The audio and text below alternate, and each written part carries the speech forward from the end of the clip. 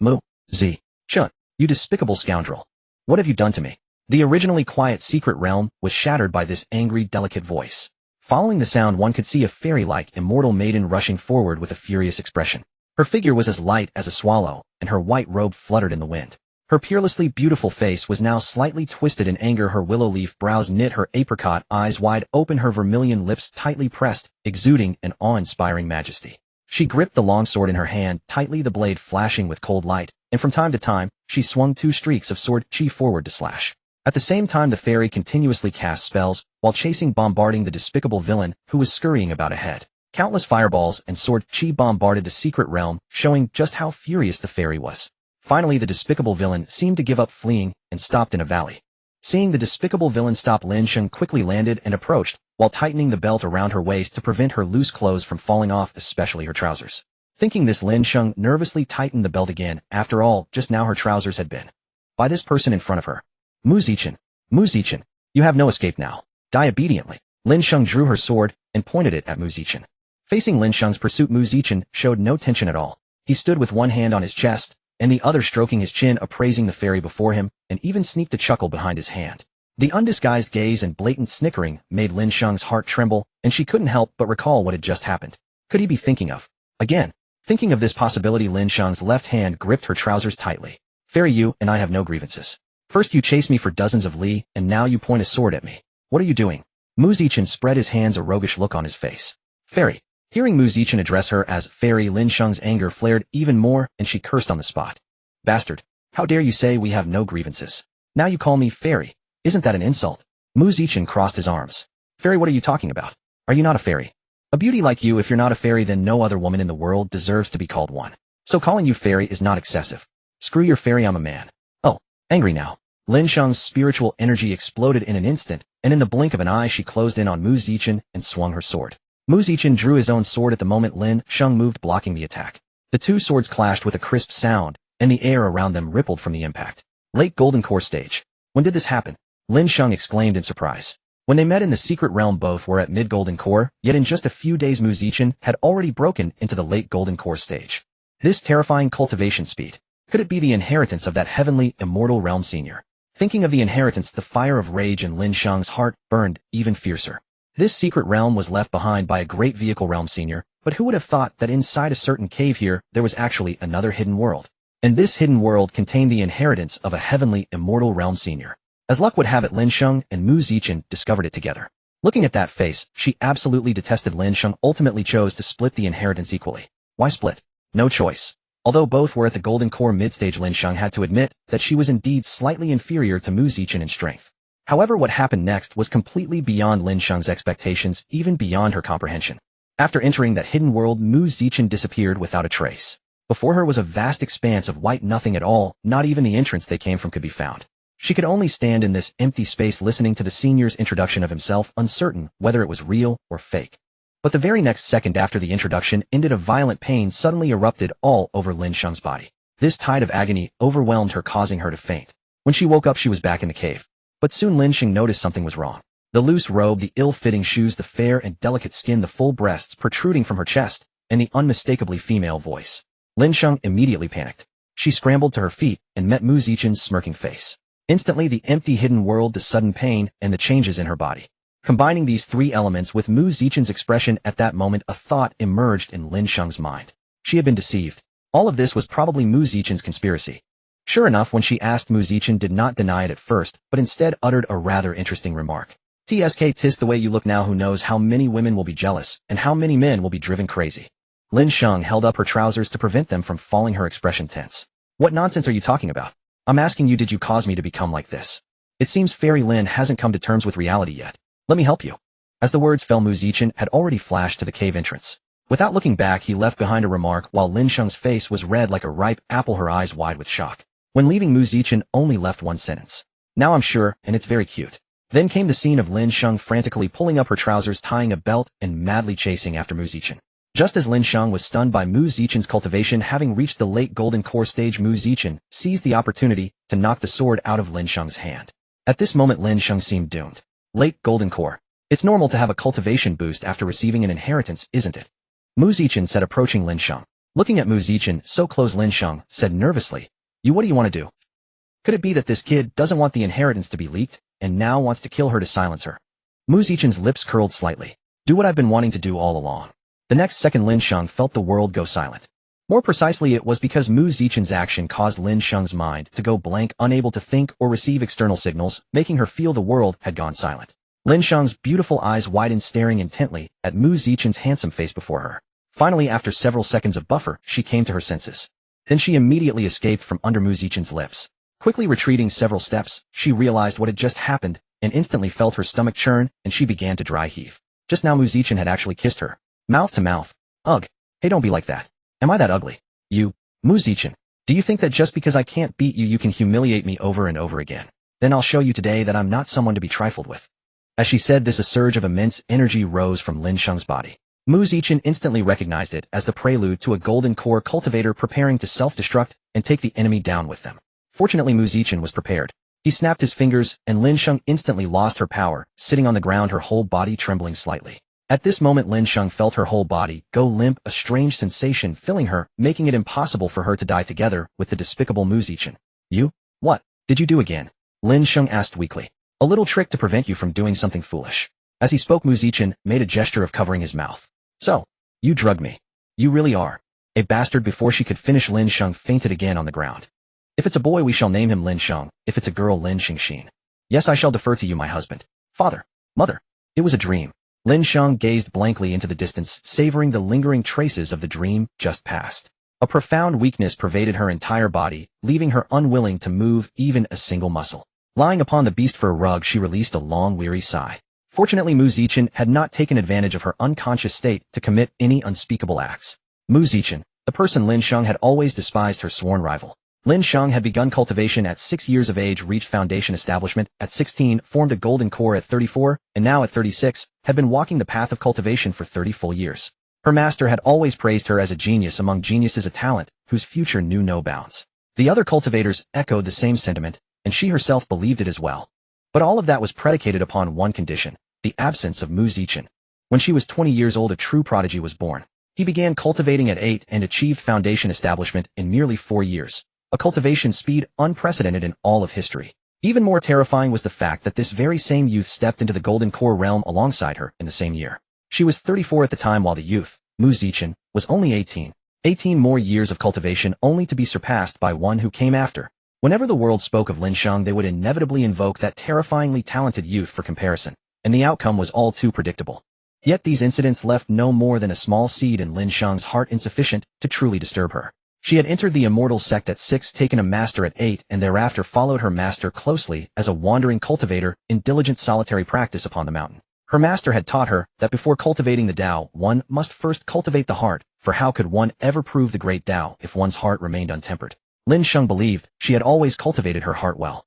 But 2 years ago her master had passed into immortality, and she had sworn to avenge him. Yet when she hastened her cultivation progress, she realized that as a mere wandering cultivator, she possessed not a single resource for her practice. Although her master had been immensely powerful, he had not left behind many possessions. Lin Sheng had no choice but to seek entry into a sect.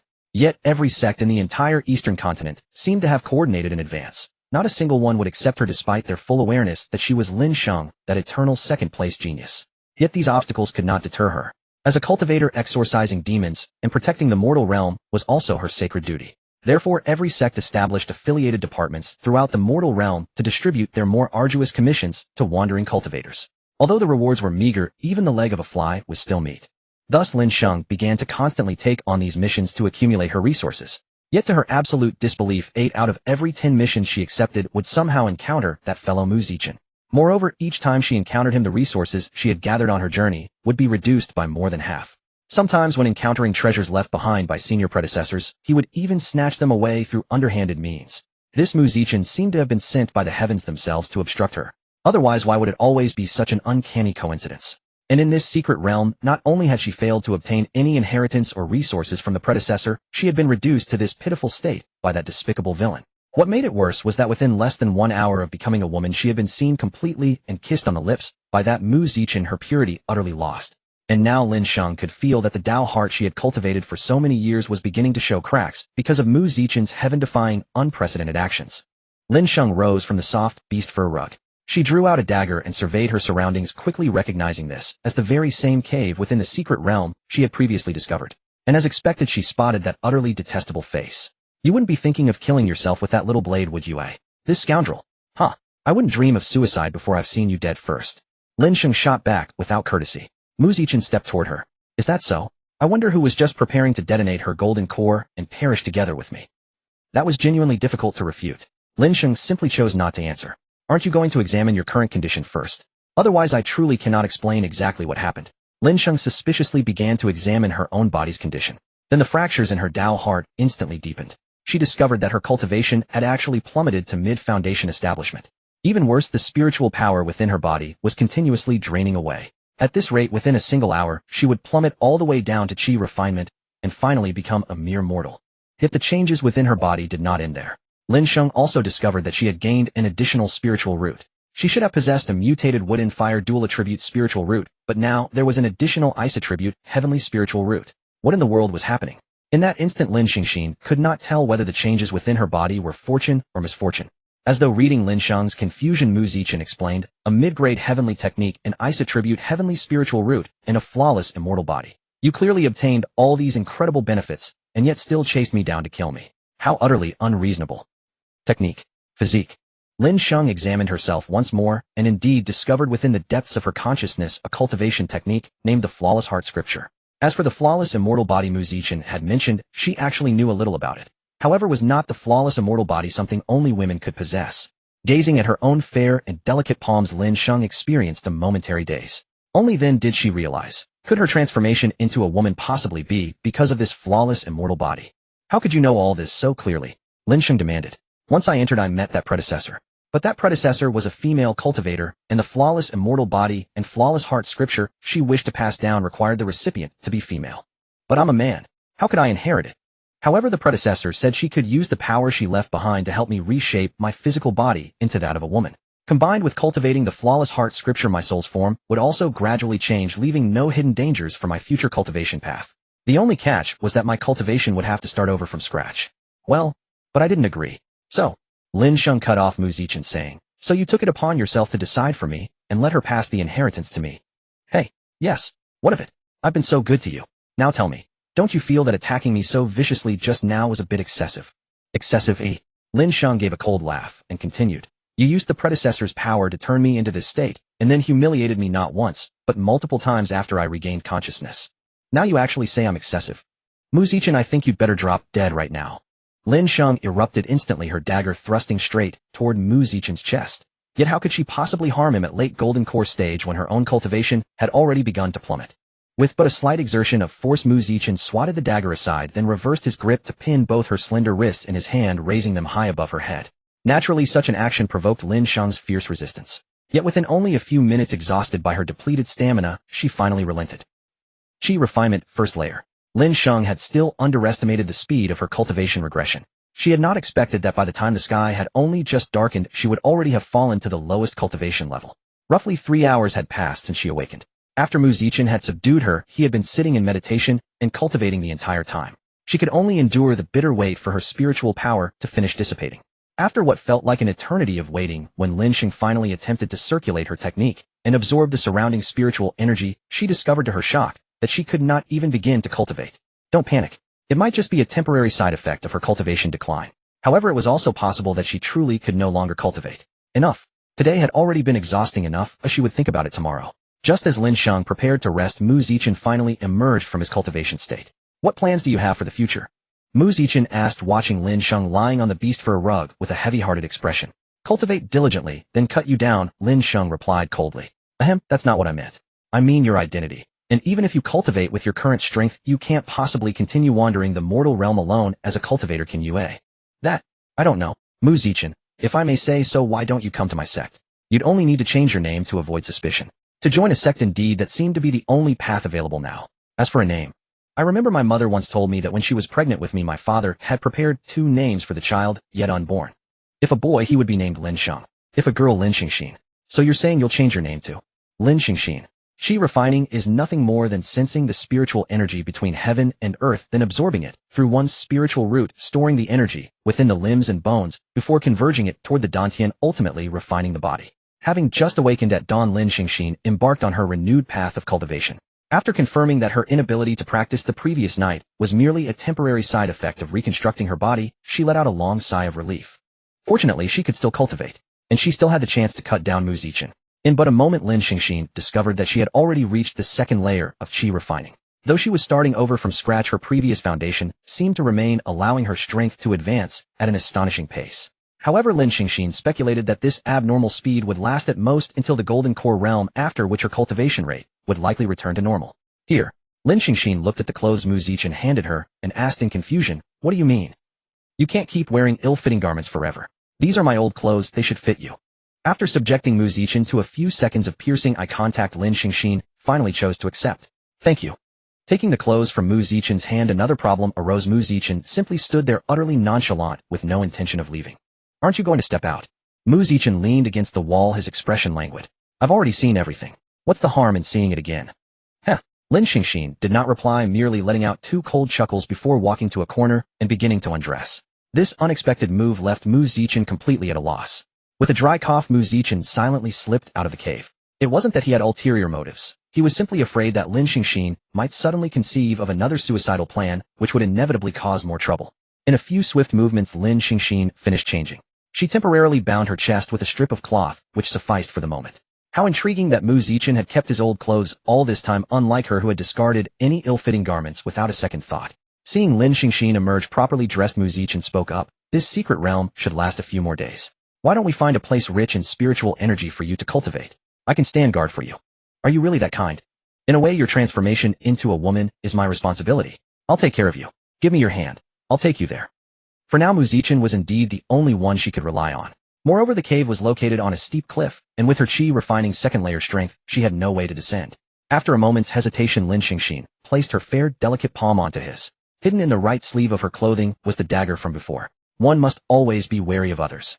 Mu Zichen spoke of taking responsibility, but Lin Xingxin was not about to believe him so easily. Mu Zichen let out a soft chuckle. He would indeed take responsibility, but the manner of that responsibility was entirely up to him. Within this secret realm, there were several locations suitable for cultivation. The place Mu Zichen chose to bring Lin Xingxin was a spiritual lake secluded and relatively abundant in spiritual energy, an ideal spot for cultivation. The lake's water was crystal clear, reflecting the azure sky and the verdant green of the surrounding mountains. In the center of the lake, a small stone island stood solitary, upon which grew an ancient spiritual tree. Its branches drooped down to the water's surface, gently swaying in the breeze. Spirit stones were scattered across the lakebed, their emitted spiritual energy shimmering upon the water's surface like countless tiny lights, a truly beautiful sight. With such abundant spiritual energy here, how is it that no demon beasts are present? Lin Xingxin remarked, standing by the lake. It was exceedingly rare for a place so suitable for cultivation to lack any demon beasts absorbing the spiritual energy. "There are." Mu Zichen's reply caught Lin Xingxin's attention. He continued, "When I came here before, I spotted a second-level demon beast. I suspect this is its territory. A second-level demon beast corresponds to the human foundation establishment stage. But this secret realm was vast. How could a single second-level beast claim an entire spiritual lake for itself?" Clearly, Lin Xingxin was not convinced by Mu Zichen's words. No, there should be an even stronger beast here. What if that beast is a Bisui snake on the verge of breaking through to the third-level Golden Core stage? A third-level Bisui snake. That would make sense. The Bisui snake itself is already formidable among beasts of the same realm, let alone one that had half its body into the third level. Lin Xingxin's eyes turned dark and profound. Mu Zichen could read the message from those beautiful eyes. "Next time mention such things earlier. Since you knew, why did you bring me here? To feed me to it?" "Mu Zichen, I'm asking, do I have even a single good impression in your heart?" "Huh, none." Lin Xingxin was merciless. "Cough. I figured that the snake is about to break into the third level soon, so we can cultivate here for a while. When it emerges, we'll take its demon core. Aren't you going to look for the resources left by the Mahayana Elder?" "No need. The inheritance from the heavenly immortal Elder is more than enough. Besides, if I leave, you'd be alone here at the qi refining stage. Quite dangerous." Lin Xingxin was about to retort that she didn't need protection, but Mu Zichen cut her off. "I wonder if you noticed the black apes around here earlier. As a cultivator, you should know their habits." Black apes. They were the nightmare of weak female cultivators, and they usually moved in groups. Though individually not strong, their numbers were overwhelming. With Lin Xingxin's current strength, facing a pack of black apes would be disastrous. Thinking this way, it was better for Mu Zichen to stay. The stone island at the center of the lake was the most spiritually dense spot. Naturally, Lin Xingxin chose to meditate there, while Mu Zichen sat beside her fishing. Though small, the island was enough for two people. Seeing Lin Xingxin begin her cultivation, Mu Zichen took out the cultivation manual left by the elder in the secret realm. Dragon Mystic Transformation. A spirit-grade lower cultivation manual. In this world, all cultivation techniques, spells, elixirs, and artifacts were uniformly divided into 5 grades. Mortal Spirit, Earth, Heaven, Immortal. Though Dragon Mystic Transformation was only spirit grade lower, it was already remarkable in the Eastern continent. More importantly, this manual could evolve, and in 2 ways. One was to absorb something from a dragon, but dragons were extremely rare elusive beings, making this method as difficult as fishing a needle from the sea. The second was to slaughter cultivators, refine them into pills, or directly absorb their spiritual energy to raise the manual's grade, but then Dragon Mystic Transformation would become Demon Dragon Transformation. This second method was clearly the path of demonic cultivators.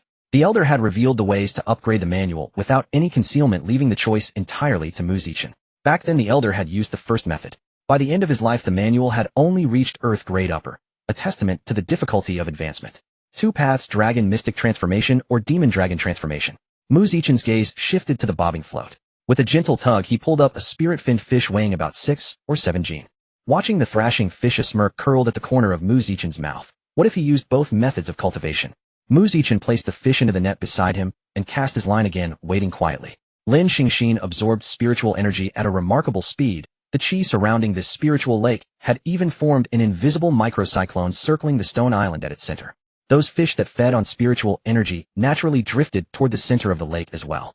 Chen reeled in one fish after another, thoroughly enjoying himself. Today had been an extraordinary harvest. These fish could be sold for quite a number of spirit stones. Lin Xingxin's cultivation continued until noon before she finally opened her eyes to find herself surrounded by a pile of fish, with a particularly large one, over a meter long with a striking purple tail, resting upon her crossed legs. Its body was pure white snow with a single horn adorning its head, while threads of golden light wove through the violet of its tail. This was a purple phoenix tail fish nearing a full millennium in age. The phoenix tail fish were distinguished primarily by the color of their tails. Yellow denoted several decades to 100 years, purple indicated over 5 centuries, and gold signified a millennium or more. A red phoenix tail, however, belonged to legend alone. Lin Xingxin had never once heard of one in all of Dongzhou. When a phoenix tail fish reached the crimson tier, its body would shrink to merely the size of a woman's palm, yet the energy contained within proved extraordinarily potent. It was said that consuming the flesh of a red phoenix tail fish could dramatically accelerate spiritual energy absorption in a short span, while also amplifying one's divine sense. Crucial advantages when attempting to break through to a new realm, enough to draw the attention of even those who had reached the true immortal stage. For Lin Xingxin, who was still only at the chi refining stage, this purple phoenix tail fish, nearing a millennium of age, was nothing short of an extraordinarily potent tonic. What incredible fortune had Chen struck to catch such a remarkable treasure from this modest lake? Noticing that Lin Xingxin had completed her cultivation, Chen waved his hand to store all the fish within his storage ring, keeping only the purple phoenix tail fish in her embrace. "You've awakened at just the right moment," he said. "I'll treat you to grilled fish." Grilled fish. Lin Xingxin rubbed her stomach. After her cultivation base reverted to the chi refining stage, her body had become mortal, once more no longer capable of sustaining herself through chi absorption as she had before. It was perfect timing, for she was feeling rather peckish. Yet she couldn't help but wonder. Chen had gathered all the surrounding fish in one motion, leaving only this purple phoenix tail. Was he really going to grill it? Was he being this generous? Leading Lin Xingxin away from the stone island at the lake's center, Chen skillfully produced a set of grilling tools.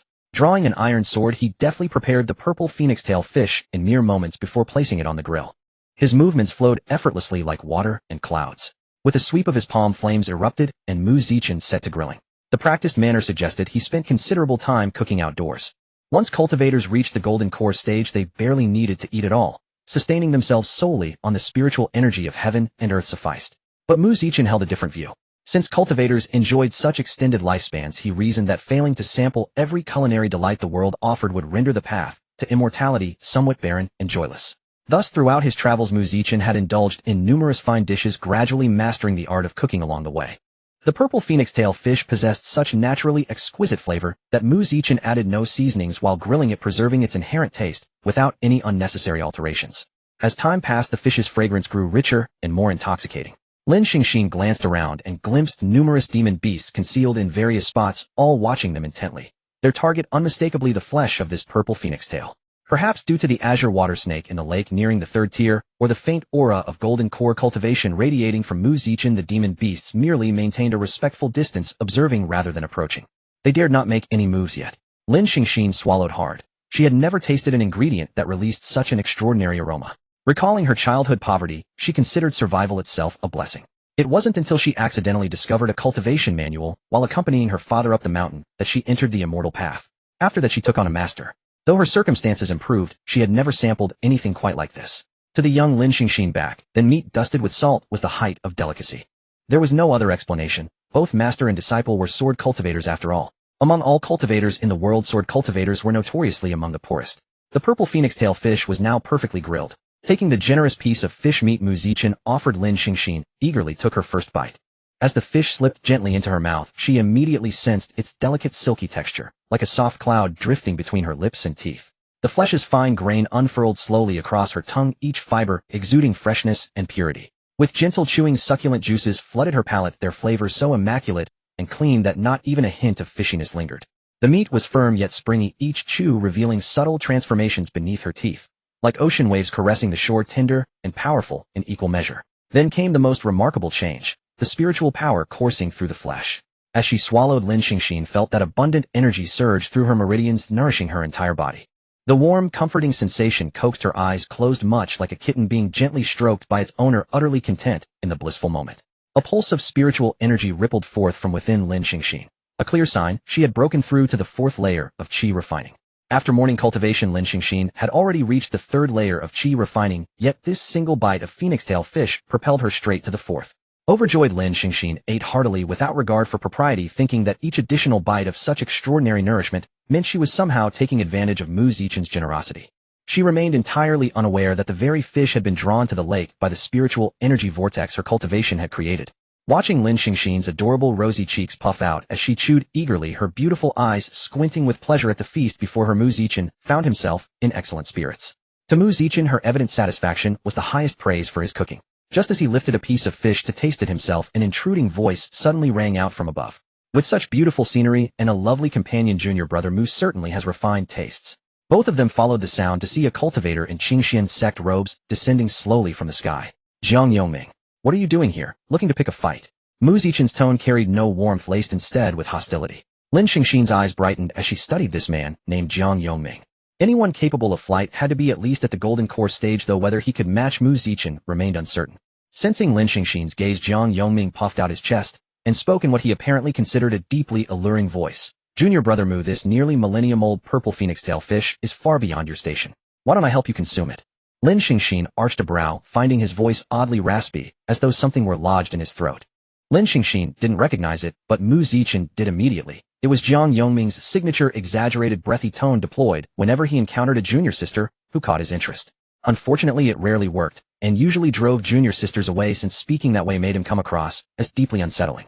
After speaking, Jiang Yongming disclosed his full strength at the mid-stage golden core, though this paled in comparison to Mu Zichen's late-stage golden core cultivation. Witnessing the two about to clash, Lin Xingxin seized another piece of fish and retreated dozens of meters away to watch the spectacle unfold. It was clear as day. Jiang Yongming had come to steal the purple phoenix-tail fish.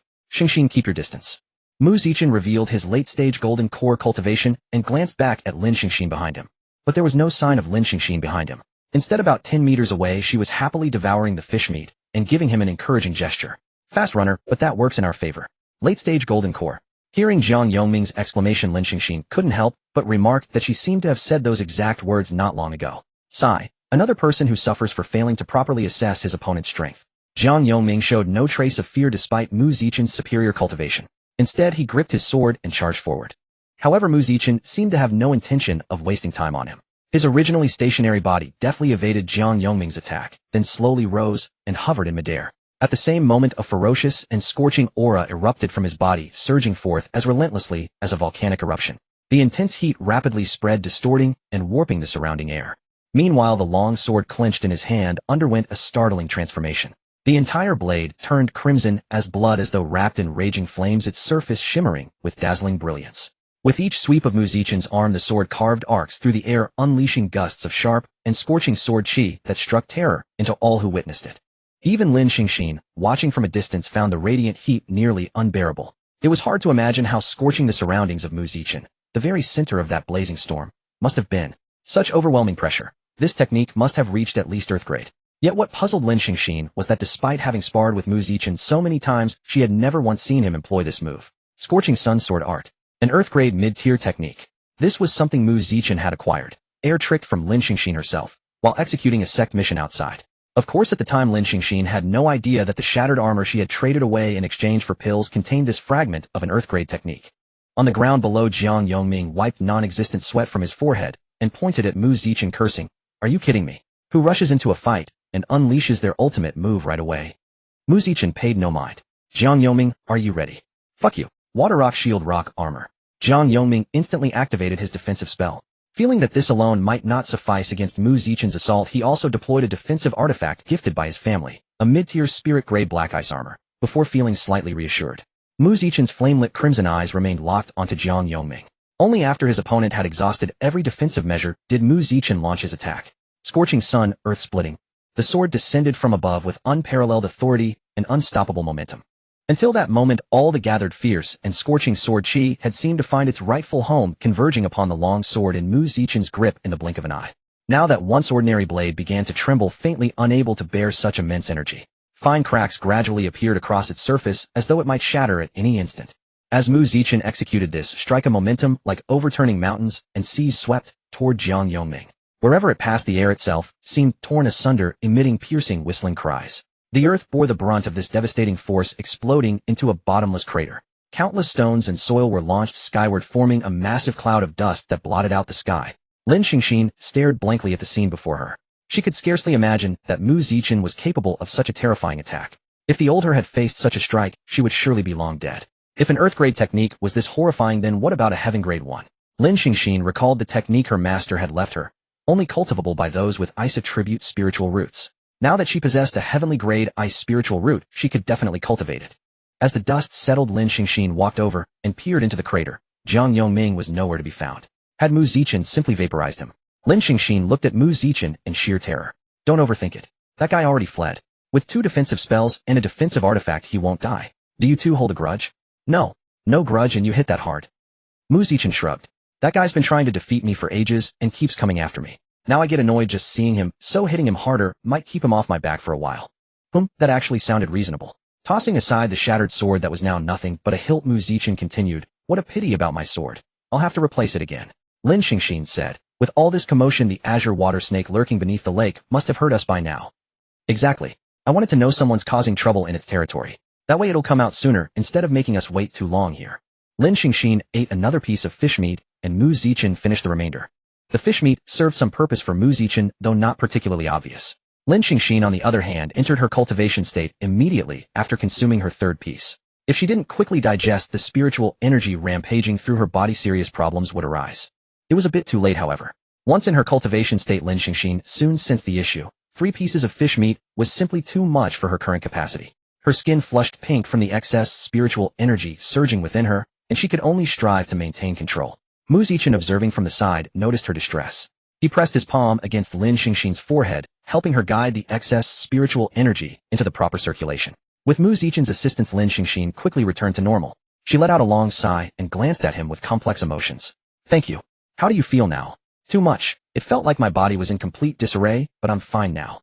What outrageous words were those? It seemed Lin Xingxin had not noticed anything inappropriate about her own statement. Mu Zichen cleared his throat to conceal his impure thoughts. "Good that you're all right." Lin Xingxin checked her cultivation and found she was merely a step away from reaching the 5th layer of chi condensation. Simply put, just a bit more cultivation and she would break through. This purple phoenix tail fish had given her a remarkable boost, advancing her nearly 2 minor realms. Consider that the tail of this fish already carried a hint of gold. If it successfully reached the Millennium grade, and its tail turned crimson, how much greater would her improvement be? No, at her current cultivation level, it would probably overwhelm her entirely. Lin Xingxin shook her head, dismissing the dire vision from her mind, and resumed her cultivation. For now, improving her cultivation and then taking down Mu Zichen was what mattered most. Everything else could wait. Lin Xingxin's knowledge of matters between men and women was entirely imparted by her master, who had merely told her that there existed a distinction between the sexes. Although she did not grasp the deeper implications, she was well aware that certain intimate parts of a woman's body should not be casually touched by a man. Recalling Mu Zichen's unexpected kiss, Lin Xingxin sat up from the beast fur mat and gazed at Mu Zichen, who was meditating not far away. Lin Xingxin wondered what thoughts or emotions had driven Mu Zichen to kiss her, especially when she had been a man not long ago. Did he truly feel no reluctance at all? As if sensing her burning gaze, Mu Zichen ceased his cultivation and turned to her, saying, "Staring at me like that. Are you captivated by my handsome appearance? I never realized you were so narcissistic. I'm merely stating a fact." After a moment's hesitation, Lin Xingxin voiced her question. Mu Zichen chuckled and replied, "At that time not only did I have medicine in my mouth, but I also concealed pills in both my hands. So your sole intention was to feed me that pill, eh?" Mu Zichen's eyes shifted evasively, and instead of answering her question, he explained the pill's function. The decay spirit pill causes the user's spiritual energy to spiral out of control for a period of time. Mu Zichen's attempt to divert the topic evidently succeeded, as Lin Xingxin was indeed captivated by the name of this pill she had never heard before. "How have I never heard of such a pill?" Lin Xingxin asked. "I developed it myself." "That fits the impression I have of you," Lin Xingxin thought. Wait a moment. Lin Xingxin suddenly realized she had not felt any pill in her mouth at the time. After pondering for 2 seconds, Lin Xingxin recalled that although she had not sensed a pill, Mu Zichen's saliva had entered her mouth. She surmised that he had extended his tongue precisely to deliver the saliva carrying the medicine. A wave of nausea returned. But it was a relief that Mu Zichen harbored no such feelings for her. Lin Xingxin let out a long silent sigh. Her master had once said that in cultivation the most difficult hurdle to overcome was the word emotion. Whether it be a blessed union or a love tribulation, both are obstacles on the path to immortality. When her master had spoken those words, his tone was graver than usual, suggesting that this point was of utmost importance. Thus it was best that Mu Zichen held no feelings for her. Otherwise she would not know how to handle the situation. Having obtained the answer, she sought Lin Xingxin laid back on the beast fur mat and rested in peace. The following days passed uneventfully. During the day, Lin Xingxin cultivated on the stone island in the center of the lake, while Mu Zichen fished beside her. However, he did not catch any more phoenix-tail fish. At night, Lin Xingxin rested, while Mu Zichen cultivated, occasionally exchanging light-hearted banter. One day Lin Xingxin ended her cultivation early, not because her cultivation base had advanced, but because the jade water snake in the lake had finally stirred. Watching the violent agitation on the lake's surface, Lin Xingxin blurred her form and concealed herself among the thickets on the shore. A third-level beast was equivalent to a cultivator's golden core stage, and this was a jade water snake at that. With Lin Xingxin's current strength, she would merely be its snack, not even enough to fill the gaps between its teeth. The churning lake suddenly fell silent. After a brief stillness, the calm was broken by a faint ripple, revealing beneath the clear water the silhouette of a colossal beast swimming. As the ripples spread, a massive serpent's head slowly emerged from the lake. Its emerald scales glistened dazzlingly under the sunlight like a piece of jade cast into the water. Its profound sapphire blue eyes, as if capable of penetrating all secrets beneath the surface, now fixed their gaze upon Mu Zichen on the stone island. The jade water snake's head rose gracefully, emerging from the water with such lightness that it barely caused a sound. As its head lifted, its neck gradually came into view. The golden edges on its scales became more prominent in the sunlight, resembling a golden necklace encircling its throat. A crimson forked tongue darted from its mouth, emitting a hissing sound that made the already quiet environment even more still. Though Lin Xingxin was far away, she could still feel the terrifying oppressive aura. Yet Mu Zichen, standing on the stone island, remained utterly unaffected by the jade water snake's pressure. His posture was as straight as a sharp sword. Seeming to realize that the insignificant human before it was not afraid, the jade water snake suddenly opened its massive jaws and lunged toward Mu Zichen, as if intending to swallow him whole. How could such a straightforward attack harm Mu Zichen? He blurred his form and landed on the lakeshore, though the large stone shattered into 2 halves under the snake's impact. Lin Xingxin felt a pang of regret. After all she had cultivated on that stone for several days, now that it was half destroyed, it could only accommodate one person. On the shore, Mu Zichen condensed spiritual energy into his sword and kept slashing. White sword light infused with wind-attributed spiritual energy danced in the air. Lin Xingxin found the technique familiar. It was the one Mu Zichen had used most often when they sparred in the past, called the Rolling Cloud Slash, a mortal rank offensive spell. Clearly a mortal rank spell could not inflict significant damage on the jade water snake. It was only because Mu Zichen was at the late golden core stage that his Rolling Cloud Slash could cause the snake pain. If it were a cultivator at the early golden core stage, Lin Xingxin was certain the snake would feel nothing. The jade water snake seemed enraged. With a roar, it swung its thick tail toward Mu Zichen's position. Seeing the tail hurtling toward him, Mu Zichen activated his movement technique, the Wind Shadow Step. Mu Zichen's figure darted through the air, evading the snake's tail strikes, while continuously unleashing rolling cloud slashes. From a distance, it seemed as if the man and the beast were locked in a fierce stalemate, but Lin Xingxin could see that the snake was merely taking a beating. From Mu Zichen's expression, it was not difficult to tell that he was actually enjoying the situation. The jade water snake finally erupted. With a sky-shaking roar, it gathered an extremely powerful energy in its mouth, seemingly preparing a devastating attack. Lin Xingxin looked at Mu Zichen, curious to see how he would counter this move. Mu Zichen merely smiled softly, as if everything was under his control. Thunder Seal, a spirit rank lower grade offensive spell. Mu Zichen let out a soft cry, and from his palm burst several bolts of lightning that shot straight toward the spirit lake and the jade water snake. Crackling sounds echoed continuously. The attack the jade water snake was gathering was interrupted, and fish from the lake kept floating to the surface, bellies up. Faintly, Lin Xingxin seemed to catch the scent of roasted fish. Seeing that the jade water snake could still withstand the assault, Mu Zichen extended his other hand and shouted, "Double Thunder Seal," Maximum power. A question mark popped up in Lin Xingxin's mind. She knew what the double thunder seal meant, but what did maximum power signify? He picked up a wooden stick and poked the fish floating on the lake. It was slightly burnt. He then looked at the bisui snake. Its originally emerald scales had turned charred black, and a burnt smell emanated from its body. It appeared to be thoroughly dead. A pity that he didn't get to see Mu Zichen look embarrassed. Lin Xingxin stood beside Mu Zichen and asked, what does maximum power mean? In her 30 years of cultivation, Lin Xingxin had never heard such terms mentioned in any technique or spell. It means using 80% of my spiritual energy to activate the thunder seal, making its power greater. Mu Zichen explained. 80%. Shouldn't maximum be 10%? No, 10% is the limit. I've never encountered a situation requiring the limit.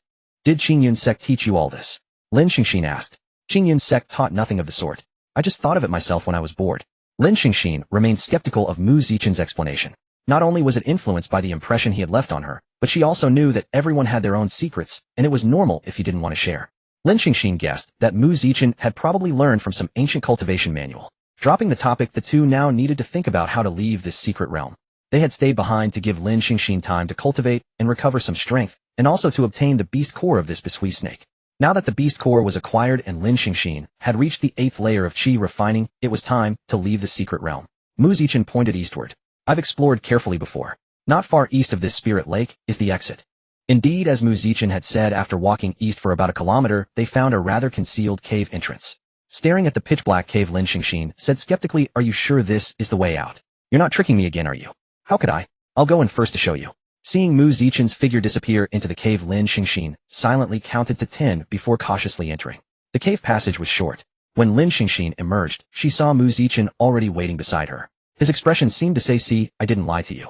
They emerged halfway up a mountain. In the distance, a small village could be seen with wisps of cooking smoke rising, indicating that people lived there. Lin Xingxin gazed at the distant village stunned. Even after nearly 30 years away, she could still vaguely recognize it as her home. When she was a child climbing the mountain with her father, she would always look back at the place where she lived. So even after all this time, she still remembered. Seeing Lin Xingxin lost in thought, Mu Zichen waved his hand in front of her eyes and asked, what's wrong? This is my home. Your home, mm. Lin Xingxin nodded. Do you want to go back and see? Go back and see. In this current appearance. But no matter what, she hadn't seen her parents in a long time. Now that she was so close to home, the longing in her heart had been stirred, and she truly wanted to return. Then, let's go back and see. Lin Xingxin's village was not large, but it still had over 100 households. Descending from the mountain, they walked through the fields and could see villagers working in the farmland. It was the harvest season. Perhaps their attire was too conspicuous. Not long after entering the village, they saw an elderly man accompanied by a crowd of young people approaching them.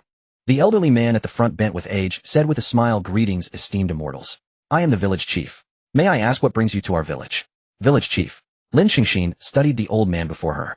She vaguely remembered that when she left the village chief had been a middle-aged man. Now he had aged so much. Time truly showed no mercy. We've come to visit our family. Visit family. May I ask which family you're looking for? Lin Xingxin, the Lin family, Lin Yongkong. The village chief stroked his beard, adopting a thoughtful expression, muttering Lin Yongkong. Lin Yongkong. Oh, I remember now. Lin Yongkong. Their family moved to the town long ago. They no longer live here. If you wish to find them, you can ask around in the town. It's not far from here. Thank you, village chief. We'll go check in the town. Just as Lin Xingxin was about to pull Mu Zichen away, the village chief called them back. Wait. What's the matter? Since you're looking for Lin Yongkong, then this esteemed immortal must be Lin Sheng, who left to study under a master back then, right? The old village chief stood before Mu Zichen, smiling as he asked. Mu Zichen pointed at himself. Me. Yes, Lin Sheng, you've forgotten. I even held you when you were little. Mu Zichen, a village chief, actually I'm not. Beside him, Lin Xingxin gently nudged him, signaling him not to deny it. Mu Zichen caught on and quickly changed his words. All right. I haven't forgotten. The village chief stepped forward and patted Mu Zichen's arm. Ah Sheng, now that you've become an immortal, this old man has a request to make. Village chief, whatever it is, just say it. Since you're so straightforward, I won't beat around the bush. I'd like to ask you to check the children in our village for aptitude to enter the immortal sect.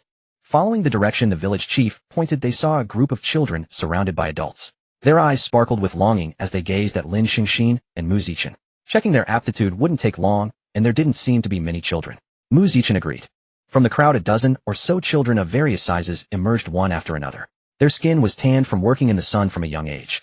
But in this remote rural area, it would be fortunate if even one child among the dozen had spiritual roots. The children stood in a row, quiet and orderly.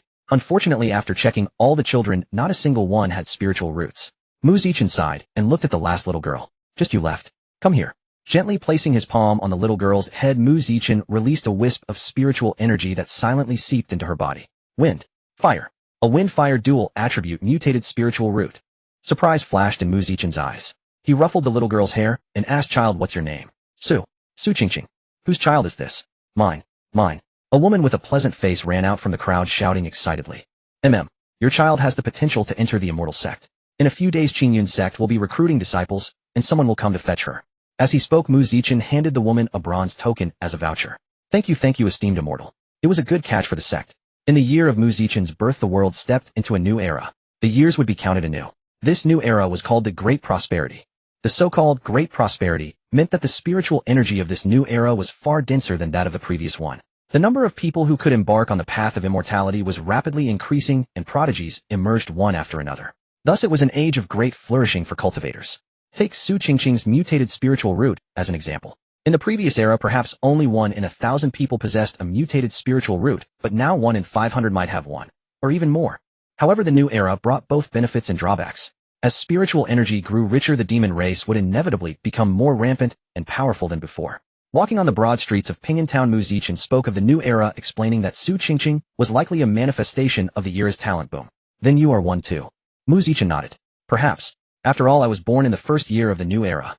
The two chatted casually as they walked, and before they knew it, they had arrived at the gate of the Lin family mansion. They had already inquired upon arriving in the town. The Lin family was now quite renowned in Pingyang Town, a wealthy and influential household.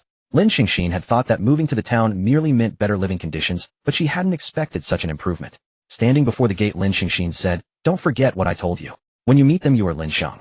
Mu Zichen sighed helplessly. Fine. What was this, a substitute act? Just as they were about to knock, a voice came from behind. Excuse me, I've noticed you two standing here for quite a while. Is there something I can help you with? Mu Zichen immediately slipped into character, turned around, and scrutinized the speaker. I am Lin Yongkang's son. I was out on a training journey and passed by here. I heard the family had moved, so I thought I'd come to see them. The master's child. The young maid tilted her head, studying Mu Zichen. Since you are the young master, please come in. I am a maid here. You can call me Xiaoyu. With that, Xiaoyu stepped forward and knocked on the door. In a short while, someone opened it. Xiaoyu led the way, saying, follow me. I'll take you to see the madam. The courtyard was quite spacious. Xiaoyu led them through various twists and turns until they finally stopped at a quiet spot. The madam is usually in the garden ahead. You may go in. Xiaoyu gave a slight bow and left. Lin Xingxin felt her heart beating faster than usual. She hadn't seen her mother for nearly 30 years, and she wondered what she looked like now. Let's go, Lin Xingxin said softly. Passing through the archway, she indeed saw a woman amidst the flowers. There were some wrinkles on her face, but Lin Xingxin could still recognize her as her mother. At that moment, Yu Fanqin also noticed Mu Zichen and Lin Xingxin. Honored guests, what brings you to the Lin residence? Mu Zichen hesitated, then said, Mother, I am Lin Shang. It felt strange. If it were a meeting with in-laws, he could say it without hesitation, but now he was calling her mother while claiming to be Lin Shang. No matter how he said it, it felt off. Yu Fanqin froze, perhaps startled that the child she hadn't seen for 28 years had suddenly returned. She set down her tools, walked over slowly, and studied Mu Zichen for a moment before asking, are you really a Shang? Mu Zichen quickly nodded. Yes, it's me. No, you are not a Shang. Huh? Are you so sure? A Shang is flesh of my flesh. How could I be mistaken? Shifting her gaze, Yu Fanqin fixed her eyes on Lin Xingxin. But this young lady, you feel so familiar to me. Have we met somewhere before?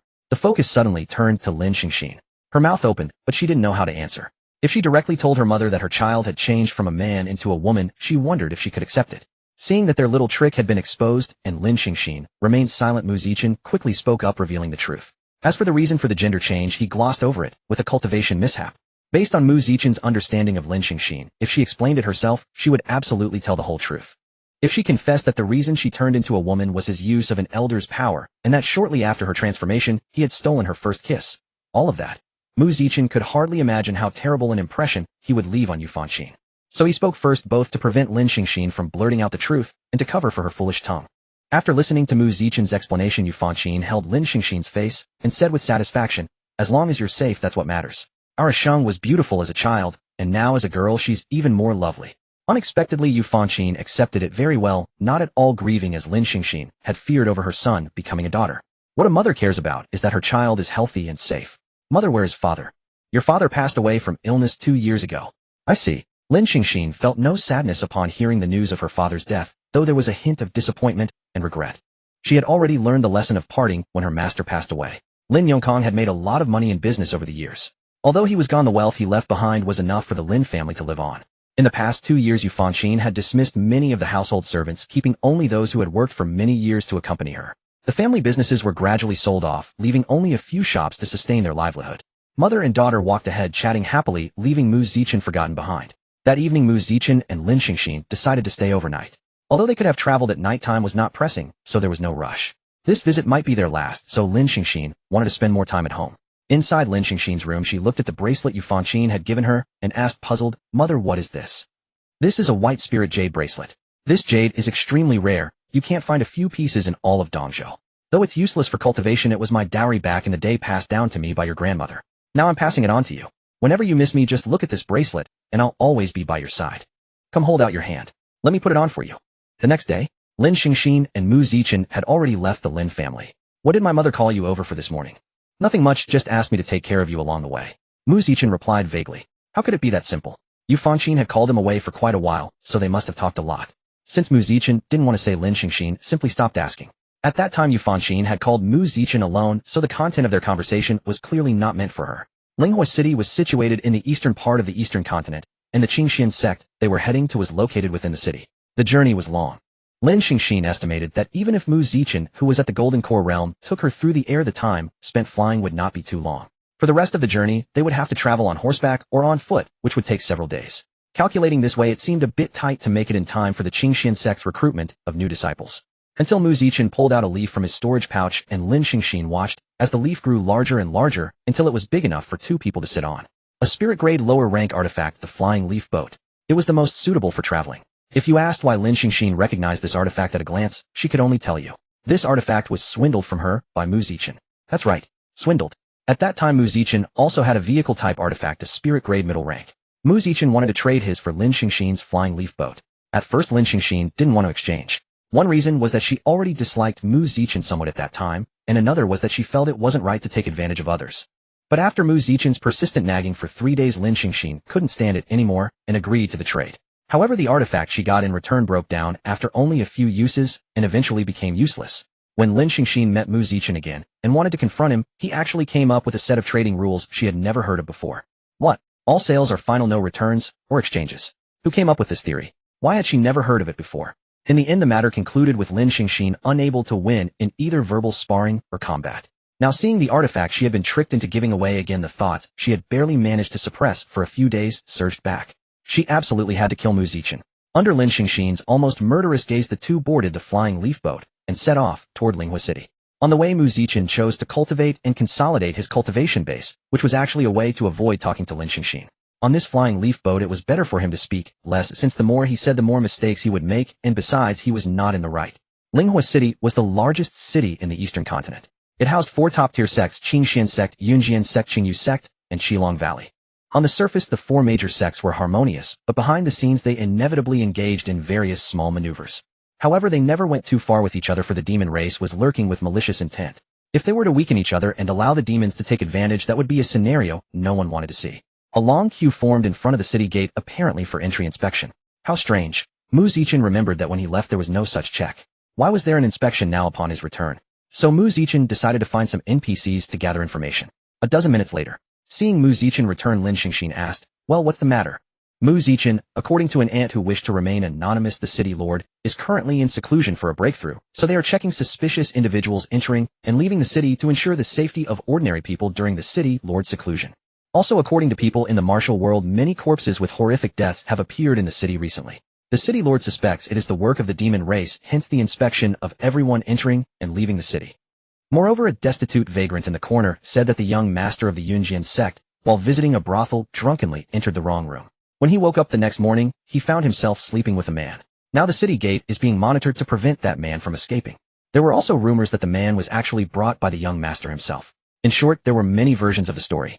And I also heard from a vendor that a few days ago, an unknown brave soul stormed into Qilong Valley, not only molested the valley lord's wife, but also stole a treasure from the valley. The specifics are unknown. Finally, in the past few days, the 4 major sects have begun recruiting disciples. With more people and more affairs, strict measures are taken to prevent any mistakes. Listening to Mu Zichen relay the gathered intelligence one by one, Lin Xingxin's mouth twitched repeatedly. She could understand the first and second matters, and the last one was something she was going to participate in as well. But the third and fourth matters. Lin Xingxin covered her forehead. Were the young master of the Yunjian sect and the brave soul who stormed Qilong Valley being serious? Especially the young master of the Yunjian sect. Going to a brothel and ending up sleeping with a man was truly an eye-opener. However, what concerned Lin Xingxin the most was the second matter. If the information was true, it meant that demon race members were already hidden in the city. This was not good news. It was known that every time the demon race appeared, it brought massive death, not only to ordinary people, but also to cultivators who would suffer heavy casualties. Moreover, their methods of killing were usually extremely cruel, inciting the wrath of both gods and men. Lin Xingxin, how much of this information do you believe? Mu Zichen, based on my understanding of Linghua City, I believe all of it. Especially the part about the young master of the Yunjian sect, Mu Zichen said with a meaningful smile. I believe that one in particular. Was this really the point? Entering the city was relatively simple. After Mu Zichen showed his Qingxian sect disciple token and explained that Lin Xingxin was here to participate in the sect's recruitment selection, they smoothly entered Linghua City. Glancing around at the barely concealed gazes of some cultivators fixed on Lin Xingxin, Mu Zichen subtly released the aura of his late golden core realm cultivation. Indeed, upon sensing Mu Zichen's strength, they all restrained themselves considerably. A woman of extraordinary beauty with only qi refining cultivation walking alone on the street. Without him, Lin Xingxin's biggest trouble would likely be the harassment from those cultivators. But Lin Xingxin herself seemed unaware of this. Was it because her cultivation had dropped and her senses were no longer sharp, or did she still think she was at the golden core realm, making ordinary cultivators dare not provoke her? Whichever it was, Mu Zichen felt it was not a good thing. Since the sect recruitment selection was not until the next day, Lin Xingxin decided to find an inn to stay for the night. Under Mu Zichen's insistence on following her, and waiting until tomorrow to return to the sect, Lin Xingxin had no choice but to agree. After all, his legs were his own, and she couldn't drive him away. But a problem arose. Due to the sect recruitment, the number of people in Linghua City was many times greater than usual. The only inn they found with available rooms had only one room left. How were they supposed to stay? Lin Xingxin, you must cultivate diligently ceaselessly until you surpass Mu Zichen, trample him underfoot, and then cut him down. Remember what he did to you, remember every humiliation, and repay them one by one. Mu Zichen, well, you don't have to say your inner thoughts out loud. In bed, Lin Xingxin murmured in a voice barely audible to both, while Mu Zichen could only respond awkwardly. I think you can understand what I mean. I do. Then can you move farther away from me? In the inn, they chose to share a room, as there was truly no inn with vacant rooms to be found. But Mu Zichen was clearly not behaving himself. Upon entering the room, they found the bed quite spacious enough for two. Now, however, Lin Xingxin was nearly being pushed off the bed. As for why she uttered those words about cutting down Mu Zichen, it was because he kept leaning toward her and his hands wandered. After Lin Xingxin slapped away Mu Zichen's hand from her waist 4 times in a row on the 5th occasion, she finally lost her patience. She turned almost instantly and raised her leg, aiming directly at the culprit that stirred Mu Zichen's desires. Unfortunately, Mu Zichen blocked it with his leg. My god, that's ruthless. If you still have energy, go cultivate elsewhere and stop disturbing my rest. Come on, I paid for the room. Then I'll leave. Saying this, Lin Xingxin immediately got up and headed out, moving so swiftly that Mu Zichen nearly failed to grab her. Hey, I was wrong, I won't mess around anymore. Mu Zichen, I'm really tired and need to rest. At that moment, Lin Xingxin felt as exhausted as if she had been on a train for over a day. So when Mu Zichen suggested they rest on the same bed, she hesitated only briefly before agreeing. After all, he had no interest in her, and she had none in him. They were perfectly innocent. What harm could come from sharing a bed for one night? But she hadn't expected Mu Zichen to start causing trouble as soon as they got into bed, constantly disturbing her rest. Had he noticed her fatigue and wanted to sabotage her performance at tomorrow's sect selection, causing her to fail? Would he then mock her after her failure? Indeed, he had planned everything from the moment he suggested joining the Qingyan sect. Mu Zichen, truly, I can't trust you at all. Mu Zichen had no idea that in just a few seconds his impression in Lin Xingxin's heart had worsened. I'll really behave, I swear on my 4 fingers. Looking at Mu Zichen's 3 raised fingers, Lin Xingxin sighed and said, I'll trust you one more time. She had no other choice at this hour, no, and would have a vacant room. Fortunately, Mu Zichen kept his word this time and didn't disturb her sleep. Lin Xingxin was truly exhausted. Even as a cultivator, she was only at the qi refining stage, which merely made her body slightly stronger than an ordinary person's. A full day of travel plus 16 hours without sleep. If she hadn't lain down on the bed, she might have stayed alert. But once she did, even for a second, fatigue surged like a tide, overwhelming her body and draining her strength. Lin Xingxin soon fell into a deep sleep so sound that she didn't even wake when Mu Zichen's palm brushed her cheek. Still as gullible as ever, Mu Zichen thought with a smile, closing his eyes slowly. The sect selection was bustling with crowds. Most sects had 2 basic requirements for recruiting disciples. The first was for ordinary people who had not yet entered the world of cultivation, applicants aged 6 to 16 with spiritual roots who would be assigned as outer disciples or registered disciples based on the quality of their roots. In this new era, cultivators progressed much faster than before, so the requirement for new disciples to reach the 5th layer of qi refining within 3 years had been changed to reaching the 4th layer within 1 year. Those who failed to meet the requirement would be demoted from outer disciple to registered disciple, and registered disciples would be expelled from the sect. The second category was for those like Lin Xingxin who had already started their cultivation journey. The requirements were under 16 years old for those below the 4th layer of Qi refining, under 20 for those below the 8th layer, and under 30 for those above the 8th layer or at the foundation establishment stage. Those who met these conditions would directly become outer disciples of the sect. The area before the Qingyun sect was alive with voices. Many wealthy families brought their children of suitable age hoping they could join the Qingyun sect. If one of them had exceptional talent, it would be a chance for the entire family to soar. There were 2 registration points for the sect selection, one for the first condition packed with people, and another for the second, with only a few scattered individuals. Indeed, those who entered the immortal path at a young age were either from prestigious families, descendants of high-ranking sect officials, or like Lin Shengxin, fortunate individuals who had stumbled upon an opportunity and apprenticed themselves. Their numbers were scarce. When Lin Shengxin appeared, the noisy crowd seemed to quieten. She glanced around curiously and vaguely noticed several people in obviously luxurious attire staring at her and whispering. From their smiles, she could sense it wasn't anything good. Frowning slightly, Lin Shengxin ignored them. The sect selection was more important. "Miss, give me your hand." The person in charge of recruiting disciples was a seemingly kind senior sister, fairly attractive with eyes that seemed to speak, making one feel at ease. Duan Xinghong caressed Lin Shengxin's delicate white hand, unable to resist. Truly a beauty was a beauty, even her hands were exquisite. Duan Xinghong alternately pinched Lin Shengxin's fingers and tickled her palm, but the bone-reading age assessment had yet to begin. Lin Shengxin timely reminded her, "Senior sister, is it done?" "Ahem, just a moment, almost there." After one last stroke on Lin Shengxin's small hand, Duan Xinghong began the bone-reading age assessment. 18 years old. According to the requirements, your cultivation must be above the 4th layer of Qi refining. 18. Had her body returned to the age of 18 due to reconstruction. Lin Shengxin had been worried about the age requirement, but now it seemed there was nothing to worry about. Place your hand on this spiritual energy orb. It will measure your cultivation level and spiritual root aptitude. Alright. Heavenly ice spirit root, and a flawless immortal physique. Truly a promising talent. On Purple Cloud Peak, Luya nodded, echoing Mu Zichen's words, clearly satisfied with Lin Shengxin. Well, anyway, I'm the only one on Purple Cloud Peak most of the time, and you're rarely here. With Shengxin's outstanding talent, bringing her under Purple Cloud Peak would be no loss, and I'd have a companion. Beside him, Mu Zichen listed the benefits of receiving Lin Shengxin into Purple Cloud Peak, attempting to persuade Luya to agree. How I suspect you harbor certain thoughts about that girl, don't you? Just tell me whether you agree or not. So I do as you wish. Dropping these words, Luya turned and left. Mu Zichen knew that whenever Luya uttered that phrase, it meant he agreed. All his efforts that morning, departing early to return to Qingxian's sect and persuade him to accept Lin Shengxin, had not been in vain. As Mu Zichen descended the mountain, he happened to see Lin Shengxin undergoing her talent test. The spiritual energy orb's dazzling radiance was almost blinding. Everyone present was drawn to the scene, and the previously chaotic crowd fell instantly silent. Heavenly spirit root, Qi refining layer 8. Duan Xinghong exclaimed in astonishment. A heavenly spirit root was undoubtedly a true genius. Before the crowd could begin to react with surprise, Mu Zichen's arrival and his words delivered yet another powerful blow. Heavenly spirit root. With such talent, why not join my Purple Cloud Peak? That won't do. This girl possesses an ice spirit root, so she should naturally come to me, who also has an ice spirit root. Peak Master Gung Sweki of Blue Smoke Peak. The disciples in the crowd recognized the newcomer's identity. Junior Sister Sweki, it is not yet certain which peak this girl wishes to join. Do not speak too hastily.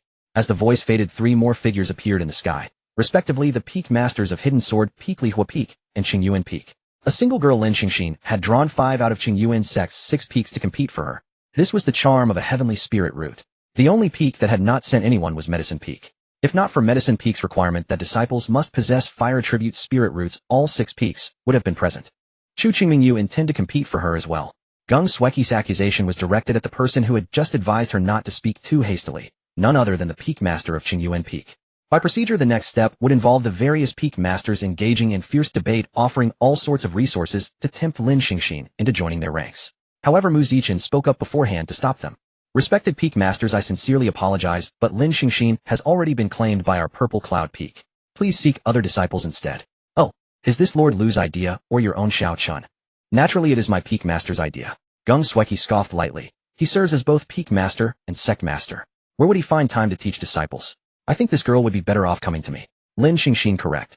Come to my peak, and today I can make you my direct disciple. How does that sound? Become a disciple. After her master's passing, Lin Shengxin had sworn that in this life she would never bow to another teacher. Although she could request from Gung Sweki not to become a formal disciple, joining Blue Smoke Peak would mean losing sight of Mu Zichen. That cunning fellow might expose her former identity, causing grave trouble. Peak Master Gung, why do we not ask Miss Lin her own opinion? What do you think? True. I wonder what Miss Lin would prefer. Glancing at Gung Sweki and then at Mu Zichen, Lin Shengxin bowed to the other Peak Masters before bowing to Gung Sweki and saying, I apologize, honored Peak Masters. I choose Purple Cloud Peak. Seeing Mu Zichen's smug smile, Gung Sweki cursed inwardly. You young rascal. I bet this scheme to recruit Lin Xingxin was your idea all along. With the interlude over the sect's recruitment examination continued. The several peak masters did not depart either, they remained to see if any other promising disciples would appear. Although 2 more heavenly spirit root disciples appeared later, none surpassed the astonishment caused by Lin Xingxin. For one possessed a low-grade heavenly spirit root, and the other a mid-grade heavenly spirit root, whereas Lin Xingxin's was top-grade. A top-grade heavenly spirit root was considered the pinnacle of the world. Purple Cloud Peak was not the largest among the 6 peaks, but it was certainly not small. Following Mu Zichen here, Lin Xingxin was thoroughly amazed. Aside from a wooden cabin that appeared habitable, there was nothing else.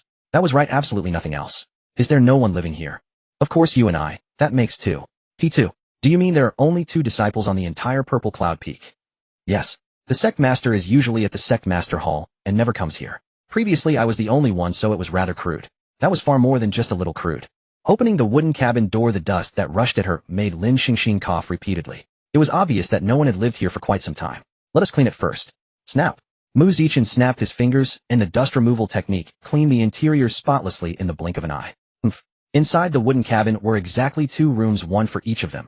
Acceptable for now. Although being so close would allow her to keep an eye on Mu Zichen living nearby, made her feel somewhat uncomfortable. Choosing a room, Lin Xingxin went in first, and closed the door, cutting off any words Mu Zichen might have wanted to say. Sitting on the bed, Lin Xingxin eagerly took out the spell manual left to her by her master. Heaven rank, ultimate grade. Mysterious ice divine soul kill. Heaven rank. And at the ultimate grade. At this moment, holding the mysterious ice divine soul kill, and possessing both a top-grade ice heavenly spirit root and a flawless immortal physique, Lin Xingxin felt an excitement unprecedented in her life. Any one of these 3 treasures alone would be enough to incite competition throughout the world, yet now all 3 were concentrated upon a single person, herself. Excited as she was, Lin Xingxin knew she needed to proceed cautiously henceforth. Unless absolutely necessary, she would never reveal the mysterious ice divine soul kill. The moment Lin Xingxin opened this spell manual that everyone dreamed of possessing, the book transformed into a ray of light and darted into her mind. Lin Xingxin closed her eyes and sensed the spell. Unfortunately, at the chi refining stage, she could not yet cultivate it. She would need to reach foundation establishment to barely practice some of its fundamentals. However, before that she needed to complete the preparatory work required before cultivating this spell, a necessary step. This spell required the cultivator to possess a pure ice spirit root. Lin Xingxin indeed had an ice spirit root, but she also possessed a dual wood-fire spirit root. Even if during the assessment this spirit root was overshadowed by the ice spirit root, it did not mean it ceased to exist. What Lin Xingxin needed to do now was, according to the manual's description, to merge her wood-fire spirit root into her ice spirit root, making herself thoroughly possess only a single attribute. Moreover, fusing the spirit roots would elevate the quality of her remaining root even further. What kind of spirit root would surpass a top-grade heavenly spirit root? Lin Xingxin was deeply curious. Outside the wooden cabin, Mu Zichen paused his work and turned his gaze toward the room where Lin Xingxin was. The spiritual energy fluctuations emanating from within the room were far from the steadiness of cultivation, extremely unstable. Just as Mu Zichen was about to enter and check, the spiritual energy abruptly became much more orderly, suggesting Lin Xingxin had regained control. After waiting outside the door for a while and seeing no further disturbances, Mu Zichen resumed his original work. It turned out that when he was the only one on Ziyun Peak, he could live casually, but now he felt it was fitting to showcase his architectural talents here. Inside the room, Lin Xingxin followed the instructions of the profound ice divine soul kill to melt the mutated spiritual root and merge it into her celestial spiritual root. However, this process was extremely lengthy. Lin Xingxin could clearly feel the temperature around her body gradually dropping, her body growing stiff from the cold. Simultaneously, hunger crept in. Cold and hungry, this was truly unbearable. It was 3 days later when Lin Xingxin finally completed the spiritual root fusion. Gazing at the spiritual root now encased by a faint golden spiritual energy, Lin Xingxin wondered what grade it had become. Her original celestial spiritual root was already considered the pinnacle of this world. What about now? Beyond the pinnacle, a celestial grade. Or perhaps a celestial spiritual root. Checking her cultivation level, she found it had reached the 12th layer of chi refinement. In just 3 days she had advanced so much, all thanks to the spiritual root fusion. Bang! The door was roughly pushed open and the newcomer was Mu Zichen. I sensed the spiritual energy fluctuations had stopped, so I came to check on you. I thought you had finished your cultivation. Are you? Alright, worried. Lin Xingxin saw that emotion in Mu Zichen's eyes. Looking at the entire room frozen over, it was understandable that he was concerned. What chi refinement cultivator could cause such a commotion during cultivation? Shaking off the ice shards from her body, Lin Xingxin leisurely walked past Mu Zichen and stepped outside, basking in the sunlight she hadn't seen for 3 days. I'm hungry. Do you have anything to eat? Food. Half an hour later, Lin Xingxin sat by the stone table eating the simple meal Mu Zichen had prepared while observing the grand project he had been working on these days. Though still in its infancy, Lin Xingxin could see that Mu Zichen had put considerable effort into house building. What did it look like when a golden core cultivator built a house? Lin Xingxin found the scene quite spectacular. Planks of wood flew through the air and various tools were manipulated by spiritual energy, all working simultaneously. When necessary, Mu Zichen would also use spells, though their power was limited. Watching Mu Zichen build a house was tedious. After finishing her meal, Lin Xingxin decided to visit the scripture pavilion. The profound ice divine soul kill could not be easily revealed to the world. So Lin Xingxin felt it necessary to find a spell that could conceal the profound ice divine soul kill before she began cultivating. However, as soon as she descended Ziyun Peak, someone stopped her. It was Duan Qinghong. Junior Sister Lin, I finally caught you. Oh, you don't know my name yet. I'm Duan Qinghong. Duan Qinghong waved enthusiastically. Senior Sister Duan, is there something you need from me?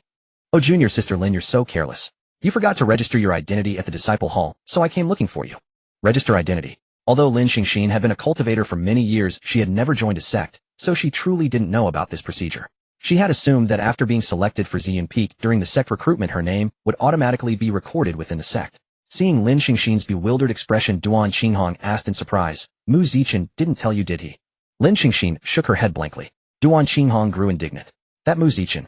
Finally, Ziyun Peak recruits a new disciple, and he doesn't even tell you the most basic things. Lin Xingxin wanted to tell Duan Qinghong that Mu Zichen was probably too busy building a house to remember these matters. Moreover, she had gone straight into the room to begin the spiritual root fusion upon arriving at Ziyun Peak, so even if Mu Zichen had wanted to tell her, he hadn't had the chance. This really wasn't his fault. Senior Sister Duan, it's not Senior Brother Mu's fault. It's mine. Oh, how so? Lin Xingxin released the aura of her 12th layer Qi refinement cultivation. Duan Qinghong exclaimed in surprise, your cultivation level. When she first met Lin Xingxin, she hadn't paid attention. Now that Lin Xingxin actively emitted her spiritual energy, she understood what it meant. But she never expected Lin Xingxin's cultivation to advance so quickly. From the 8th layer to the 12th layer in just 3 days. What terrifying speed. The word genius was no longer sufficient to describe Lin Xingxin. The word that came to Duan Qinghong's mind was monster. Even Mu Zichen's cultivation speed in his early days couldn't match this. After the initial shock, Duan Qinghong grabbed Lin Xingxin's arm and whispered excitedly, Heavens, Junior Sister Lin, you're incredible. Is this the power of a celestial spiritual root? Lin Xingxin whispered in Duan Qinghong's ear, Please don't tell anyone, Senior Sister.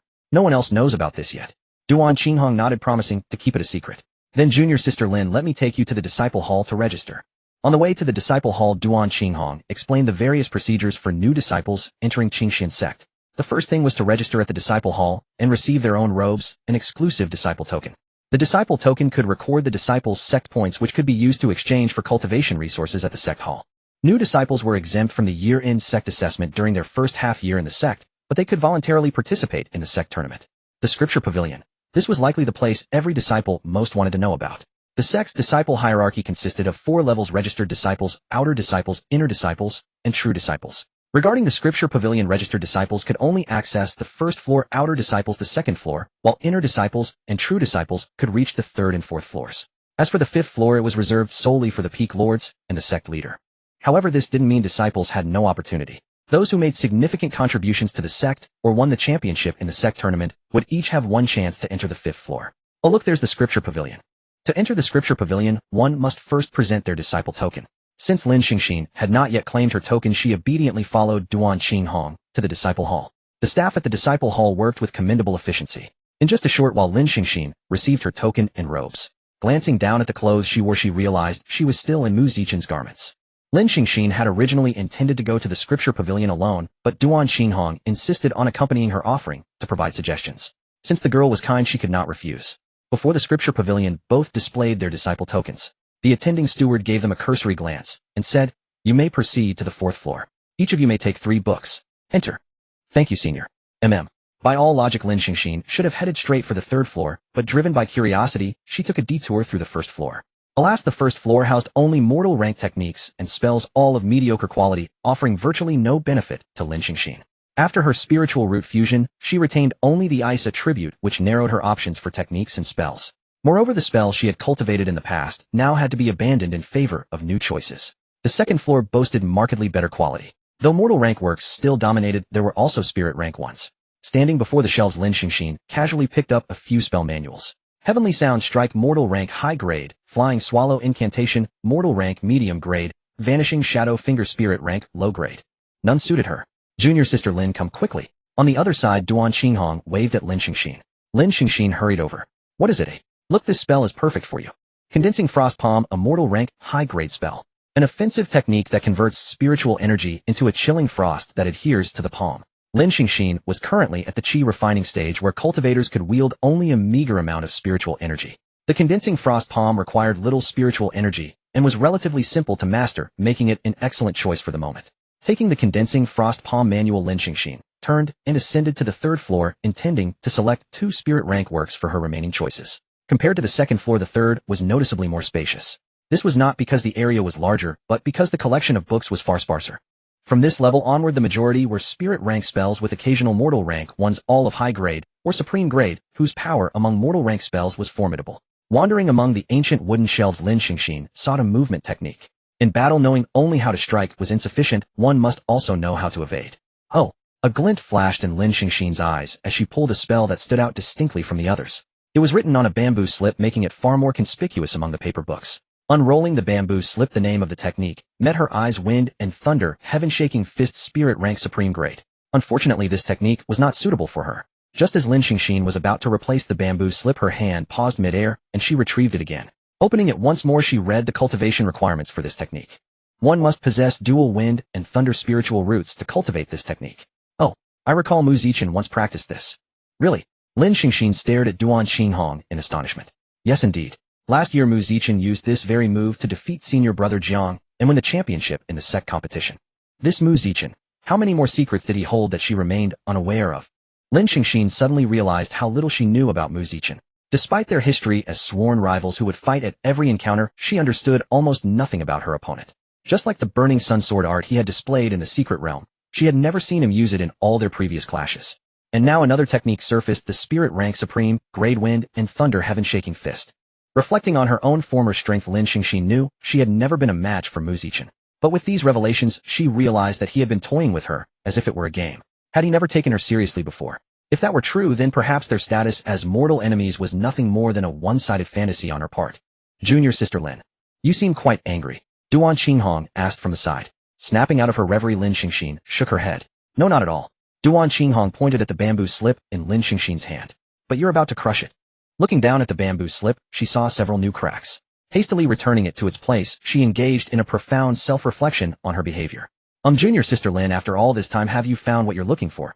Actually, I'm searching for a movement technique manual. Duan Qinghong slapped her forehead. Oh my mind. How could I forget that? What? The classification of books in the sect's scripture pavilion can be summed up in one sentence. East for offense, north for movement, west for defense, south for mental cultivation. So if you want movement techniques, look in the north. I see. Thank you for telling me, senior sister Duan. A mischievous smile curled at the corner of Duan Qinghong's lips. She beckoned Lin Xingxin closer. Let me tell you, this rule isn't just for Qingxian sect. It works in other sects too. Lin Xingxin blinked blankly, as if not fully grasping Duan Qinghong's meaning. Seeing that Lin Xingxin hadn't caught on, Duan Qinghong chose not to elaborate further, inwardly sighing that the girl was truly a novice fresh to the immortal path. If Duan Qinghong knew that Lin Xingxin had already cultivated for 30 years, she would surely be astounded and exclaim, I wonder how you've lived these 30 years. But Lin Xingxin's ignorance on these matters was understandable. After all, in her 30 years of cultivation, 2 had been spent at home and 26 living in seclusion with her master in the mountains, only occasionally venturing into the mortal world. It was not until her master passed away that she began to appear more frequently in the world. By the northern shelves, Lin Xingxin quickly found the movement technique she sought. Spiritual Ice Dharma Body, Spirit Rank, Low Grade. It allowed the user to externalize spiritual energy and condense a frozen Dharma body that mimicked the user's movements, confusing opponents while also lightening the user's own body. This was merely a brief introduction to the technique, but Lin Xingxin saw another possibility within it. What if she could make the Dharma body's attacks tangible? According to the description of Spiritual Ice Dharma Body, the condensed Dharma body was meant only to confuse opponents. But if she made slight modifications, might she achieve the desired result? By then, when facing multiple enemies of similar strength, she would possess the means to fight back. With the little mnemonic Duan Qinghong had told her, Lin Xingxin easily found another spell on the 4th floor that she was quite satisfied with. Thus her visit to the library pavilion came to an end. Senior sister Duan, why did you only take one? Lin Xingxin asked curiously, seeing that Duan Qinghong had only taken one spell. Duan Qinghong smiled sheepishly.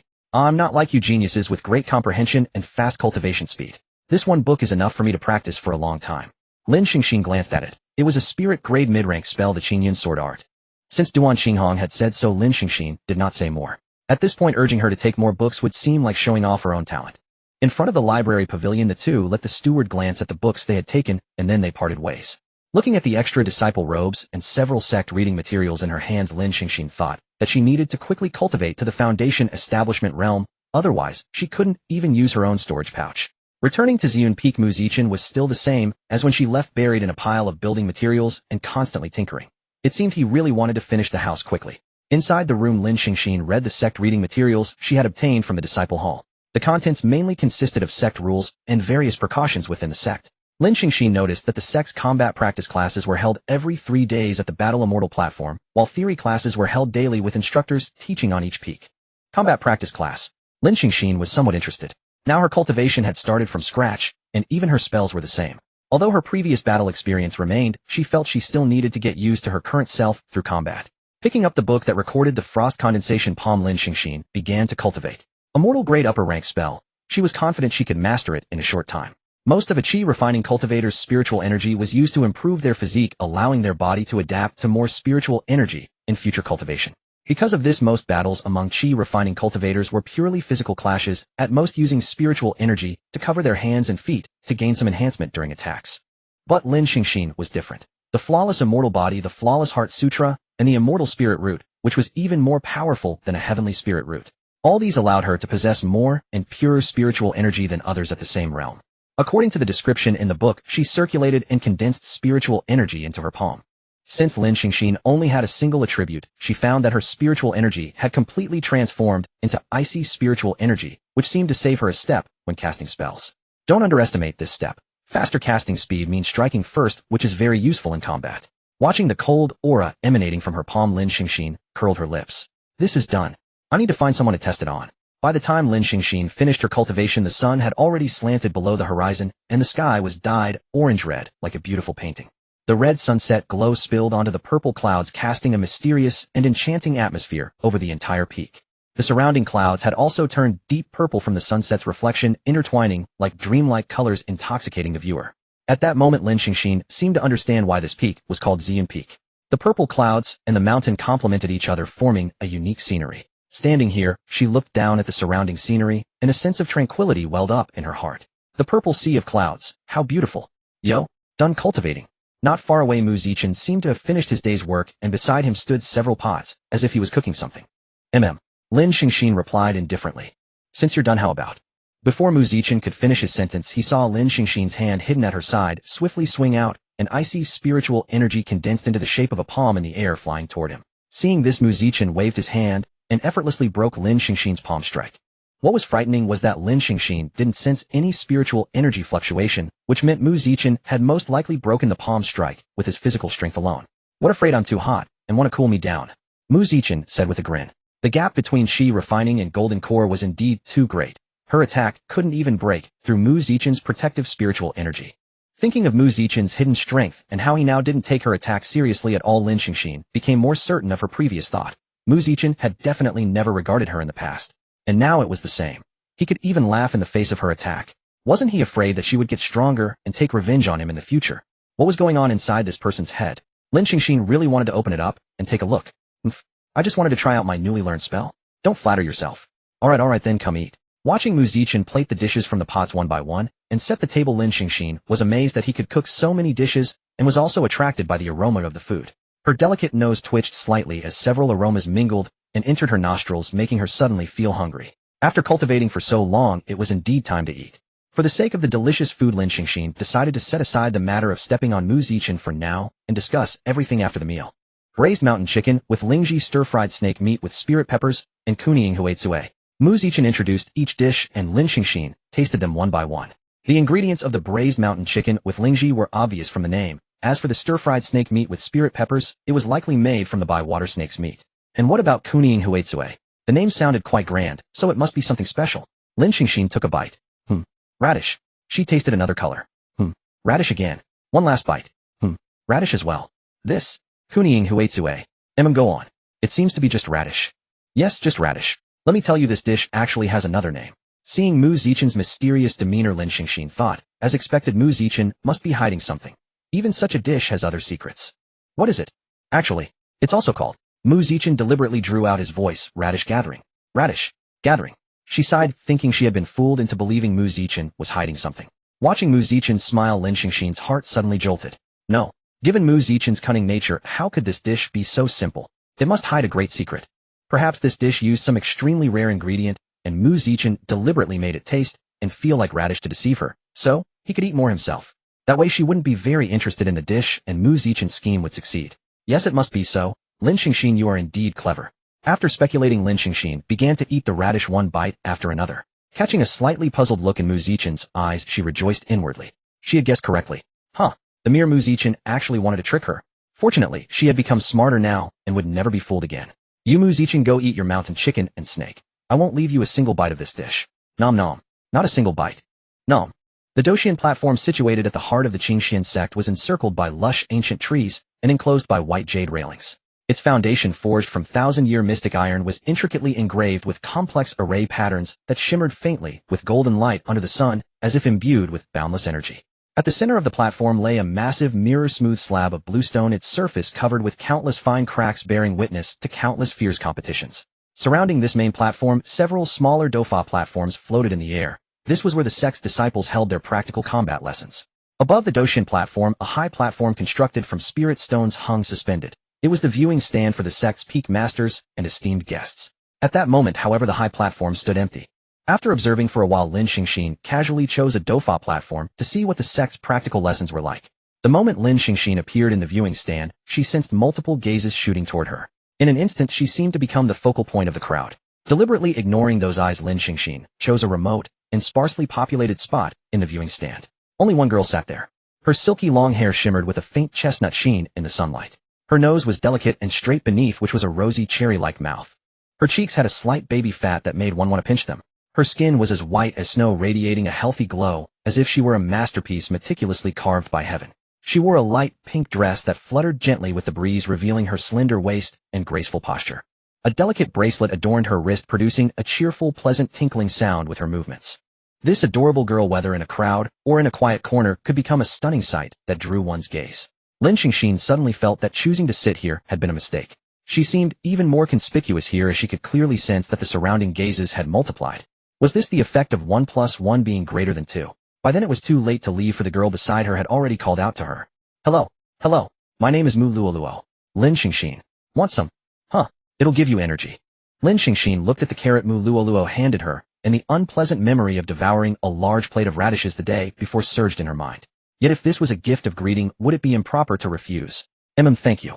Lin Xingxin accepted the carrot. Should she give something back in return now? Hearing Lin Xingxin speak, Mu Luoluo turned her head, but the first thing she saw was the carrot in Lin Xingxin's hand. For me, eh? Oh yes. Thank you. The carrot was taken away again.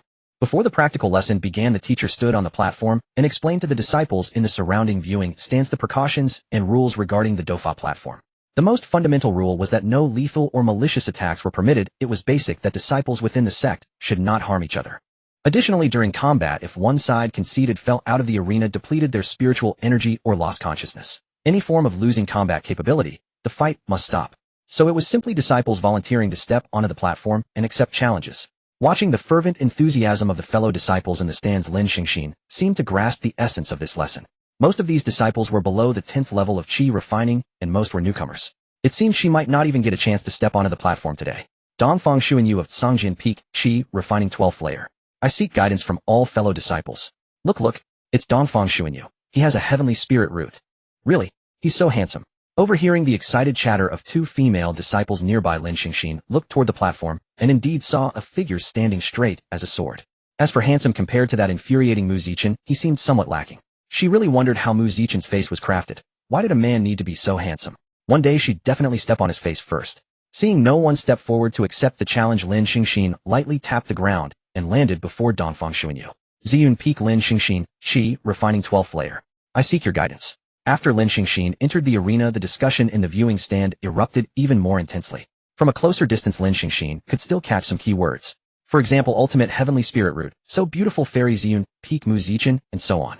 Wait, why did Mu Zichen come up? Junior sister Lin, I've heard so much about you. You are indeed as beautiful as the rumors say. Let's begin. Junior sister Lin, why the rush? Would you do me the honor after the match? Boom. Lin Xingxin had no interest in listening to his nonsense. She wanted to finish early and leave. Shrouding her fist in spiritual energy, she aimed a punch straight at Dongfang Xuanyu's face, without holding back. True to his heavenly spirit root talent, Dongfang Xuanyu managed to dodge Lin Xingxin's swift punch with a quick reaction. But just as he prepared to counter, Lin Xingxin had already retreated beyond his attack range. So fast. Even in this brief exchange, Dongfang Xuanyu could sense that Lin Xingxin was stronger than him, and not just by a little. Though both were at the 12th layer of qi, refining Lin Xingxin's spiritual energy density and physical constitution were far superior. Was this the advantage of the ultimate heavenly spirit root? Under the current circumstances, to win, he would have to catch her off guard with a spell. Fortunately, in the past few days, Dongfang Xuanyu had selected a suitable spell from the sutra library and cultivated it to minor mastery, and his casting speed was by no means slow.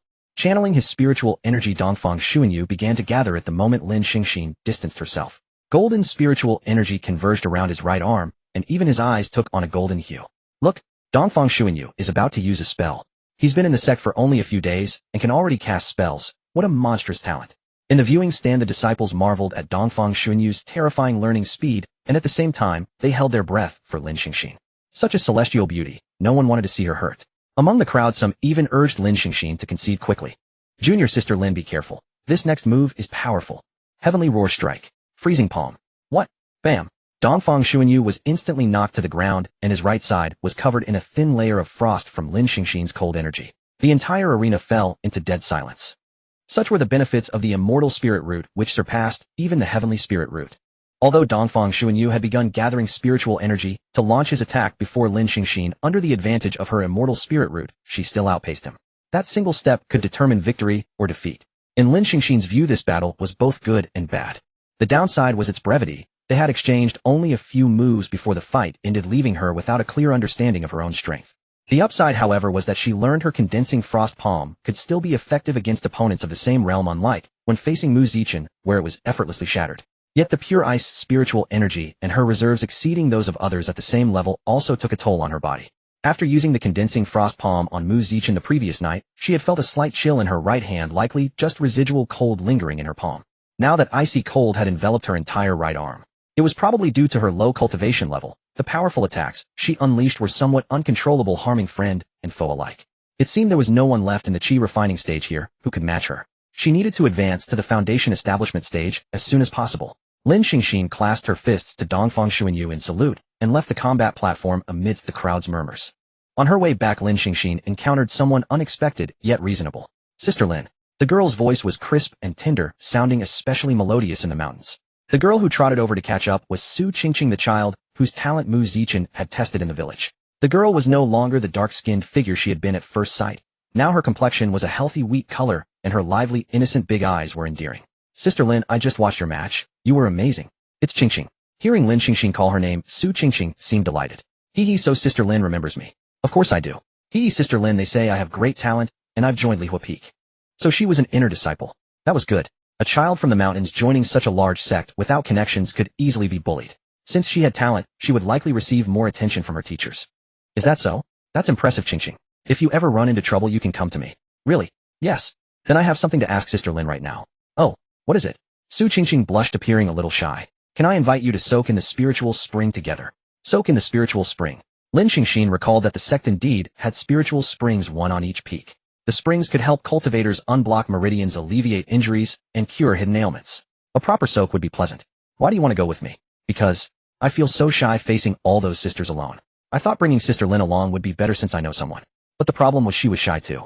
How could someone who had been a man until recently and was now a woman go soak in a hot spring with a group of women? Just picturing the expanse of fair skin made Lin Xingxin's face feel hot. Little Sister Qingqing, you're shy, but I'm even shyer. But that spiritual spring, Xian Peak should have one too, right? Lin Xingxin remembered that each peak in the sect had at least one. She could invite Su Qingqing to Ziyun Peak to soak together, so neither of them would be shy. Qingqing, you can come to Ziyun Peak to soak in the hot spring. Go to Sister Lin's place. Lin Xingxin nodded. Tonight. Lin Xingxin nodded again. Yay. I'll go back first then. See you tonight, Sister Lin. Watching the little girl bound away happily, Lin Xingxin felt inexplicably joyful. It felt like coaxing a child. Wait, was she becoming more and more inclined toward a woman's mindset lately? Was she? No, was she? As Su Qingqing's figure disappeared from sight, Lin Xingxin couldn't help but snort softly. Mu Zichen, so what if you tested Su Qingqing's talent? In the end, when she saw me, she didn't even mention you once. This time I win. Having triumphed in a contest Mu Zichen knew nothing about Lin Xingxin, returned to Ziyun Peak with that feeling. Evening came quickly. After asking Mu Zichen about the location of the spiritual spring, Lin Xingxin led Su Qingqing toward it. Along the way, after much explanation, Lin Xingxin finally made Su Qingqing understand that Mu Zichen was surnamed Mu, not Lin. But just as they were about to reach the spring, a small incident occurred. "Oh, Sister Lin, I forgot something. You go ahead and soak, I'll be right back." "Hey." Watching Su Qingqing's figure quickly vanish into the night, Lin Xingxin could only sigh. "It's fine. Inside the sect, not outside. She won't get lost." Lin Xingxin slowly undressed, folding her clothes neatly beside the spiritual spring. With light steps, she dipped her toes into the water, feeling the comfortable temperature of the spring. She entered step by step slowly and sat down until the water enveloped her body. The comfort of the spiritual spring brought a satisfied expression to Lin Xingxin's face. She narrowed her eyes, and even her fair snow-like skin took on a faint pink hue. After soaking for a while, footsteps sounded behind her. "Qingqing, you're back so soon." The newcomer said nothing, merely entering the spring. Finding it odd, Lin Xingxin opened her eyes and looked at the person beside her. Mu Zichen, you bastard. What are you doing here?" "Soaking in the spiritual spring, of course. What else?" Mu Zichen leaned back, looking quite comfortable. "Didn't you see I was already soaking?" Mu Zichen gave her a once-over. "Yeah, I see. Nice view." "You." Furious Lin Xingxin stood up, but immediately realized her mistake and sat back down. But in that instant, Mu Zichen's eyes still caught a glimpse of beauty. Such was the power of auto-aim. If Su Qingqing came back and saw her soaking with Mu Zichen, she couldn't imagine the impact on the child. It was clear that trying to talk Mu Zichen into leaving would be futile. She had to resort to other methods. Condensing frost palm. The icy spiritual energy gathered for the attack was once again effortlessly neutralized by Mu Zichen.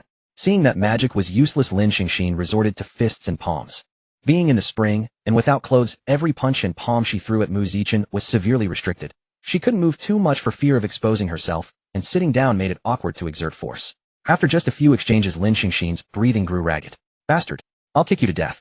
Driven to desperation by Mu Zichen's relaxed demeanor, she braced one hand on the spring's edge and kicked straight at his face. But such a simple trick could hardly harm Mu Zichen. Instead, it gave him an opportunity. As she raised her leg to kick him, Mu Zichen blocked it with a light brush of his forearm, then wrapped his arm around, trapping her long, elegant leg under his armpit. Seizing the moment, he surged forward, pressing her firmly against the spring's edge. "You." For a moment, Lin Xingxin could offer no resistance, as both her leg and hands were restrained by Mu Zichen. "Mu Zichen, what exactly are you trying to achieve by doing this to me now?" Mu Zichen bound her hands with spiritual energy and pinched her cheek. "Nothing. If I had to say, I just find it fun to bully you." "Is that so?" After saying this, as if confirming something, Lin Xingxin closed her eyes. Was she giving up? Did that mean he could once again? His fingers gently brushed her cherry-red lips, and Mu Zichen longed to kiss her again. And then, "Sister Lin." A girl's crisp voice broke the tranquility of the night. Mu Zichen's heart relaxed. He released the spiritual energy binding Lin Xingxin. At that very moment, Lin Xingxin erupted with power and speed many times greater than before, directly pressing Mu Zichen into the water. Its force and speed were so great that Mu Zichen didn't even react. He only felt a blur before his eyes, then was pushed into the water, making gurgling sounds. "Elder Sister Lin, what happened?" I heard a loud noise. When Su Qingqing arrived at the spirit spring, the water surface had already calmed, leaving only Lin Xingxin with a completely flushed face. "A sound. I didn't hear it," Lin Xingxin lied with wide eyes. "Su Qingqing, huh? But I clearly heard it." "Oh really? It might be the noise made by some wild dog on the mountain." "Su Qingqing, Elder Sister Lin, are you all right? You look like you're in pain." Lin Xingxin stammered nervously. "No, nothing, it's just that the water temperature of the spirit spring today is a bit hot." "I see, then Elder Sister Lin, I'll come soak in the spirit spring." After saying that, Su Qingqing prepared to enter the spirit spring. "No!" Lin Xingxin suddenly shouted. "Huh?" Watching Su Qingqing about to get into the water, Lin Xingxin felt as if her head was about to explode. Lin Xingxin believed that she would never fall in love with a man or a woman, so on her future path of immortality, she would not have a Dao companion. At this moment, facing Mu Zichen's bullying, she could endure it, and could also not care about the purity that had been taken from her by Mu Zichen from the beginning. But Su Qingqing was different. After all, Su Qingqing had left her hometown to seek the path of immortality. In this vast Qingxian sect, she was the only person who had any connection with her. She had to take responsibility for the little girl. "Qingqing, as I just said, the water temperature today is too high. If you come in now, I'm afraid you'll get burned." "Really? Let me just try." Su Qingqing's tender little feet curled their toes as they slowly approached the water surface. After a light touch, she immediately withdrew, leaving only a ring of ripples on the water. "Oh, it really does seem a bit hot," Su Qingqing said with a slightly disappointed tone. "Why, yes, right." Lin Xingxin's heart, which had been in her throat, fell back down. She was really afraid that the little girl would try it, and then say it's not hot, and jump directly into the water. If that happened, she would absolutely fight Mu Zichen to the death. "Qingqing, go find Brother Mu to get some flower petals first. When you come back, the water temperature will have dropped, and then we can soak in the spirit spring together, okay?" Okay, then I'll go find Brother Mu first. Pat pat. The little girl walked away with cheerful steps. Lin Xingxin let out a long breath. Once Su Qingqing left, she felt much more relaxed. But Lin Xingxin had relaxed too early, as she seemed to have forgotten that there was still someone underwater. Mu Zichen keenly sensed that the force restraining his legs was gradually weakening, as if the powerful binding was slowly loosening. He rejoiced inwardly knowing that this meant Lin Xingxin's attention was no longer fully focused on controlling him. This fleeting moment was undoubtedly a perfect opportunity for Mu Zichen to counterattack. He took a deep breath, tensed all his muscles, and secretly gathered strength preparing to launch a surprise attack on Lin Xingxin. At that moment Mu Zichen suddenly exerted force, pouncing toward Lin Xingxin like an arrow from a bowstring. His movements were swift and fierce, carrying a desperate all-or-nothing momentum. Lin Xingxin was greatly alarmed, but she quickly reacted, sidestepping, and Mu Zichen missed. However, Mu Zichen did not give up. Using the momentum, he twisted his body in midair and swept the kick toward Lin Xingxin. Lin Xingxin lightly tapped the edge of the spirit spring and drifted backward, while forming hand seals a spiritual energy barrier appeared in front of her. Mu Zichen's kick struck the barrier with a dull thud. His eyes revealed unwillingness, and he charged at Lin Xingxin again. Lin Xingxin snorted coldly, dispelled the barrier, and engaged in close combat with Mu Zichen. The two exchanged blows, spiritual energy fluctuations continuously spreading out. Standing in the spring water, Lin Xingxin's mind went blank, just like when they had kissed. At this moment she no longer cared whether she would give Mu Zichen any advantage.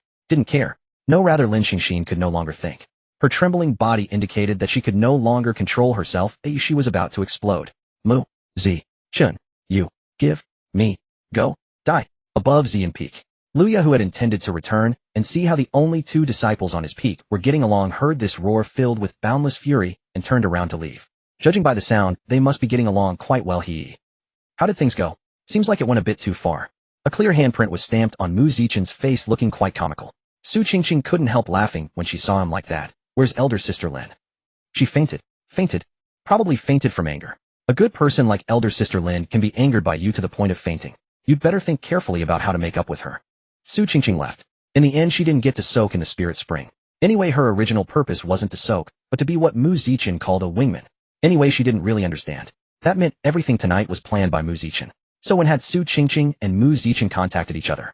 This matter time must go back to when Lin Xingxin went to the library. After all, Su Qingqing was brought into the sect by Mu Zichen, so he would naturally go check on her. When Lin Xingxin was not around, he went to the disciple hall to inquire which peak Su Qingqing had joined. Because Mu Zichen set off a bit later, he cleverly missed Lin Xingxin. Afterwards, Mu Zichen discovered that Su Qingqing, though young, had a shrewd nature, and then he planned today's series of events. From the chance encounter after watching the battle on the battle platform to inviting her to soak in the spirit spring together, and finally leaving to create time for Mu Zichen and Lin Xingxin by pretending to forget something. All of this was calculated by the two, simple and not easy to expose.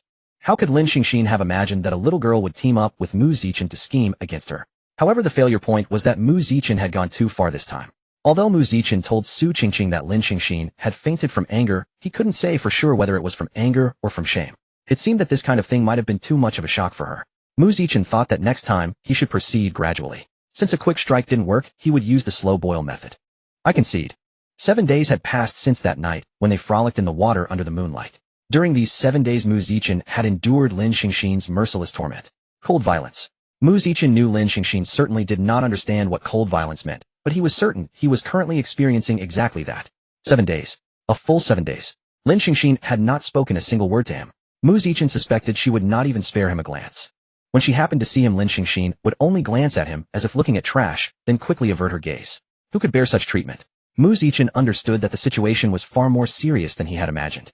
Should he bow his head to Lin Xingxin, admit his mistakes, and beg for her forgiveness? No. Such an approach would be entirely futile. Mu Zichen knew full well that his reputation in Lin Xingxin's heart had already deteriorated beyond repair. No apology could salvage what remained. Lin Xingxin had undoubtedly been contemplating how to eliminate him throughout these days. Since the situation had reached an irreparable point, he might as well let his image rot completely in her mind. He would gradually win his way into her heart by embracing his rotten persona one step at a time. Click. Lin Xingxin emerged from the wooden cabin, and since Mu Zichen was standing directly in front of it, they could not escape the fate of facing each other. Lin Xingxin turned and walked away. Mu Zichen watched her entire departure. Lin Xingxin quickened her pace and left.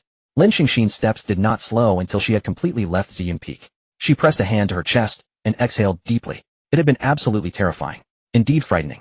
She had previously confirmed that Mu Zichen harbored no romantic feelings for her, so she believed any bullying or humiliation was merely him seeking entertainment.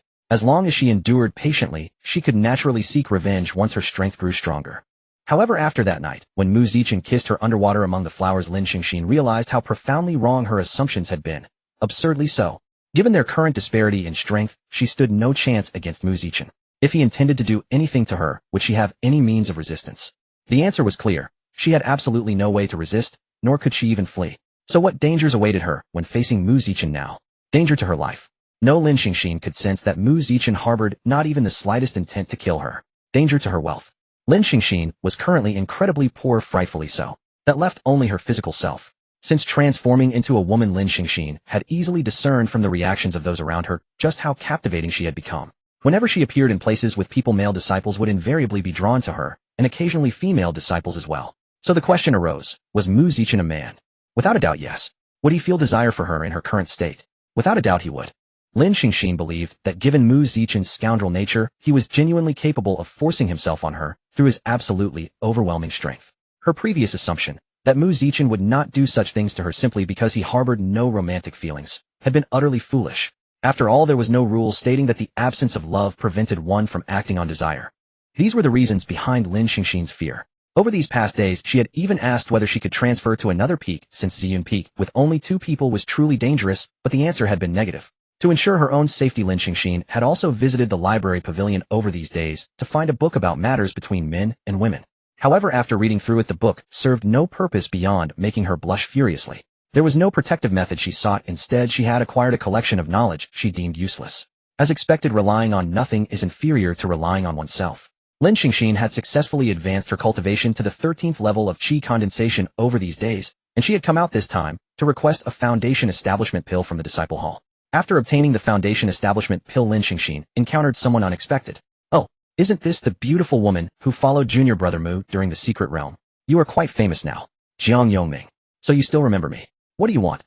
I have not seen junior brother Mu lately. When you return, tell him I have reached the late stage of golden core cultivation. Next time we meet, I certainly will not lose. Yes, that is all. Jiang Yongming left, and his appearance seemed to serve only the purpose of having Lin Xingxin convey the message for him. He could have simply gone to Ziyun Peak himself to tell Mu Zichen. As Lin Xingxin passed the library pavilion, she suddenly remembered that the book was still in her room. She had not brought it this time, and would have to return it next time. It was not until she returned to Ziyun Peak that Lin Xingxin realized Mu Zichen's house seemed to have been completed. She had not paid attention recently as her energy had been entirely devoted to figuring out how to avoid him. Having accepted a task, she saw it through. Lin Xingxin walked toward Mu Zichen and finally stopped 5 paces away from him. Jiang Yongming asked me to tell you that he has reached the late stage of golden core cultivation and will not lose next time you meet. The sudden news caught Mu Zichen entirely off guard. Was it finally coming to an end? The 7 days of cold treatment. In order not to appear too excited, Mu Zichen pretended to be completely calm and took a sip of tea. I see. Seeing Mu Zichen's indifferent expression, Lin Xingxin was somewhat surprised.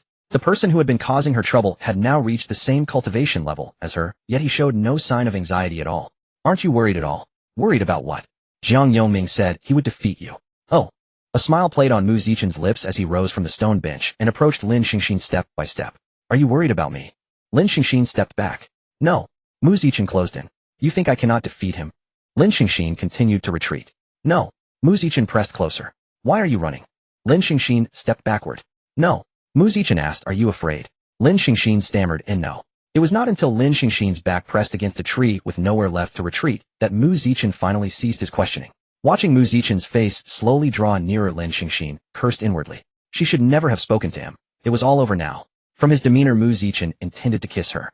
So let him kiss. If it came to that, it would still be better than doing something far more excessive. As she comforted herself, Lin Xingxin chose to close her eyes and pretend none of this was happening. She tightly closed her eyes. However, after waiting for a long time, the kiss she imagined never came. Opening her eyes, she discovered Mu Zichen was already back in his original seat, drinking tea. What did this mean? Was he teasing her? Mu Zichen seemed quite pleased with having fooled Lin Xingxin.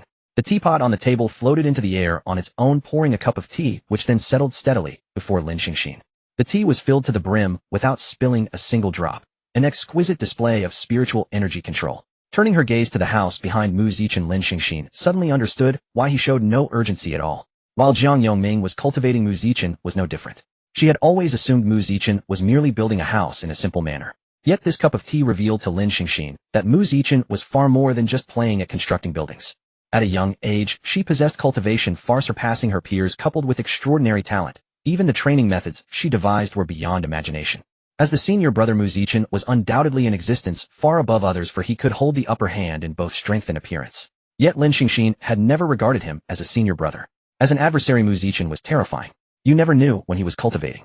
Since even building a house counted as cultivation, Lin Xingxin had reason to suspect that cooking was also a form of training for him. The more she thought about it, the more she believed Mu Zichen was a terrifying scoundrel. No, she had to go back and cultivate immediately. Otherwise the gap would only widen. Seeing Lin Xingxin about to leave, Mu Zichen quickly stopped her and pointed at the house behind him. Do you want to move in? Move in. Live with Mu Zichen. Staying on the same peak was already dangerous enough. Living under the same roof would be like a lamb walking into the tiger's den. Lin Xingxin refused. She thought the wooden cabin was perfectly fine. But the moment she pulled open the wooden door, boom. The cabin collapsed, leaving only the door frame and door standing forlornly amidst the rubble. Lin Xingxin clenched her fist and turned to face the scoundrel. Did you do this? How could it be? It must have collapsed from age. A perfectly fine house that was intact when she left in the daytime and collapsed upon her return. If no one had tampered with it, not even a ghost would believe it. But since Mu Zichen wouldn't admit it, she had no proof. Fortunately, she hadn't left anything valuable in the cabin except for that storybook. Storybook? What was that in Mu Zichen's hand? What was he holding? The familiar cover. She wasn't mistaken. Mu Zichen was holding the very storybook Lin Xingxin had borrowed from the scripture pavilion. Mu Zichen had discovered the storybook while dismantling the cabin. It had been lying conspicuously on the bed, impossible to miss. It could only be said that Lin Xingxin's carelessness had led to this situation. Holding the storybook, Mu Zichen studied Lin Xingxin with interest. I never imagined you would read such a book. Lin Xingxin felt utterly mortified, her speech stammering. Gee, give it to me. Give it to you. Sure, answer one question, and I'll return it. What question? Mu Zichen smirked and whispered in Lin Xingxin's ear. When you read this book, did you imagine yourself as the man or the woman? Instantly Lin Xingxin's cheeks flushed crimson. Imagine as the man or the woman? The man perhaps. But given her current situation, she should be imagining as the woman, right? No, she hadn't imagined anything at all. Don't let that scoundrel Mu Zichen lead her by the nose. Visibly steam seemed to rise from Lin Xingxin's head. Since you won't answer, I'll go tell the sect leader about this. Let's see how he evaluates your wasting time on storybooks instead of cultivating. If Mu Zichen told others, she would have no face left here. Don't. Please. For the first time, Lin Xingxin's voice carried a soft, girlish whimper with a hint of tears. Mu Zichen looked down at the delicate hands gripping his sleeve, then upward to Lin Xingxin's slightly reddened eyes. Now it was Mu Zichen's turn to be afraid. He feared that if he continued, Lin Xingxin would cry, and then he would be utterly unforgivable. Putting the storybook into his storage ring, Mu Zichen cleared his throat twice. Forget it this time. I hope you'll focus your time on cultivation. The matter of the storybook ended hastily. That night, Lin Xingxin still moved into the house Mu Zichen called a villa. As for why Mu Zichen didn't return the storybook, naturally, it would be useful later. Late at night, Lin Xingxin sat up in bed. She couldn't sleep. Though the bed Mu Zichen had made was soft and comfortable, sleep eluded her. Mu Zichen was growing stronger and stronger. She didn't even know if he was cultivating right now. After all, cultivators at the Golden Core realm could go without rest for long periods, and meditative cultivation could restore their energy. Under such pressure, how could she sleep? How could she possibly sleep? Moreover, the storybook was still in his hands. She had one more reason to catch up with Mu Zichen. Taking out the Foundation Establishment pill, Lin Xingxin decided to step into the Foundation Establishment realm tonight. Swallowing the pill, she began to circulate her spiritual energy. Her breathing was slow and rhythmic, each breath seeming to engage in a mysterious communion with the spiritual energy between heaven and earth. As time passed, a power seemed to gather slowly within Lin Xingxin's body. Her skin began to emit a faint glow, a sign that her internal spiritual energy had reached its peak. Suddenly, a subtle tremor emanated from within her, as if something was about to break free. Inside, Lin Xingxin's spiritual energy surged like a raging tide, rushing through her meridians and battering against the bottleneck of Foundation Establishment. Lin Xingxin clearly remembered her first attempt at Foundation Establishment. Each breakthrough had been accompanied by excruciating pain. Yet now she felt no discomfort whatsoever. Finally, a crisp sound seemed to echo from within Lin Xingxin's body, as if some barrier had been shattered. Her body shuddered violently, and a powerful aura erupted from within her. The surrounding spiritual energy was drawn to it, converging into a massive vortex of spiritual energy. Only when the vortex slowly dissipated did Lin Xingxin open her eyes. She had successfully entered the Foundation Establishment realm. Such a momentous breakthrough naturally did not escape Mu Zichen's perception. He withdrew from his meditative state and relayed to Luya the news that Lin Xingxin had successfully achieved Foundation Establishment. The next morning, Lin Xingxin shifted from a cross-legged posture to lying down. Her delicate palm blocked the sunlight streaming in through the window. After a full night of consolidation, the Foundation Establishment realm was finally stabilized. Lin Xingxin was overjoyed. Stepping into Foundation Establishment now brought her more happiness than her first time. Perhaps it was because she hadn't been under such pressure back then. Now, with many things to accomplish, the joy brought by increased strength was certainly greater than before. But Foundation Establishment was not enough if she needed to become stronger.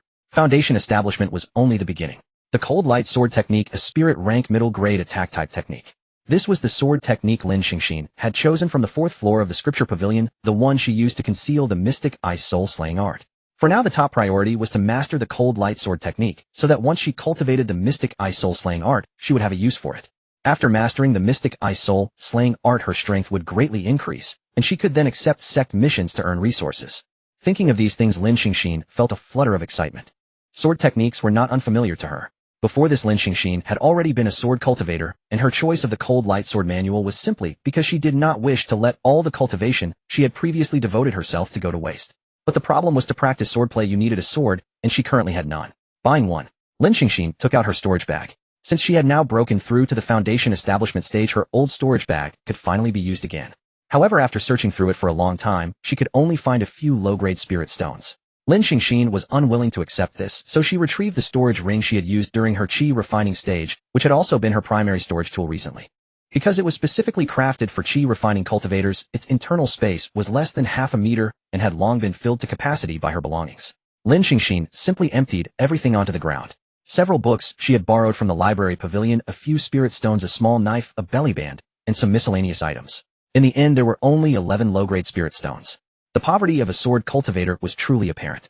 These spirit stones could barely afford some mundane iron swords, let alone a low-grade mortal tier blade. What should she do? Her very first step in cultivation had already stumped her. Picking up a tree branch from the ground, Lin Xingxin swung it around a few times. No, she had not yet reached the realm where she could wield sword techniques with just a branch. An idea began to form in her mind. Cold spiritual energy emanated from Lin Xingxin's hand, gradually enveloping the entire branch. Ice crystals continuously condensed on its surface, shaping it into a sword. Lin Xingxin swung the ice branch toward a large boulder beside her. The moment it struck, the ice crystals shattered completely, and the branch broke apart as well. The shape still needed refinement, and its power was far too weak. This was for now the only makeshift solution Lin Xingxin could think of, using her own spiritual energy to forge an ice sword. She could keep perfecting the sword shape, but its power would have to be enhanced through cultivation methods or spells. It seemed she needed to adjust her training sequence and prioritize the mysterious ice divine soul-severing strike. Lin Xingxin had always assumed that a heaven-grade supreme spell would be extraordinarily complex, but the mysterious ice divine soul-severing strike proved otherwise. It enabled the caster to gather the world's most extreme icy spiritual energy and unleash it upon a target, annihilating both body and spirit. Simple, brutal, and effective. If it merely involved condensing extreme icy spiritual energy, it would fall under cultivation methods. However, because of its capacity to release that energy as an attack, it was classified as a spell. What Lin Xingxin wanted was to first condense spiritual energy, and then use it to create an ice sword. Although it embodied the pinnacle of icy cold, the spell was still divided into 5 tiers of intensity: frost blooms, first opening cold jades, condensed light ice souls, spirit refinement, profound ices, heaven-piercing breakthrough, and extreme cold heavenly domain. Lin Xingxin's goal was to reach the frost bloom's first opening realm. She took a deep breath and, following the guidance within the book in her mind, regulated her breathing to synchronize with the natural ice attribute spiritual energy surrounding her. In her usual cultivation practice, Lin Xingxin accepted all spiritual energy, without discrimination, converting various attributes of spiritual energy through her spiritual root into ice attribute spiritual power for her own use. Now, however, guided by the book, she absorbed only pure ice attribute spiritual energy, not mixed with any other attributes, but the most pristine ice spiritual energy in this world. So what purpose did the flawless immortal body and the flawless heart sutra serve? They enhanced the purity of absorbed spiritual energy and increased the speed at which it was taken in. Then what was the function of the top-grade heavenly spiritual root? It transformed the attributes of spiritual energy and elevated their purity. And when all these worldly treasures gathered together, supplemented by a heaven-grade supreme spell, could a cultivator who had just entered the foundation establishment stage possibly withstand such power? Lin Xingxin didn't know, nor did she think about such matters. On Purple Cloud Peak, though it was not yet winter, a stretch of forest had turned snow-white, standing out remarkably. When Mu Zichen arrived and stepped onto that snow-white ground, a bone-chilling coldness immediately assaulted him. Mu Zichen reacted swiftly, activating his spiritual energy to ward off the frigid aura. But Mu Zichen had clearly underestimated the power of this cold energy. Despite facing the defensive spiritual energy of a core formation cultivator, it pressed forward with ferocious intensity, and even a single strand of cold energy pierced through his defenses, continuing to erode him. This cold energy did not resemble what a foundation establishment early-stage cultivator could produce. What exactly was Lin Xingxin doing? Mu Zichen quickened his pace toward the center of that white expanse. Only upon drawing near did he see a figure seated in meditation, entirely encased in frost. Lin Xingxin.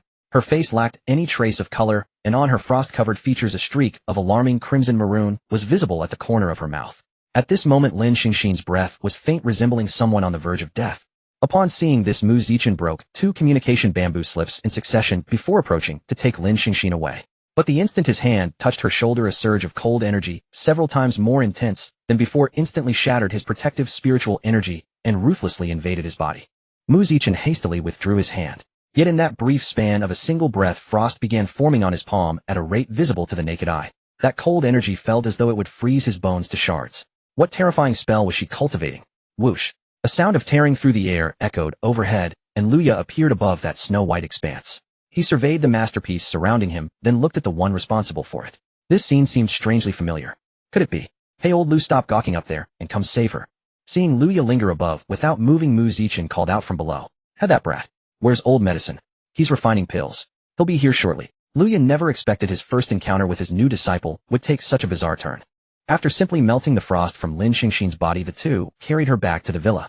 The old medicine man Mu Zichen referred to was a hunched old man with white hair. Despite his appearance, he was a powerhouse at the Mahayana stage, the peak master of the medicine peak, and simultaneously a rank 6 pill refiner. After examining Lin Xingxin's condition, the old medicine man slowly delivered his diagnosis. Cold poison. And not just any cold poison. It was one of the rarest and most extreme forms in this world. As expected, this girl is her successor. Luya thought to himself. Is there a way to treat this? Mu Zichen asked. Sigh. Under normal circumstances, even an immortal would find it difficult to save someone with cold poison of this severity. The afflicted can only wait as the cold energy spreads through their body, eventually freezing them to death. Then does that mean we're dealing with an abnormal situation? Mu Zichen quickly grasped the key point in the old medicine man's words. Not bad, you clever lad. I recall you possess 2 spiritual roots, one of which is the top-grade heavenly fire spiritual root. Is that correct? Mu Zichen nodded. Then it's straightforward. As long as you use your fire spiritual energy to help suppress the cold poison, it should suffice. But when I touched her, the cold poison on her body also harmed me.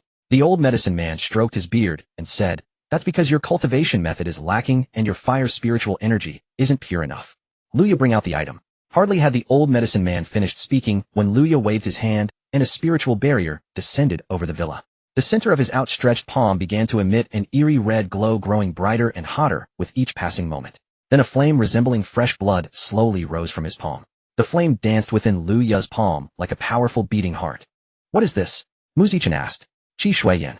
Can this improve the purity of my fire's spiritual energy? The old alchemist chuckled. Young man, you really don't know your stuff. Do not underestimate this trinket. The value of Qi Shui Yin far exceeds your imagination. It can not only alter your fire's spiritual energy, but once you absorb it, you shall also obtain a heaven-rank cultivation technique concealed within. How does that sound? This is one of the few treasures left from Qilong Valley at its zenith. The treasures of Qilong Valley. These words inevitably reminded Mu Zichen of the news he had heard upon returning to Linghua City. An unknown warrior had bravely raided Qilong Valley, not only having improperly touched the sect master's wife, but also stealing a certain treasure. Could this warrior be the sect master himself? Sensing Mu Zichen's gaze, Luya rebuked him. You damn brat, what are you looking at? I did not bring this back. Hearing Luya's words, Mu Zichen turned his gaze to the old alchemist. I am the one who brought the treasure back. Do you have any objections, young man? No, old medicator is indeed vigorous in his old age. But is this treatment too slow? Is there a way to eradicate the cold poison directly? There is. Really? What is it? Simply have that girl consume the Qi Shui Yin directly. Let them battle it out within her body.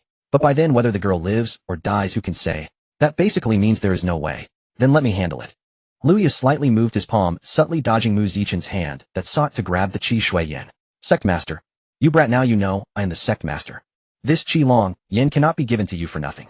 You must agree to one condition. What condition? I want 2 championships at next year's Zhongxian ceremony. The Zhongxian ceremony, that is the grandest event in the Eastern continent. It is held once every 4 years, and at that time all top-tier powers across the Eastern continent will attend. Genius gatherings abound, so winning the championship is no easy feat, let alone winning 2. But I am only one person. Luya said, do you not have another behind you? Mu Zichen turned around and found that Lin Xingxin had awakened sometime unnoticed. Xingxin, how are you? Fine. Although I cannot eradicate the cold poison, I can still help this little girl temporarily suppress it. The old alchemist beside them with his hands behind his back spoke in a profound manner. Thank you, senior, for your assistance. You're welcome. Girl, do not be too impatient during your cultivation in the future, otherwise the outbreaks of cold poison will only grow stronger. Thank you for your advice, senior.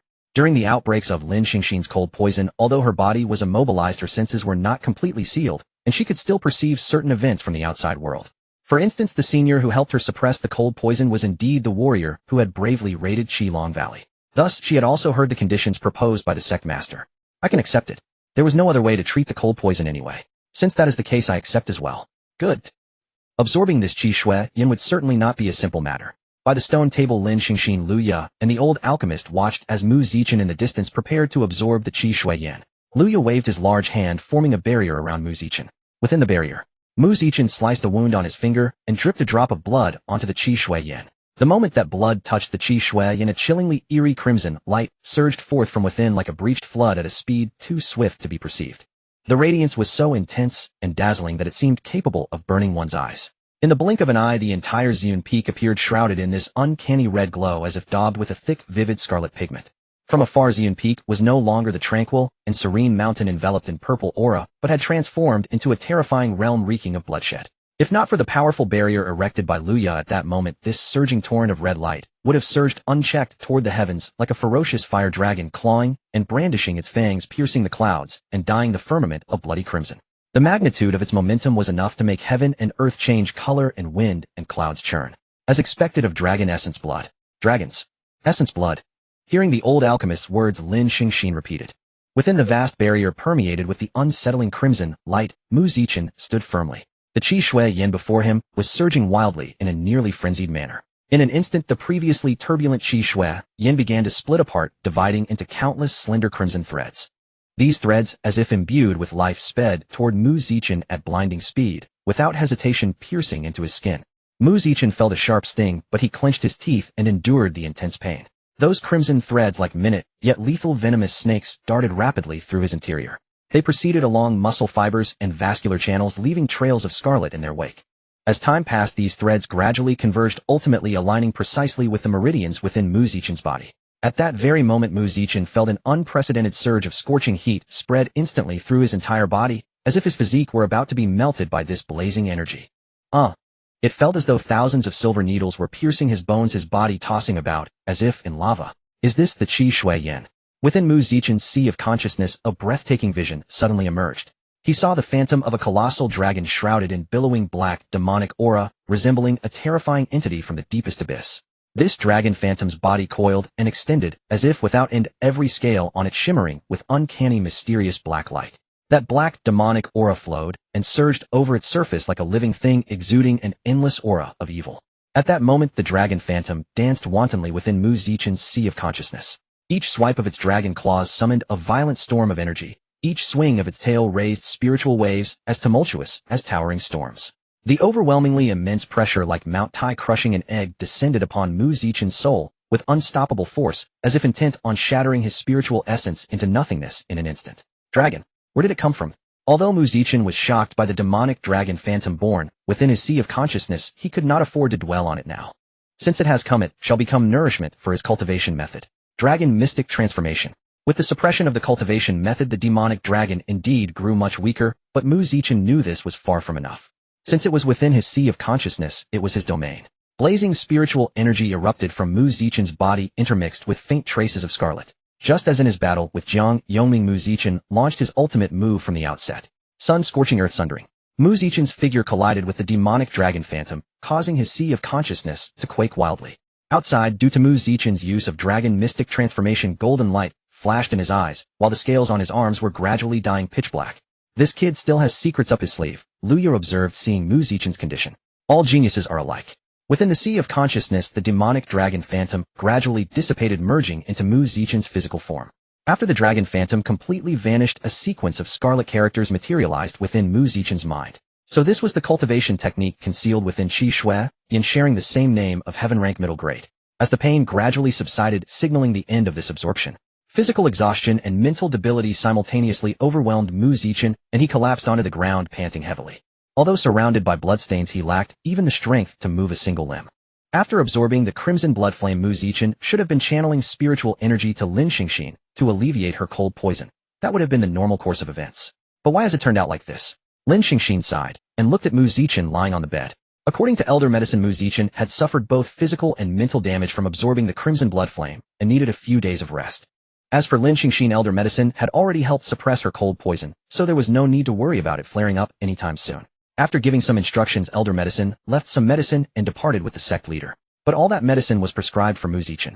Lin Xingxin couldn't help but wonder Mu Zichen had merely absorbed a treasure, not fought a great battle. Was this really necessary? Moreover, absorbing something usually made one stronger and more energetic. How could it be the opposite in his case? Yet since the elder had instructed her, she couldn't very well refuse to take care of him, could she? She propped Mu Zichen up against the headboard to make it easier for him to drink the medicine. Lin Xingxin picked up the bowl, scooped up some broth with a spoon, and brought it to his lips. Drink. Mu Zichen took a sip. It's hot. Hot. You're a golden core cultivator telling me this bowl of medicine is hot. Fine, fine. You're the patient. After mentally preparing herself, Lin Xingxin blew on the broth and brought the spoon to his lips again. Mu Zichen drank it. Bitter. You didn't say it was bitter yesterday. Indeed, today was the second day Lin Xingxin had been taking care of him. Mu Zichen had absorbed the crimson blood flame the day before yesterday. It really is bitter. Try it if you don't believe me. Seeing his earnest expression, Lin Xingxin half doubtfully scooped a spoonful for herself. It's not that bad, she said, bringing the spoon to his lips again. You're a grown man, just bear with it. The bowl was soon empty. Lin Xingxin then produced a black pill-like object. What's this? Lin Xingxin, Elder Medicine brought this snack just now. He said if you haven't recovered yet, you can eat some of this. It's mixed with medicinal ingredients. Here. Watching the black pellet held by the chopsticks, Mu Zichen had a scheme. As he opened his mouth, he slightly moved his head aside, letting the pellet slide past his lips. Huh. Lin Xingxin hadn't expected the snack to fall. Maybe you should feed it with your hand. Chopsticks aren't steady. Alright. Lin Xingxin picked up a pellet and brought it to his lips. A little closer, I can't reach it. He quietly gazed at her hand. Her fingers, fair and delicate like tender lotus roots, were slightly flattened from pinching the pellet, yet that did not diminish their exquisiteness and charm. Wasn't this just a lollipop? And now the lollipop was even closer. Mu Zichen leaned forward, slightly opening his mouth to take both the pellet and her finger into his mouth, lightly licking to savor the taste. Lin Xingxin quickly pulled her hand back and wiped it on Mu Zichen's body. What are you doing? Her face was full of disgust. Eating. Innocent expression. Forget it. If it weren't for needing Mu Zichen to suppress her cold poison, Lin Xingxin would have walked away. She picked up another pellet and brought it to his lips. Mu Zichen tried the same trick again. This time Lin Xingxin reacted quickly and didn't let him succeed, but she seemed to have noticed something off. Not sure yet, let's see again. For the umpteenth time the pellet reached his lips. This time as Mu Zichen leaned forward, Lin Xingxin moved her hand back and he missed. He leaned forward again and she moved back again, until Mu Zichen went from leaning against the headboard to sitting upright. At that moment both realized something was wrong. Mu Zichen, you're fine now, aren't you? Lin Xingxin said coldly. No, I'm not. In the blink of an eye he lay back down. I think you'd better die. Lin Xingxin grabbed a handful of pellets from the bowl, with lightning speed stuffed them into Mu Zichen's mouth, and pressed her hand firmly over his lips. Seeing him struggle violently, she grabbed another handful, straddled him, used her legs to pin down his arms, and shoved the second handful into his mouth. Lin Xingxin pressed both hands tightly over Mu Zichen's mouth, like a thug forcing a virtuous man. Mu Zichen could only whimper in protest. Clatter. The sound of something falling to the floor caught their attention. Su Qingqing stood at the door, staring wide-eyed at the two of them. Su Qingqing's big eyes darted between them, and after showing an expression that seemed to say she understood, she turned and left. Hey Qingqing, it's not what you think. Lin Xingxin's heart tightened. As she tried to chase after her to explain, a large hand grasped her outstretched arm. Then Lin Xingxin felt the person beneath her exert force. In a dizzying reversal, Mu Zichen pinned her down. He chewed the pellets, his large hands rapidly tickling her waist. Lin Xingxin discovered for the first time that her waist was so sensitive. Ha ha ha. Stop, ha. Clear laughter filled the room. Mu Zichen seemed intent on not letting her go, continuously tickling her soft waist. Stop, ha, I can't ha anymore. Lin Xingxin laughed until her cheeks flushed, even the corners of her eyes reddened, and a tear slipped down. A pitifully endearing sight. Oh, don't stop. Then I'll keep going. No, ha, stop, I really can't take it. On the bed, the brief frolic had knocked the blanket to the floor, and both were disheveled. Lin Xingxin panted heavily, her slightly exposed bosom rising and falling with each breath. Her disheveled hair, flushed cheeks, and moist cherry lips were irresistibly alluring. Mu Zichen moved his lips and said, the snack was pretty good. Want to try some? The sudden baffling question caught Lin Xingxin off guard. Thinking nothing special, she replied foolishly. Oh, okay. Mu Zichen grabbed the last pellet from the bowl and stuffed it into his mouth. Too bad it's gone now. But I have another way. Under Lin Xingxin's shocked gaze, Mu Zichen clamped her wrists with his hands and transferred the pellet into her mouth with his own. MMPH. Lin Xingxin was completely passive. Her defenses were useless against his assault. Even when she clenched her teeth, he easily pried them open. Lin Xingxin kept her eyes shut, enduring passively. The kiss ended only when the sound of something falling to the floor rang out again. Mu Zichen looked toward the door. This time the visitor was Duan Xinghong. Lin Xingxin kicked off Mu Zichen and ran to Duan Xinghong's side. Senior Sister Duan, what are you doing here? Oh, I hadn't seen you for a few days, so I came to check on you. Have you and Zichen gotten together?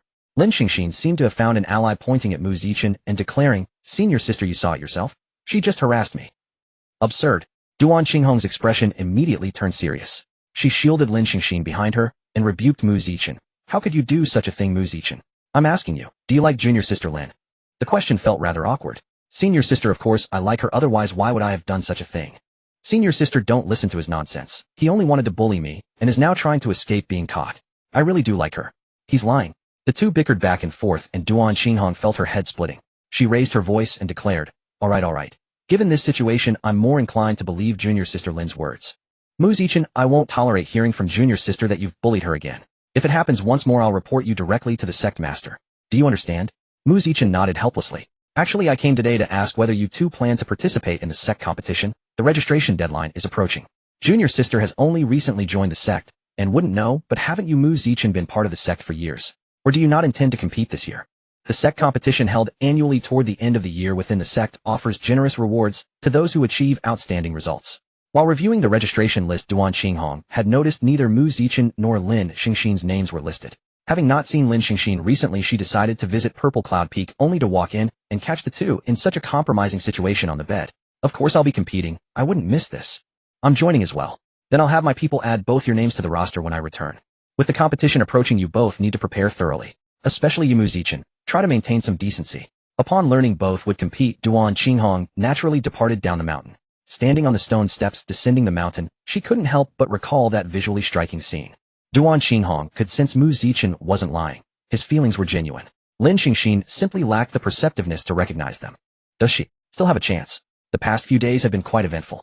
First came the Foundation establishment breakthrough, then the cold poison flared up. Mu Zichen absorbed the crimson blood flame and grew weak, so she cared for him for 2 days. Only to be discovered by Qingqing and senior sister while he was taking advantage of her. And now there's the sect competition starting soon. Now that Mu Zichen has recovered, she can finally focus on her cultivation in peace. Meanwhile, he's also found a quiet place to retreat to. After 2 days, the crimson blood flame had stabilized, but Mu Zichen was more concerned with the changes occurring in the dragon mysterious transformation. Having absorbed the dragon shadow within his consciousness, the dragon mysterious transformation had advanced from low-grade spiritual rank to high-grade. Significant progress indeed. However, after activation something seemed different. Dragon mysterious transformation. Suddenly, a deafening dragon's roar erupted from Mu Zichen's body like thunder. Mu Zichen's pupils had undergone a startling transformation. Their original hue instantly shifted to an imperious golden color. The golden irises blazed like raging flames, radiating an awe-inspiring light that made it impossible to meet his gaze. Simultaneously, black dragon scales began visibly growing across his hands.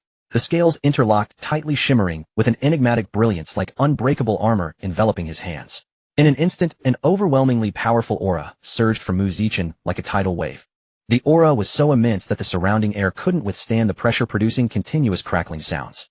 Mu Zichen could clearly feel the tremendous changes in his body. His physical strength had vastly increased, every muscle and bone radiating power. Moreover, it wasn't merely physical enhancement. His cultivation realm seemed to have been forcibly elevated by this sudden transformation. At this moment, Mu Zichen could distinctly sense that his strength had broken through his previous bottleneck and reached the nascent soul stage. But problems followed. Mu Zichen could clearly see scales growing on his dragon-transformed arms wrapped in faint traces of demonic energy, which he knew must originate from that demonic dragon phantom. Though he didn't fear being mistaken for a demonic cultivator, he decided to limit use of the dragon mysterious transformation in populated areas to avoid drawing unnecessary trouble.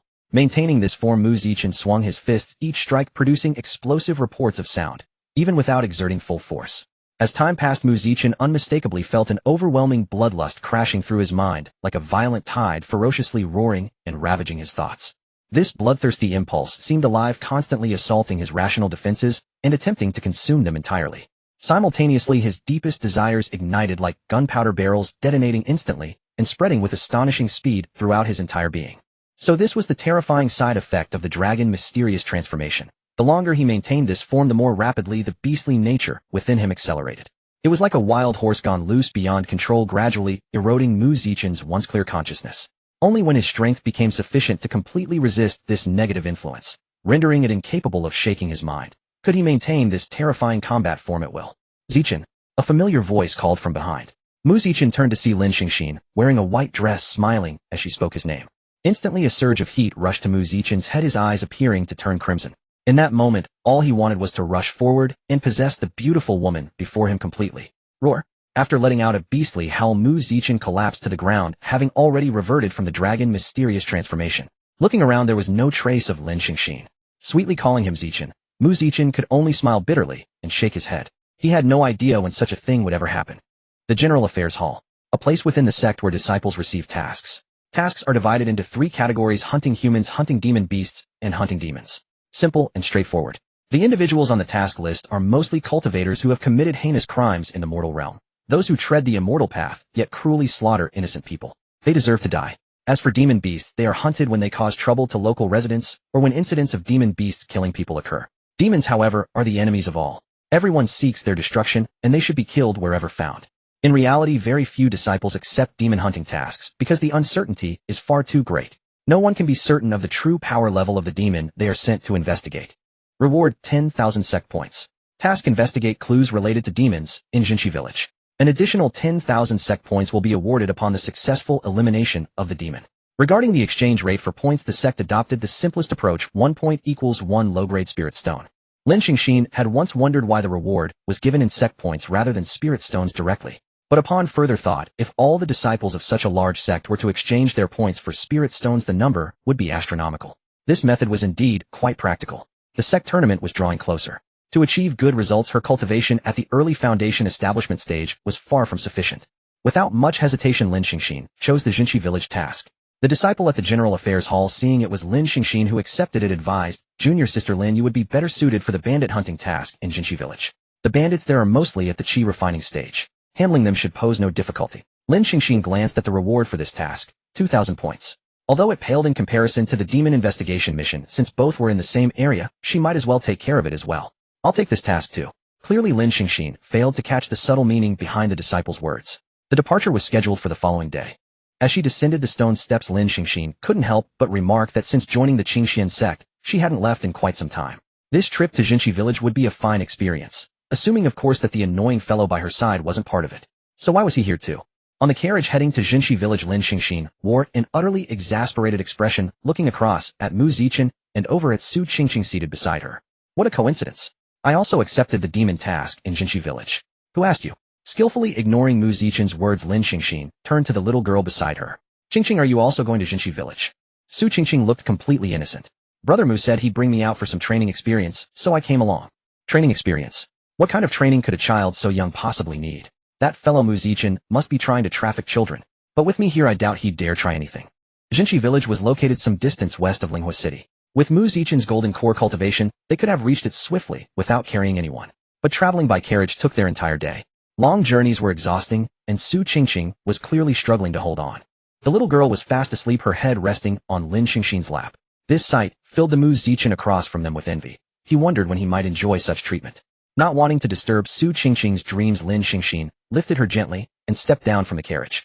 Compared to other villages, Jinshi Village seemed considerably more prosperous. Even at night, the village roads still had quite a few lights glowing. They found an inn and decided to stay for the night. "2 rooms, please." "Qingqing and I will share one," Lin Xingxin said. Su Qingqing, who had appeared to be asleep, suddenly woke up. She hopped out of Lin Xingxin's embrace and ran to Mu Zichen, pouting cutely. "I want to sleep with Brother Mo." "What?" Lin Xingxin's eyes instantly turned sharp. If glares could kill, Mu Zichen would have died hundreds of times over by now. Mu Zichen was truly a pervert. He claimed he was taking Su Qingqing out for training experience, yet the little girl wanted to sleep with him instead. Wasn't that kidnapping, plain and simple? Mu Zichen, your scheme has been exposed. You calculated everything except that Su Qingqing was at an age where she couldn't keep secrets. But for now she still needed to approach things from Su Qingqing's angle. Otherwise, if Mu Zichen realized she had uncovered his plan, she would have no chance of winning a confrontation. She needed to use strategy. "Qingqing, would you like to sleep with me?" Su Qingqing looked utterly naive. "Why? I want to sleep with Brother Mo." "Brother Mo is a boy, and you're a girl. Boys and girls shouldn't sleep together." "But the other day, I clearly saw Sister Lin and Brother Mo in the same bed." "Sister Lin is a girl too." That was in fact true. Oh dear, how could a little girl be so difficult to handle? The innkeeper standing aside suggested, "You could actually book 3 rooms, 1 for each of you. This place is relatively safe. Nothing bad would happen." Lin Xingxin immediately rejected the idea. If it were truly safe, she wouldn't be here in the first place. Besides, wasn't the greatest threat right in front of her? If the 3 of them were separated and she couldn't keep an eye on Su Qingqing at all times, wouldn't that give Mu Zichen the perfect opportunity to make his move? Under Lin Xingxin's death-piercing gaze, Mu Zichen stepped forward as if to prove his innocence and began coaxing the child. "Qingqing, shall we play house?" "Ah, what's playing house?" "Playing house." Lin Xingxin had never heard of it nor played it. Mu Zichen always came up with these novel ideas. Playing house is a game where we pretend to be a family. I'll be the father, and you'll be the daughter, okay?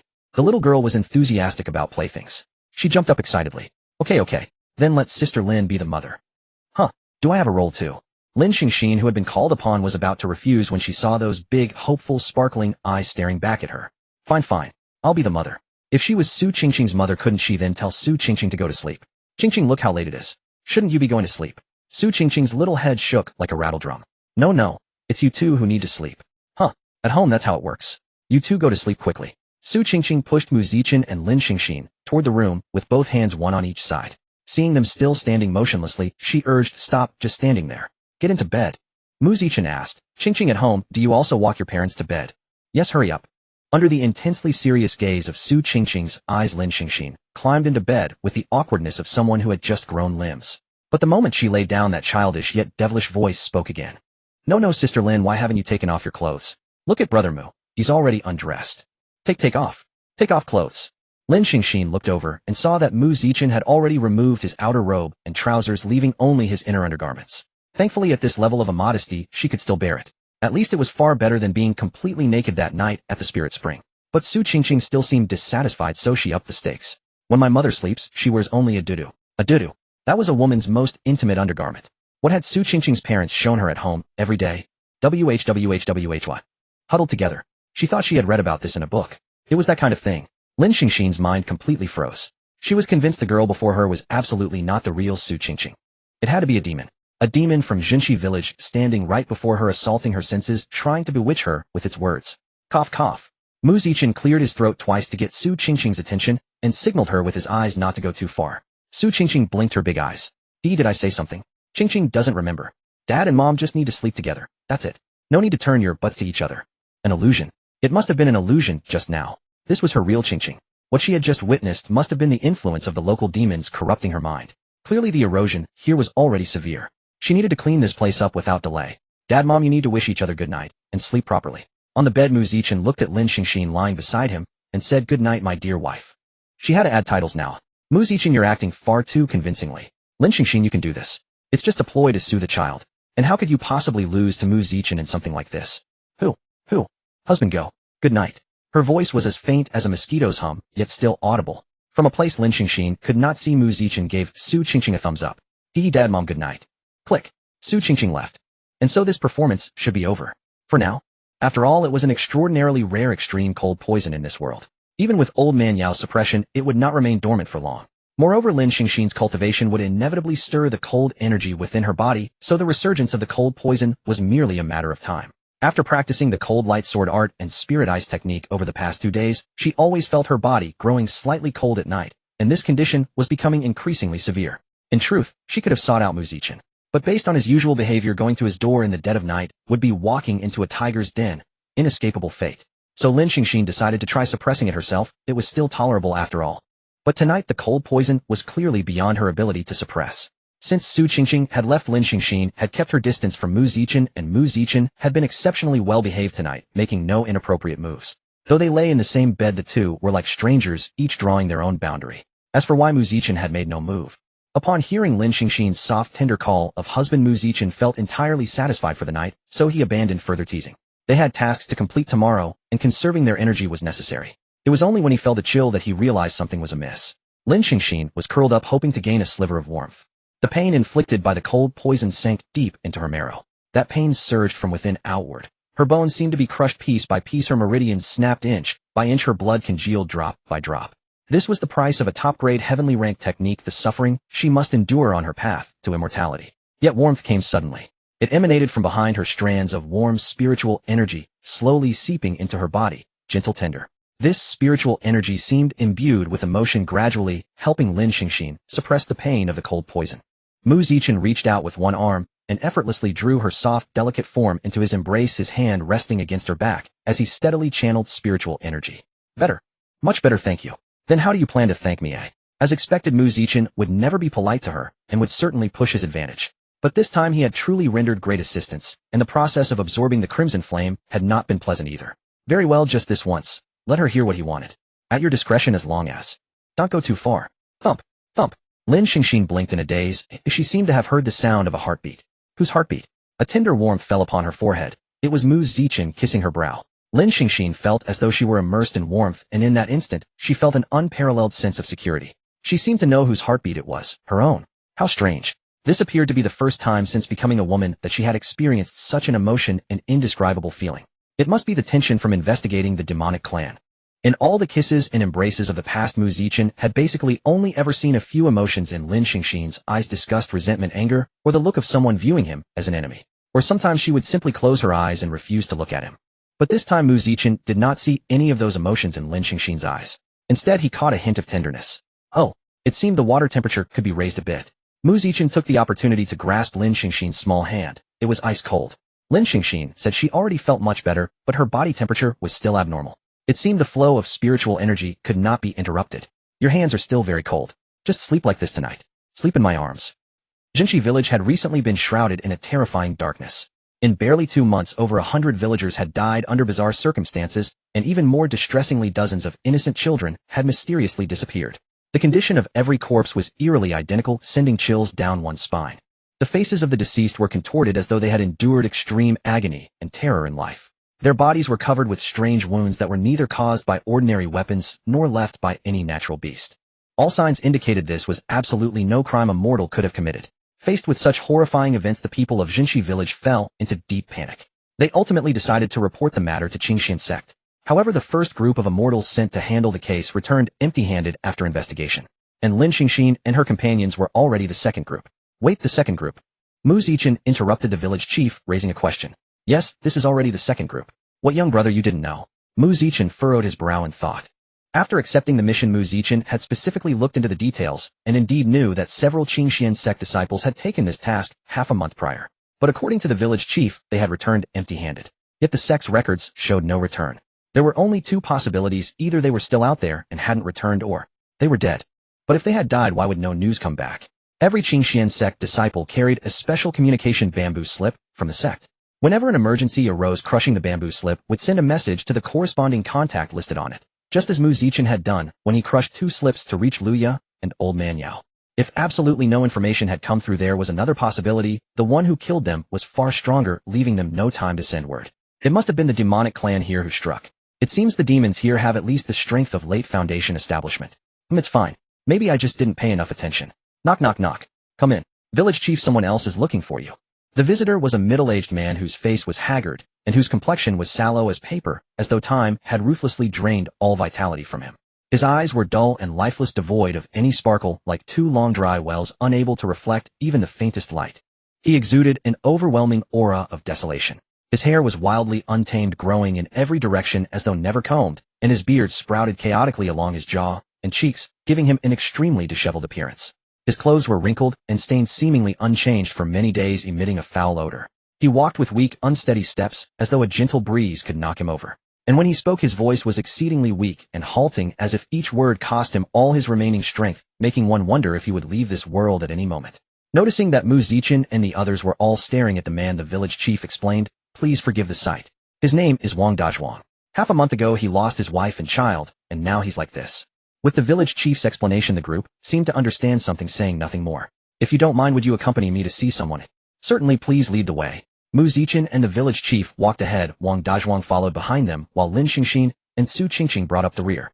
Su Qingqing held Lin Xingxin's hand tightly. She seemed to find the environment deeply unsettling.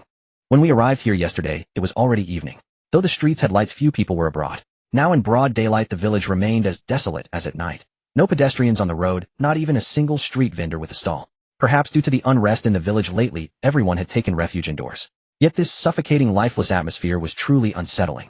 After walking for some time, they finally returned to the inn where they had stayed the night before. Stepping inside, Mu Zichen immediately spotted the only 3 people in the inn: Duan Qinghong and 2 other disciples of Qingxian sect that he did not recognize. Had they also taken on the mission in Jinshi village? Noticing Mu Zichen and the village head and the others, Duan Qinghong stood up first. Junior brother Mu and junior sister Lin, as well as little sister Qingqing. What a coincidence. Mu Zichen nodded. Senior sister, and these 2 behind you. I wonder how you should be addressed. Behind Duan Qinghong, a man slightly taller than Mu Zichen spoke up. Senior brother Mu, I am Jia Xian. The other, with a square face and a rather honest countenance, said simply, Gong Feng. It seems all of you are immortals from Qingxian sect. In that case, shall we join together? Duan Qinghong replied, that is precisely my thought. I wonder what junior brother and junior sister think. Mu Zichen glanced back at Lin Xingxin, who was still comforting Su Qingqing, and seemed to have no time to attend to this matter. She simply shot Mu Zichen a glance. You decide. Mu Zichen gave his instruction. Very well, then we shall trouble senior sister. Junior brother is too polite. In terms of strength, it is we who must rely on you. Demons, their true essence, is actually the evil thoughts within people's hearts. These dark impulses grow stronger over time, eventually forming a spirit with a rudimentary self-awareness. They seek out targets harboring a certain obsession, attach themselves to those individuals, and when the possessed can no longer resist temptation and fall into the abyss, they become what people call demons. Since they wish to investigate demons, the most fundamental approach was to examine the corpses of the deceased. Although the village head had previously described the gruesome state of the bodies, one had to see it with his own eyes to truly understand. To help Lin Xingxin, who had never encountered demons before, understand why they needed to start with the corpses, Mu Zichen specifically cited a past demon-related mission he had handled as an example. The simplest one among the cases Mu Zichen had handled involved a demon that had killed over a dozen women within a single month. Those women had mostly been assaulted before death, so Mu Zichen quickly narrowed down his target. Because this was such a low-level obsession, the demon was pathetically weak, and Mu Zichen disposed of it in just a few moves. Listening to Mu Zichen's explanation, Lin Xingxin let out a sigh. What's wrong? I feel as though all those years of cultivating immortal arts have been wasted.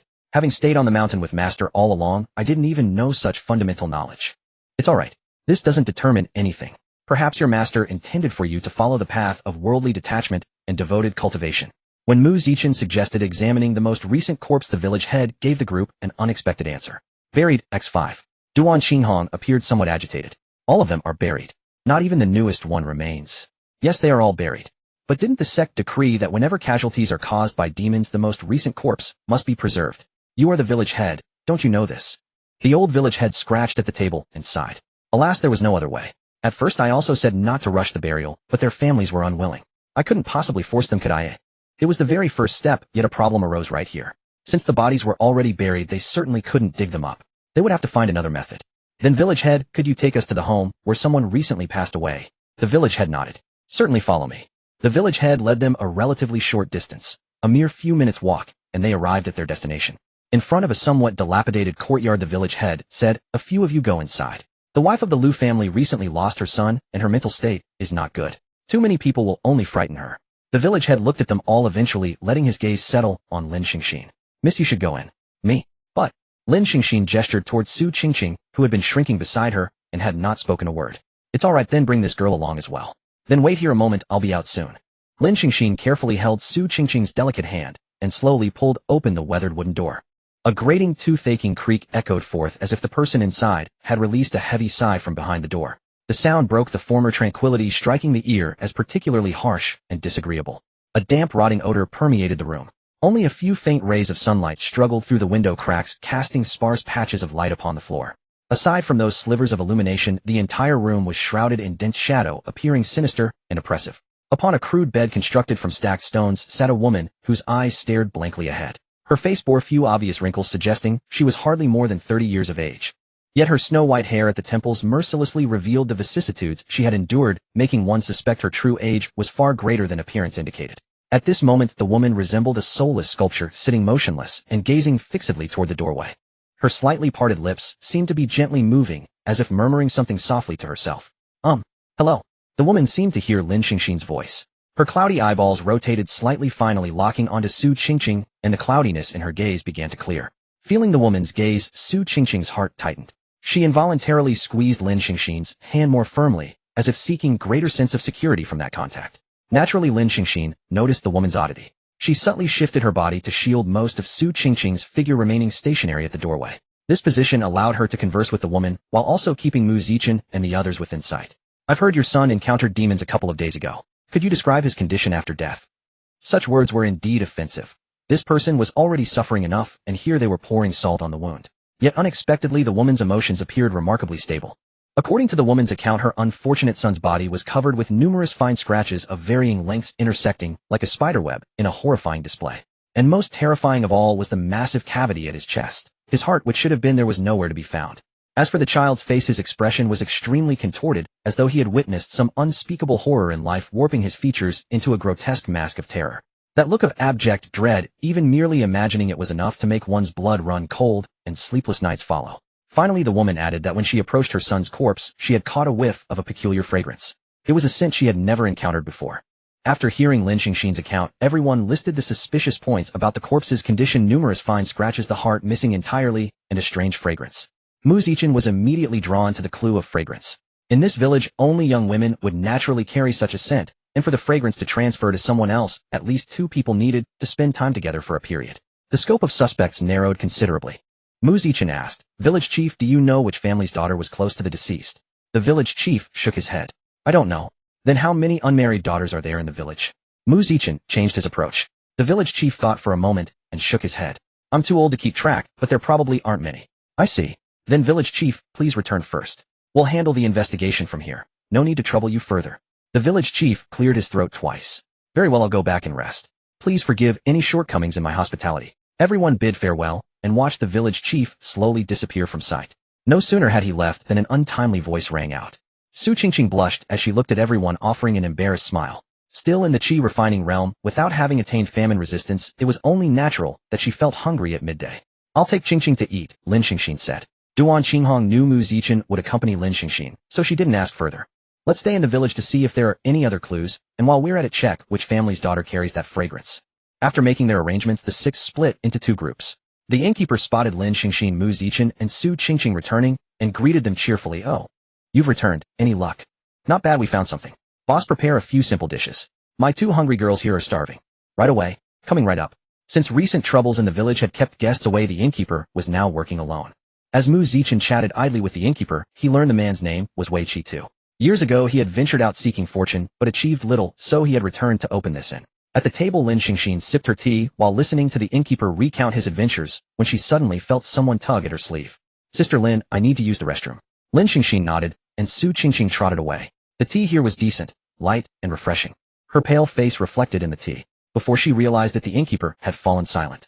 Lin Xingxin looked up and around. Mu Zichen and the innkeeper had both vanished without a trace, and an eerie stillness hung in the air. When she turned around, someone she knew all too well stood before her. It was her former self. Lin Xingxin's instincts screamed a warning. "Who are you?" "Who am I? You're asking me who I am?"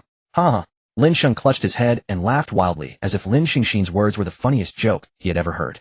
Lin Sheng stepped forward quickly and grasped Lin Xingxin's chin. "What's wrong? Can't even recognize yourself now? Or have you simply forgotten who you originally were?" Lin Xingxin swatted away the counterfeit's hand. "I don't need you to tell me. I have never forgotten. Never forgotten. Don't make me laugh. Look at yourself now. You've taken on a woman's name, dress and women's clothes, wear a woman's face, and still let yourself be taken advantage of day after day. That's my own business. You have no right to judge as some fake. Fake. At least I wouldn't rely on men to survive when I can't even master the techniques my master left behind. Don't tell me you're going to end up like Su Qingqing suggested, bending over and depending on Mu Zichen to stay alive. In my opinion, you and your master are both wastes. One severed emotional bonds for cultivation, the other needed a man to suppress the cold poison. In the end, one died with their path destroyed, the other reduced to a plaything. Truly laughable. Get lost." In an instant, a torrent of icy spiritual energy erupted like a raging flood. Countless sharp ice spikes formed from pure spiritual energy shot out, with terrifying speed and ferocious momentum, their target clearly Lin Sheng.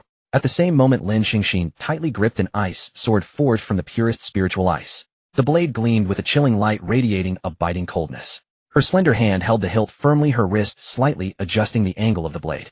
As the sky-darkening ice spikes descended upon her, Lin Xingxin moved like lightning. Her ice sword carved an elegant, yet lethal arc through the air, aimed straight at Lin Sheng's forehead. Watching Lin Xingxin charge forward, Lin Sheng made no move to dodge. A manic grin spread across his lips. He seemed to have already achieved his goal. He stomped his right foot, and a powerful shockwave radiated from him, effortlessly shattering the ice spikes in midair. Seeing Lin Xingxin coming straight at him, Lin Sheng grabbed the ice sword and hurled her body along with it onto the ground. "Now look at you, pathetic. How do you expect to avenge that useless master of yours? You bastard. Don't speak of my master like that." "Fine, I won't. How about this? We play a game to prove you're not useless." Before Lin Xingxin could respond, Lin Sheng snapped his fingers. Mu Zichen lay bleeding beside her. "What did you do to him?" "Nothing. I just left him with enough breath to survive." Seeing Lin Xingxin's state, Lin Sheng instantly exploded in rage, grabbing her slender neck and slamming her back onto the ground. "What? Are you worried about him?" "Cough. No. Good. You should be glad, Lin Xingxin. I can do what you cannot. Didn't you always want to kill him? Now he's right in front of you. Kill him, and I'll give you power. How about that?" Taking the small knife Lin Sheng offered, Lin Xingxin stood before the unconscious Mu Zichen, hesitating.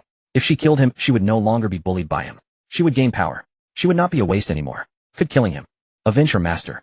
Lin Xingxin, What are you hesitating for? Kill him, hurry, hurry. Lin Sheng screamed manically from the side. The words, kill him, echoed in her ears like demonic chants striking at her sanity. Under Lin Sheng's urging, Lin Xingxin slowly raised the knife and stabbed down fiercely. But the blade was caught by Mu Zichen.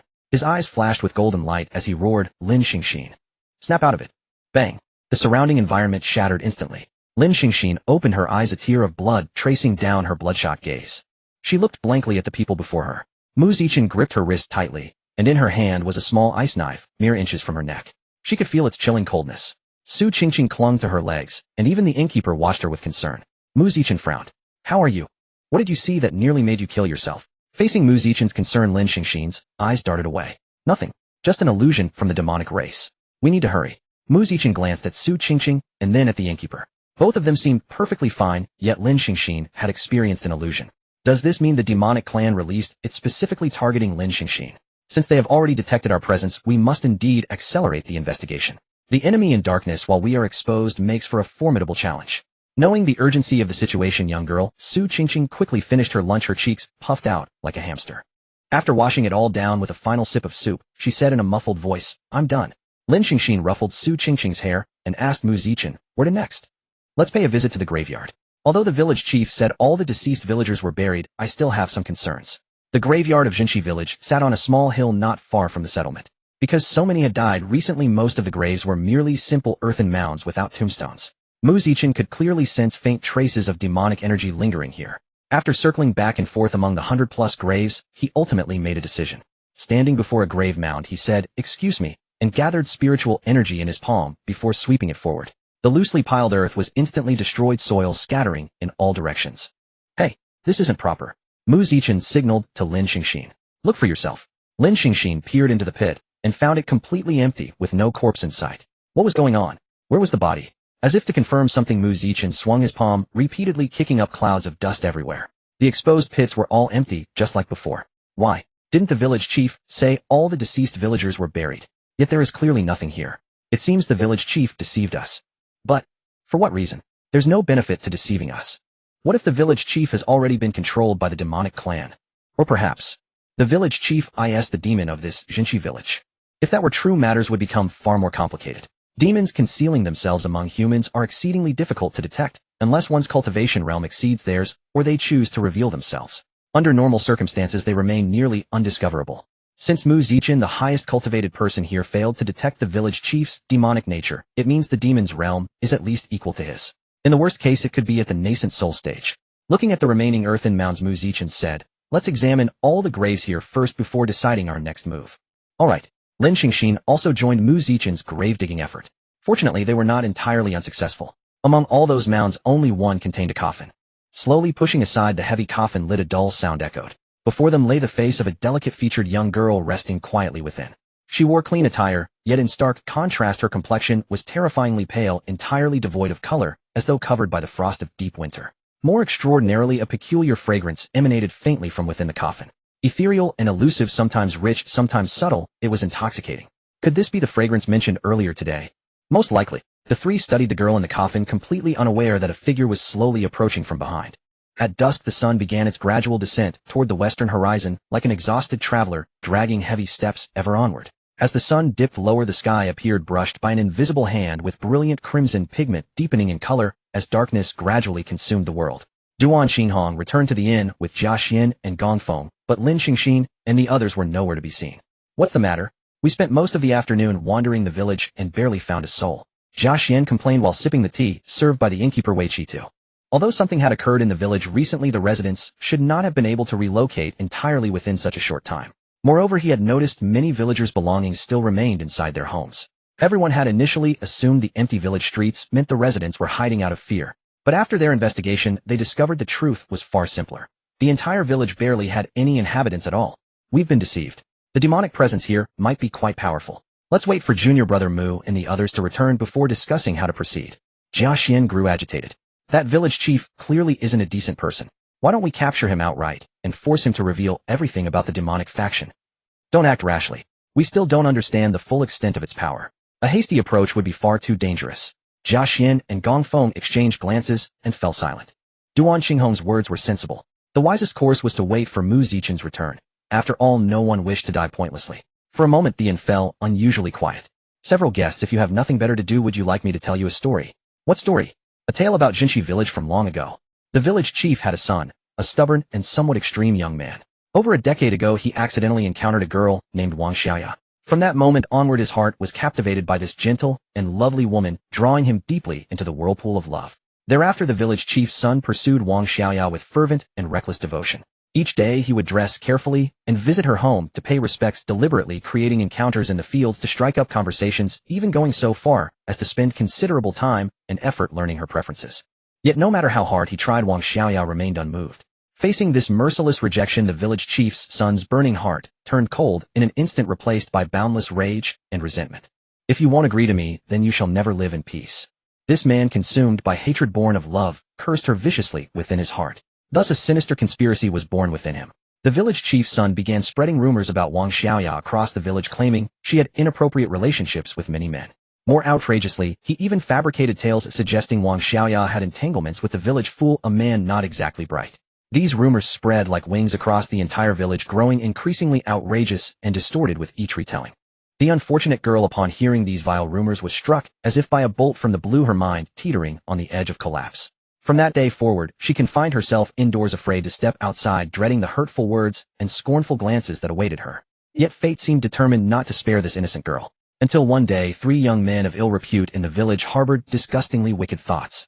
They reasoned that if even the village fool could succeed, why not themselves? Taking advantage of the moment when Wang Xiaoya's father went to chop wood and her mother left to wash clothes, they broke into her home. But what they had not anticipated was that Wang Xiaoya's father returned before they had finished. To keep their crime hidden, they murdered her father and abducted Wang Xiaoya. When the woman returned from washing clothes and discovered the lifeless body on the ground alongside her missing daughter, she completely lost her mind. In the end, the villagers only knew that on that day they witnessed an overwhelming torrent of dark energy. The following day the matter reached the village chief's son. He searched every corner of the village until he finally found Wang Xiaoya, but it was too late. The girl's lifeless eyes stared unblinkingly at him, as if carving his image permanently into her heart. And then, oi, Duan Xinghong asked, sensing the innkeeper had paused mid-story. And then, the village chief's son slew those 3 young men, but in the end his obsessions consumed him, and he fell to demonhood. As he finished speaking, Wei Qitu revealed the demonic energy coiling around his body. Duan Xinghong's instincts flared instantly. She drew her sword and pointed it directly at Wei Qitu. Miss Duan, there's no need to be hasty. Look around. There are only the 2 of us. We could have a proper conversation. Duan Xinghong turned to look and saw that Jia Xian and Gong Feng stood frozen, like wooden statues, still seated and motionless. It was clear she was witnessing nothing but an illusion conjured by the demon race. She furrowed her brows. What is it? Nothing of consequence. Seated leisurely in the inn, Jia Xian and Gong Feng had not noticed at all the strange change taking place within Duan Xinghong. They assumed her silence was merely due to her being captivated by the innkeeper's tale. Before anyone could react, Duan Xinghong suddenly lunged forward, her blade piercing straight through Wei Qitu's chest. The sudden attack stunned both men present. Senior Sister Duan. To kill mortal humans was a grave offense for any cultivator. But then the demonic energy seeping from Wei Qitu's collapsing corpse made Jia Xian and Gong Feng understand why she had acted. This innkeeper was a member of the demon race. Senior Sister, how did you figure it out? Jia Xian asked. Duan Xinghong returned her sword to its scabbard and replied, I was trapped in an illusion just now. In that false vision, there was no one else here but him. So I gambled on that single strike, and I was right. He truly is one of them. You truly have an eagle's eye, Senior Sister. But in a place unseen by both Jia Xian and Gong Feng, a wisp of black demonic energy coiled around Duan Xinghong's arm and silently vanished. Let's leave this place first, Duan Xinghong said calmly, as though entirely unaware of the demonic energy clinging to her arm. Senior Sister, shall we wait for Mu Zichen and the others? Jia Xian asked. Not anymore. I have a bad feeling about this. However, the moment the 3 of them stepped out of the inn's front door, a figure appeared before them.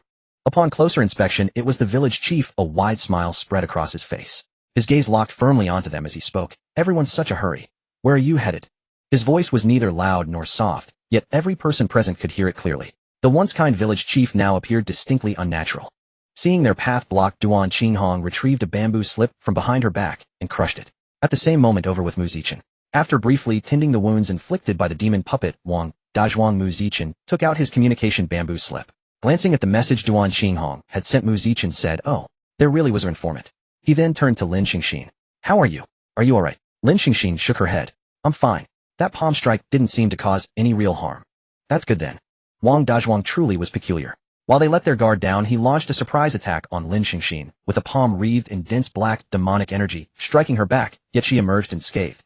Just as Mu Zichen puzzled over why he had failed to sense Wang Dazhuang's sneak attack, the power the creature had displayed made everything clear. He was at the late Golden Core stage as well. And then Mu Zichen experienced the most nauseating battle of his life. That demon puppet had actually sealed off this space and formed its own domain.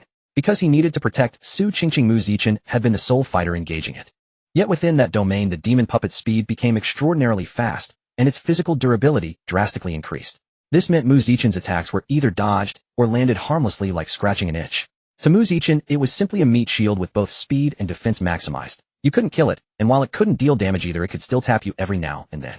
They dragged on like this until sunset, barely managing to conclude the battle. Let's go. Find that woman from this morning. Time was pressing. Mu Zichen hoisted Su Qingqing with his left hand and carried Lin Xingxin in his arms, arriving at the woman's doorstep in no time. At this moment, thick demonic energy already permeated the area around the courtyard.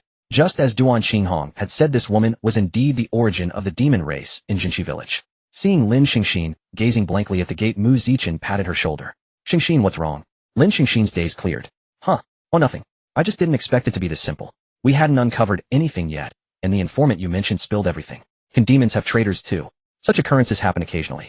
For instance, among the demon puppets under demonic control, there may be individuals with resolute wills who break free, lie dormant within them, and wait for an opportunity. A senior from Qingxian sect once encountered such a situation. Another possibility is that a second demon emerges in this location. When their thoughts or intentions conflict, they become enemies. After all, one mountain cannot harbor two tigers. However, Duan Xinghong did not mention a second demon. It's more likely that a rebel emerged from within the demon puppets. Regardless of the truth, the most pressing matter now was to deal with the woman inside the house. After placing Su Qingqing in a relatively safe position and making their preparations, Mu Zichen kicked the door open. Bathed in the faint moonlight, the two of them made out the scene within the room. The woman sat exactly as she had during the daytime, seemingly motionless all along. However, the demonic energy emanating from her body was undeniable. Yet at present she showed no signs of aggression. What's going on? Lin Xingxin asked. Mu Zichen responded. No wonder the demon puppet transformed from Wang Dazhuang was so troublesome. She must have transferred the bulk of her power to it. Now she lacks the strength to deal with us. If she was vulnerable, then take advantage of her weakness. Mu Zichen slowly raised his sword, then glanced at Lin Xingxin beside him and changed his mind. Xingxin, would you like to do it? Huh? Me? Mu Zichen nodded. You haven't killed a demon before, have you? It's something you'll have to experience sooner or later. Alright. Cold energy radiated from Lin Xingxin's hand. With a flick of her wrist, an ice sword materialized in her grasp. With a dull puncturing sound, the ice sword pierced through the woman's chest, and the demonic energy on her body gradually dissipated. Under Mu Zichen's watchful gaze, wisps of demonic energy streamed along the ice sword and quickly seeped into Lin Xingxin's body. A faint smirk touched Mu Zichen's lips. Has small tricks of the demon race. As Lin Xingxin plunged the sword into the woman's chest, the situation on Duan Xinghong's side shifted. Watching the villagers fall one by one, Jia Xian and Gong Feng breathed a sigh of relief in unison. These villagers turned into demon puppets had been hidden somewhere unknown, and they had not noticed them at all. Fortunately, Mu Zichen and the others dealt with them swiftly, or else disaster would have struck.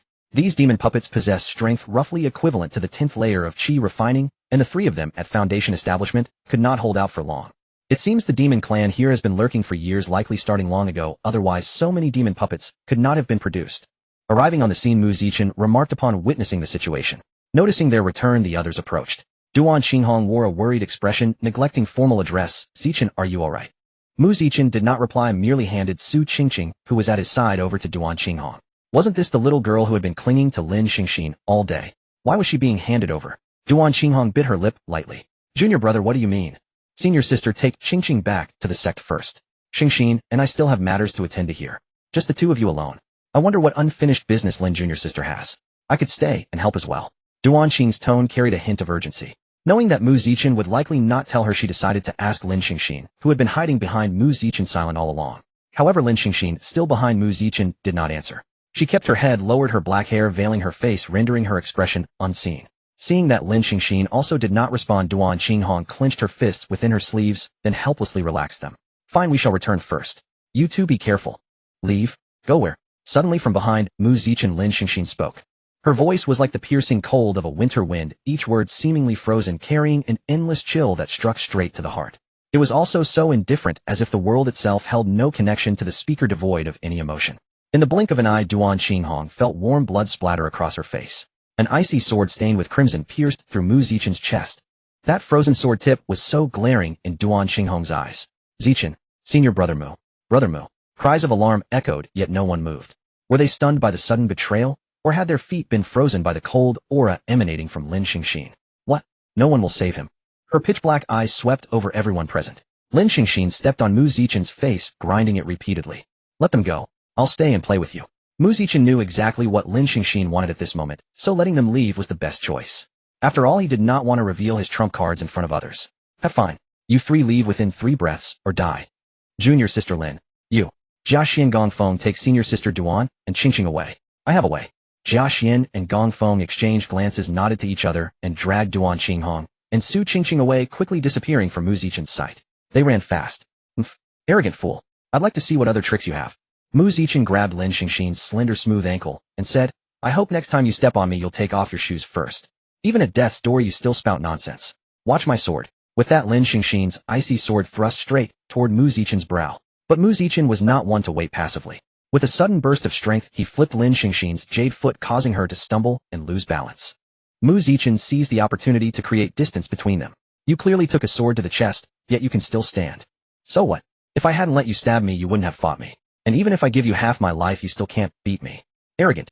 Lin Xingxin was furious. Clutching her icy sword, she charged forward. But her attacks were clumsy and haphazard, as if she were merely swinging wildly, and every strike was dodged by Mu Zichen. Cold light sword art. Lin Xingxin assumed a sword stance to unleash a technique, but her spiritual energy dissipated as soon as it began to gather. As if refusing to believe it, she tried another move, Frost Palm. But just like the cold light sword art, before she could release it, the spiritual energy vanished again. Damned. I'm helping you kill your enemy. Why are you stopping me? Lin Xingxin's behavior was exactly as Mu Zichen had expected. The demonic energy had only recently entered her body and could not have eroded her consciousness so quickly. Moreover, her willpower was strong. She would not submit to the demon clan. Her clumsy attacks and inability to use technique showed that she was fiercely resisting the demonic invasion. In that case, it was time to end this quickly. Dragon Mystic Transformation. Mu Zichen instantly pressed his palm against Lin Xingxin's head, activating the Dragon Mystic Transformation, furiously absorbing the demonic energy within her. Lin Xingxin seemed to be frozen in place, unable to resist. The Dragon Mystic Transformation exerted a powerful suppression on its target, just as it had greatly weakened the Dragon Shadow when it was absorbed. After a while, the demonic energy was completely absorbed by Mu Zichen, and Lin Xingxin's soft, boneless body collapsed into his arms. Seeing Lin Xingxin's eyelids flutter slightly, Mu Zichen knew she would soon wake up. That meant he had little time left to prepare. Gently laying her aside, Mu Zichen drew his sword and stabbed himself in the thigh. A single wound on the chest wouldn't do. He had to make the act convincing. Yes, his next move was to employ the pitiful trick. Leaning against a tree, Mu Zichen kept his eyes fixed on Lin Xingxin. The moment she sat up, he quickly shut his eyes. When Lin Xingxin woke, she saw Mu Zichen covered in blood, his breath weak, leaning against the tree. Mu Zichen, are you still alive? Hearing her call, Mu Zichen slowly opened his eyes, feigning weakness. Xingxin. Lin Xingxin quickly retrieved a spirit-grade healing pill from her storage pouch and shoved it into his mouth. Hold on, I'll take you back to the sect now. Back to the sect? Would that work? If they returned, the medicine elder could heal him with a wave of his hand. And with this pill, Mu Zichen could already feel the wound on his leg healing. Mu Zichen grabbed her hand. No, if we go back, you'll be punished. According to the Azure Sect's rules, maliciously harming a fellow disciple would incur lightning punishment, which was not something ordinary people could withstand. It's fine. Right now, healing is more important. It's okay. I have some herbs in my pouch. We can rest here for a few days. You'll have to take care of me during this time. Take care of you. A flash of insight struck Lin Xingxin. She felt as if she had experienced this scene before. Hey Mu Zichen, are you messing with me? When Lin Xingxin spoke those words, a chill crept into Mu Zichen's heart. He quickly coughed up 2 mouthfuls of blood and said weakly, how could that be? Look, I'm even coughing up blood. Lin Xingxin sighed. Then let me help you to the inn to rest first. Regardless of whatever had transpired, the undeniable fact remained that he was currently injured. Moreover, that sword thrust through his chest was a genuine penetrating wound. Even if vital organs hadn't been damaged, it was still a severe injury. More importantly, she was the one who had stabbed him. He had just coughed up blood moments ago, and she still suspected he was putting on an act. Lin Xingxin, where was your conscience? Lin Xingxin berated herself inwardly. Back at the inn, she helped him onto the bed. Gazing at the blood staining his clothes, Lin Xingxin said, let me clean you up. Mu Zichen nodded slightly in response. Lin Xingxin slowly knelt beside him, moving with gentleness. She carefully reached out, picked up a pristine white silk handkerchief, and began meticulously wiping the dark blood from his body. Her gaze fixed intently on the gruesome wound where a layer of dark red scab had already formed, standing in stark contrast to the fair skin surrounding it. Just looking at it made one feel the pain. Fortunately, Lin Xingxin secretly relieved herself. Fortunately, Mu Zichen was a cultivator of the Golden Core realm and possessed considerable personal strength. Otherwise, had anyone else been struck by this sword, they would likely have perished long ago and ascended to the Western Paradise. At this thought, Lin Xingxin's guilt intensified, and her wiping motions grew even gentler, terrified of causing him pain. I'm sorry. The sudden apology caught Mu Zichen off guard. It's alright, this isn't your fault. But it is my fault. If my will had been stronger, I wouldn't have been controlled by the demons, you wouldn't have been injured, and senior sister Duan and the others wouldn't have died. Wait a moment. Where did this go? Why isn't this part of my memories? Watching Lin Xingxin, with slightly reddened eyes looking pitiful, Mu Zichen spoke to break through her wandering thoughts. Who said they died? Huh. For a moment they locked eyes, the atmosphere slightly awkward. When I woke up, I only saw you lying there, and didn't see anyone else. And you were so badly injured, I thought the others. Don't worry, I won't let you do something like that. I had them return to the sect first.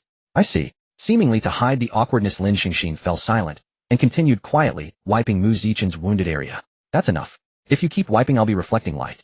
Mu Zichen took out 2 medicinal herbs and tossed them to Lin Xingxin. She picked them up and saw 1 400-year-old healing spirit grass and 1 500-year-old blood replenishing flower. I don't know how to refine medicine, Lin Xingxin said, holding the 2 herbs, but not knowing what to do. No need to refine it, just chew it up and apply it directly to my wound. Oh. Lin Xingxin opened her delicate lips, placed the healing spirit grass in her mouth, and slowly chewed. The healing spirit grass carried a slightly bitter taste. Once she felt it was sufficiently prepared, Lin Xingxin spat the crushed herb into her palm and applied it to the wound on Mu Zichen's chest. As an external application, the healing spirit grass would first impart a cool sensation upon contact with the wound, followed immediately by intense stinging and burning. Hiss! The sudden gasp made the small hand applying the herb paste tremble. Did I hurt you? No, it's just the healing spirit grass taking effect. It should be known that even in past injuries, Mu Zichen had already grown accustomed to this method of externally applying healing spirit grass and internally consuming blood replenishing flower. However, every time the healing spirit grass's effect kicked in, the excruciating pain was almost unbearable. It was as if millions of venomous insects were devouring his wound. That piercing, bone-deep agony spread rapidly along his nerves throughout his body, making him involuntarily tremble. Cold sweat would instantly soak his clothes, with bead-sized drops of perspiration rolling down from his forehead. At this moment, Mu Zichen could only clench his teeth, desperately enduring the torment, silently praying in his heart for the herb's effect to pass as soon as possible, so he could be freed from this suffering. Compared to the healing spirit grass, the blood-replenishing flower had a faint, fragrant sweetness, when tasted far more palatable. Lin Xingxin evaluated inwardly as she chewed. Watching Lin Xingxin's small mouth slowly chewing, Mu Zichen said, "Xingxin, you didn't swallow the blood-replenishing flower, did you?" Hearing this, Lin Xingxin paused mid-chew, nearly swallowing it down. "And no, don't I need to chew it up first?" Lin Xingxin asked, her words slightly mumbled. "No need, the blood-replenishing flower is meant for internal consumption." "Ah, do you have any more?" Mu Zichen opened his storage pouch and saw a large handful of blood-replenishing flowers of various ages inside. "No more, just this one. A 500-year-old specimen gone." Truly, it was gone. "Then what should we do?" "It's fine, just feed it to me." As for how to feed it, the answer was self-evident. It was alright, just a simple act of feeding medicine, and she was taking care of an injured person. Lin Xingxin comforted herself this way. She propped herself up on both sides of Mu Zichen's body and slowly leaned down. Surprisingly, Mu Zichen remained perfectly still. The entire feeding process went smoothly, almost unnervingly so. But when Lin Xingxin prepared to rise, Mu Zichen immediately revealed his true nature. Lin Xingxin could only bear it passively, daring not to struggle. She feared that if she struggled too hard, Mu Zichen might tear open his wound, making the injury even more severe, an unnecessary loss. At this moment, Lin Xingxin had already adopted a resigned attitude. She thought to herself that this wasn't the first time anyway, one more time wouldn't harm, and no one was watching. After a long while, when Lin Xingxin could barely catch her breath, Mu Zichen finally let her go. "Xingxin." Kneeling on the bed, Lin Xingxin steadied her breathing. Facing Mu Zichen's direct gaze, she could only say, "Rest well," before escaping. Watching Lin Xingxin's retreating figure, Mu Zichen smiled. He was already getting accustomed to kissing, so didn't that mean he could try a different intimate gesture? For instance, holding hands. Though the order was a bit off, as long as the outcome was good. By that window, bathed in moonlight, Lin Xingxin stood quietly, like a serene, yet captivating painting. She furrowed her brows slightly, her once clear and beautiful face now shadowed by a faint veil of sorrow. Moonlight cascaded down like water, gently resting on her slender figure, as if draping her in a silvery white veil. This luminous moonlight not only failed to obscure her beauty, but instead enhanced it, making her all the more enchanting, like a fairy descending to earth, utterly mesmerizing. Today, influenced by the demon race, her inner obsessions had been magnified many times over, ultimately resulting in her nearly falling to the demonic path after being possessed. When that ice sword had pierced through Mu Zichen's chest, Lin Xingxin finally realized that what she truly desired was not his death. Indeed, the two of them had been at odds since long ago, inevitably coming to blows whenever they met. Lin Xingxin had always thought it would be for the best if this person simply died. But after she transformed into a woman, everything seemed to change. Her regression in strength forced her to join a sect in search of a safer cultivation environment, yet upon joining the sect, she found herself drawn closer to Mu Zichen rather than further away. And as for Mu Zichen's claim of taking responsibility, he had truly honored it. Whether it was building a villa for her better living conditions, absorbing the cold poison through the crimson flame, or rescuing her from the demonic clan's grasp that very night. Did she truly wish for Mu Zichen to die? No. Through their time together, though he often bullied her under various pretexts, and in various ways he was still quite kind to her on the whole. Moreover, Mu Zichen was not as despicable as she had imagined. He did possess virtues. For instance, he cooked well, and his mind always harbored strange new ideas. Counted that as something right. Lin Xingxin believed she needed to confront her own heart. Perhaps she did not truly wish to kill Mu Zichen, rather she wanted to defeat him honorably, so that he would dare not bully her so freely again. Yes, what she desired was an honorable victory. Lin Xingxin still harbored great confidence in this. The sorrow between her brows dissolved, and her spirits lifted somewhat. Thinking of the wound on Mu Zichen's chest, Lin Xingxin turned and returned to the room. It was better to stay by his side and tend to him just in case any complications arose. Regardless, the responsibility for tonight rested with her. She would see it through. What Mu Zichen could accomplish, she would naturally not fall short of either. The next day, without the demonic clan's interference, the weather in Jinshi village seemed considerably improved. Mu Zichen and Lin Xingxin walked along the mountain path. Though injured, their basic mobility was unaffected. At least Mu Zichen showed no signs of grave harm. The place they were heading now was the bandits' stronghold, the location of Lin Xingxin's second assignment. Oh, I can't go on. Let me rest a moment. On the mountain path, this was already the 5th time Mu Zichen had complained of fatigue and requested a rest, and barely 5 minutes had passed since his 4th break. Out of respect for Mu Zichen's status as a wounded man, Lin Xingxin had said nothing for the injured deserved consideration. But the frequency of his rests only increased, the intervals growing shorter, which was truly wasting precious time. Conditions. Lin Xingxin's tone was calm. What? The conditions under which you travel normally without causing trouble, or what it would take for you to reduce the frequency of your rest breaks. Realizing his scheme had been seen through, Mu Zichen boldly and bluntly asked, "Can we hold hands while walking?" Holding hands. A trivial matter. Lin Xingxin considered for scarcely a moment before agreeing. Very well. Until your wounds heal, whatever you want or need, just say the word, and I will do my best. So easy to sway. What was going on? Had Lin Xingxin already been won over by Mu Zichen? No. Mu Zichen had accurately extracted the key conditional phrase from her words until his wounds healed. It seemed Lin Xingxin's guilt over that sword strike was what made her so indulgent toward him. But regardless, as long as he could hold her hand, it was a success. Watching Lin Xingxin extend her fair little hand, Mu Zichen seized it without hesitation, even giving it a gentle squeeze. Sure enough, after holding hands, Mu Zichen did not complain of fatigue for the rest of the journey, and their pace quickened considerably. Finally, before noon, the two arrived at the bandit stronghold. But matters were never as simple as one might imagine. Gazing upon the lifeless bodies strewn about the fortress, both of them were left bewildered. After a brief investigation, the cause of death came to light. Demonic influence, most likely from the entity in Jinshi village. Its reach extended far wider than expected, turning even these bandits into demonic puppets. But since they had come this far, they might as well search thoroughly. Perhaps they could find some valuable gear. These bandits had been terrorizing the area for some time. Though they lacked discernment, they would certainly have amassed no small collection of miscellaneous items. Among them there might well be some fine treasures. The fortress was sizable, easily accommodating over 100 people. Finding where they hid their treasure was straightforward. Simply locate the most opulent building where a hidden chamber was highly likely to exist. After probing the wall's surface, a clicking sound echoed from somewhere, and the stone wall before them rumbled and shifted slowly, revealing a dark passage. Lin Xingxin, how are you so skilled at this?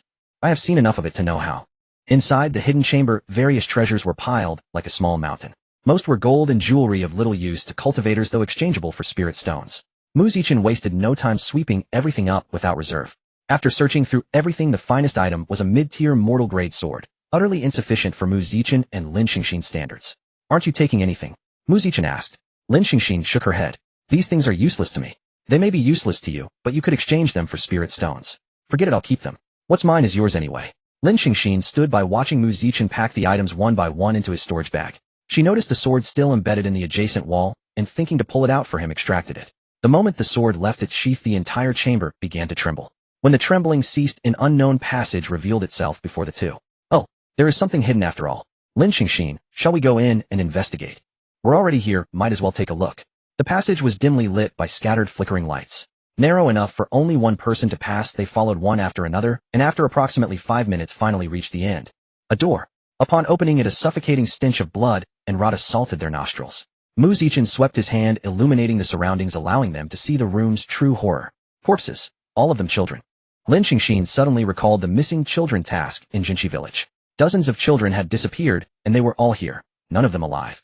Her fists clenched, teeth gritted, she cursed viciously, "You beasts." Mu Zichen appeared far more composed. Compared to Lin Xingxin, he seemed to have witnessed far more of such horrors.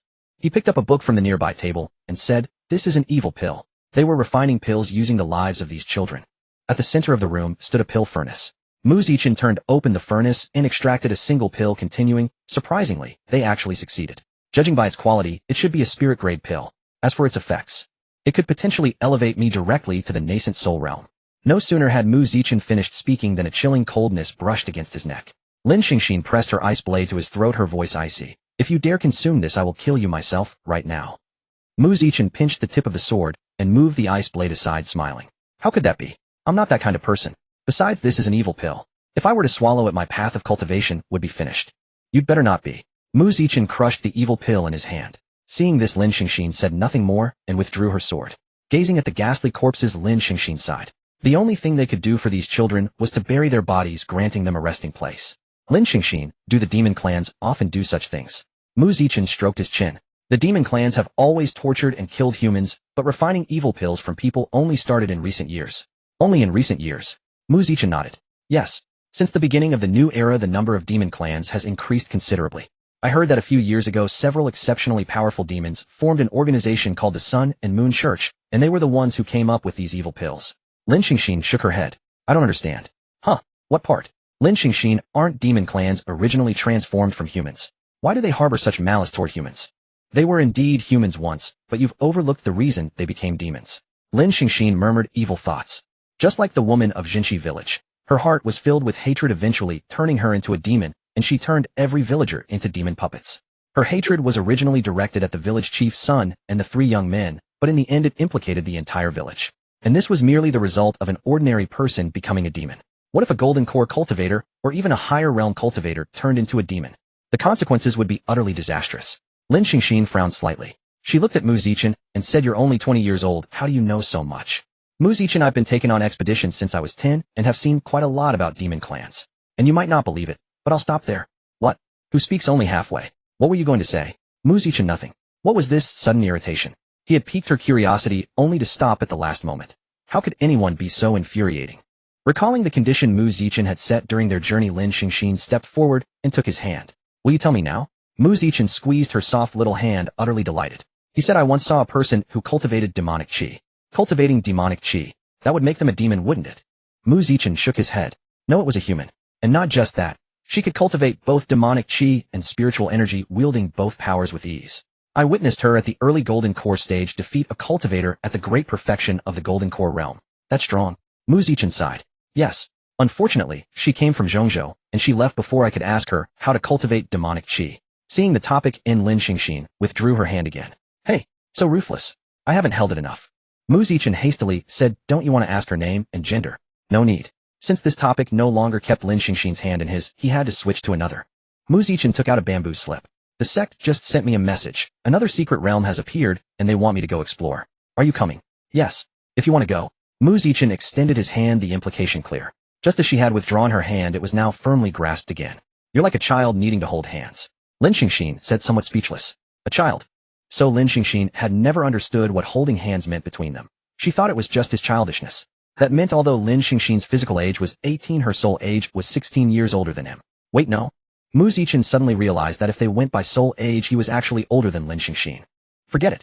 If he explained the romantic implication of hand-holding, now she might not let him hold it anymore. He would explain later, and maybe she would figure it out on her own. Mu Zichen, the secret realm, is in the Youwu forest. There are still 2 days before it opens, so we need to hurry. Saying this, he took out the flying leaf boat from his storage pouch. The two set off again. The Youwu forest. The secret realm discovered this time was unprecedented in scale, vast and boundless like a hidden mysterious kingdom. It was said that this secret realm was an ancient battlefield sealed by a powerful force ages ago, the dust of time unable to obscure its former glory and tragedy. Within this secret realm, a dazzling array of magical artifacts and countless opportunities abounded like stars in the sky. But as sunlight has its shadow, this secret realm, while filled with boundless treasures, was also fraught with danger. This time, all the notable sects, big and small from the entire eastern continent, had come, all hoping to get a share of the secret realm. Unfortunately, the realm was sealed, allowing only cultivators below the nascent soul stage to enter, turning it into a training opportunity for the disciples of various sects. For this training, every major sect sent their elite disciples. To ensure their safety, each disciple was given a teleportation token before departure. In the event of life-threatening danger, they could use the token to instantly escape the realm. After 2 days of travel, Lin Xingxin and Mu Zichen arrived just before the realm opened. When Lin Xingxin appeared, Mu Zichen keenly sensed numerous gazes fixed upon her. They openly admired her stunning face without any pretense of hiding their interest, showing no regard for a qi condensation early-stage cultivator. What are you looking at? Mu Zichen stepped 2 paces in front of Lin Xingxin and returned each gaze. Those who met his eyes either looked away or pretended to be busy. But among the crowd there were always 1 or 2 who feared nothing. This young lady is quite beautiful. I haven't seen you before. Are you a new disciple of the Qingxian sect? Hearing the name of Qingxian sect, Lin Xingxin turned to see a handsome young man in a white robe walking toward her, stopping 3 paces away. I am the young master of the Cloud Sword sect, Qin Yuan. May I ask the lady's name? Lin Xingxin frowned slightly. The young master of Cloud Sword sect? She had heard that name somewhere. Lin Xingxin. Lin Xingxin replied calmly and politely. Seeing that Qin Yuan wanted to say more, Mu Zichen stepped aside to block his view and interrupted him. Oh, isn't this the young sect master Qin? Have you found that bosom buddy of yours who shares your bed and knows every inch of you? Hearing Mu Zichen's words, Lin Xingxin recalled the news he had gathered upon arriving at Linghua City the other day, among which was a piece about the young sect master of Cloud Sword sect. He never expected to encounter him here. Sure enough, as soon as Mu Zichen brought up the old matter, Qin Yuan's face turned ugly. He said in a low, threatening tone, Mu Zichen, say as much as you can while you still have the chance, lest you lose the opportunity to speak later. Mu Zichen picked his ear. What nonsense are you spouting? It seems that young sect master Qin left his vocal cords back at the sect. I suggest you go back and fetch them, lest no one hear you cry for help inside the secret realm. Qin Yuan was livid with rage, as if he was about to strike at any moment. Enough! The leading elder from Cloud Sword sect suddenly barked. His voice carried the pressure of the divine transformation stage bearing down on Mu Zichen. For a moment his knees bent slightly, but he instantly straightened up. The formidable power of the late Golden Core stage erupted, neutralizing the elder's pressure. Witnessing such a stunning scene, the surrounding crowd erupted into chatter and discussion. Their eyes wide with astonishment, they stared at the unfolding events. How is this possible? That's a divine transformation cultivator, someone exclaimed in disbelief. Indeed, but look, Mu Zichen is actually withstanding the pressure of a divine transformation cultivator with his Golden Core strength. It's simply incredible, another person chimed in. All eyes were fixed on Mu Zichen, their gazes filled with admiration and reverence. To think the gap between Golden Core and divine transformation was like an insurmountable chasm, yet Mu Zichen stood firm under such immense pressure, truly commanding respect. No wonder he's one of the top geniuses of the Eastern continent. Someone in the crowd uttered a heartfelt compliment, followed by a chorus of agreement. Hey, it's good to have a dog at home, always rushing to defend its master first. This was a jab at the elder being a dog. Catching the thinly veiled insult, those who had long disliked Cloud Sword sect stifled their laughter.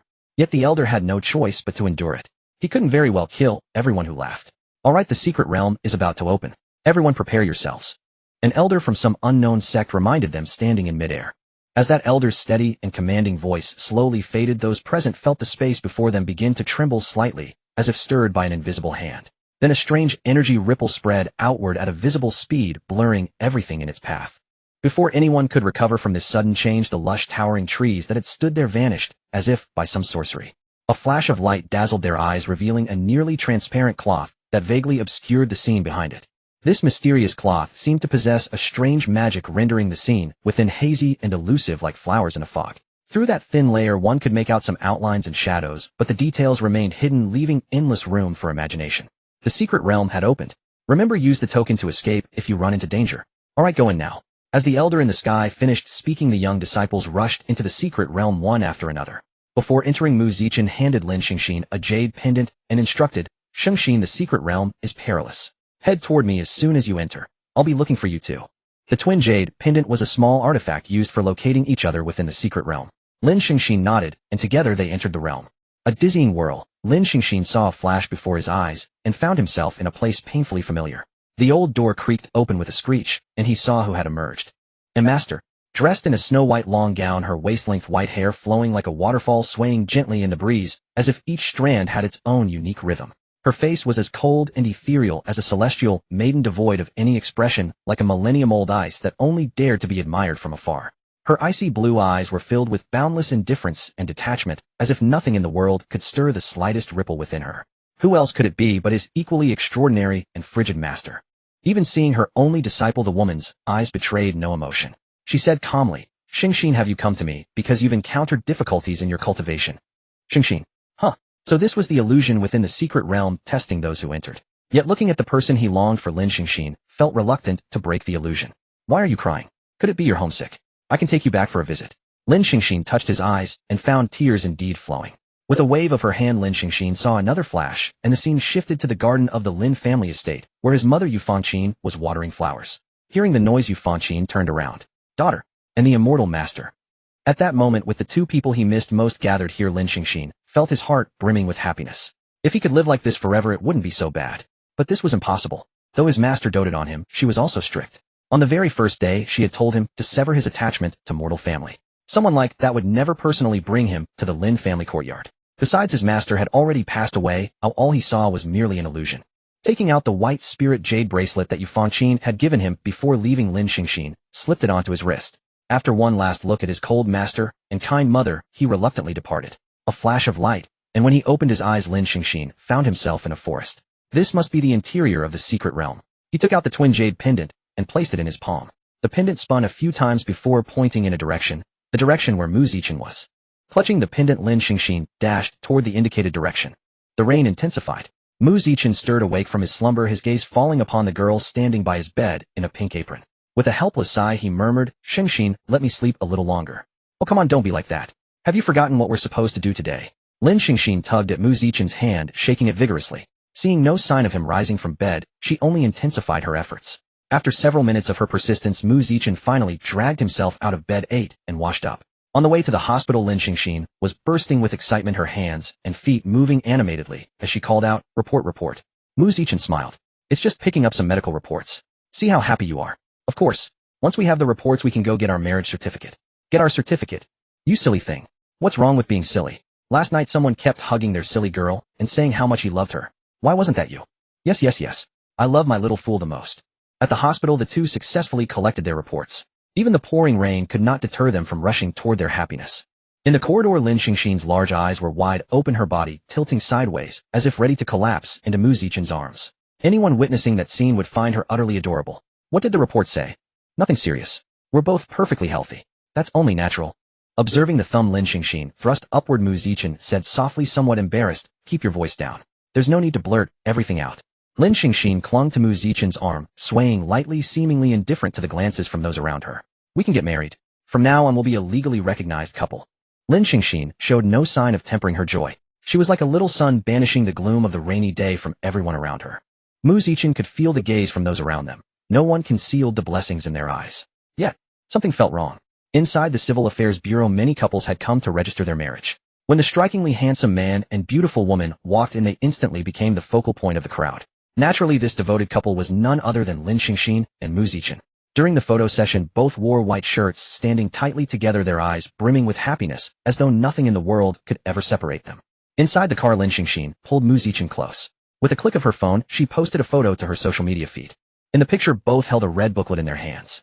Lin Xingxin gazed happily at the camera, while Mu Zichen looked at her with an expression of utter devotion. Word of their marriage certificate spread rapidly. Mu Zichen gazed at the continuous stream of blessings flooding in. He should have been overjoyed, yet somehow he could not bring himself to smile. Something about this felt off. Click. The sound of the door opening echoed. Upon returning home, Mu Zichen saw Lin Xingxin bustling about in the kitchen, and all his fatigue from the day vanished instantly. Breathing in the fragrant aroma filling the air, Mu Zichen asked, "Wife, what are you cooking today? It smells so wonderful." From the kitchen, Lin Xingxin responded with evident delight, "Braised pork ribs, your absolute favorite." Mu Zichen embraced her slender waist from behind, burying his face in her neck, greedily inhaling her unique scent.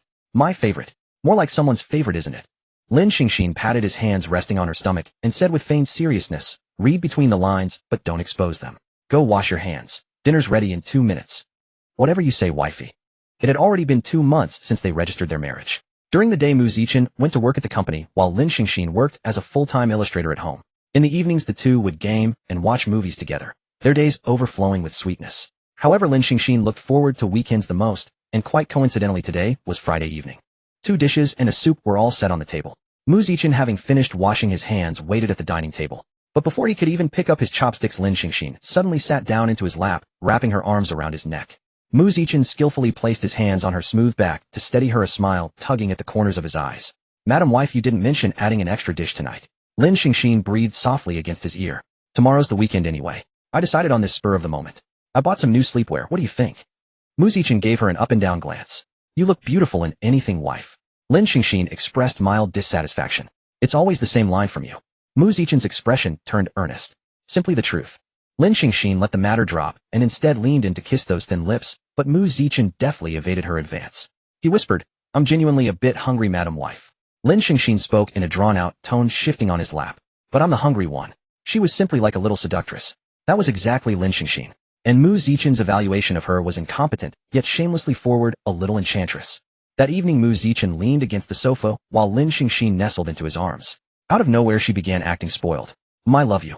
Do you love me? Love you. I'll only love you in this lifetime. Lin Xingxin tilted her head and gazed into Mu Zichen's eyes. Then what about the next lifetime? I'll love you in the next lifetime too. You're just talking big. What if I'm a man in the next life? What if I end up in another world entirely? Mu Zichen replied, no matter what, I will always find you. But in the next life I'll forget you, and you'll forget me. How would we ever fall in love again? Don't worry. I won't forget you. Even if you turn into a tiny blade of grass, I'll find you and nurture you by my side. Lin Xingxin stared into those deeply affectionate eyes. Wouldn't that be too exhausting for you? Then I'll become a bit duller and hide away from people before meeting you again. That way when we reunite you'll only need to win over the foolish me. Alright then, it's settled. Settled. Having said that, Lin Xingxin buried her face into Mu Zichen's embrace, greedily savoring the haven that belonged solely to her. But suddenly she felt tears streaming down her cheeks. Huh, why? Lin Xingxin vaguely touched her face. She looked up and saw that Mu Zichen's eyes were equally reddened. Xingxin, how I wish all of this were real, but the real you in this world has long since left me forever. This dream is beautiful, but it must eventually come to an end. Lin Xingxin's eyes blinked as if she understood something. In that case, since I've left, you can come find me, just like we promised. Don't worry. I will. A flash of white light, and Mu Zichen slowly opened his eyes. Tears stinging his vision blurred everything, yet he could still clearly make out the person before him. Lin Xingxin reached up and wiped the tears from Mu Zichen's eyes. Curious, she asked, what did you see that made you cry, eh? Nothing. Just something I had lost long ago. And have you found it now? Mu Zichen gently stroked Lin Xingxin's cheek with his hand. Yes, I found it. The two composed themselves and set off towards the region where spiritual energy was most abundant. Along the way, Lin Xingxin's lips curled into a faint smile, appearing to be in excellent spirits. They were at the edge of the secret realm where the terrain was relatively high. After walking only a short distance, the trees no longer obstructed their view, and they could see the overall appearance of the secret realm. The entire secret realm appeared to be a massive crater, as if created by a meteorite impact, its scale breathtakingly vast. At the very center of this enormous crater stood an ancient and solemn city. Though the city had weathered countless storms, it still exuded traces of its former glory and prosperity. From the high vantage point, one could clearly see the scattered ruins of broken walls and collapsed buildings within the pit. These ruins were like a frozen tableau of time, silently displaying the history and stories of the past. Some structures remained only as half-standing walls covered in moss, while others had completely collapsed into piles of rubble and debris. Clearly the city's inhabitants had not emerged victorious in the war of that era. Standing at the edge of the deep pit, Mu Zichen and Lin Xingxin simultaneously leaped down into it. As soon as they entered, a familiar aura swept over them. Demonic energy. It was well known that for a secret realm of this level, unless one was a supreme powerhouse, one could only enter when it opened. Even the demon race was no exception. The presence of demonic energy here indicated two possibilities: either someone within the secret realm had fallen into demonic cultivation and had been living there all along, or it was a remnant from the war long ago. Gazing at the horrific battlefield, Mu Zichen believed the latter was far more likely. The ones who had attacked this city back then were most likely the demon race. Mu Zichen and Lin Xingxin had a clear objective: they intended to head straight for the main city. Though the city was in ruins, there were still some relatively well-preserved buildings where treasures might be found. But before they had taken even a few steps, an anomaly occurred. The fragmented armor scattered around them began to float slowly, as if drawn by some mysterious force. They seemed to possess their own consciousness and life, spinning and moving rapidly in midair, gradually drawing closer and combining together. The armor eventually assembled into dozens of complete humanoid silhouettes, but strangely each suit of armor was hollow with no sign of any human inside. Nevertheless, these empty shells wielded razor-sharp swords, adopting battle stances that sent chills down one's spine. Among these armored soldiers, one stood out conspicuously, half a meter taller than the others, with black demonic energy emanating from within its helmet.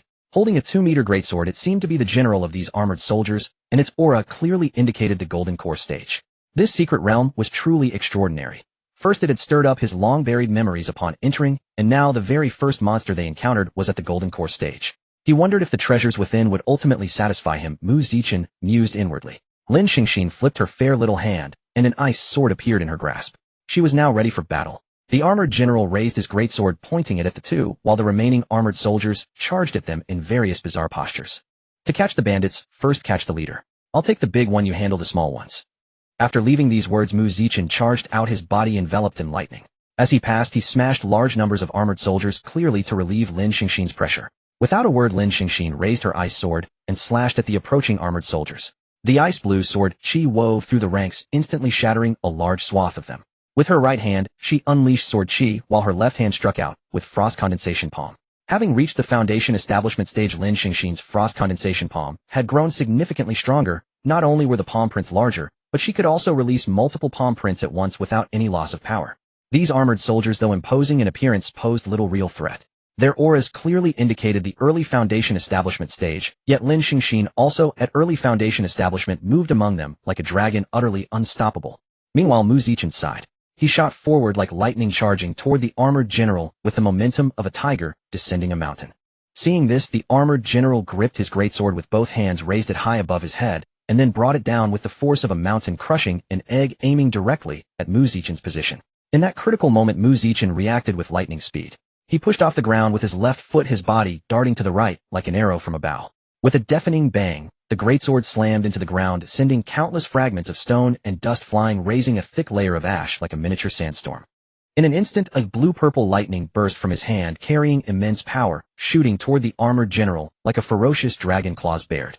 In an instant, dazzling blue-purple lightning began to flash wildly over his body, crackling and sizzling, illuminating the entire space in a brilliant display. In the blink of an eye, the blue-purple lightning struck the armored general with pinpoint accuracy. For a moment, lightning radiated in all directions, electricity running rampant, ionizing the air with a persistent hiss. The armored general was firmly rooted in place by the powerful lightning, unable to move. Yet surprisingly, despite the attack's formidable strength, it seemed to inflict no substantial damage on the armored general. Its thick, sturdy armor merely flickered with a few sparks of electric light, with no other signs of damage. It seemed physical means were required. Mu Zichen's gaze sharpened, instantly piercing like cold daggers. He planted his feet firmly in a horse stance, his body as steady as a mountain. Then he clenched his right hand into a fist, tucked it tightly at his waist, while his left hand extended into a palm, guarding in front of him. At the same time, dazzling blue-purple lightning flickered madly over his body, crackling and popping as if the entire space was bathed in a magnificent radiance. In an instant, Mu Zichen shot forward like a cannonball, his speed blinding, leaving a howling gale in his wake. His right fist, wrapped in incomparable, overwhelmingly powerful lightning, struck the armored general with the force of a thunderbolt. With a deafening boom that shook the heavens like a sudden thunderclap on a clear day, the sound echoed through the skies. The greatsword the armored general had raised to defend itself was instantly shattered by this terrifying force, scattering into countless fragments. The armored general himself did not escape, under such a violent assault he was blown to pieces, leaving not a single trace behind. With the armored general vanquished, the remaining armored soldiers also turned into a pile of scrap metal. Since the two were fighting not far apart, Lin Xingxin naturally witnessed Mu Zichen's technique. That move must have been the wind, thunder, heaven-shaking fist she had seen in the library. But wasn't its power somewhat lacking? Lin Xingxin clearly remembered that the wind, thunder, heaven-shaking fist was a high-grade spiritual technique. Although it had destroyed the armored general in one blow, the power Mu Zichen displayed had not yet reached the expected effect of a high-grade spiritual technique.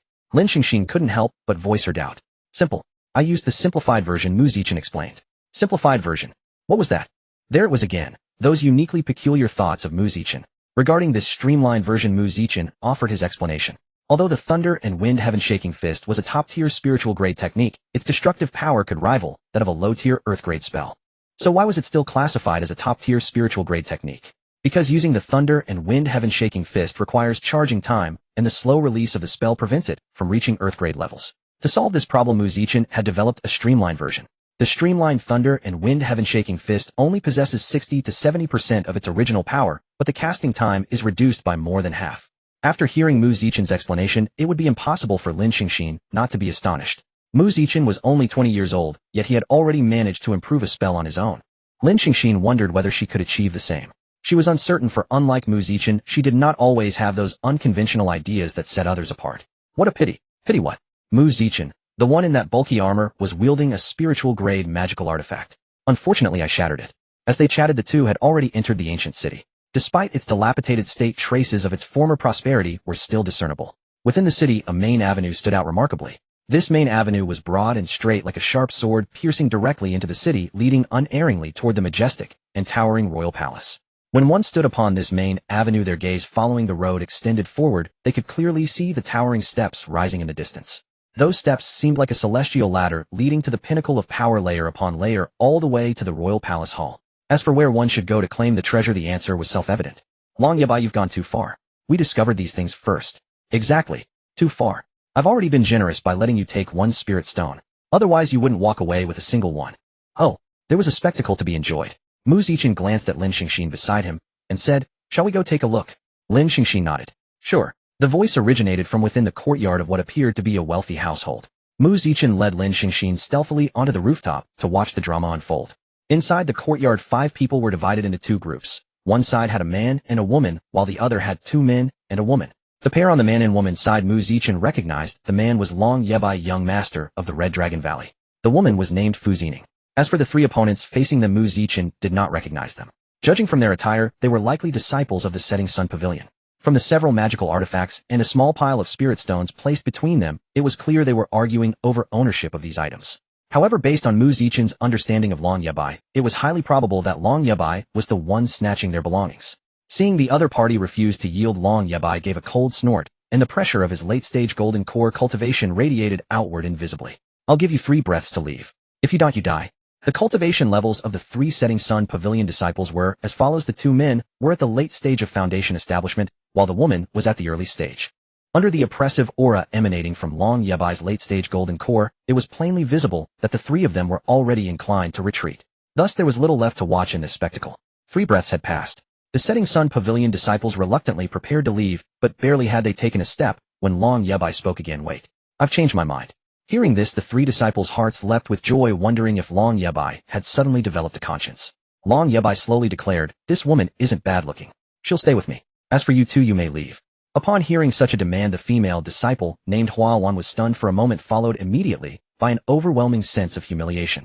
Yet Long Yabai was a full major realm above her, and she was powerless to resist his shameless request. Lin Xingxin glanced at Hua Wan. The young disciple was indeed quite pretty with a lovely disposition. But wasn't Long Yabai being far too bold? How could he make such a request so brazenly without any disguise? Noticing Lin Xingxin's furrowed brows, Mu Zichen said, "That's just how Long Yabai is.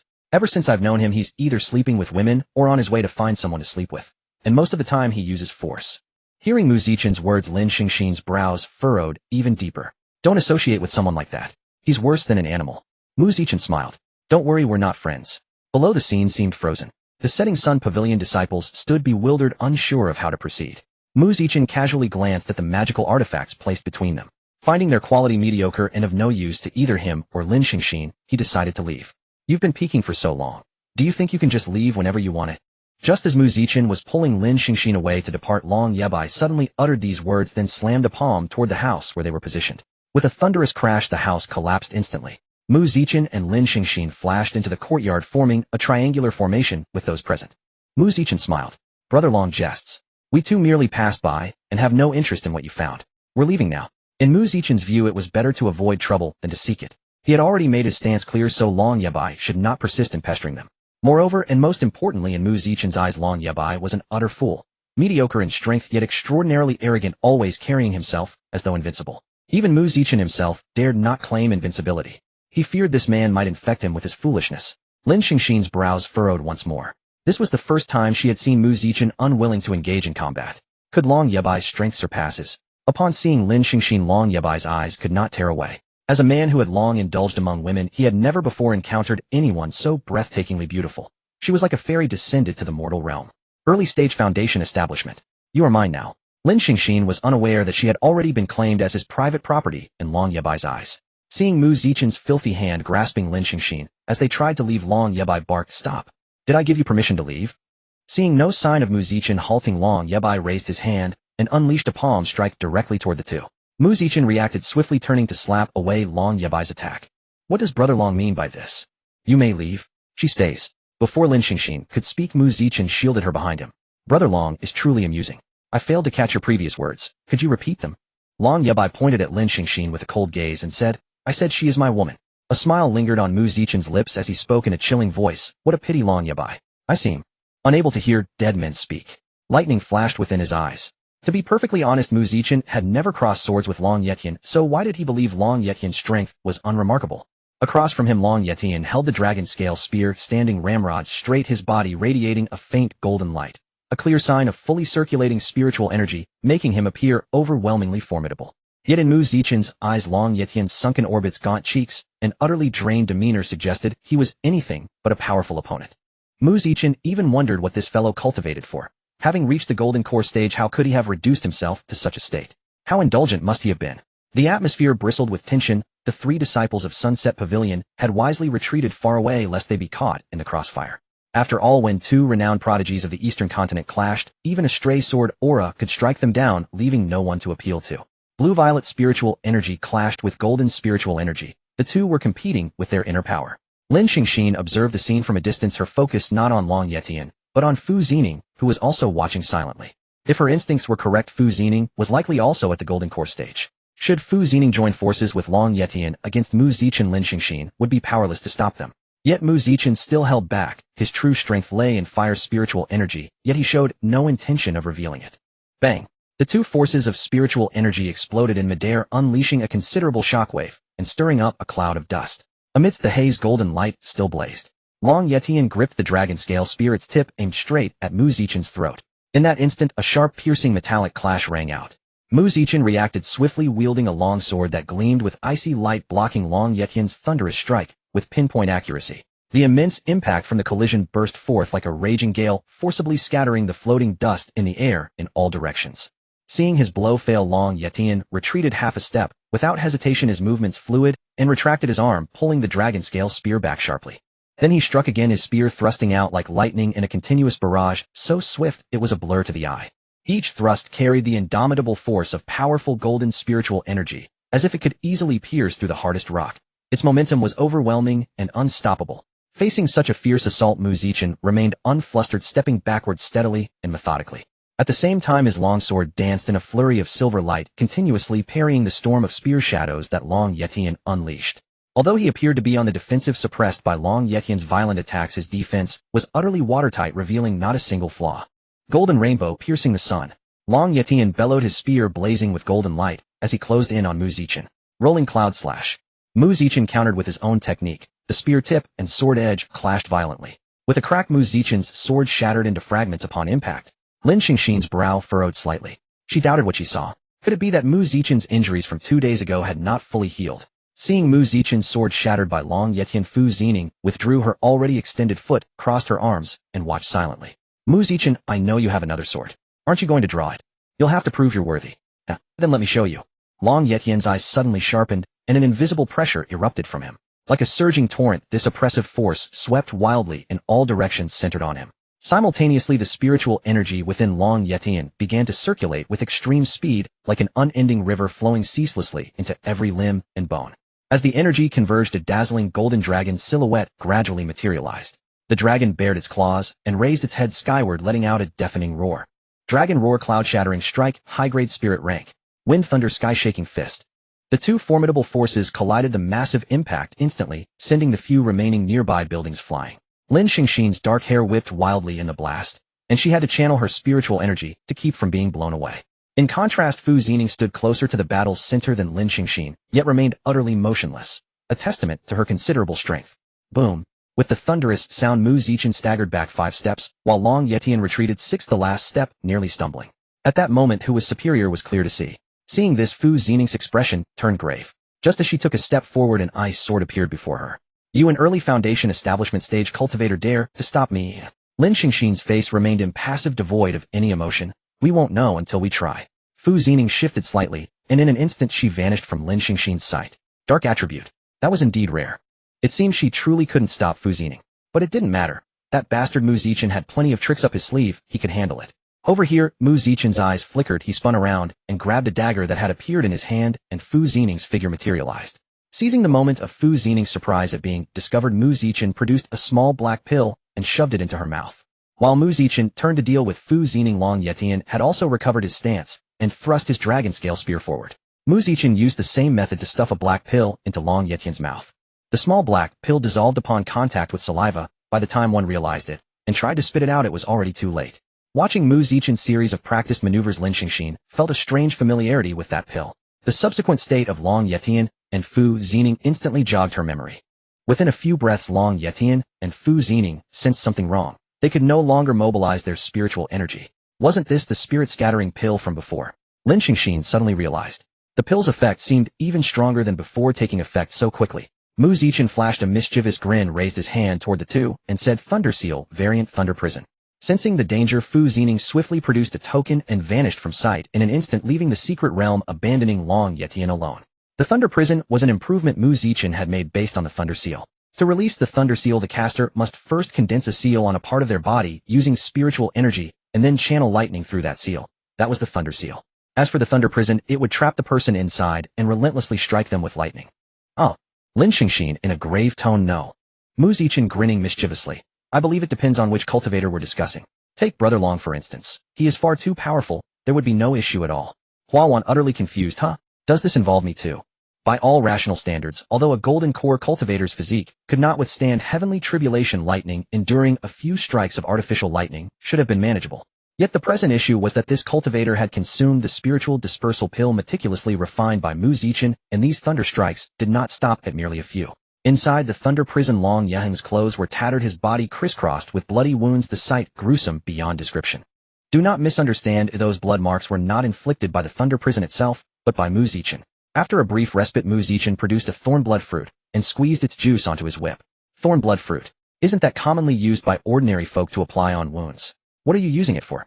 Faced with Lin Xingxin's inquiry, Mu Zichen replied, the juice of the thorn blood fruit can prevent infection when applied to wounds, though for cultivators this benefit is negligible. However, there is another property. When its juice comes into contact with an open wound, it produces excruciating stinging pain. And that is precisely what I desired. This was akin to whipping with iodine, administering pain while simultaneously cleansing the wounds. This was the consequence for daring to covet Lin Xingxin. Whack, whack, whack. The whip coated in thorn blood fruit juice swung incessantly in Mu Zichen's hands. Each strike carved bloody welts upon Long Yang's body, and with the thorn blood fruit now in play, the lashes brought lingering agony. Compounded by the Thunder Prison's relentless bombardment, it was as though all three forms of torment converged into one. What did you add? Screams of anguish echoed ceaselessly. The three disciples of the Setting Sun Pavilion gazed upon this scene, and momentarily could not tell whether they stood in hell or within some mysterious realm. Witnessing Mu Zichen's frenzied demeanor, they grew fearful that their turn might come next. Stop it. Mu Zichen, I beg you. Please, just stop. Upon hearing Long Yang's wretched pleas, Mu Zichen actually paused. He cupped his ear and wore an expression of profound respect before declaring, Brother Long truly deserves his reputation as one of the finest prodigies of the Eastern continent. Enduring such torment to his flesh, and yet still imploring me to cease. Truly remarkable. Fear not, Brother Long, I shall redouble my efforts. Having spoken, he raised his long whip, once more wielding it with even greater force and speed than before. Here it came again. Mu Zichen's willful deafness, a tactic Lin Xingxin had encountered before herself. She murmured to herself, Mu Zichen, damn you, I'll kill you. Perhaps moved by Long Yang's harrowing screams, Huawan could not help but step forward and say, Senior Brother Mu, is this not perhaps going too far? Going too far. He responded to Huawan, though the whip in his hand did not cease its rhythm. Senior Brother Mu, there is a distinction between delivering death and inflicting torture. What you're doing borders on cruelty. Is that so? Hearing Huawan's counsel, Mu Zichen halted. He then extended the whip toward her and asked, Then shall you take a turn? Huawan gazed down at the whip for 2 seconds before slowly reaching out to accept it and walking toward Long Yang. Just say you want to strike him yourself. Stop with all this pretense, she thought. Huawan's method of whipping differed from Mu Zichen's. Mu Zichen had struck relentlessly, so continuously that Long Yang had grown somewhat numb. However, Huawan, being only at the early stage of foundation establishment, lacked both Mu Zichen's physical strength and his endurance. Therefore, her approach was to deliver sudden, unpredictable strikes, leaving Long Yang, who had grown somewhat desensitized, completely unable to anticipate when the next blow would fall. Moreover, to achieve this effect, Huawan had requested Mu Zichen to blindfold Long Yang. This amounted to a dual torment of both mind and flesh. Watching Huawan, whose lips curled into a faint smile as she delivered a strike at irregular intervals, Mu Zichen began to wonder whether she had awakened some peculiar disposition. Having departed early to spare herself from witnessing the gruesome spectacle, Lin Xingxin remarked upon seeing Mu Zichen return, Is it finished? Mu Zichen waved his hand dismissively. Not yet, I have yielded to someone else. In that case, since there is nothing more to attend to here, we should depart for the royal palace. Mu Zichen's eyes flickered as a thought crossed his mind. Wait, there is still something to attend to. What is it? Long Yang just claimed that you belong to him. That simply will not do. Lin Xingxin blinked. Then what do you propose we do? In truth, Mu Zichen had originally intended to eliminate Long Yang on the spot. However, since Fu Xingning had escaped at the end, killing Long Yang now, would surely provoke the people of the Red Dragon Valley into retaliation, bringing forth a cascade of troublesome complications that would inevitably delay both himself and Lin Xingxing. Thus allowing this man to live a little longer posed no harm. We must go and assert our sovereignty. My. Lin Xingxing looked puzzled. Think about it. Long Yang is the dragon scion of the Red Dragon Valley, and his words carry the weight of their faction. When he declared you as his, he was expressing the Red Dragon Valley's desire to invite you to join them. But whose disciple are you? You are a disciple of our Qingxian sect, which means you rightfully belong to us. I believe it is necessary to make it known to Long Yang that you have rejected the Red Dragon Valley's invitation. Lin Xingxing stood dumbfounded for 2 seconds before murmuring, Oh, so that was what Long Yang had meant at the time, hadn't he? Yes, it seemed so. Just follow my lead when the time comes. Meanwhile, Hua Wan was still torturing Long Yang, though an odd smile and an unusual flush adorned her face. Has this child truly awakened something strange? Noticing Mu Zichen approach, she offered a greeting and stepped aside. Mu Zichen removed Long Yang's blindfold. Those hollow eyes stared blankly, entirely devoid of vitality, as though he had been beaten into complete submission. Yet the plan had to proceed. Mu Zichen pulled Lin Xingxing close and wrapped his arms around her soft waist. Startled, Lin Xingxing tensed, but Mu Zichen leaned close to her ear and whispered, "Do not resist. Embrace me." Right. They needed to convey to Long Yang that she was a disciple of the Qingxian sect and would never join the Red Dragon Valley. Following Mu Zichen's instructions, Lin Xingxing extended her arms and embraced him. Lean your head closer to make it appear more intimate. Lin Xingxing rested her head against Mu Zichen's chest. Mu Zichen cleared his throat and declared loudly, "Long Yang, hear me well. Lin Xingxing is a disciple of our Qingxian sect and will never join your Red Dragon Valley." Long Yang's gaze remained vacant, offering no response. Seeing this, Hua Wan immediately delivered a strike with her whip and barked, "I'm asking you a question." Long Yang instantly snapped to attention. I understand. And neither shall you harbor any designs upon Lin Xingxing. Do you understand?" I understand. Then it was over. Mu Zichen, feeling the fragrant softness of her body pressed against him, found himself utterly reluctant to let go. Fortunately, there was still some distance remaining, a chance to continue the performance a while longer. Even after leaving, Long Yetian's piercing cries would occasionally echo in his ears, accompanied by Hua Wan's laughter. Mu Zichen wondered, since Hua Wan had awakened something strange, could Long Yetian also awaken something? Well, he began to anticipate seeing Long Yetian again. Feeling the struggle from the hand, he held Mu Zichen, tightened his grip, slightly in action that naturally displeased the person in his arms. Let go. The tone seemed to admit no refusal, but Mu Zichen was not one to comply. He was always rebellious. Mu Zichen loosened his grip slightly, allowing Lin Xingxing to free herself half a body's length from his embrace. Yet before she could fully break away, he pulled her back with force, and she collided into his arms again. You. Lin Xingxing's beautiful eyes widened, glaring at Mu Zichen, with anger expressing her dissatisfaction. Seeing Lin Xingxing slightly annoyed, Mu Zichen quickly coughed twice, pretending that his chest wound, not yet healed, had flared up due to the earlier battle. This trick worked remarkably well. Lin Xingxing, upon seeing Mu Zichen clutching his chest and coughing, immediately softened and stopped being angry at him. Your wound hasn't healed yet. Lin Xingxing had watched the entire battle. Though Long Yetian hadn't inflicted substantial injuries on Mu Zichen, the powerful shockwaves from their clashes might have aggravated his chest wound. Seeing Lin Xingxing completely deceived, Mu Zichen felt a pang of guilt. But he was just trying to win his wife. What wrong had he done? Sincere affection has never lasted, only crafty schemes win hearts. And since Lin Xingxing had no emotional foundation with him, only negative feelings, how could he succeed without using a little cunning? So Mu Zichen coughed even harder, and to make it more convincing, he bit his tongue, coughing up blood onto his hand. The effect was immediate. Lin Xingxing grew even more anxious. How could it be this serious? Lin Xingxing exclaimed, looking at the blood in Mu Zichen's hand. Mu Zichen said weakly, I underestimated Long Yetian. I didn't expect him to use hidden force. I still have a healing pill here. Take it first. Mu Zichen glanced at the round pill lying in her fair palm. Good heavens, a top-grade healing pill of the spirit rank. I can't accept this. Mu Zichen pushed back the pill brought to his lips, saying weakly, It's fine, I'll recover after resting for a while. With that under Lin Xingxing's support, the two slowly sat on the ground. After sitting for a while, Mu Zichen coughed a few more times, and then made as if to lie down. But they couldn't let the injured man lie on the ground. Lin Xingxing looked around and finally at her own thigh. For Lin Xingxing, this act was simply to make Mu Zichen more comfortable. For Mu Zichen, it was Lin Xingxing's first time voluntarily offering him a favor. Feeling the warmth and softness of Lin Xingxing's thigh, Mu Zichen closed his eyes in contentment. That sword strike was truly worth it. Just as Mu Zichen was about to fall asleep, light footsteps, the crisp crunch of some food, and the jingling of bells instantly dispelled his drowsiness. Mu Zichen, Lin Xingxing, what are you doing? Following the sound, Lin Xingxing saw Muo Luluo standing there gracefully in the attire of the Qingxian sect. Lin Xingxing, Mu Zichen is injured and resting here. Is that so? Muo Luluo's round eyes fixed on Mu Zichen for 2 seconds, and just as she opened her mouth, Mu Zichen interrupted. Senior Muo, why are you here? The sect leader asked me to watch you to make sure you don't slack off and take more things back. Rest assured, Senior Muo. I'll go after a short rest. Muo Luoluo was silent for a few seconds before turning and leaving. Strange, Lin Xingxin felt it was the first time she had seen Mu Zichen show such respect to someone. Why do you call her senior? Let's head to the palace first, I'll explain on the way. Mu Zichen dared not be disrespectful to Muo Luoluo, as he had indeed been beaten by her before. In fact, Muo Luoluo was not originally human. She was a great beast at the Mahayana tribulation stage who had shed all her cultivation to take human form and start anew.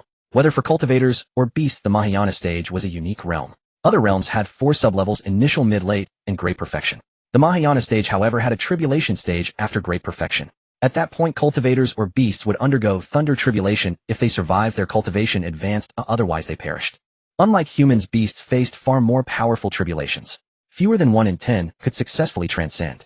Thus, to survive the thunder tribulation and reach the tribulation stage, beasts had one choice: shed all their cultivation, take human form, and start over. Though Muo Luoluo was now at the initial golden core stage, Mu Zichen had once witnessed how terrifying she was at the Mahayana stage. Because someone accidentally stepped on her radish field, she directly attacked their sect. In the end, the sect had to give her an entire storage pouch of radishes to send her away. The Mahayana stage. She wondered how long it would take her to cultivate to that realm. The Ascension Steps, that was the name carved on the stone tablet before the steps. Ascend to immortality. Once you ascend, you become an immortal. It seemed the king of the city had an extraordinary desire for immortality. The steps were carved from unknown jade, each emitting a faint blue light, as if containing endless spiritual energy. The surface of the steps was covered with intricate runes that seemed to slowly flow under the sunlight, exuding an indescribable mysterious power. On both sides of the Ascension Steps stood 2 rows of massive stone pillars carved with lifelike depictions of various divine beasts. These pillars were not just decorations, they were part of the formation protecting the Ascension Steps, emitting a faint glow to shield the steps from external disturbances. Legend has it that only cultivators with unwavering resolve can perceive the mysteries of heaven and earth on the Ascension Steps and gain great fortune. Mu Zichen looked speechlessly at the narrator beside him. Dude, who are you? Where did you come from? Fellow Taoist Mu Fairy Lin, I am Han Lei, a disciple of the Qingyu sect. Han Lei cupped his hands in greeting. I've long heard of your fame, fellow Taoist Mu. Meeting you today, you truly are extraordinary. Mu Zichen, you flatter me, fellow Taoist Han. May I ask what brings you to us? Han Lei, I thought you might also participate in the Immortal Contest next year, so I came to greet you. Now that I've said hello, I'll take my leave. He feels like a strange person, Lin Xingxin remarked after Han Lei left. Mu Zichen, he probably wanted to test my strength considering he mentioned the Immortal competition. How do you think his strength is? Very strong. With this brief interlude over, the two adjusted their states and prepared to begin ascending the steps. The Ascension Immortal Steps consisted of 300 levels in total, with a platform every 50 levels. Looking upward, most people were meditating on the platforms, appearing as if, just as Han Lei had said, they were comprehending the mysteries of the steps. I'll try going up first, Mu Zichen said. He stepped onto the stairs, but felt nothing special, perhaps because this was only the first level. Seeing this, Mu Zichen directly leaped 3 steps at a time, clank, clank, clank, and soon reached the 19th step. Only then did he feel a gentle breeze like resistance. Seeing Mu Zichen's rapid pace, surrounding people turned their heads to watch. Although he was only on the 19th step, no one before him had ever ascended 3 steps at a time like this. Leaping 3 steps meant bearing the pressure of 3 levels simultaneously, yet they had all climbed 1 level at a time for stability. After feeling it out, Mu Zichen glanced back and signaled Lin Xingxin to come up as well. Stepping onto the stairs, Lin Xingxin did not leap 3 steps like Mu Zichen, but instead climbed 1 level at a time like everyone else, though somewhat faster. Her steps were steady and swift, and when passing Mu Zichen, she didn't even give him a glance, directly stepping clack, clack, clack, all the way to the platform. Witnessing Lin Xingxin reach the platform, the few remaining people felt their heads bow in embarrassment. They all rose and continued ascending. They couldn't possibly lose to a young girl at the early foundation establishment stage. Lin Xingxin, having reached the platform, turned to look at Mu Zichen. Her eyes were calm as still water, but Mu Zichen felt as if he caught a hint of provocation within them. His girl was competing with him. Challenge accepted. Mu Zichen smiled back at Lin Xingxin and once again bounded up 3 steps at a time to reach the platform. Neither of them spoke or suggested resting. They merely exchanged a glance before continuing their ascent. The pressure from the 50th to the 100th step was noticeably different from before. As soon as Mu Zichen stepped onto it, he felt the obvious weight, though for him this level was still beneath concern. Mu Zichen silently activated the spiritual energy within his body, this time stepping 4 levels at a time. Clank, clank, clank. Those still ascending around him felt a gust of wind sweep past, and upon looking up, they saw Mu Zichen had already reached the 2nd platform. However, upon realizing it was Mu Zichen, they felt little surprised at being surpassed, given his established strength. But when they saw Lin Xingxin pausing, not at all maintaining her steady and swift pace, they could barely contain themselves. Mu Zichen doing this was one thing, but why was this foundation establishment early stage girl just as relentless? Only after seeing Lin Xingxin ascend the platform without effort did someone finally lose their composure. The man suddenly let out a weird cry, his entire body erupting with spiritual power, mimicking Lin Xingxin's pace, to ascend rapidly. However, after climbing more than a dozen steps, the ascension immortal steps launched him outward with a sudden blast. Seeing the man being flung away, the others abandoned their reckless thoughts and began climbing the steps one level at a time properly. On the second platform, many people gathered, mostly sect newcomers at the foundation establishment stage. It was here that Lin Xingxin spotted other disciples of the Qingxian sect. Dongfang Xuanyu, whom Lin Xingxin had previously battled. He has now reached the mid-stage of foundation establishment, surpassing her by a minor realm. Then there's Ning Xiaoxua. Like Fu Zining, she possesses dark attribute spiritual roots, and as for her cultivation, she too is at the mid-stage of foundation establishment, like Dongfang Xuanyu. Lin Xingxin had heard of Ning Xiaoxua from fellow sect disciples, but this was her first time meeting her in person. The four present simultaneously turned toward the suddenly appearing Han Lei. With him, their self-introductions were entirely unnecessary. Mu Zichen, fellow Taoist Han, didn't you leave? How did you suddenly appear here? Han Lei, actually I haven't suddenly appeared. You simply failed to notice me. I am plain in both appearance and attire, having been overlooked since childhood, so it's only natural you didn't see us. Pure bystander template, yet possessing terrifyingly strong power, right? Let's continue, Lin Xingxin said. Wait. Another sudden voice interrupted, halting Lin Xingxin and Mu Zichen's preparations to continue upward. Dongfang Xuanyu approached with a serious expression. Junior sister Lin, I advise you to rest first. I witnessed your ascent. Reaching this point at the early foundation establishment stage is already quite difficult. The pressure ahead of the stairs will be enormous for you currently. I hope you won't push yourself beyond your limits to avoid harming yourself. Lin Xingxin gave Dongfang Xuanyu a cold glance, without speaking, turning to continue ascending. Don't. Seeing this, Dongfang Xuanyu hastily stepped forward, attempting to pull Lin Xingxin back, but she deftly dodged him. He then stood dumbfounded, watching Lin Xingxin effortlessly ascend with clack clack clack steps. Mu Zichen approached Dongfang Xuanyu with a smile and said, Junior brother. Weakness demands practice. With that, he swiftly pursued upward. The third platform. Gazing at Lin Xingxin, beside him Mu Zichen began to grow uncertain. Even on the 100 to 150 steps, he felt considerable pressure, yet Lin Xingxin appeared entirely unfazed, her breathing rhythm unchanged. Even if she possessed extraordinary talent and unwavering will, Lin Xingxin still lagged a major realm behind him. If he could sense pressure, hers should be far greater, yet he detected absolutely none. Perhaps Lin Xingxin was merely competing with him, enduring without resting. Mu Zichen remained deeply concerned and proposed, Xingxin, would you like to rest? Are you tired? Lin Xingxin countered. I'm a bit weary. Then rest here. I'll continue ascending. Lin Xingxin tossed those words and attempted to continue, but Mu Zichen immediately grasped her arm. Xingxin, aren't you tired? Lin Xingxin shook her head. Actually, I cannot feel anything special about these ascension immortal steps. All this way upward, I feel as though I'm merely walking stairs. Upon hearing Lin Xingxin's words, Mu Zichen was momentarily stunned, then he noticed the faint white radiance emanating from her body. Flawless immortal physique. Ascension immortal steps. Suddenly Mu Zichen laughed. Ascend to immortality. The flawless immortal physique was itself a symbol of immortality. What more ascension was needed? With things going on like this, wouldn't the gap between him and Lin Xingxin only widen as they progressed further? On the fourth platform, everyone here had already reached the golden core realm, not counting Lin Xingxin, who had just arrived. Disciples from various sects watched Lin Xingxin in astonishment. They found it hard to imagine how a cultivator at the early foundation establishment stage could traverse those steps, which were nearly insurmountable for them, with such ease. Lin Xingxin paused, not at all pressing onward beneath the weight of everyone's gaze. She had already sensed what others had missed. While every other cultivator strained against these steps, she felt no resistance whatsoever. Even if she relied on her immortal physique, it remained her own constitution. Mu Zichen made a quick adjustment, and upon seeing Lin Xingxin had already ascended over 20 steps, he immediately began his own climb. Every disciple around them was a prodigy from their respective sects, and none would tolerate being outpaced so easily. Witnessing Lin Xingxin's relentless pace, they ceased their meditations one by one and stepped onto the staircase after her. Mu Zichen barely set foot on the 201st step when he sensed something amiss. The oppressive pressure emanating from the nascent soul late stage was a full realm above his own cultivation. But this was not enough to deter him. Mu Zichen had weathered the oppression of the divine transformation realm. Tread wind, pierce thunder art. This was Mu Zichen's lifelong cultivation method, a low-grade earth-tier technique. After more than a decade of cultivation, this technique had reached its pinnacle of perfection in his hands. At this moment, the ferocious wind and surging thunder, two formidable forces of spiritual energy, coursed along his body like twin dragons. Blinding lightning flashes merged with howling gales, their power converging until those on the steps beside him felt as though a ferocious beast had awakened nearby. Mu Zichen's sudden stomp sent shockwaves through the jade staircase. Cracks erupted like spiderwebs across the stone, unable to withstand the catastrophic force beneath his foot. His muscles coiled tight, then released with explosive force that surged through his entire body. A thunderous roar echoed as Mu Zichen became a meteor cutting across the heavens, shattering through the oppressive weight of this space in an instant. Wrapped in blinding lightning and vicious wind, he transformed into a bolt of light and cleared the platform in a single bound.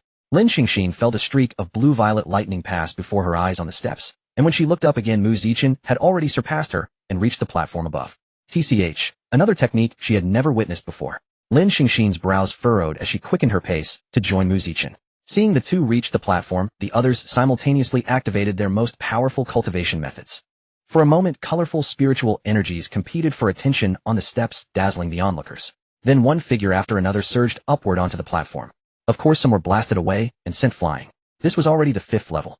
Most of those who had charged upward sat cross-legged, panting heavily as they restored their spiritual energy. Others watched Mu Zichen. After all, they were all top geniuses from the Eastern continent. How could they simply concede? As for Lin Xingxin, she had been completely overlooked by everyone. A monster like her who didn't even break a sweat. What was there to acknowledge?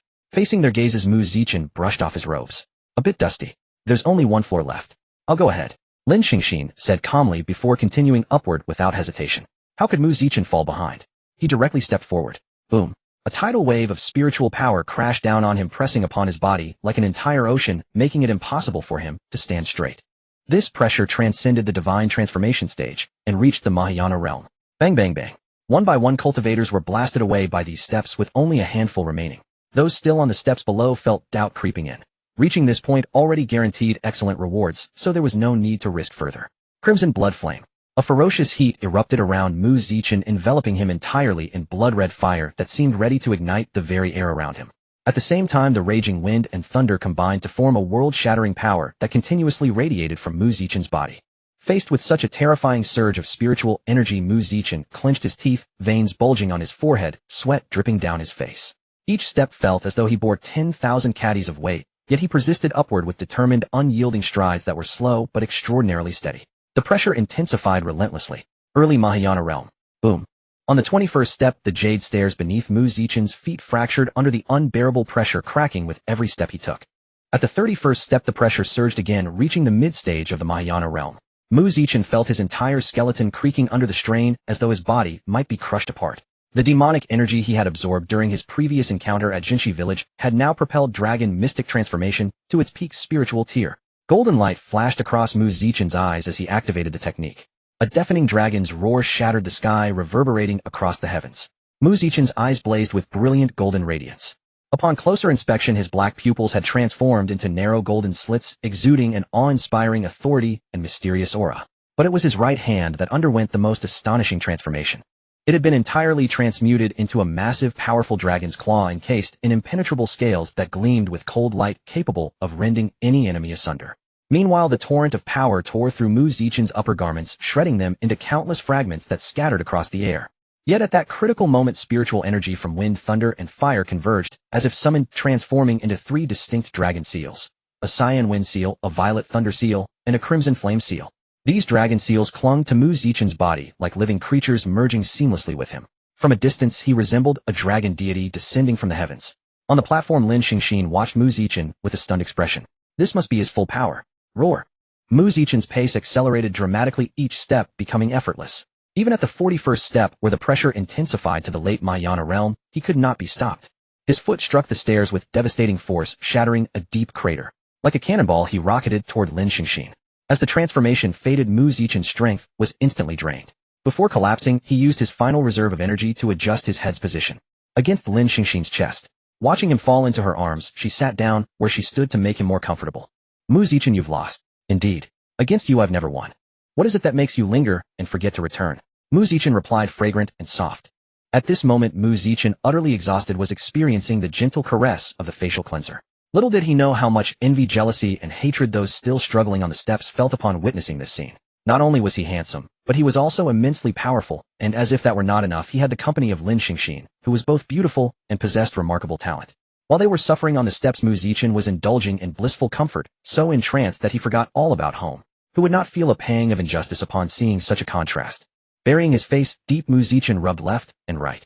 Lin Xingxin's were not particularly large, but they were of a certain size.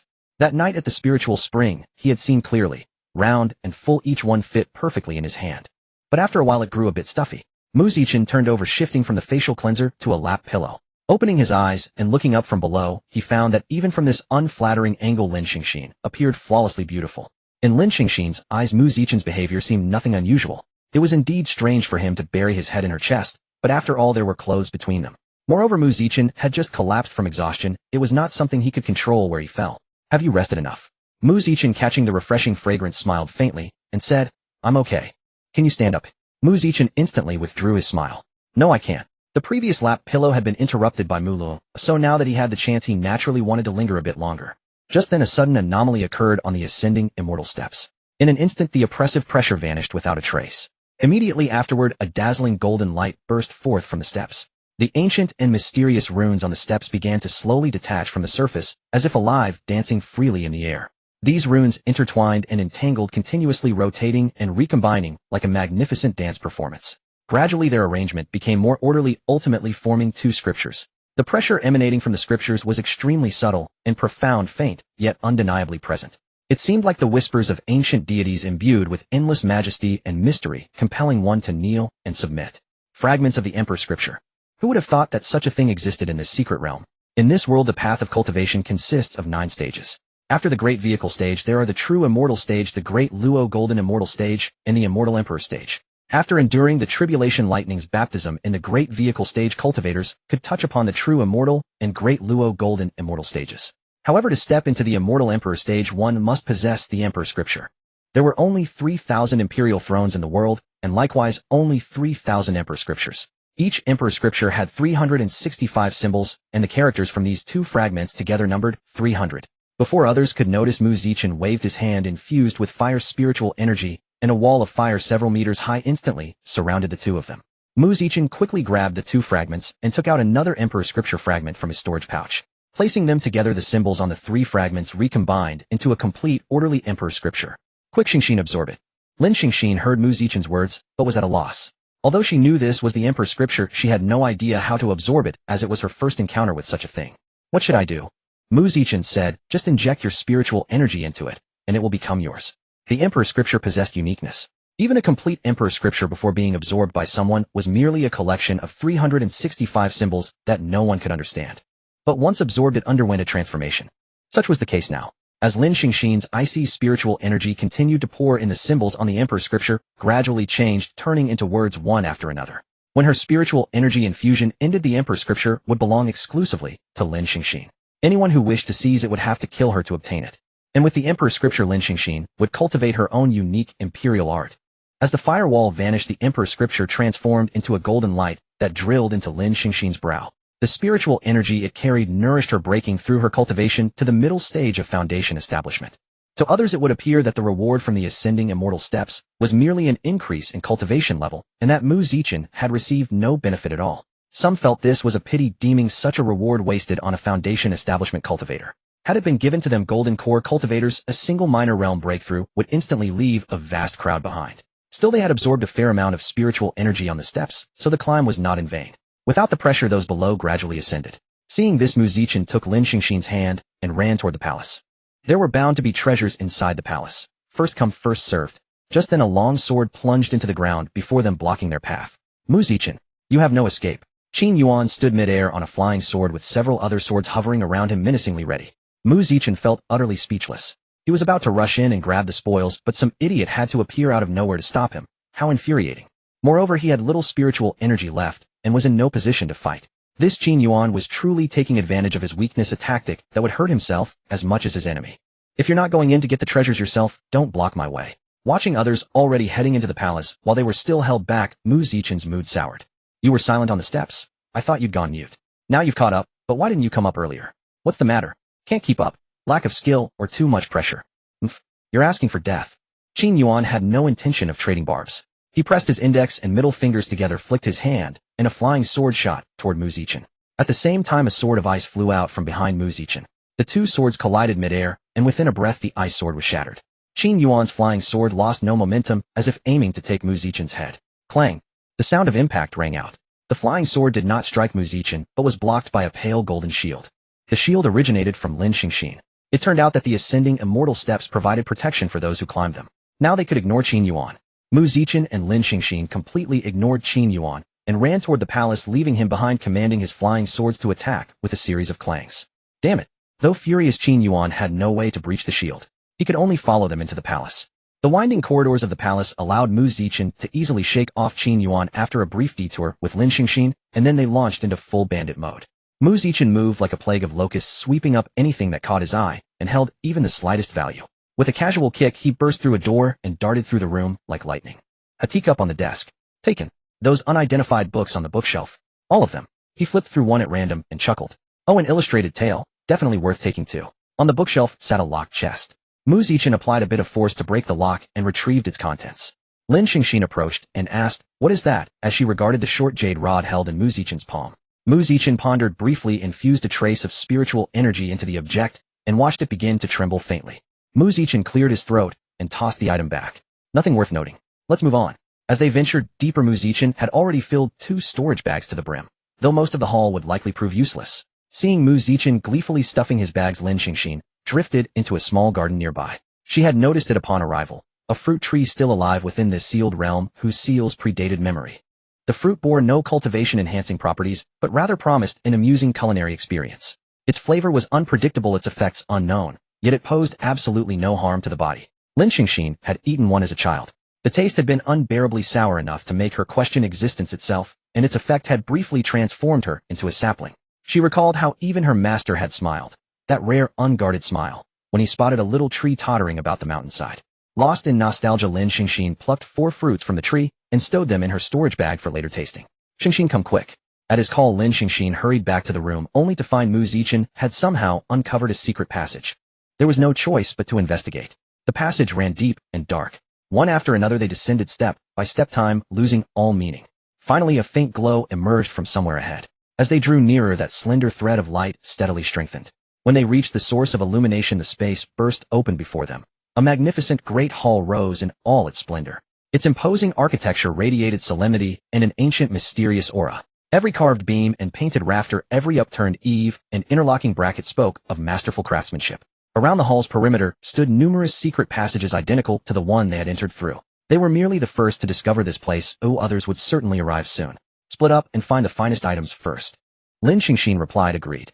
Though the hall was filled with mountains of treasure, truly useful items were few and far between. Mu Zichen emptied both of his storage bags with a rustling cascade and plunged headlong into the pile of artifacts. More tier treasures were discarded, anything at the spiritual tier or above was swept into his bags. Lin Xingxin's target was far more specific. From the moment she entered, she had sensed an undeniable chill. In the corner, a metal box bound tightly with iron chains lay motionless. The frost crusting the box seemed to whisper that within lay an artifact of extreme cold, perfectly suited to her cultivation. At that moment, sounds echoed from the other passages. With swift reflexes, Lin Xingxin stashed the box into her storage bag. Mu Zichen rushed over, handed her a storage bag, and pulled her back into the passage they had entered through. The corridor was narrow, forcing them to walk single file. She couldn't fathom why Mu Zichen insisted on pressing so close. Whispering in the confined passage, Lin Xingxin asked, "Why did you pull me in here?" "I don't want others catching wind that we arrived first," Mu Zichen replied. "The sects have established regulations. Disciples may claim no more than 2 magical artifacts from a secret realm. Anything beyond that must be surrendered and divided equally among the major sects." "What a strange rule," Lin Xingxin murmured. "It does prevent conflict between sects though. And if no one sees us, no one will know if you sneak an extra item or 2. "I see. How many extra did you grab?" Mu Zichen smiled faintly. "Not many, just dozens." Though she had expected something of the sort, Lin Xingxin remained startled by his audacity. Mu Zichen continued, "The items in your storage bag are all quite fine, including 3 earth tier pieces. We'll sort them when we return." He gestured to the bag he still held. "As for this one, we'll hand it over to the sect upon exit." "No need. Whatever you claimed is yours by right. Besides, you already gave me the imperial scripture." Should things continue like this, she would only fall further into his debt. She had originally intended to strike him down, perhaps not kill him now, but certainly teach him a lesson. But how could she bear to raise her hand against him if he continued treating her this way? With these thoughts weighing on her mind, Lin Xingxin returned the storage bag to Mu Zichen. Neither spoke as they huddled in the dim passage, listening as voices from the great hall drifted closer. Others had arrived and were already discussing how to divide the spoils. Suddenly, a tickle at her waist made Lin Xingxin let out a soft hum before glaring at Mu Zichen. "Keep your hands to yourself." "I wasn't wandering," Mu Zichen protested. He was being deliberately provocative, she knew it. After several more minutes, Lin Xingxin decided she could endure this no longer. "We should leave now." She made to pull away, but Mu Zichen would never allow it so easily. Pressing his palm against the wall, he trapped her with a sudden move. "If we leave now, won't you worry they'll discover we've been here all along?" Then all our hard-won treasures will be lost. You wouldn't want that, would you, Lin Xingxin? If we say nothing, who will know? Your threats hold no weight with me. Lin Xingxin slapped his arm aside and strode toward the passage exit. Oh, she was learning to be clever. But, in one swift motion, Mu Zichen closed the distance, pinned her against the wall, and captured her lips in a forceful kiss. They stood perilously close to the passage exit, so close that light from the great hall illuminated their very feet. Such commotion naturally drew the attention of those within the hall. While enduring Mu Zichen's burning intensity, Lin Xingxin could hear the approaching footsteps growing ever louder. To kiss Mu Zichen in that narrow passage with others nearby who might discover them at any moment. In such a predicament, Lin Xingxin felt her heartbeat accelerating, pounding ever more fiercely. She pushed and struggled against him, but each resistance only met with more relentless demands. Mu Zichen truly deserved to be beaten. With things at this point, she could only pray that whoever followed the sound would not find them. Please, please, not now. Senior sister, did you hear something? Inside the grand hall, Xiong Yuan caught a faint hidden sound and asked her senior sister uncertainly. I think I heard it too. It should be over there. Qi Liao pointed in a direction, the very secret passage where Lin Xingxin and Mu Zichen were. Let's go take a look. Qi Liao led Xiong Yuan slowly toward the secret passage. As they drew nearer, they could even see the dimness within the passage. Peering closely, they could vaguely make out figures, though the blurriness made it impossible to tell if it was one person or two. The two entered the passage, and Xiong Yuan cast an illumination technique, instantly brightening the entire tunnel. The scene before them left them utterly stunned. There stood the renowned Mu Zichen pressing a young woman against the wall, claiming her with wild passion. One of Mu Zichen's hands pinned the girl's delicate wrists high above her head, while the other gripped her chin, leaving her no room to evade. His two long legs firmly pressed the girl down, preventing any resistance. In the light, they could now discern the girl's face. Her unadorned features outshone every woman in the world, as if she were a beauty not meant for the mortal realm. Yet such a girl was now being kissed until her face flushed crimson and her eyes grew dazed, as though a celestial maiden had fallen to earth to taste carnal pleasures. Qi Liao instantly recognized the girl as Lin Xingxin, who had walked alongside Mu Zichen on the immortal ascension steps. She had thought they were merely traveling companions. How naive she had been. But she had never heard of Mu Zichen having a Dao partner. As disciples of the Hehuan sect, Qi Liao and Xiong Yuan were different from other women. In such a situation, the best choice would have been to retreat, yet they could stare openly without a hint of embarrassment. Mu Zichen was a favorite among the female disciples of the Hehuan sect. Every woman wished to have some involvement with him, including the two of them. In the past, many senior sisters had approached Mu Zichen, but all left empty-handed.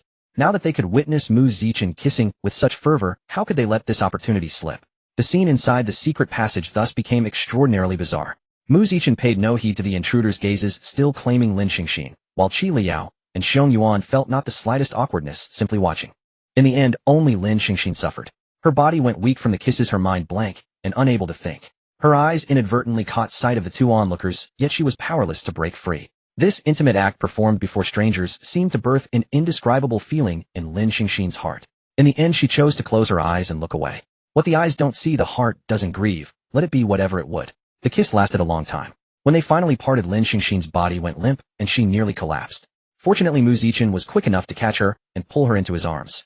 Qi Liao swallowed hard. At that moment, her envy reached its peak. She envied Lin Xingxin for receiving such affection from Mu Zichen, and she envied Mu Zichen for possessing such a soft, delicate beauty. Qi Liao Daoist Mu, greetings.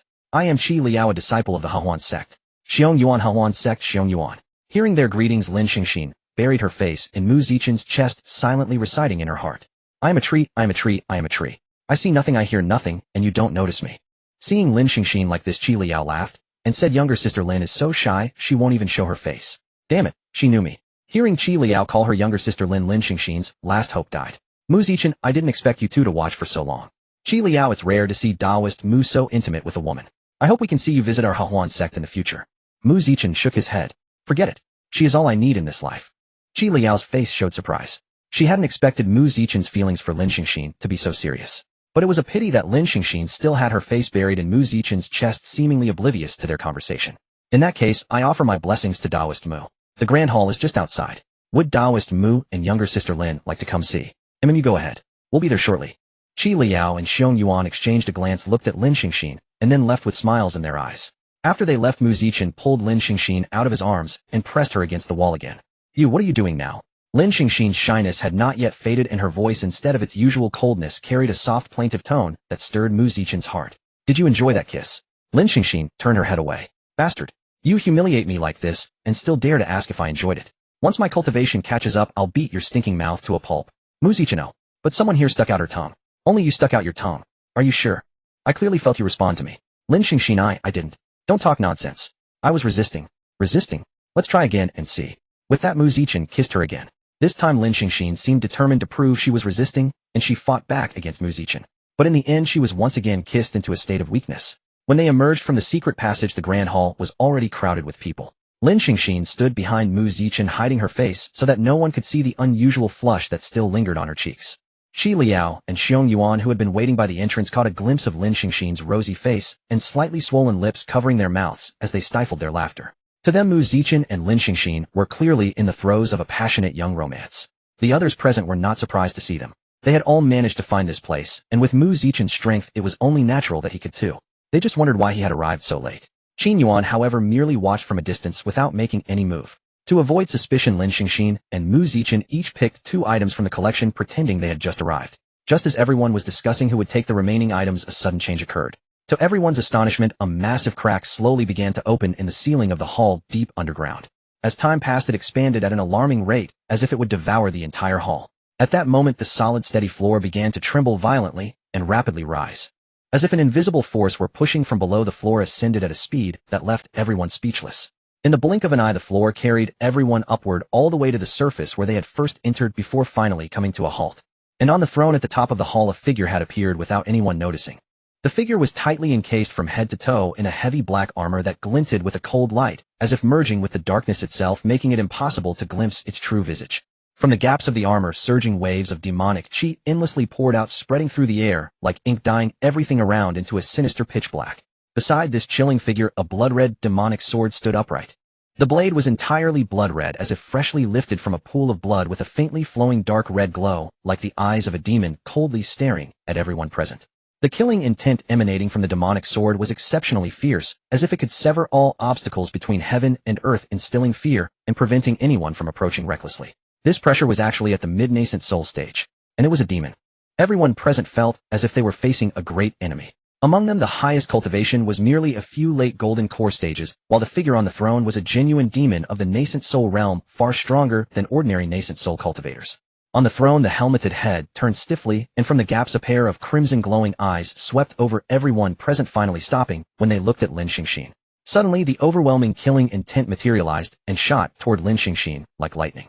Mu Zichen stood in front of Lin Xingxin and punched to disperse the killing intent, but his withdrawn hand was trembling slightly. Mu Zichen could see, he could clearly see behind the figure in heavy armor a mountain of dense corpses piled up. Those corpses were strewn about in a chaotic mess, the scene extremely bloody and terrifying. Among the corpses, blood converged into rivers of crimson, flowing slowly, dyeing the entire ground into a sea of blood. Mu Zichen felt an unprecedented chill rising from his spine, quickly spreading throughout his body. He knew well that such intense killing intent could not belong to an ordinary person. Only one who had personally slain tens of thousands of lives could emanate such a horrifying aura. Without a doubt, the figure seated on that magnificent throne at this moment was a merciless, bloodthirsty god of slaughter. Mu Zichen knew that without the suppression of the secret realm, the armored man's cultivation would be far more than just nascent soul. As if sensing the horror of the armored man, someone in the crowd shouted, "Run!"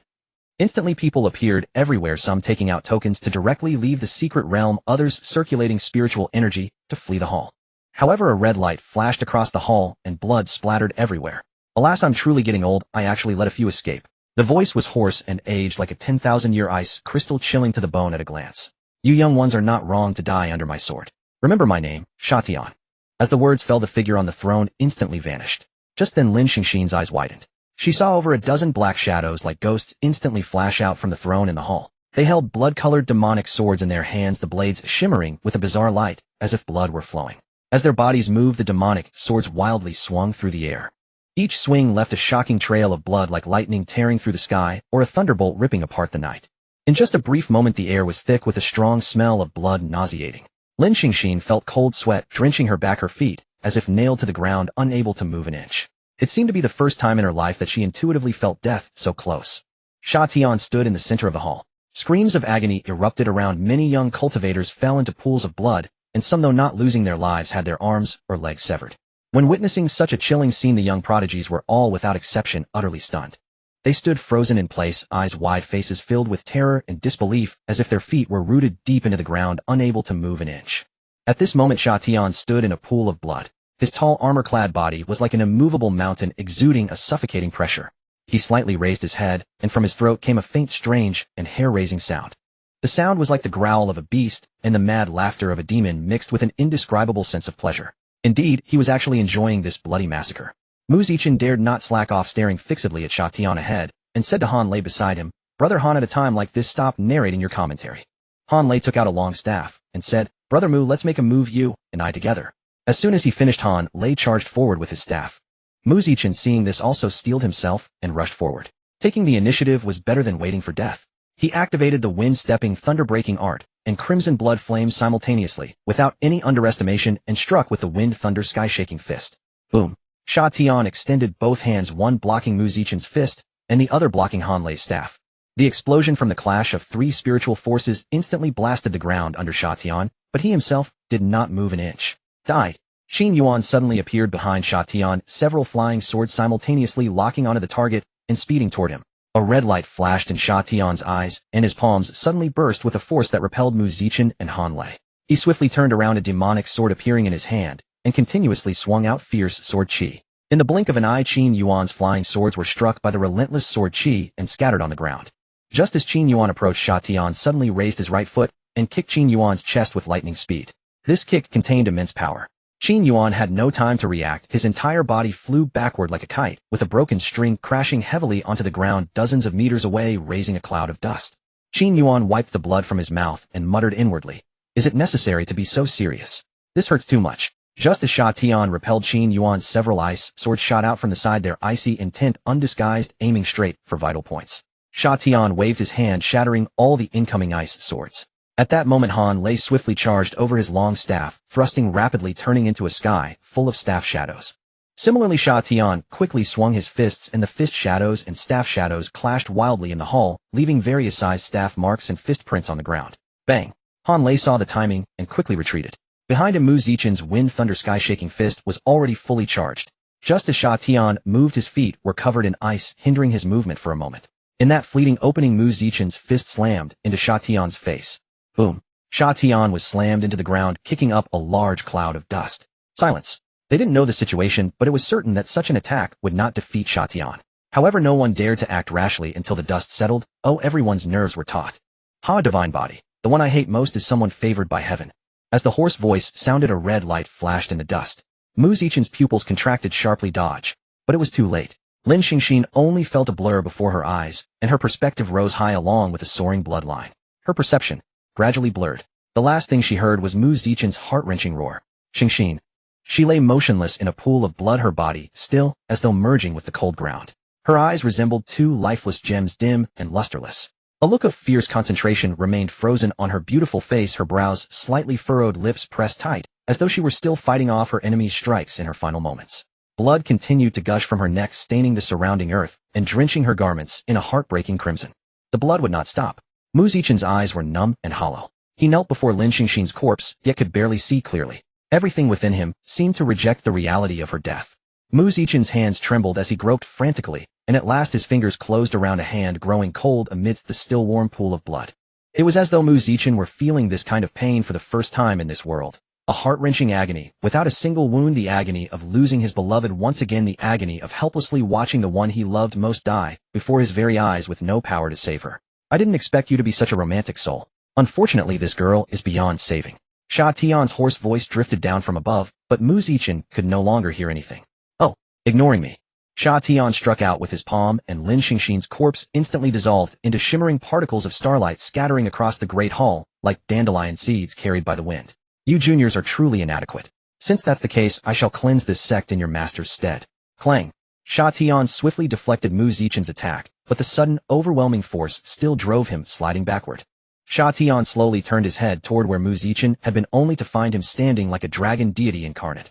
His figure wreathed in sapphire lightning and crimson flames, waves of untamed energy surging and thrashing wildly around him. Mu Zichen's hands had transformed into draconic claws gleaming with chilling light. Though they hung still at his sides, his overwhelming aura bore down like an insurmountable mountain, impossible to ignore. His eyes had turned golden, streaked with blood-red light like burning flames. Those vertical pupils pierced Sha Tian like twin blades, their murderous intent radiating outward to pierce the very soul. "Oh, that's rather interesting." Within a pristine white void, Lin Xingxin slowly came to. She startled and immediately pressed both hands to her neck, only exhaling in relief when she confirmed she was unharmed. "Good, at least my head is still attached." Senior Sister Lin, you're awake. A familiar voice called from behind. Lin Xingxin turned to find Qi Liao occupying most of her vision. Qi Liao, you're dead too. Qi Liao paused briefly before covering her mouth with a laugh. You seem so cold on the outside, Senior Sister Lin. I didn't realize you'd be this amusing. What does that mean? Noticing Lin Xingxin's puzzled expression, Qi Liao suddenly realized. Oh, you must be a newly admitted disciple this year. No wonder you don't know. Just look over there and you'll understand. Qi Liao stepped aside so Lin Xingxin could take in the full view of this space. Lin Xingxin surveyed the area and saw all the disciples killed by Sha Tian in the Great Hall now gathered here unharmed. Directly above them floated a massive bronze mirror, its surface reflecting the ongoing events in the Great Hall. What is this? After Qi Liao's explanation, she finally understood. This was all a trial set by that senior, named Sha Tian. The Great Hall was enchanted with a formation that instantly transported anyone whose life was threatened to this realm, while simultaneously manifesting an identical puppet to fake their death, with breathtaking realism, making the transported soul experience the sensation of dying itself. Such formations were standard in top-tier sects designed to allow disciples to train with confidence and experience genuine combat. However, there were limitations, roughly one use per month per person. While higher cultivation could shorten, the cooldown, overuse would inevitably harm the body. For someone like Qi Liao, a veteran of the cultivation world, this was nothing new. The moment she saw Sha Tian, she had already pieced everything together. Most who understood never exposed it or volunteered the information. Moreover, these formations were deliberately concealed, and everyone avoided using them near newcomers, precisely so they could give the newcomers a taste of death just like this. It served both their benefit and the dark amusement of those who had experienced it before. Master, how many more secrets are you keeping from me? Lin Xingxin thought to herself. By the way, where is Xiong Yuan? There she is. Following Qi Liao's gesture, Lin Xingxin saw, in a secluded corner of the Great Hall, that Xiong Yuan was weeping bitterly, while holding Qi Liao's severed half of a corpse. In contrast, Qi Liao appeared quite pleased. I didn't expect Junior Sister to care about me this much. Once we return, I must reward her properly. Lin Xingxin turned her gaze back to Mu Zichen. Seeing him fight, with reckless abandon, her brows furrowed slightly. Does Mu Zichen know about the formation? He knows, Qi Liao replied. I've personally witnessed him undergoing this trial before under someone else's guidance. If he knows, then why is he reacting like this? Qi Liao smiled slyly. Probably because he was triggered by witnessing your apparent death. Within the Great Hall, the battle raged on. A flash of crimson light streaked across the sky as the dome was shattered by a sword strike. In midair, two figures faced each other. One was clad in black armor, wielding a blood-red longsword. The other was drenched in blood, wreathed in lightning and flames, with black scales adorning his arms. To an outsider unfamiliar with the situation, it would be hard to tell who the villain was. The answer, however, was neither. Mu Zichen took a deep breath, and his golden vertical pupils suddenly flared with golden light. At the same moment, a massive purple dragon phantom slowly emerged from behind him. This dragon phantom was colossal, coiling and twisting through the air. Its form flickered in and out of visibility, seemingly merging with the surrounding void, yet it intermittently emitted an awe-inspiring aura. Every scale shimmered with purple radiance like precious gemstones. Its razor-sharp claws gleamed with chilling light, as if capable of tearing apart anything in their path. Its low growl reverberated like peals of thunder, inspiring terror and reverence. Witnessing this, a scarlet hue flashed across Sha Tian's eyes. Immediately afterward, a torrent of demonic energy surged from within him, and the surrounding blood transmuted into crimson energy, intertwining with the darkness. In the blink of an eye, this demonic energy and blood-red essence merged into a colossal vortex, and an aura of chilling slaughter permeated the air. Blood, slaughter, demon, sealing, slash. Wind and thunder, shaking heaven, fist, dragon, profound transformation. Demon, dragon, heaven-slaying fist. Sha Tian suddenly slashed his long sword, and a crescent-shaped sword energy as crimson as fresh blood shot out from the blade in an instant.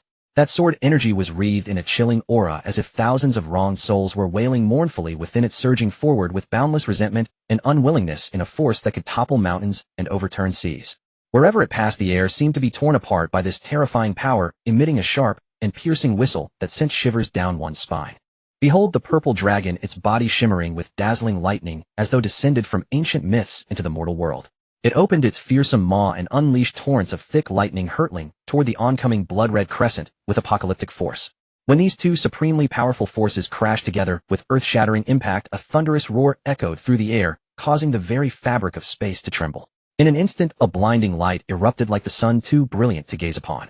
Immediately afterward, a colossal shockwave radiated outward from the collision point in all directions with unstoppable force. The grand and magnificent main hall bore the brunt of the impact, its sturdy walls crumbling like paper in the face of such devastating force. With a tremendous explosion, the entire hall was instantly shattered into rubble, reduced to ruins. Countless bricks and stones flew through the air as thick dust and smoke billowed upward, blotting out the sky. From the dust, a figure darted forth. Mu Zichen, carrying the remaining momentum of the demon dragon, heaven-slaying fist, charged straight at Sha Tian. The crushing force of his punch slammed into Sha Tian, instantly shattering him into pieces. As the armor shattered, the dark demonic energy within slowly transformed into white and took the form of an elderly man. The old man stroked his beard and said, "Enough, enough. This is where we stop. Your old master doesn't have much spiritual energy left to play with you." With a wave of his palm, Sha Tian caused those disciples who had already died to reappear one by one before everyone's eyes. Some were unfazed while others were stunned by the sight. Upon seeing Qi Liao appear before him once more, Xiong Yuan let out a loud cry and rushed forward to embrace her. "Sister, I thought I'd never see you again." Sniffles. Qi Liao comforted Xiong Yuan. There, I'm perfectly fine. But since you care so much about me, I'll give you a reward when we return to the sect." Watching the newcomers tear up upon seeing their deceased senior brothers or sisters safely restored, Sha Tian stroked his beard with a gratified smile. Yet he could sense a gaze fixed intently upon him. Mu Zichen had not yet emerged from the dragon profound transformation state, and those golden vertical pupils sent chills down his spine. Sha Tian turned his palm and released Lin Xingxin, muttering discontentedly, "Honestly, can't even take a joke." Lin Xingxin, who had been in that space, suddenly found her vision whiten before she was back in the main hall. Lin Xingxin stumbled and fell to the ground. Before she could recover, a figure lunged forward and held her tightly. It was Mu Zichen. Qi Liao had mentioned that Mu Zichen knew this formation wouldn't truly kill anyone, so what was his behavior meant now? Was he performing a scene of reunion after parting in life and death? Just as Lin Xingxin was about to push Mu Zichen away, she sensed something unusual. Her clothes at her chest were soaked through. Lin Xingxin looked down and saw tears streaming from Mu Zichen's eyes. He was weeping silently. Seeing him like this, she was instantly flustered. This was the second time she had seen Mu Zichen cry. The first time was when he found something he had lost long ago, but this time it seemed to be because of her death. But hadn't she returned unharmed? Lin Xingxin didn't understand, nor did she know how to comfort him. Looking at Mu Zichen, she suddenly thought of herself as a child. When she was injured playing on the mountain, she had curled up in her mother's arms just like this. What had her mother done back then? Recalling, Lin Xingxin wrapped her arms around Mu Zichen in return. She gently stroked his head and whispered tenderly, There. It's all right. I'm here." Noticing Mu Zichen remained silent, Lin Xingxin kept quiet as well. If holding him could ease his distress, then it was worth it.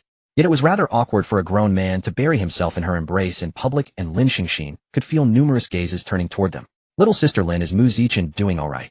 Lin Xingxin looked up at Qi Liao and replied, "He's fine." Sister Liao, can we leave now?" Qi Liao nodded. "The trial has ended. If there's nothing else you wish to take, you may leave." Not far away, Sha Tian, acting as an elder and reprimanding disciples from various sects, hurried over upon seeing Lin Xingxin's eagerness to depart. "Girl, wait a moment. Senior, is there something else?" Sha Tian produced the blood-colored demonic sword and said, "Take this sword for the boy. He might find it useful. Isn't this your personal sword, senior?"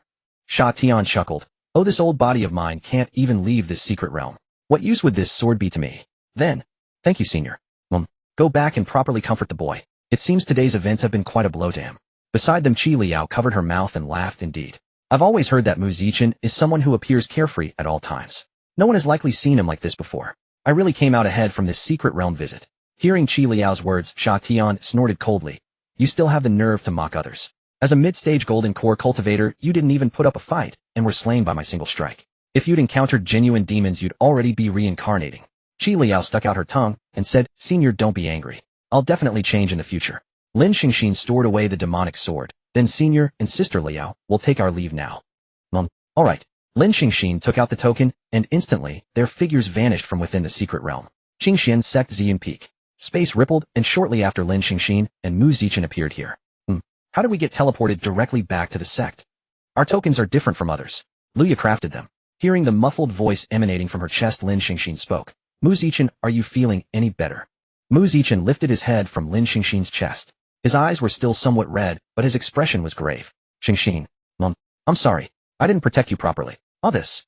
It's not your fault, and besides, it was just a trial. I'm perfectly fine." Mu Zichen gazed at the girl who was trying so hard to comfort him. He knew the formation wouldn't truly kill Lin Xingxin. He had thought he was prepared. But when that sword had grazed Lin Xingxin's neck, he simply couldn't bear it. He couldn't accept Lin Xingxin being harmed in any way. He refused to lose her again. "Xingxin. Speak to me. Why are you suddenly kissing me?" "Push. Can't push him away. Mu Zichen, you bastard. You don't stick out your tongue." Something was off, terribly off. At the precipice of the Ziyun Peak, where one could behold a magnificent vista, Lin Xingxin had been standing for an entire day. Gazing at the Ziyun scenery, her mind was consumed with thoughts of Mu Zichen.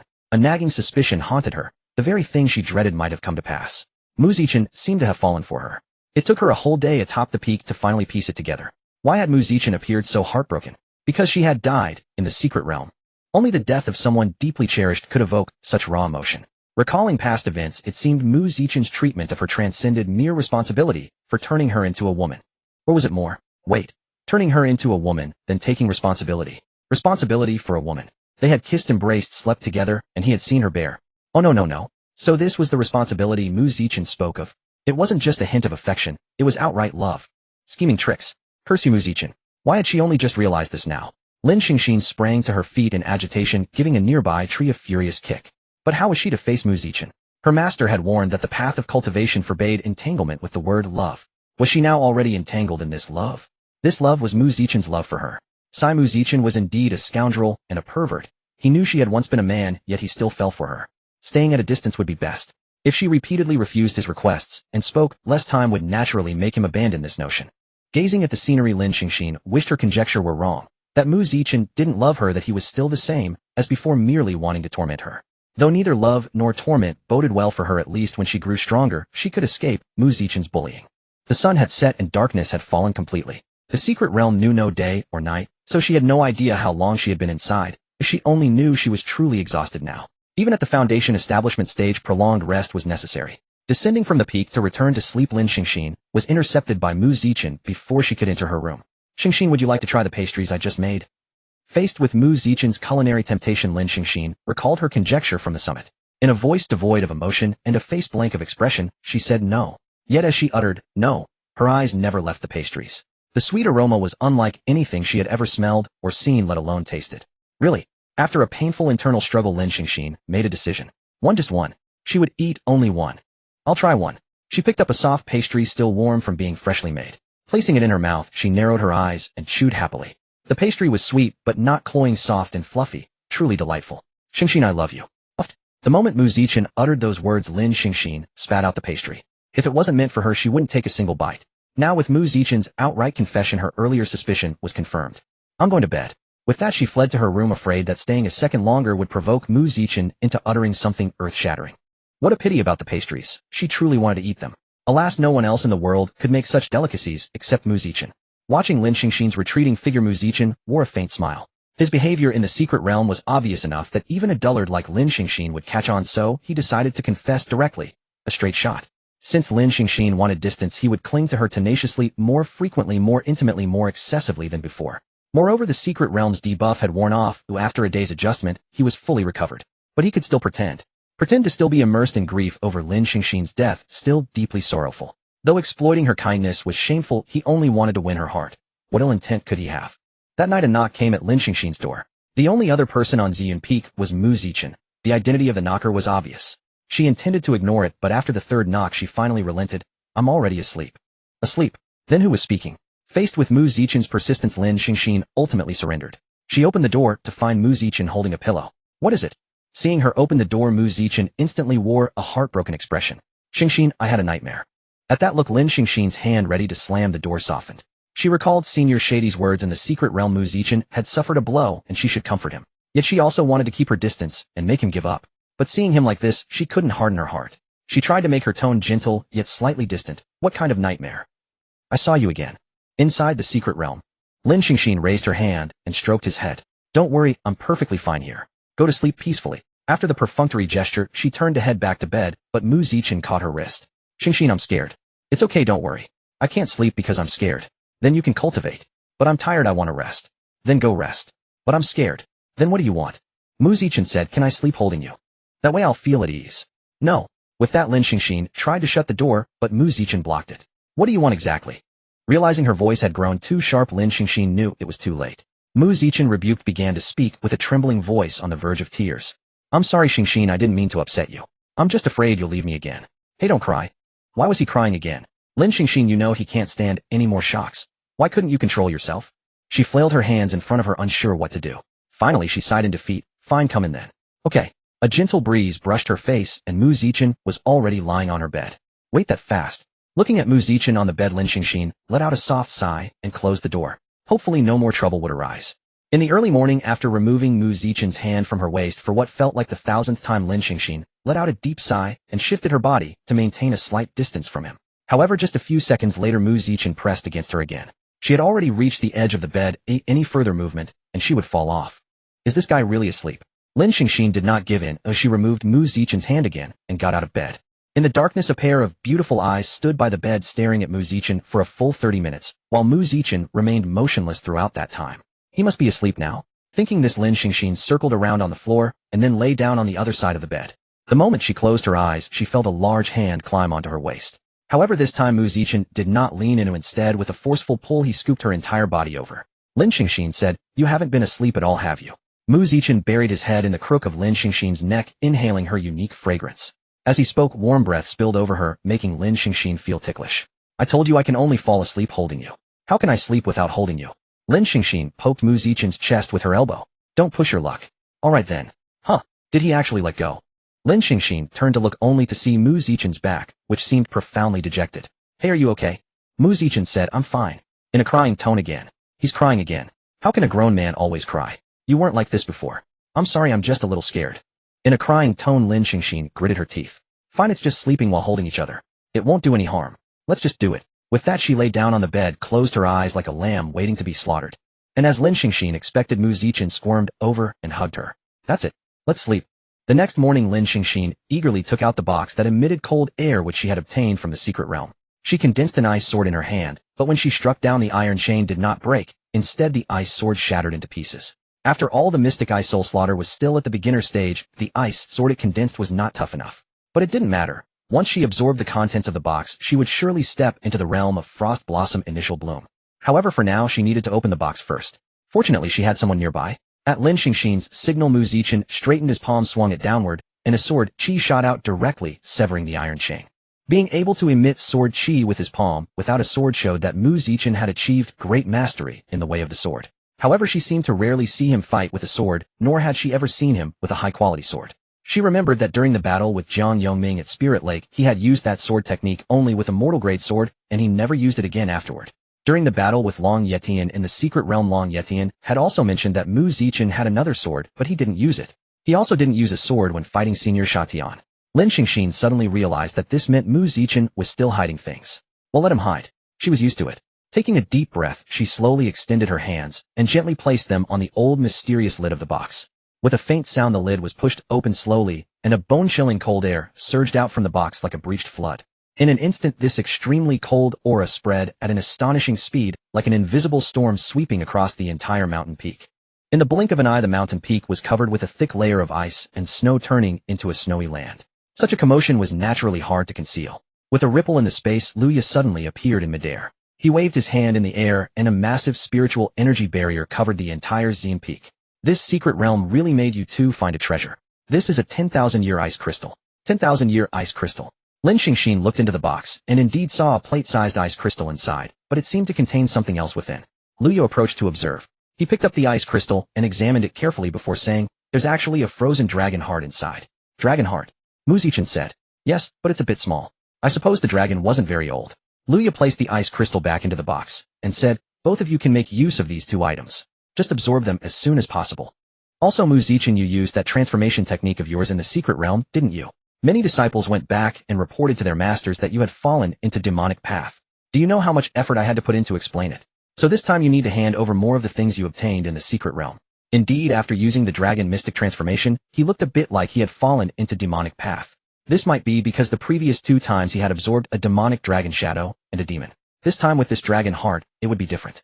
But those who thought he had fallen into demonic path were just lacking in knowledge. They didn't even know about transformation techniques.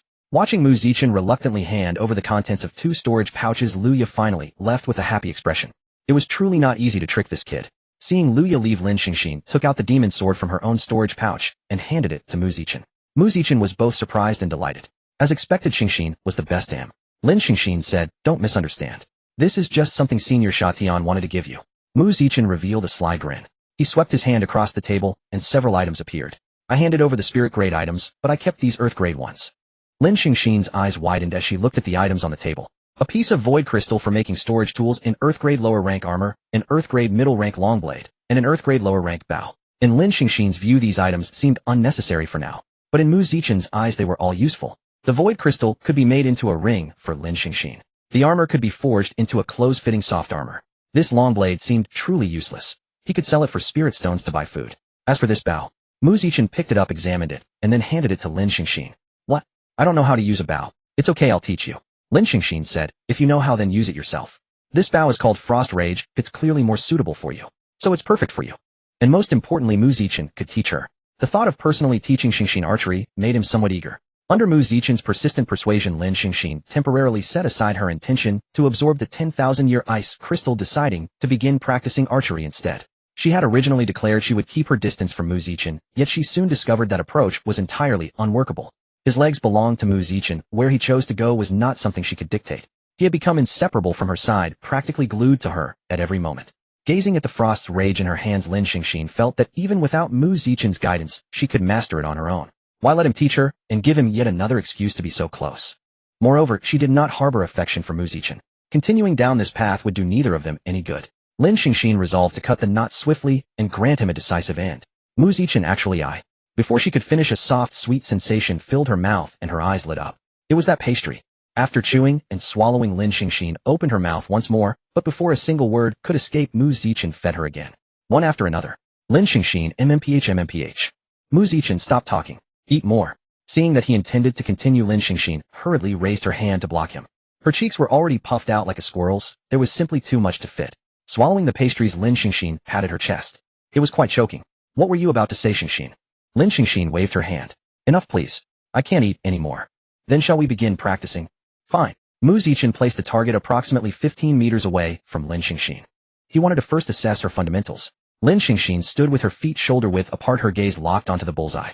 Her left hand gripped the Frost's Rage, while her right hand flashed with blue light, and an ice arrow materialized in her grasp.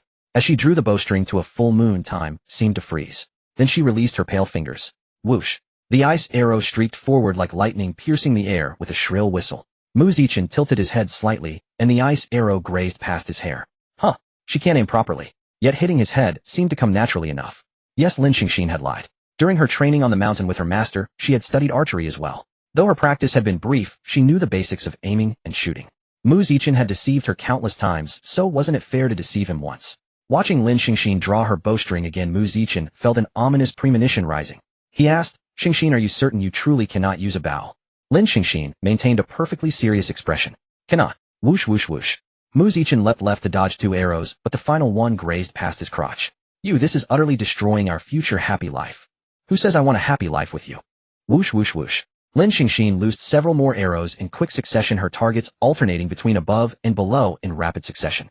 Mu Zichen darted here and there, evading each precisely aimed ice arrow. Glancing toward Lin Xingxin, he spotted the subtle curve of her lips. So she had learned to deceive as well, and was now turning it against him. He would have to teach her a proper lesson. Mu Zichen's foot stomped the ground sharply, sending a wave of air rushing outward. The following ice arrows were all shattered. Purple-blue spiritual energy flowed through his palms. He was ready for battle. Upon witnessing this, a cold gleam flashed across Lin Xingxin's beautiful eyes. At the same instant, surging icy spiritual energy within her body gushed forth, continuously, swiftly coiling around the glacial arrow in her hand. In that flash, a bone-chilling wind rose from the ground, carrying countless crystalline ice shards that converged at astonishing speed, gradually taking the shape of a powerful, ferocious tiger. Lin Xingxin gently relaxed her slender white fingers, and the ice arrow, fully enveloped in freezing spiritual energy, shot forward like a runaway steed, emitting a piercing whistle aimed straight at Mu Zichen. Everywhere it passed was engulfed in frost. Seeing this, Mu Zichen crossed his arms before him, choosing to withstand the arrow with his bare body. The white ice tiger roared past, and where Mu Zichen had stood, a massive block of ice instantly erupted. After a brief silence, the ice block exploded outward. Mu Zichen, frost still clinging to his hair, charged toward Lin Xingxin. Lin Xingxin sheathed the Frost's Rage, showing no fear, and stepped forward with her ice sword drawn. Fist meeting ice sword, the collision sent shockwaves that instantly shattered the frozen flora surrounding them. Xingxin, you cannot defeat me like this. You talk too much. Behind Lin Xingxin, 3 identical figures suddenly appeared. Each held an ice sword and struck toward Mu Zichen in unison. Mu Zichen pressed his foot firmly against the ground and shot backward at incredible speed. Spiritual ice clone. He knew Lin Xingxin had cultivated this technique, but had never used it before. To manifest 3 clones today meant she had reached the peak of mastery. Though the other 3 clones looked cold and lifeless, lacking the charm of the original. Frost condensation palm. With Lin Xingxin's shout, Mu Zichen saw all 4 versions of her simultaneously raise their hands, sending 4 frost palm marks soaring toward him. Bang bang bang bang. The 4 palm marks detonated simultaneously, but Mu Zichen danced around them with the grace of a swallow. Judging by the frozen area, the clone's frost condensation palms were far weaker than the real Lin Xingxin's. All four figures swung their swords together. Mu Zichen dodged repeatedly and delivered a palm strike to each of the three clones. The three clones could not withstand Mu Zichen's attack, each dissolved instantly upon being struck. Having witnessed the previous strikes, Lin Xingxin had already raised her ice sword to guard her chest, anticipating Mu Zichen's unorthodox tactics. But she had vastly underestimated him. Just as they were about to clash, Mu Zichen flashed to Lin Xingxin's rear and delivered a firm palm strike directly to her rear. Smack. Satisfying. Deep. Lin Xingxin instantly created distance, clutching her stinging backside with reddened eyes. Through gritted teeth, she hissed, "You bastard." Profound ice, divine soul kill.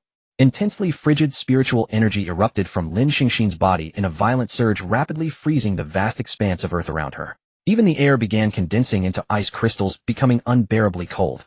With every breath, Mu Zichen exhaled white mist. The icy air felt as though it were freezing his very lungs. Blimey, she's going all out. Boom. Purple Cloud Peak suffered another devastating blow. From a distance, a massive block of ice suddenly appeared atop the mountain peak. The ice block was so enormous that it resembled a colossal beast scaling Purple Cloud Peak. Mu Zichen activated his scarlet blood flame and walked calmly out of the gigantic ice block. Lin Xingxin seemed to have forgotten that his scarlet blood flame was specifically designed to counter her ice. Not far away, Lin Xingxin leaned heavily on her ice sword, struggling to remain upright. Her body was coated in frost, trembling faintly, her lips pallid, a sign that cold poison was activating within her. Mu Zichen gathered her into his embrace to ease her cold poison's torment, saying guiltily, "I'm sorry. I didn't realize your reaction would be so severe. It won't happen again." Lin Xingxin rested against his chest, shivering, her pale lips moving slightly. "I don't believe you." After staying in Mu Zichen's embrace for a while, feeling that the cold poison had been mostly suppressed, Lin Xingxin pushed him away. "Xingxin, you're so cruel. Using me and then shoving me aside." Lin Xingxin didn't even turn her head. She was still seething with anger. Feeling the faint ache in her bottom, a sense of helplessness rose within her heart. Could she really never escape Mu Zichen's grasp?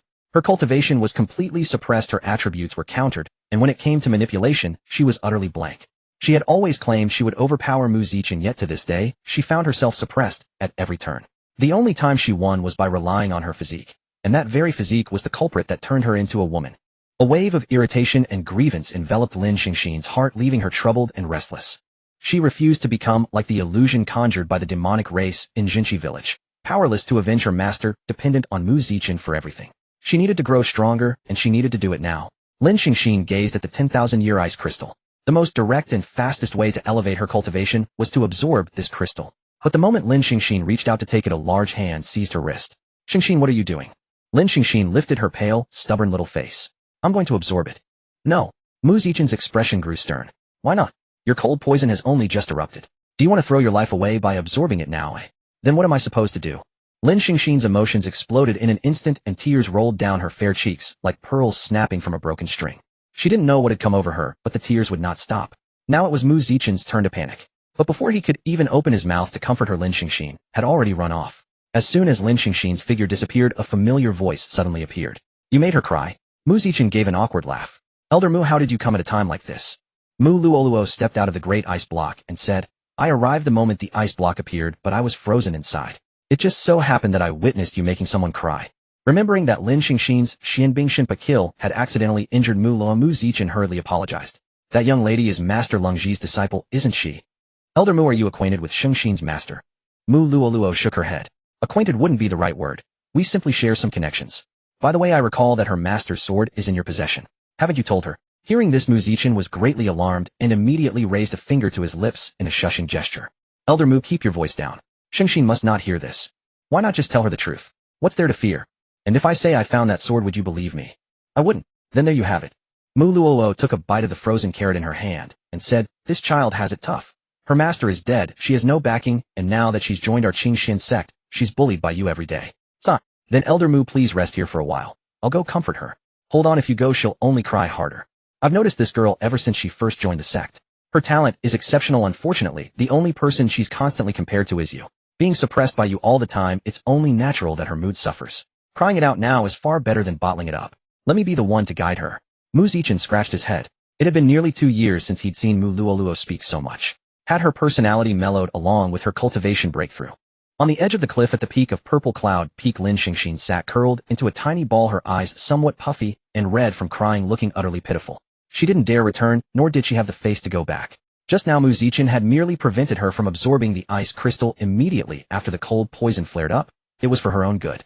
But in that instant she had felt as though Mu Zichen didn't want her to grow stronger, that he wanted to bully her forever. She felt as though her emotions had slipped beyond her control, and before she knew it tears had welled up. What had come over her? She had never been like this before. And just as Lin Xingxin was lost in thought, Mu Luoluo slowly approached from behind her. Elder Mu, is something the matter? Oh, so perceptive. Are you waiting to sense Mu Zichen's arrival the moment he comes? Lin Xingxin offered no response. Seeing this, Mu Luoluo said, very well, let's not speak of him then. How about we talk about you? Me? What is there to discuss about me? There is. For instance, I know your master is named Lung Ji. Haven't I guessed correctly? At the mention of her master's name, Lin Xingxin perked up instantly. She exclaimed in delight, Elder Mu, you know my master. Mu Luoluo nodded. Let's say we're acquainted. Meaning she had been soundly beaten multiple times by that master. Unilaterally, of course. Seeing Lin Xingxin's mood brighten, Mu Luoluo continued, since you are Master Lung Ji's disciple, it is only right that I look after you. Now could you tell me what troubles you? After some deliberation, Lin Xingxin recounted everything Mu Zichen had done to her, both good and bad, though she conveniently omitted the part about transforming her from a boy into a girl. After listening, Mu Luoluo asked, then do you like him? Lin Xingxin shook her head. Do you hate him? Lin Xingxin nodded, then shook her head and finally said, I don't know. Then what is the thing you most want to do to him right now, eh? Freeze him into an ice block and keep him immobilized for the rest of his life. Hearing this, Mu Luoluo gave an awkward laugh. The two of them talked atop the peak for a long while until sunset faded into darkness and the moonlight shone brightly. Under Mu Luoluo's lengthy guidance, Lin Xingxin came to an understanding. From now on, if something Mu Zichen did made her feel comfortable and brought her positive emotions, she should simply accept it peacefully. For things she disliked, she would firmly and directly refuse. Mu Luoluo had said that Mu Zichen would listen, though as for why, Mu Luoluo did not elaborate. By the time Lin Xingxin returned, it was very late. Mu Zichen dared not utter a single word upon seeing her. He merely placed a small plate of newly flavored pastries on the table and retreated to his room. After eating the pastries, Lin Xingxin also returned to her own room. The two of them kept their distance, each minding their own affairs. Until midnight. Lin Xingxin opened her eyes on her bed. The cold poison had flared up again. Although Mu Zichen had helped suppress it during the day, the spiritual energy he transmitted was minimal, and her having pushed him away prematurely had interrupted the process, so it was ultimately less effective than last time. Still, it was tolerable, just a slight chill that she could endure. But she didn't want to endure it. Lin Xingxin picked up her pillow and walked toward Mu Zichen's room. Bang bang bang. Xingxin, you. Before Mu Zichen could finish his sentence, a fragrant breeze brushed past him, and when he turned around, Lin Xingxin had already crawled into his blanket. Mu Luoluo had said it, if something makes her comfortable, she should accept it without hesitation. Sleeping alongside Mu Zichen helped suppress the cold poison. Mu Zichen stared at this unreal scene, momentarily dazed. He desperately wanted to know what Mu Luoluo had said to Xingxin that could make her voluntarily enter his room. Mu Luoluo, you're even more formidable than Su Qingqing. When Mu Zichen's hand rested on Lin Xingxin's waist, he knew that her cold poison had flared up again. Warm spiritual energy was slowly transmitted as Mu Zichen's hand moved further, settling on her stomach. Seeing that Lin Xingxin did not resist, he did not proceed any further lest he lose even the chance to touch her stomach. But suddenly Lin Xingxin's hand for the first time covered Mu Zichen's. For Lin Xingxin, it was merely a subconscious action to warm her cold hands. However, for Mu Zichen, this signified that Lin Xingxin's acceptance of him was growing ever higher. He just didn't know when he would be able to have her, but of course such matters would have to wait until Lin Xingxin was willing. Moreover, the people of this world were still quite traditional in their thinking. The fastest way to have her was to become Dao companions with Lin Xingxin. Once they became Dao companions, everything he did would be perfectly reasonable. Mu Zichen would have been better off not thinking about it, but once he did, it became problematic. Lin Xingxin had been enjoying the warm and comfortable sensation emanating from Mu Zichen. Mu Zichen subtly moved his body backward, repeatedly reciting the heart-clearing mantra in his mind. A clear heart is like water, clear water is the heart. No breeze stirs, no ripples arise. Yet as Mu Zichen moved away, Lin Xingxin felt a chill creeping up her back. Why did you suddenly leave? As she spoke, Lin Xingxin leaned back again. For a moment the night grew utterly silent. Sensing the tense and rigid body in front of him, Mu Zichen gritted his teeth and got off the bed, saying, I'll step out for a bit. When Mu Zichen returned, both of them were somewhat embarrassed. In the end, they continued sleeping in silence. The sect competition was drawing nearer, and Lin Xingxin had not slackened at all during this period. As for the 10,000-year ice crystal, she finally found the safest method to absorb it. Yao Lauda, the sect leader, and Mu Zichen were all present simultaneously. With two powerful seniors providing a safety net, Mu Zichen was responsible for suppressing the cold poison. During the absorption process, whenever Lin Xingxin showed symptoms of the cold poison, Mu Zichen would increase the transmission of spiritual energy to suppress it. Under such conditions, it took 2 full days for Lin Xingxin to completely absorb the 10,000-year ice crystal. Her mystic ice soul slaughter had finally reached the stage of first bloom of frost, and her cultivation had advanced to the late Foundation establishment realm. Lin Xingxin flipped her wrist, and an ice sword with a blade 2 feet 3 inches long and a hilt 1 foot long appeared in her hand. Mu Zichen said, "You've used this sword for a long time. Now it's become stronger than before. Don't you want to give it a name?" Lin Xingxin said, "Then let's call it Ice Sword." Mu Zichen rubbed his forehead. "How about adding Mystic in front? It would sound better. Mystic Ice Sword." Lin Xingxin nodded in agreement. After Lin Xingxin had absorbed the ice crystal, Mu Zichen also began to absorb the dragon heart, but his choice was even more risky than hers. The demon sword Shatian contained a massive amount of demonic qi. This demonic qi was all that remained of human cultivators who had been corrupted and turned into demons then slain. It also met the absorption requirements of the demonic dragon transformation. Thus Mu Zichen chose to absorb both the dragon heart and the demonic qi together, achieving his original goal of cultivating the dragon mystic transformation through 2 methods. When Lin Xingxin saw Mu Zichen emerging from the mountain covered in blood, she asked for a long time if something had happened. Although nothing was wrong, Mu Zichen still took the opportunity to enjoy a day of Lin Xingxin's gentle care. Only 10 days remained until the sect competition. On this day 2 familiar faces arrived at Purple Cloud Peak, Duan Xinghong and Su Qingqing. Su Qingqing had a clear goal upon arrival. She cornered Mu Zichen and asked question after question, almost covering everything she didn't understand about cultivation. As for Duan Xinghong, she had been coming almost every day recently, and her cultivation seemed to have improved. After not seeing her for a while, she had actually jumped directly from the late Foundation establishment stage to the early Golden Core stage. However, it seemed she wasn't here for cultivation, but to see Lin Xingxin. Mu Zichen didn't deliberately listen to what they were talking about. He only knew that they seemed to be very happy. "I don't like Duan Xinghong." Mu Zichen crouched down and looked at the serious-faced Su Qingqing, asking, "Why is that?"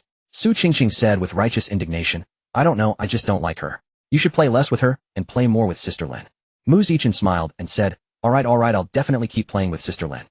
At the cliff on the summit of Purple Cloud Peak, this was Lin Xingxin's favorite place. During the day it was secluded, quiet, and peaceful, as if isolated from the world. A gentle breeze wafted through, carrying the fragrance of mountain flowers and grass, refreshing the mind and heart. As the sun set in the west, the brilliant and colorful evening glow reflected on the purple clouds, creating a dreamlike and enchanting spectacle of purple clouds, a breathtaking beauty that intoxicated the soul.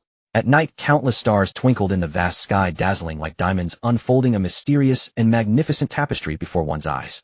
Lin Xingxin often sat here alone in silence, gazing up at the boundless starry sky, letting her thoughts drift, feeling the profound depth and endless mysteries of the universe. But this time there was one more person here. After absorbing the 10,000-year ice crystal, the toxicity of Lin Xingxin's cold poison became even stronger, flaring up roughly every 3 nights. Usually they would suppress it in the room, but this time, because Lin Xingxin wanted to watch the stars, they came here. Mu Zichen noticed that since the day Mu Luoluo had counseled her, Lin Xingxin seemed to have changed a lot in her interactions with him. Before, things like holding hands, hugging, and kissing were mostly unwilling on her part. But now Mu Zichen found that when she was happy there was a high chance she wouldn't show reluctance for these actions, and even the usual bastard she often called him was gone. Not having heard it recently, Mu Zichen even felt a bit unaccustomed. Suddenly Lin Xingxin, who was curled up in his arms, let out a sigh. "What's wrong?" Lin Xingxin said. "I was just thinking about how Master endured this cold poison back then. It was so painful, yet I never saw her use any method to alleviate it. Every time Master's cold poison flared up, she would go to the mountaintop for a few days. During those days, no matter the season, the entire mountain would be covered in snow. Master must have been in great pain. I wonder if I will have to be like her in the future, finding a secluded place to stay alone for a few days until the cold poison subsides." Mu Zichen stroked Lin Xingxin's hair and said, "That won't happen. I'm here with you. Forget it then. When I become strong enough, I will definitely find a way to cure the cold poison. Am I really that repulsive to you? Don't you have any self-awareness?" Mu Zichen smiled, then suddenly leaned down and gave Lin Xingxin an unexpected kiss. Mu Zichen smirked wickedly. "Shengxin, was that your way of resisting me?" Lin Xingxin turned her head away. "Yes, it was resistance. The Grand Sect Tournament is not only an annual assessment of the disciples' cultivation progress at year's end, but also a prime opportunity for them to compete for precious cultivation resources. The rules of the tournament are simple. Disciples of the same realm draw lots to battle. The first 3 to achieve 5 victories are declared winners, and they receive the most generous rewards. Today was the opening ceremony, and Lin Xingxin characteristically managed to miss it. She had only lingered in bed for a little while. How could so much time have passed? It was all Mu Zichen's fault.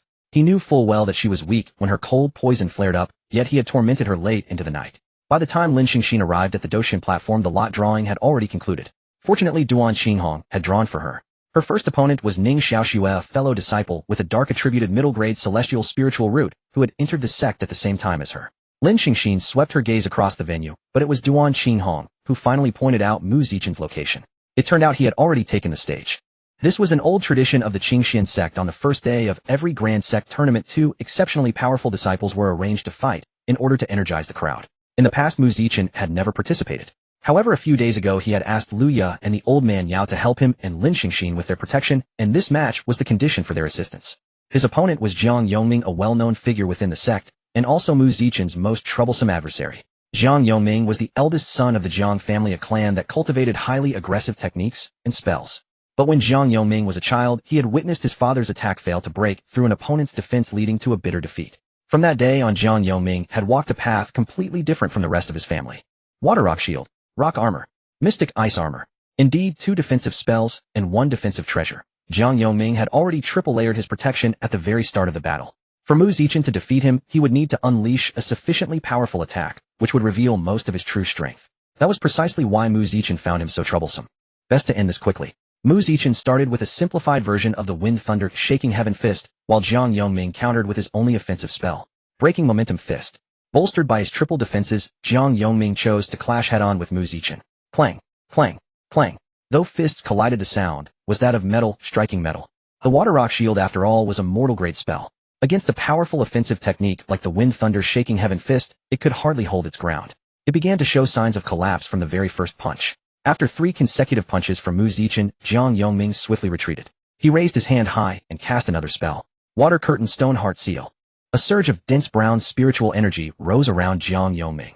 Unlike the explosive bursts of others, this energy flowed like a gentle stream, slowly gathering before him. As the spiritual energy continued to flow and interweave, a brown seal gradually took shape. The seal emitted a faint glow, and at its center was a clearly engraved rock-like pattern, as if embodying the power of resilience and stability. Around the seal, circles of water-like flowing lines slowly revolved, shimmering with crystalline luster, adding a touch of softness to the entire seal. After unleashing this technique, Jiang Yongming seemed brimming with confidence. He laughed heartily and said, "Mu Zichen didn't expect this, did you? I've been learning new spells lately." Mu Zichen kept his move unchanged and threw another punch. Thud! A dull sound echoed from the seal.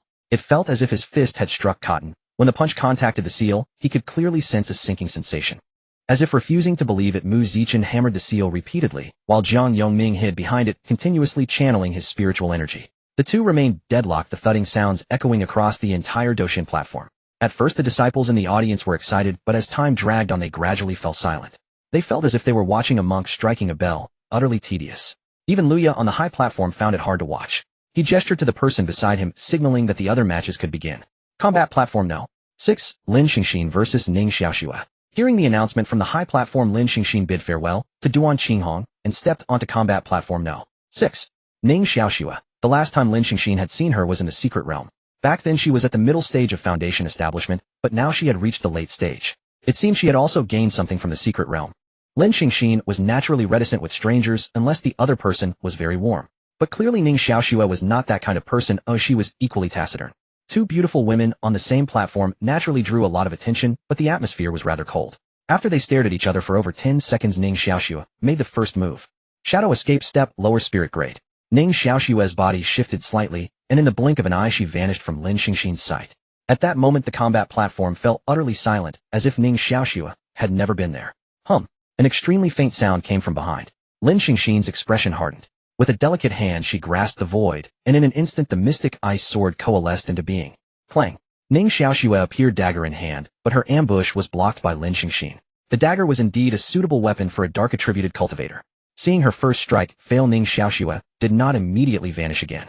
Instead she began a rapid series of dagger thrusts. The sharp edge of the dagger was thick with dark spiritual energy, and hidden killing intent lurked within each stab. Suddenly Ning Xiaoxue's hand changed. The dagger she had been holding disappeared, and her hand transformed into a claw, lunging fiercely at Lin Xingxin. Flowing dark claw, Lin Xingxin was undaunted. She gathered icy spiritual energy in her left hand and struck out with the frost condensation palm. Bang! With that palm strike, a large patch of frost appeared on the combat platform out of thin air. Ning Xiaoxue was forced back 3 steps, and the frost covering her right hand showed that Lin Xingxin had the upper hand. Shadowless stab. Ning Xiaoxue let out a soft cry and vanished once more. Lin Xingxin felt as if a dark curtain had descended around her, dimming everything. She could barely see her surroundings, let alone detect Ning Xiaoxue's position. It was clearly a unique assassination technique of dark-attributed cultivators. However, Ning Xiaoxue's mastery of this move was still shallow. It only affected Lin Xingxin's vision without impairing her other senses. Crack! A faint sound of breaking came from the spot where the frost condensation palm had left frost. Lin Xingxin's gaze sharpened, and a fierce icy sword chi shot out rapidly. At the same time, several black spikes extended swiftly from within the dark curtain. Boom.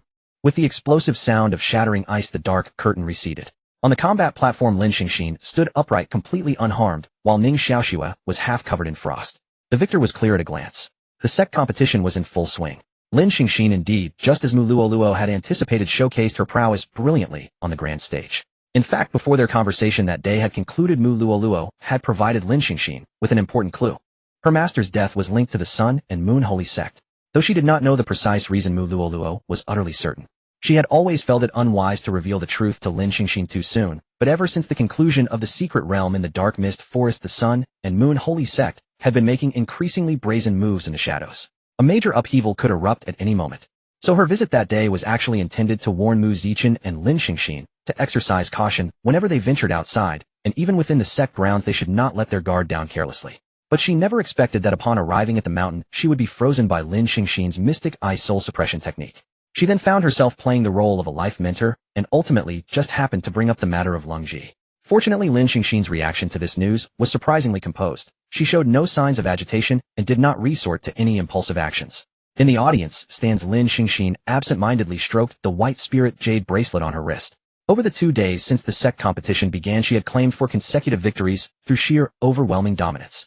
One more win, and she would become the first victor at the Foundation establishment stage. Yet the 5th match still refused to commence. The reason was that the 5th match was scheduled for the Battle Immortal platform rather than the Battle Law platform. However, there was only one such platform, and 2 people were still standing upon it, Mu Zichen and Jiang Yoming. Indeed, they had been battling for a full 2 days without a victor.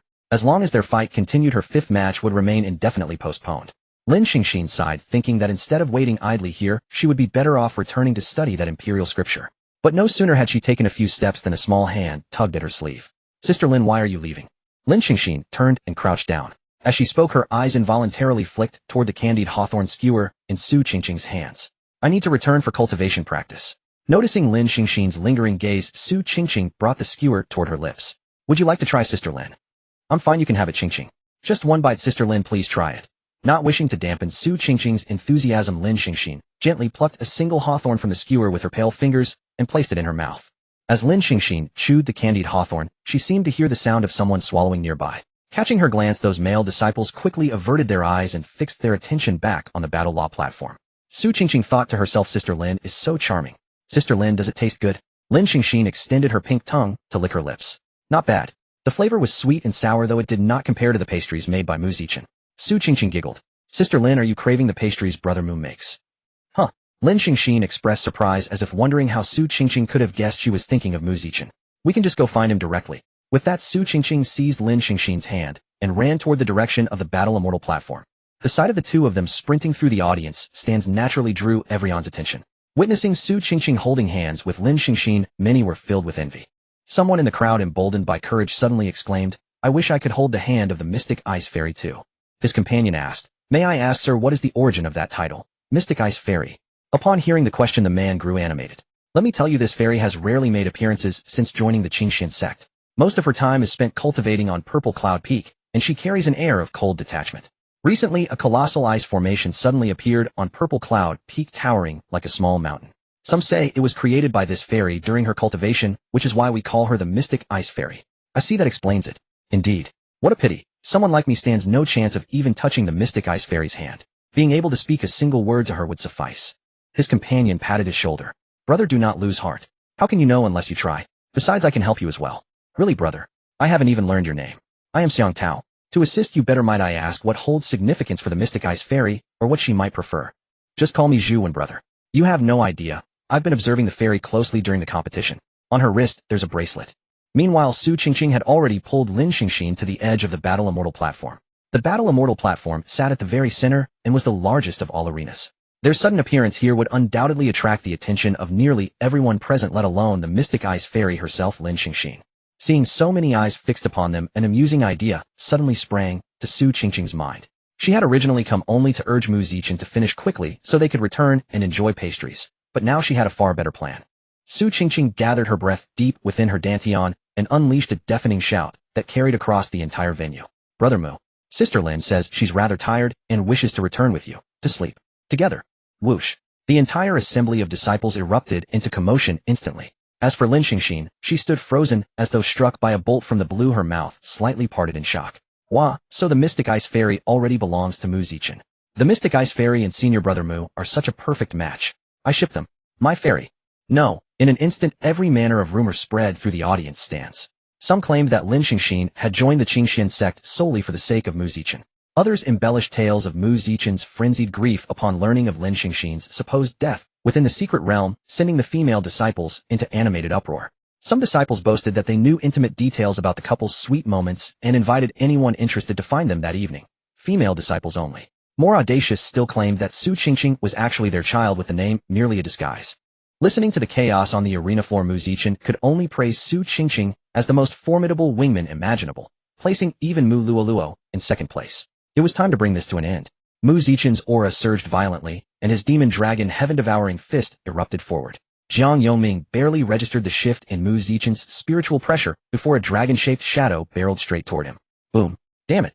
Due to the sheer speed of Mu Zichen's attack, the spectators could only catch a fleeting, abruptly cut-off dragon's cry, with a hint of someone's mother's name woven within it. In the blink of an eye, Jiang Yongming vanished from the Battle Immortal platform, hurled completely off its edge. By the time Mu Zichen reached Lin Xingxin's side, the chatter among the disciples on the platform had grown even louder. Mu Zichen smiled. Shengxin was what Qingqing said. Actually true. It's a lie, don't listen to her. Mu Zichen deflected the issue back to Su Qingqing. Qingqing, were you telling the truth just now? Su Qingqing made no effort to control her volume. Of course I was. Sister Lin also said that before sleeping you have to kiss on the lips. MMPH. Su Qingqing's mouth was covered by Lin Xingxin. The little girl flailed her limbs in Lin Xingxin's arms, clearly still having much more to say. In the eyes of the disciples, Lin Xingxin's action was virtually an admission that everything Su Qingqing said was true. Amid the surrounding whispers, Lin Xingxin's face flushed as red as a ripe tomato. She scooped up Su Qingqing and quickly fled the scene, unable to bear staying any longer. Mu Zichen followed with a faint smile curling at the corners of his mouth. On Purple Cloud Peak, Mu Zichen was preparing several small fruitcakes of different flavors. On his way back, he encountered Mu Luo, who had been invited over and was leisurely sipping carrot juice. As for Lin Xingxin, she was sternly lecturing Su Qingqing. Don't go around saying things like that outside, understand? Su Qingqing's big sparkling eyes were filled with innocence. But I only told the truth. Mother said I must never lie. But you lied with your very first sentence. What did I say? Lin Xingxin repeated. You said I wanted to sleep with Mu Zichen. That's a lie, isn't it? Su Qingqing blinked. But you really do sleep together. I've even seen you kissing and hugging. It was all plain truth. You. Senior Mu, you see, Qingqing has been corrupted by Mu Zichen. Knowing she could do nothing with Su Qingqing, Lin Xingxin turned to Mu Luoluo for help. But what she didn't know was that among the four present, one was the mastermind, one was the wingman, and the other was also on Mu Zichen's side. Mu Luoluo, let the child say what she wants. If you truly haven't done those things, you have nothing to fear. Senior, why are you taking her side too? Feeling utterly wronged, Lin Xingxin plopped onto a stone stool and chose to stay silent. Mu Zichen, not far away, didn't interrupt. He simply wore a faint smile. This scene felt to him like a family of four, warm and beautiful. The cakes were ready, Mu Zichen brought them out, and everyone had a share. Mu Luoluo took a bite and praised it highly, the only drawback being the absence of a carrot flavor. Lin Xingxin and Su Qingqing meanwhile focused solely on eating, offering no comment. Just then an uninvited guest arrived at the peak, Jiang Yongming. Mu Zichen, I'm not convinced. Fight me for 300 more rounds. His roar echoed through the forest, but no one responded. As Jiang Yongming drew closer, he caught a sweet aroma and saw four people eating something. Jiang Yongming, what are you eating? Su Qingqing, big brother Mu made some pastries. Pastries? I've had everything in the Jiang family. Jiang Yongming spoke disdainfully, but as he approached and saw the delicate little cakes, he realized he had never seen such things, let alone tasted them. Swallowing his saliva, he said, could I try one? Su Qingqing casually handed him one. He took a bite, and his eyes lit up. As the young master of the Jiang family, he had never tasted pastries like these. If sold, the profit would be immense. But Mu Zichen's answer was, not for sale. Mu Zichen and Lin Xingxin have slept together. Mu Zichen and Lin Xingxin have kissed. They are Dao companions. Words like these swirled around Duan Qinghong's ears, vexing her endlessly. It was supposed to be the sect tournament, but after Su Qingqing's shocking revelations, most of the disciples seemed to have shifted their attention to this matter. One was the object of admiration for many female disciples in the sect, the other was the recently renowned Ice Fairy of the sect. Since both cultivated on Purple Cloud Peak, it seemed natural for them to end up together. But Duan Qinghong didn't want that. She had known Mu Zichen longer, they had grown up together in the sect. So why had he chosen Lin Xingxin, who had only joined this year? She couldn't understand. Duan Qinghong wandered aimlessly. She didn't want to believe those words, yet she had seen it with her own eyes. Hadn't Mu Zichen and Lin Xingxin kissed right before her not long ago? Purple Cloud Peak's long staircase lay before her, as she didn't know when she had arrived here. It seemed she had instinctively come to see for herself. Duan Xinghong lifted her foot and stepped onto the path shrouded by shade, as if devoid of any light. Zhang Yongming was squabbling with Su Qingqing over the last piece of cake. Mu Luoluo lay on a lounge chair Mu Zichen had made for her sipping carrot juice, utterly content. Lin Xingxin and Mu Zichen were chatting nearby, though the words were inaudible. Lin Xingxin's expression clearly showed she was happy. Duan Xinghong was sure that was a look Lin Xingxin had never shown anyone else. When she was with Lin Xingxin, she rarely saw her smile, though everyone assumed that was just her nature. But before Mu Zichen, she could smile so brightly. Junior sister Lin, have you also fallen for him? Duan Xinghong stood in the shade for a while, yet no one noticed her. Her lips curved downward, her expression somber. Just as she turned to leave, Lin Xingxin approached and called out to her. Senior sister Duan, why are you standing here? Duan Xinghong's tone was cold. Standing in the shadows, her face was barely visible. Stop right there, Lin Xingxin. Lin Xingxin paused. She had never heard Duan Xinghong call her by her full name before. Senior sister, Lin Xingxin said uncertainly. I was just looking around. I have things to do. I'm leaving now. Duan Xinghong's behavior left Lin Xingxin utterly puzzled. She couldn't understand why the usually easygoing senior sister was acting like this today. Sister Lin, come play with me. Before Lin Xingxin could dwell on it, Su Qingqing ran over and grabbed her hand. The little girl silently stared at Duan Xinghong's retreating figure, her eyes filled with unreadable emotion. At night, Purple Cloud Peak turned much colder, leaving only Lin Xingxin and Mu Zichen behind. Mu Zichen lay on the bed calculating the days. Tonight was probably when Lin Xingxin's cold poison would act up again. Sure enough, no sooner had the thought crossed his mind than the door opened. Lin Xingxin was now so practiced that she didn't even knock. She walked straight into the room. Seeing the figure on the bed, she placed her pillow, lifted the covers, and slipped in like a streak of light. Within 2 seconds, she had found a comfortable position. Didn't you say Qingqing was lying and that you didn't want to sleep with me, eh? But the cold poison is acting up again. I have no choice. Lin Xingxin poked Mu Zichen's chest and asked, my opponent tomorrow is Xiang Tao. Do you know him? Xiang Tao. Mu Zichen chuckled. Give me a kiss, and I'll tell you. If you want, I'll ask someone else. Don't. I'll talk. Xiang Tao at the peak of Foundation Establishment. Xiang Tao was a man who had been in the sect for some years, but remained stuck at the Foundation Establishment stage. If Mu Zichen remembered correctly, Xiang Tao had already reached the great perfection of Foundation Establishment before Lin Xingxin joined Qingxin sect, and he was still at the same realm now. Mu Zichen speculated that Xiang Tao had likely already condensed his golden core and was suppressing his cultivation, all for the purpose of securing the top position in the sect tournament. It was well known that Qingxin sect's rules explicitly stated that anyone who broke through to the next major realm during a match would receive rewards according to their current realm after the competition. Xiang Tao exploited this very loophole, aiming to win with his Foundation Establishment great perfection strength, and then claimed the rewards meant for the golden core realm. On the spectator stands, Lin Xingxin sat somewhat bored. Mu Zichen was competing on the stage, while the mischievous girl Su Qingqing had run off to who knows where. Mystic Ice Fairy. Mystic Ice Fairy. Hearing the words, Mystic Ice, Lin Xingxin followed the voice and saw an ordinary-looking male disciple standing a few meters away from her. Zhu, when noticing Lin Xingxin looking his way, smiled awkwardly and took 2 more steps forward. A Mystic Ice Fairy HLO. Lin Xingxin thought for a moment. She had never heard of being called the Mystic Ice Fairy, but since this person was addressing her, it would be impolite not to respond. Hello. Zhu, when seeing that Lin Xingxin was willing to talk to him, became even more excited. He took out a small pouch that seemed to contain something. He said, A Mystic Ice Fairy. Senior Sister Duan made these pastries, and she asked me to deliver them to you. Pastries made by Senior Sister Duan. Could it be that after hearing her mention a couple of days ago how delicious Mu Zichen's pastries were, she had decided to learn how to make them herself? Lin Xingxin glanced at Duan Xinghong, who was on the dueling platform, then took the pouch. Inside were indeed pieces of something, though their appearance was rather unappealing. But since Senior Sister Duan had put in the effort, it would be unkind to refuse her goodwill. Lin Xingxin said, I'll accept them. Thank you. Fairy, could you try one? Lin Xingxin was puzzled. Now, yes. Senior Sister Duan wants to know your first impression. Having one wouldn't hurt. Thinking this, Lin Xingxin opened the pouch, pinched a small piece, and put it into her mouth. It tasted slightly burnt and sweet, merely average. At that moment, her name was called from the high platform. Lin Xingxin's expression remained unchanged. It's not bad, thank you. After Lin Xingxin left, Zhu Wen could hardly suppress the grin on his face. On the dueling platform, Lin Xingxin and Xiang Tao stood facing each other. As the steward called begin, Lin Xingxin instantly conjured a mystic ice sword and slashed towards Xiang Tao. On the spectator stands, Mu Zichen and Su Qingqing were also watching this match closely. Bang! On the stage, after a dozen exchanges, Lin Xingxin retreated to create distance from Xiang Tao. Xiang Tao found Lin Xingxin's demeanor strange. Why hadn't the drug taken effect yet? How odd, hadn't she clearly eaten it? Just then Lin Xingxin took out the pastries and said, Were you thinking about this? Xiang Tao's pupils constricted. He hadn't expected her to have faked eating just now. Xiang Tao's eyes flickered, and he instantly threw a puff of smoke. While Lin Xingxin adjusted her stance, he charged forward with his long blade. At the critical moment, Lin Xingxin reacted, raising her mystic ice sword to block the blow. However, the weakness in her body forced her to take 2 steps back to steady herself. Was there something wrong with the smoke? Xiang Tao, seeing that the time was right, curled his lips into a sly grin, stepped forward, and pointed a finger at Lin Xingxin's forehead. In an instant, Lin Xingxin felt as if all the spiritual energy in her body had been drained away. Even her mystic ice sword could not be maintained and dissipated in her palm. As Xiang Tao withdrew his hand, he seized the white spirit jade bracelet from Lin Xingxin's wrist and held it up to examine it. The bracelet. Realizing the bracelet had been taken, Lin Xingxin immediately lunged forward, but Xiang Tao deftly dodged. Give it back. Xiang Tao hooked his index finger through the bracelet and spun it around. Want it? Then surrender. Surrender, and I'll give it back. Lin Xingxin steadied herself with difficulty. Despicable. Xiang Tao wagged his finger. Don't speak recklessly. Your current state is the effect of my Chaos Soul Finger technique. Lies. She had never heard of a spell with such an effect. Even if such a technique existed, Xiang Tao was only one minor realm above her. How could it have such a powerful impact? Lin Xingxin raised her hand to launch an attack, but her spiritual energy was like a deflating balloon.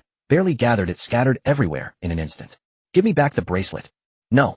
I told you you have to surrender first. Lin Xingxin clenched her fists. After all, this was just a match, and nothing was more important than the bracelet her mother had given her. I surrender. Crack. A crisp sound rang out, and Lin Xingxin's eyes widened in shock. The white spirit jade bracelet lay quietly on the ground, shattered into several pieces. Oh, my apologies. I suddenly realized I can defeat you by sheer strength in your current state. Lin Xingxin sat dazed on the ground, cradling the broken bracelet. At that moment, she seemed to hear nothing, her eyes fixed solely on the fragments in her hands. Witnessing this scene, Xiang Tao felt a surge of ecstasy, a smile of impending victory spreading across his face. He gripped his long blade tightly, muscles in his arms bulging, veins standing out. Suddenly, a blood-red light burst from the long blade, and at the same time a sinister crimson flickered in Xiang Tao's eyes. Then a powerful blood-colored blade aura roared from the edge, tearing through the air as it slashed forward with devastating force. Bang! Mu Zichen's figure suddenly appeared on the dueling platform, his right fist shattering the blade light. Xiang Tao, seeing Mu Zichen on the stage, said to the steward beside him, "This doesn't seem to comply with the rules, does it?" The steward, upon hearing Xiang Tao, immediately stepped forward. Mu Zichen, the match is still ongoing, you. Mu Zichen's eyes turned sinister. Get lost. Yes, sir. The steward nodded and quickly retreated. Xiang Tao, still unabashed with the steward gone, said, Mu Zichen, I know you're formidable, but this is the dueling platform. Your best move now is to have Lin Xingxin behind you surrender and take her back to your Xian Peak. Otherwise, violating the sect rules won't do you any good. Sect rules. How, let me show you what the sect rules really are. Whoosh. A flash of black light, and Xiang Tao's head soared high into the air. The severed head on the ground still bore an arrogant expression. Xiang Tao had never imagined that Mu Zichen would dare to kill him in full view of the crowd. Mu Zichen picked up the bracelet from the ground and cradled the unconscious Lin Xingxin in his arms. Standing at the center of the Fight Immortal platform, he declared in a resounding voice, Xiang Tao cheated during the sect grand competition, and I have executed him on the spot. If the sect master deems me worthy of punishment, let him come find me at Xian Peak. With that, Mu Zichen vanished from the platform, taking Lin Xingxin with him. After his departure, only the heated discussions of the disciples remained. Luya observed everything from the high seat. This time Mu Zichen would surely not escape a beating. Although Xiang Tao was at fault, his offense did not warrant death. Yet Mu Zichen, in his impulsiveness, had killed a man on the Fight Immortal platform. Without an explanation, it would be impossible to placate the masses. Watching the disciples arguing heatedly below, Luya had already made his decision. At Xian Peak, Mu Zichen anxiously asked the medicine old man, is she all right? The medicine old man replied, she's fine. Just ate food laced with scattered power grass. She'll wake up soon. Hearing that Lin Xingxin was unharmed, Mu Zichen breathed a sigh of relief. Yet Mu Zichen still wondered why Lin Xingxin had consumed food containing scattered power grass. Given Xiang Tao's brazen confidence at the time, it seemed unlikely that he had personally given the item to Lin Xingxin. That meant there was another person involved. A spatial ripple appeared, and Lu Ya's figure materialized, accompanied by an unremarkable-looking man. Sect Master, the medicine old man asked. And who is this? Lu Ya said, I saw him hesitating at the foot of Xian Peak, so I thought he might have something to discuss, and brought him up. Seeing Mu Zichen, who had just killed someone along with the Sect Master and the Medicine Peak's Master Zhu, when panicked entirely. A mere Qi refining realm cultivator, he had never faced such a formidable assembly, and was momentarily speechless. Connecting his recent thoughts with Zhu Wen's demeanor, Mu Zichen was certain that this man was most likely the one who had fed Lin Xingxin the food tainted with scattered power grass. Mu Zichen's voice turned icy, laced with murderous intent. Do you have something to say? Terrified Zhu Wen dropped to his knees, and amidst tears and snot spilled everything. Mu Zichen inwardly remarked that this kind of person was no challenge at all. Zhu Wen was taken away, punishment was inevitable. As for Mu Zichen, Lu Ya had originally come to announce his penalty, but after Mu Zichen's vehement argument, the punishment was postponed by a few days. Because Lin Xingxin's bracelet had shattered. It was a gift from her mother. Mu Zichen often saw her caress it when she was bored or missing her mother. Now that it was broken, Lin Xingxin would need comfort when she woke. As Luya was about to leave, Mu Zichen called him back. After a brief exchange, Luya looked puzzled. You really want to do that? Can you handle it? Mu Zichen replied, don't worry, I can take it. Luya nodded, agreeing to Mu Zichen's request. Shortly after Luya left, Lin Xingxin woke up. But after waking, she curled up into a small ball on the bed, looking utterly pitiful. Xingxin. Mu Zichen called softly, afraid to startle her. Hearing Mu Zichen's voice, Lin Xingxin slowly lifted her head. The moment she saw him, 2 clear streams of tears flowed from her reddened eyes, trickling down her cheeks and soaking her clothes. Mu Zichen, where is my bracelet? Hesitantly, Mu Zichen took out the shattered bracelet and handed it to her. The white spirit jade seemed to have lost its luster now that it was broken. It was given to me by my mother. What? It was just a competition. Why did he have to be so cruel? That was my mother's gift to me. Each word cut into Mu Zichen like a sharp blade. He knew that they had had no prior interaction before, yet Xiang Tao still chose to shatter Lin Xingxin's bracelet. Mu Zichen understood that she must be feeling terribly wronged. Xingxin, trust me. I will fix it. He draped his arm over her frail shoulders, offering her a shoulder to lean on. She simply sobbed in his embrace, saying nothing. Because Mu Zichen had killed someone in public, all his results from the sect grand competition were annulled, and he was temporarily confined to Ziyun Peak under house arrest. He would face punishment at the time agreed upon with Luya. As for Zhu, when after confessing his guilt, he was sentenced to a month of face-wall contemplation at the Thought Cliff. As for Xiang Tao, he was dead, hoping only that he would not commit such folly in his next life. Since waking up, Lin Xingxin had become deeply despondent. Before, she would at least scold Mu Zichen for his rogue behavior or chat with him. Now she was like a speechless wooden doll, spending her days either curled up in bed or gazing at the scenery from the peak of Ziyun Peak, a sight that was utterly oppressive. Mu Zichen knew that the problem all lay with that bracelet. If he could repair it, Lin Xingxin would return to her old self, and perhaps they would even grow closer. But this was a white spirit jade bracelet. White spirit jade was exceedingly rare in this world. Mu Zichen even suspected that Xiang Tao had shattered it simply because the fool did not recognize its value. Otherwise, anyone who knew it was white spirit jade would have preserved it carefully to sell it later for a hefty price. Seeing Lin Xingxin like this, Su Qingqing also felt guilty. She blamed herself for not being by Lin Xingxin's side to identify the villain. The little girl said earnestly, I must become stronger in the future to protect Sister Lin. And Mu Luoluo gave Mu Zichen a brilliant suggestion. Since you can't find white spirit jade to fix the bracelet, why not change your approach? Don't you still have that void crystal? Void crystal. Mu Zichen took out the void crystal. He had originally planned to use it to forge a ring for Lin Xingxin, but now it seemed time to put it to use. He took out the shattered bracelet, placed the 2 items together, and began the restoration. That day, Mu Zichen found Lin Xingxin on the peak, staring blankly into space. He sat down beside her, took her hand, and slipped the new bracelet onto her slender wrist. The bracelet was a shimmering, ethereal interplay of white and purple, translucent as a whole. Under prolonged gaze, one could clearly see the white-purple streaks flowing slowly within the bracelet, surrounded by specks of starlight like a galaxy. Do you like it? Lin Xingxin wiped away the tears at the corners of her eyes and smiled. I love it, thank you. Seeing her happy, Mu Zichen teased, so you'll talk to me now? You were so aloof before. No, I was just missing my mother lately. I see. Then how about we go back to visit her during the new year, okay? Sure. That's settled. On the 5th floor of the Scripture Pavilion. Since Xiang Tao's cheating during the sect competition had been confirmed, his results from the final match were disqualified. According to sect regulations, Lin Xingxin should have faced another opponent. However, no foundation establishment cultivator within the sect could match her strength, so she naturally claimed first place. The books on the 5th floor were of considerably higher grade, mostly spirit grade upper tier and above, with even some earth grade volumes. Qingxian's sect was truly prosperous within the eastern continent. Lin Xingxin browsed for a long time before selecting an earth grade middle rank technique called Heavenly Sky, Frost Dragon Seal. She chose it for 2 reasons: its attribute aligned with hers, and because of Mu Zichen. She had once witnessed Mu Zichen's transformation technique. The power of his Dragon Shadow Fist was truly formidable, which was why Lin Xingxin also wanted to try it. Speaking of Mu Zichen, it was about time he returned. After giving her the bracelet, Mu Zichen was taken away the next day to receive punishment. His punishment was enduring thunder tribulation in the prison for 10 days. For most, this might seem harsh, but for Mu Zichen, it was an excellent cultivation opportunity. As Lin Xingxin stepped out of the Scripture Pavilion, a cold drop landed on her forehead and quickly melted. It was snowing. The end of the year was drawing nearer. When Lin Xingxin returned to Purple Cloud Peak, she found not only Mu Zichen and Mu Luoluo, but also Lu Ya and several peak masters present. There was Geng Sueki, master of Blue Smoke Peak, Chu Qingming, master of Qingyuan Peak, and Yu Chenglin, affectionately known as the Medicine Old Man, master of Medicine Peak. It was evident they were discussing matters of great importance. Confronted with this serious gathering, Lin Xingxin hesitated, unsure whether to approach or give them space. Only when Lu Ya gestured for her to come forward did Lin Xingxin approach. Lu Ya held up a dark pill and said, "You have all seen this before. An evil pill. identical to the one found in the bandit stronghold at Jinshi village. Luya continued, this was discovered in Xiang Tao's quarters. This proves that agents of the Sun and Moon Church have infiltrated our sect. Gung Sueki said Xiang Tao joined our sect 8 years ago. Does this not mean that any disciple who joined after him could potentially be affiliated with the Sun and Moon Church? Mu Luoluo set down her carrot and remarked, it could have been even earlier.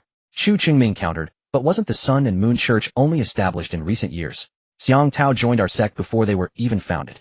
The medicine old man stroked his beard and said, true, the Sun and Moon Church was established recently, but the great devils who co-founded it have existed in this world for far longer. I recall over a decade ago a great devil named Yin Mo roamed the eastern continent. Having lived for over a century, did he not join the Sun and Moon Church? At that time he was at the early stage of the Mahayana realm. Now his strength must have reached the late stage, or even perfection. Yin Mo? Lin Xingxin furrowed her brow slightly, as she seemed to have heard that name from her master. Over a decade ago her master had indeed mentioned going out to deal with someone called Yin Mo. Had her master not killed him back then? Noticing Lin Xingxin's furrowed brow, Mu Luoluo spoke plainly. Back then Lung Ji's sword strike nearly cost Yin Mo his life. If someone had not rescued him. If my master was so powerful, then why did she die, eh? Lin Xingxin pressed. Mu Luoluo picked up her carrot again. Luya, you explain. Luya coughed twice, seeming reluctant to meet Lin Xingxin's gaze directly. 2 years ago your master fought alone against 13 great devils. She slew 5 of them, while the remaining 8 scattered in different directions. Your master ultimately perished from grievous wounds and an uncontainable outbreak of cold poison. Lin Xingxin stood frozen. She could never have imagined that her master's end would come like this. Meanwhile Gung Sueki and Xu Qingming were already rendered speechless upon learning that Lin Xingxin was indeed Lung Ji's disciple. Lin Xingxin clenched her teeth, her hair partially concealing her face and hiding her expression.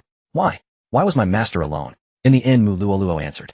Because among all who have reached the true immortal realm in the eastern continent, there are few indeed, and every one of them is cowardly, driven solely by fear of death. They shout grand slogans, yet when demons appear they flee faster than anyone. Setting aside Lung Ji's matter for later, Luya temporarily steered the conversation back on course. Though friction occasionally arose among the various sects of the eastern continent over resources, their stance against the demonic threat remained unified. According to the intelligence Luya had gathered, a minority of disciples in other sects were also in possession of these evil pills. This meant that it was not merely Qingxian's sect that had been infiltrated by agents of the Sun and Moon Church. Having existed for only a few years, the Sun and Moon Church could not have planted so many spies within each sect in such a short span. This meant their infiltration had begun much earlier. If it started so long ago, just how far back did it go? The most troubling possibility was that certain high-ranking members within their own sect had already become affiliated with the Sun and Moon Church long ago. After the meeting concluded, Luya instructed Gung Sueki to discreetly recruit reliable disciples with strong cultivation bases to conduct investigations, while he would coordinate with the other sects to formulate a response. Should the Sun and Moon Church launch a major offensive this time, they would have no Lung Ji to turn the tide. As everyone else departed, only Mu Zichen, Lin Xingxin, and Mu Luoluo remained. Lin Xingxin voiced the question still lingering in her mind. Senior Mu, what realm had my master actually attained? Lung Ji, beneath the Immortal Emperor, had reached the peak of the Daluo Golden Immortal realm. The Daluo Golden Immortal. Only one step away from becoming an Immortal Emperor, yet such a powerful individual had ultimately fallen. What were the cultivation levels of those demons, hey? The great devils earned their title because each had successfully survived the heavenly tribulation and ascended to the immortal realm. Among those 13 great devils, 10 had reached the true immortal realm, and 3 had achieved the Daluo Golden Immortal realm.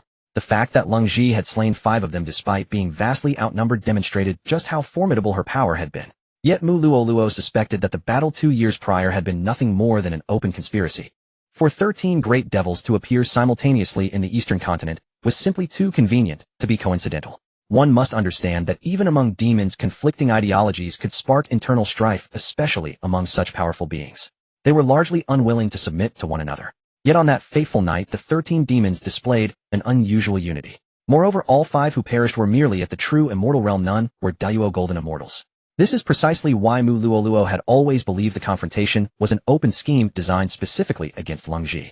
If she refused to come, they would slaughter the entire eastern continent. If she did appear, they would fight to the death to eliminate her. Their aim was to eliminate Lung Ji as an obstacle, ensuring she could never interfere with the demon's future schemes. With so many matters now clarified, it seemed fitting to address that particular incident as well. Mu Luoluo turned to Mu Zichen and asked, "Aren't you going to take out that sword?" Lin Xingxin frowned. "Sword? What sword?" Mu Zichen was taken aback, never expecting Mu Luoluo to suddenly bring up the matter of the sword. Faced with Lin Xingxin's questions, he grew somewhat flustered. His mind raced as he scrambled to find a reasonable explanation that wouldn't raise Lin Xingxin's suspicions as to why her master's sword was in his possession. He was breaking out into a cold sweat. This was the first time Mu Zichen had felt truly stumped. Mu Luoluo said, just tell the truth. Hearing Mu Lala's words, Mu Zichen slowly drew the sword from his storage bag. The moment even a sliver of the blade emerged, Lin Xingxin felt an intensely biting coldness radiating from it. The coldness bore an eerie resemblance to her Xianbing Shinpa Sha technique, sweeping through the area like a ferocious hurricane. Massive snowflakes were caught up in the chilling wind, whirling through the air and colliding with one another to form a colossal snow vortex.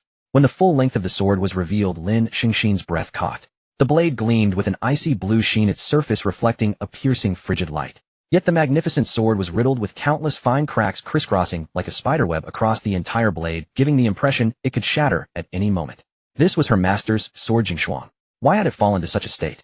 Mu Luoluo sighed at the sight of Leng Zhi's former sword in this condition. The sheer ferocity of that night's battle was evident from the cracks alone. Where did you get this sword? Lin Xingxin's voice trembled slightly. Mu Zichen said, would you believe me if I said I found it? Lin Xingxin hesitated before responding, I believe you have. Half. Holding the sword horizontally, Mu Zichen said, then which part do you believe I found? The hilt or the blade? What was she getting at? Lin Xingxin wondered. Mu Luo, rarely one to smile, chuckled at his response. Stop dodging the question. Tell us how you actually found it. Mu Zichen scratched his head. I was just out walking in the forest when I happened upon it. At that moment, Mu Luoluo understood why some people were born geniuses, not only gifted in talent, but blessed with extraordinary fortune.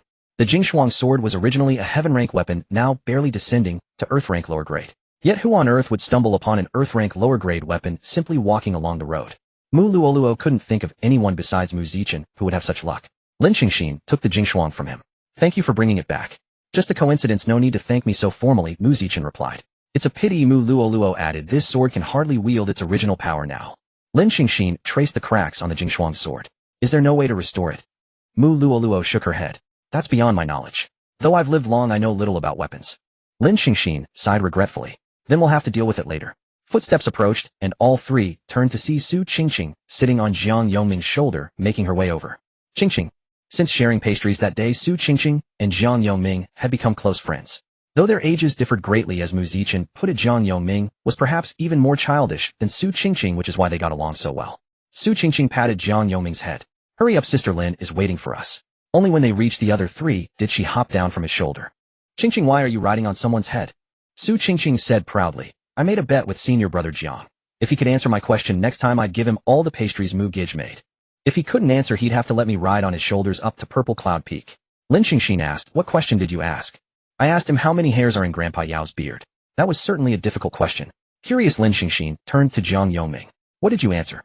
23,504 hairs. Mu Luoluo paused mid-bite into her carrot. You actually counted them. Jiang Yongming shook his head. No, Senior Yao told me. If Old Man Yao told you, how could it be wrong?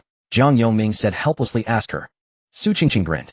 I asked how many hairs were left in Grandpa Yao's beard after he plucked them all. That's 0. Lin Xingxin shot a look at Mu Zichen, silently asking, did you teach her this? Mu Zichen shook his head frantically. Who else would have thought of something like that? Mu Luoluo cleared her throat. Alright, I called you here because this spring festival we're all going to Peacetown on a mission. A mission to Peacetown. That meant they could return home for the holidays. Yes, Mu Zichen told me that both Xingxin and Qingqing's families are in Peacetown, so I chose you too. I know you well, which makes communication easier. Jiang Yongming raised his hand. Senior Mu, what is the mission about? Mu Luoluo's expression grew grave. She uttered only one word. Demon. Inside Qingxian sect, in a secluded room. Bang. The sounds of things being smashed and curses erupted from within. What's wrong with him? All he had to do was win the competition, break through to Golden Core, and collect his reward like a normal person. Why? Why did he have to go stealing that damn bracelet? And now look at this. Something that should have been completely clean, and now. I told you so. Xiang Tao wasn't cut out for this, I told you so. Damn it. Not only have we lost our resources, but the man himself is gone too. He deserved it. The man seated in the chair sighed helplessly. You know Xiang Tao's habit of playing pranks. There's nothing we can do about what happened. The agitated man gripped the wall. I was so careful. I double-bagged the dispersal herb powder on that sack to make sure Lin Xingxin wouldn't refuse it. Even if the effects were slower, we were guaranteed success. But now, the man is dead, and we've been exposed. The Heavenly Frost Dragon Seal, an Earth-grade mid-tier spell. Lin Xingxin sat cross-legged on the ground. The surrounding snow continuously rose and fell, swirling in a cyclic rhythm due to the spiritual energy surging from her body. Finally, Lin Xingxin let out a sigh, concluding her cultivation session. With several days remaining before the departure mission, she decided to first practice this newly acquired spell. The Heavenly Frost Dragon Seal, similar to Mu Zichen's Thunderclap Seal and Jiang Yongming's Water Curtain Stone Heart Seal, belonged to the category of seal-type spells. Seal-type spells differed from the mystic Ice Soul Slaughter, which released spiritual energy directly through the body. Instead, they condensed a seal, infused spiritual energy into it, and then released it through the seal. While this type of spell might be slightly slower in release speed, its effects were generally stronger than other spells of the same quality. Since the Heavenly Frost Dragon Seal was an Earth-grade spell, its quality was even higher than the Thunderclap Seal used by Mu Zichen, so its power was evident. According to the description in the book, mastering the Heavenly Frost Dragon Seal to the minor accomplishment stage allowed one to condense an ice dragon through the seal, while reaching the great accomplishment stage enabled the condensation of multiple ice dragons. The number was determined by the caster's limit. As for reaching the perfection stage, one could condense a true Heavenly Frost Dragon. However, Lin Xingxin encountered a problem. That was, she did not know the nature of dragons or the divine essence of a dragon. When outlining her seal, she could always reach the final step, yet she was unable to add the one missing element. As a result, the dragon she condensed would only have an outer appearance, but lacked the true power of a dragon. In that case, she might as well go find Mu Zichen. His transformation technique was related to dragons. Perhaps due to her urgency, when Lin Xingxin found Mu Zichen, her words were startling. "Take off your clothes." Mu Zichen was startled here. "What else?" "Xingxin, I think it's better to go to the bed for the first time." The air seemed to fall silent for 2 seconds, and Lin Xingxin's cheeks flushed visibly red. What are you thinking? I made you take off your clothes because I was afraid your transformation technique would tear them." While taking off his clothes, Mu Zichen said, "Why the sudden interest in this? I've encountered a problem in my cultivation. I don't know what a dragon truly feels like." "I see." Mu Zichen finished speaking, and spiritual energy circulated around his body. Without the grand spectacle, as before, he completed the transformation within a few breaths. Lin Xingxin looked at the transformed Mu Zichen and couldn't help but frown. His form was different from before in the secret realm. After completing the transformation, Mu Zichen's muscles bulged all over his body, exuding an explosive sense of power. Scales as black as ink rapidly covered his chest, and 2 thick, powerful arms. These scales were tightly interlocked like an impenetrable armor. Moreover, this mysterious scale armor continued to spread upward along his body, stopping only when it reached his jawline. The original 3-attribute dragon seal had also disappeared, replaced by black dragon bone-shaped patterns that crawled over the areas of his body not covered by scales. At the same time, a striking change occurred on Mu Zichen's forehead. 2 sharp, pitch-black, glossy horns broke through the skin and slowly grew. Although they were only the length of a finger at present, they emitted a chilling aura, as if merely looking at these horns could make one feel the immense intimidation within them. And Mu Zichen's eyes were also different from before. In his previous transformations, his eyes had always shown golden vertical pupils. But at this moment, the situation was different. The golden vertical pupils were surrounded by a ring of deep black, making the entire eyes appear more mysterious and captivating. Since it was winter, Mu Zichen stood here with his upper body bare, and white mist continuously emanated from his entire body. "How is it?" Mu Zichen asked with a smile. "So ugly." Mu Zichen's smile faded. Lin Xingxin swallowed inconspicuously and said, "How long can you maintain this state?" "At most 5 minutes now. After transformation, the beast within me keeps growing. If I exceed this time, I might lose control." Lin Xingxin turned and walked into the distance, saying, "Attack me with the demon dragon's sky-slaying fist." Practical combat was indeed the best way, but... "Are you serious?" "Yes, but you must not go easy on me, and no playing dirty." Remembering the last time Mu Zichen spanked her, Lin Xingxin felt a faint ache in her buttocks. After saying that, Lin Xingxin instantly condensed the mystic ice sword in her hand, clearly ready to respond. Seeing this, Mu Zichen ceased his hesitation. He gently closed his eyes and took a deep breath. In an instant, it seemed as if a mysterious power surged from within him. The black dragon bone patterns on his body began to shimmer with strange light, as if given life, slowly detaching from his body and floating in midair. Those black dragon bone patterns wriggled and twisted in the air, intertwining with each other. In the blink of an eye, they miraculously converged and merged into a massive, enormous dragon bone phantom. At the same time, the vast spiritual energy from Mu Zichen's body surged out like a tide, continuously flowing toward the dragon bone phantom in midair. These spiritual energies, like nimble threads, gradually covered the dragon bones bit by bit, shaping a flesh and blood dragon body. As time passed, the giant dragon forged from the black dragon bone patterns and spiritual energy finally took complete form. It was pitch black all over, its scales gleaming with cold light, its sharp claws and fangs exuding an endless aura of killing. A deafening dragon roar echoed through the heavens and earth, causing the entire purple cloud peak to tremble. Roar! Accompanied by the dragon's roar, Mu Zichen himself seemed to transform into a giant dragon charging toward Lin Xingxin. Seeing this, Lin Xingxin moved her mind, and instantly a dozen tall ice walls layered in front of her as shields. But under Mu Zichen's assault, these ice walls could not stop his advance in the slightest, one after another shattered by the dragon shadow. Boom! The giant dragon collided with the mystic ice sword in Lin Xingxin's hand, the immense impact causing the ground beneath her feet to crack layer by layer, while shockwaves sent flurries of snow dancing in the air. Yet the two remained locked in a stalemate. Lin Xingxin's expression was solemn. She was channeling almost all of her spiritual energy to block Mu Zichen's attack, but the two were separated by an entire major realm. The gap in their spiritual energy reserves would eventually be exposed over time. And just as Lin Xingxin's momentum weakened slightly, Mu Zichen suddenly exerted his full force. Bang! Lin Xingxin's entire body was sent flying crashing into the rock wall behind her. Mu Zichen walked up to Lin Xingxin.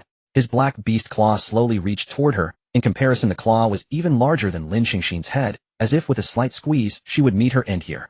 Just as Mu Zichen was about to touch Lin Xingxin, a smaller figure ran over and stood in front of her, shielding her. Stop! Su Qingqing's cheeks flushed crimson, even the corners of her eyes tinged red. Brother Mu, how could you hit Sister Lin? What? Who? I hit Xingxin. Mu Zichen dropped his transformation state, utterly bewildered. While he was stunned, Su Qingqing turned and helped up Lin Xingxin, and Mu Zichen also reached out his hand. But the moment his hand extended toward Lin Xingxin, Su Qingqing swatted it away. Don't you dare touch her. Su Qingqing bared her teeth at Mu Zichen, much like a mother beast guarding her young. You scoundrel. The moment you got Sister Lin, you started taking her for granted. You're a bad person. Hearing Su Qingqing's words, Mu Zichen nearly let out a howl to the heavens. This was the gravest injustice. Lin Xingxin rubbed Su Qingqing's little head and said, Qingqing, don't talk nonsense. He hasn't gotten me yet, and Mu Zichen was just helping me cultivate earlier. Really? But does cultivation require injuring you? I wasn't injured at all. It's just that Mu Zichen's move earlier was too forceful. To prove she was truly unharmed, Lin Xingxin directly struck Mu Zichen's chest with a frost condensation palm, sending him retreating 2 steps. Seeing this, Su Qingqing finally believed him. Mu Zichen, how do you feel? Was it helpful? Lin Xingxin nodded. I think it's sufficient. Let's go test it. Sister Lin, I'll accompany you. In an open expanse, Lin Xingxin sat cross-legged upon the ground, like a serene statue, her eyes gently closed. Directly before her stood a pale blue magical seal, towering a person's height, radiating an aura of mystery. Upon closer inspection, at the very center of the seal was imprinted a vividly lifelike dragon pattern. Suddenly, Lin Xingxin's tightly closed eyes snapped open. At the same moment, a deafening dragon roar echoed throughout the entire forest. A magnificent dragon composed entirely of crystal-clear, dark ice shot forth from the seal, wrapped in bitter cold. It brandished its claws and fangs, twisting its body to summon gusts of fierce wind wherever it passed. After the ice dragon appeared, the seal gradually shrank, finally imprinting itself onto Lin Xingxin's palm.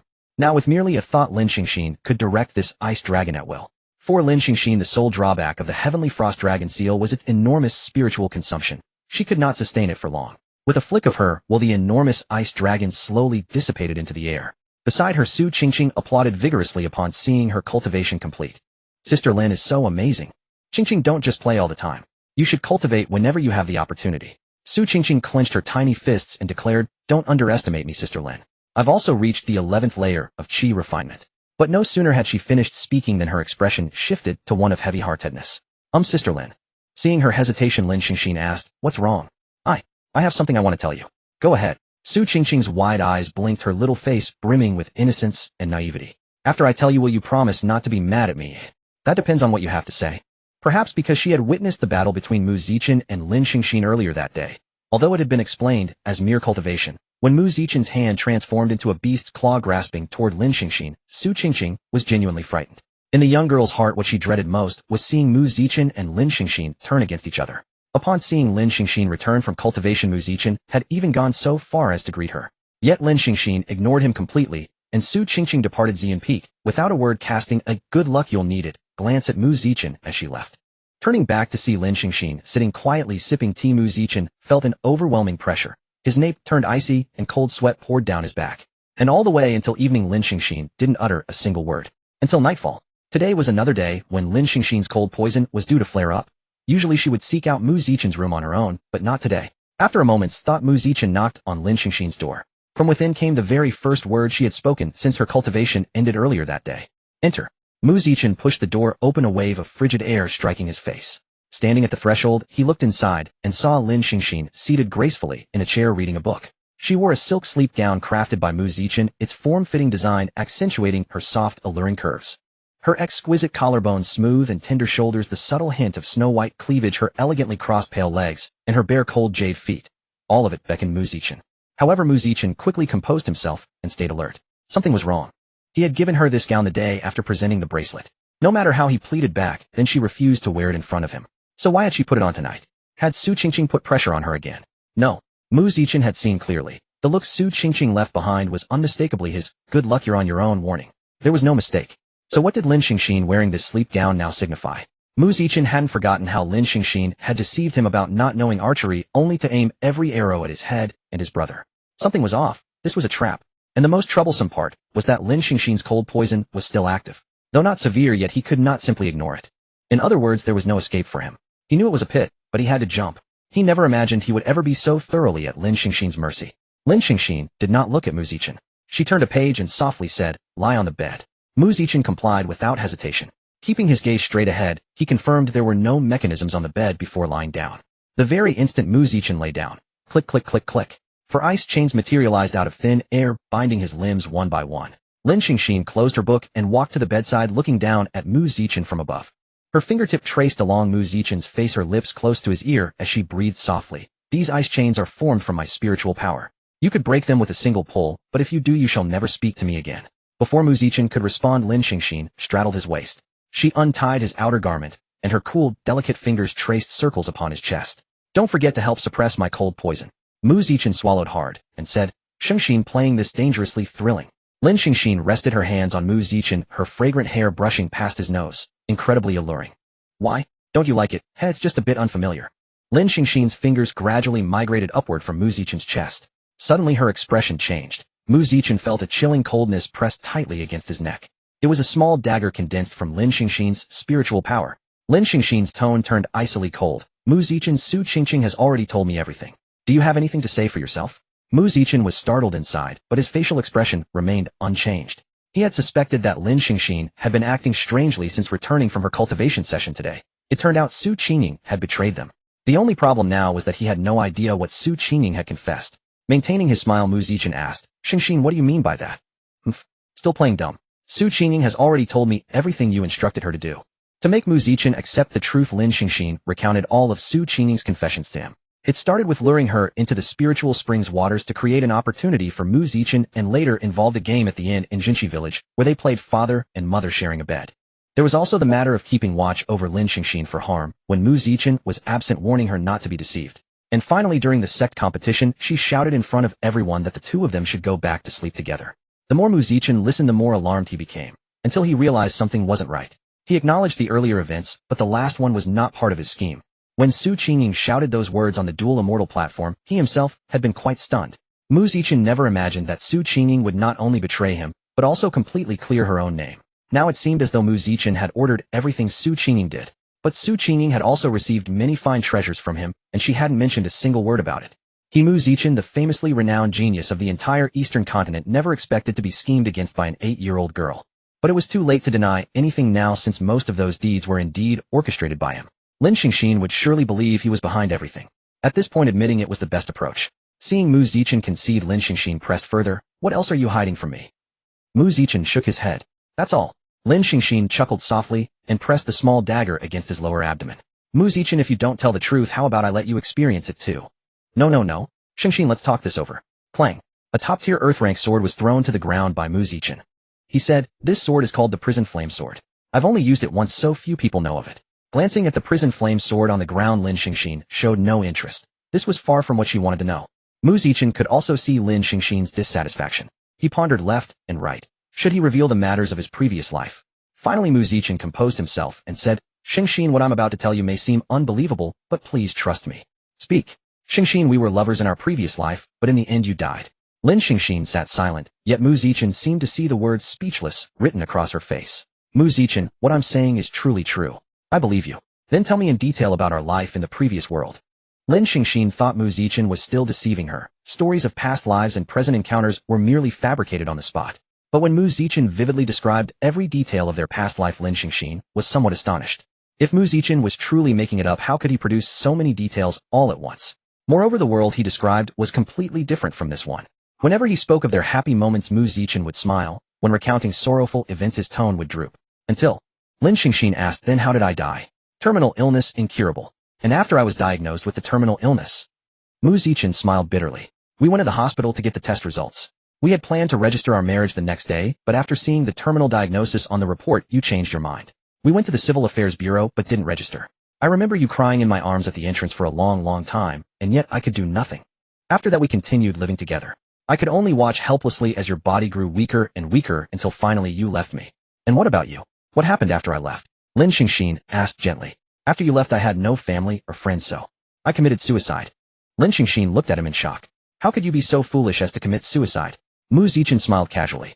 How could that be? Look at me now. I'm doing quite well. I came to this world and found you. But have you ever considered what would have happened if you hadn't come to this world? You just gave up your life like that. Xingxin, how can a life without you be considered a life at all? Lin Xingxin turned her head away, unable to meet Mu Zichen's affectionate gaze. She could only feel her heart pounding wildly. Lin Xingxin, so after recognizing me, you kept competing with me for everything. The touching atmosphere was instantly shattered by Lin Xingxin's words. Mu Zichen coughed twice and said, most of the things I took weren't useful to you anyway, and haven't I exchanged many things for you? That may be true, but your behavior was really annoying to me. And I was still a man back then. How did you recognize me?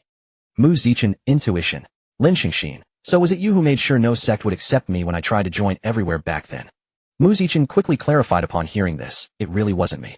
I don't have that much influence to prevent all sects from accepting you. I asked Luyo about it, and he said a powerful faction in the central continent sent word asking them not to recruit any disciples during that period. Lin Xingxin furrowed her brows and thought this was quite coincidental, but whether it was specifically targeting her remained unknown. Lin Xingxin looked at Mu Zichen. Now there truly were no secrets between them. But this only made Lin Xingxin feel even more lost when facing Mu Zichen. She didn't know how to confront someone who had pursued her across 2 lifetimes. She had no memories of her previous life. No matter how beautifully Mu Zichen described it, she couldn't truly feel it. Moreover, in this lifetime, she had been a man until recently. Though she was no longer one, it didn't mean she could accept a man. Could she really not accept him? Lin Xingxin recalled all the interactions with Mu Zichen over the past few months. She seemed to have already grown accustomed to him. Her heart was in such turmoil. Lin Xingxin put away the small dagger and rose from Mu Zichen dejectedly. Upon seeing her leave, Mu Zichen naturally grew anxious. With a slight tug snap, the ice chain broke. Mu Zichen immediately panicked upon seeing the broken ice chain. Xingxin, you're not really going to ignore me, are you? With a shift of her, several ice chains vanished. No. Then, before Mu Zichen could continue, Lin Xingxin cut him off. Stop talking. I'm already confused enough. Your cold poison is still acting up. Tonight will be the same as before, okay? Lin Xingxin nodded and said, could you step out for a moment? I need to change clothes. Mu Zichen wrapped his arms around her. Don't change. You look beautiful in this. Okay. Beneath the cold moonlight, Lin Xingxin's figure was like a spirit emerging from the world of frost, graceful and elegant, yet exuding a chilling aura.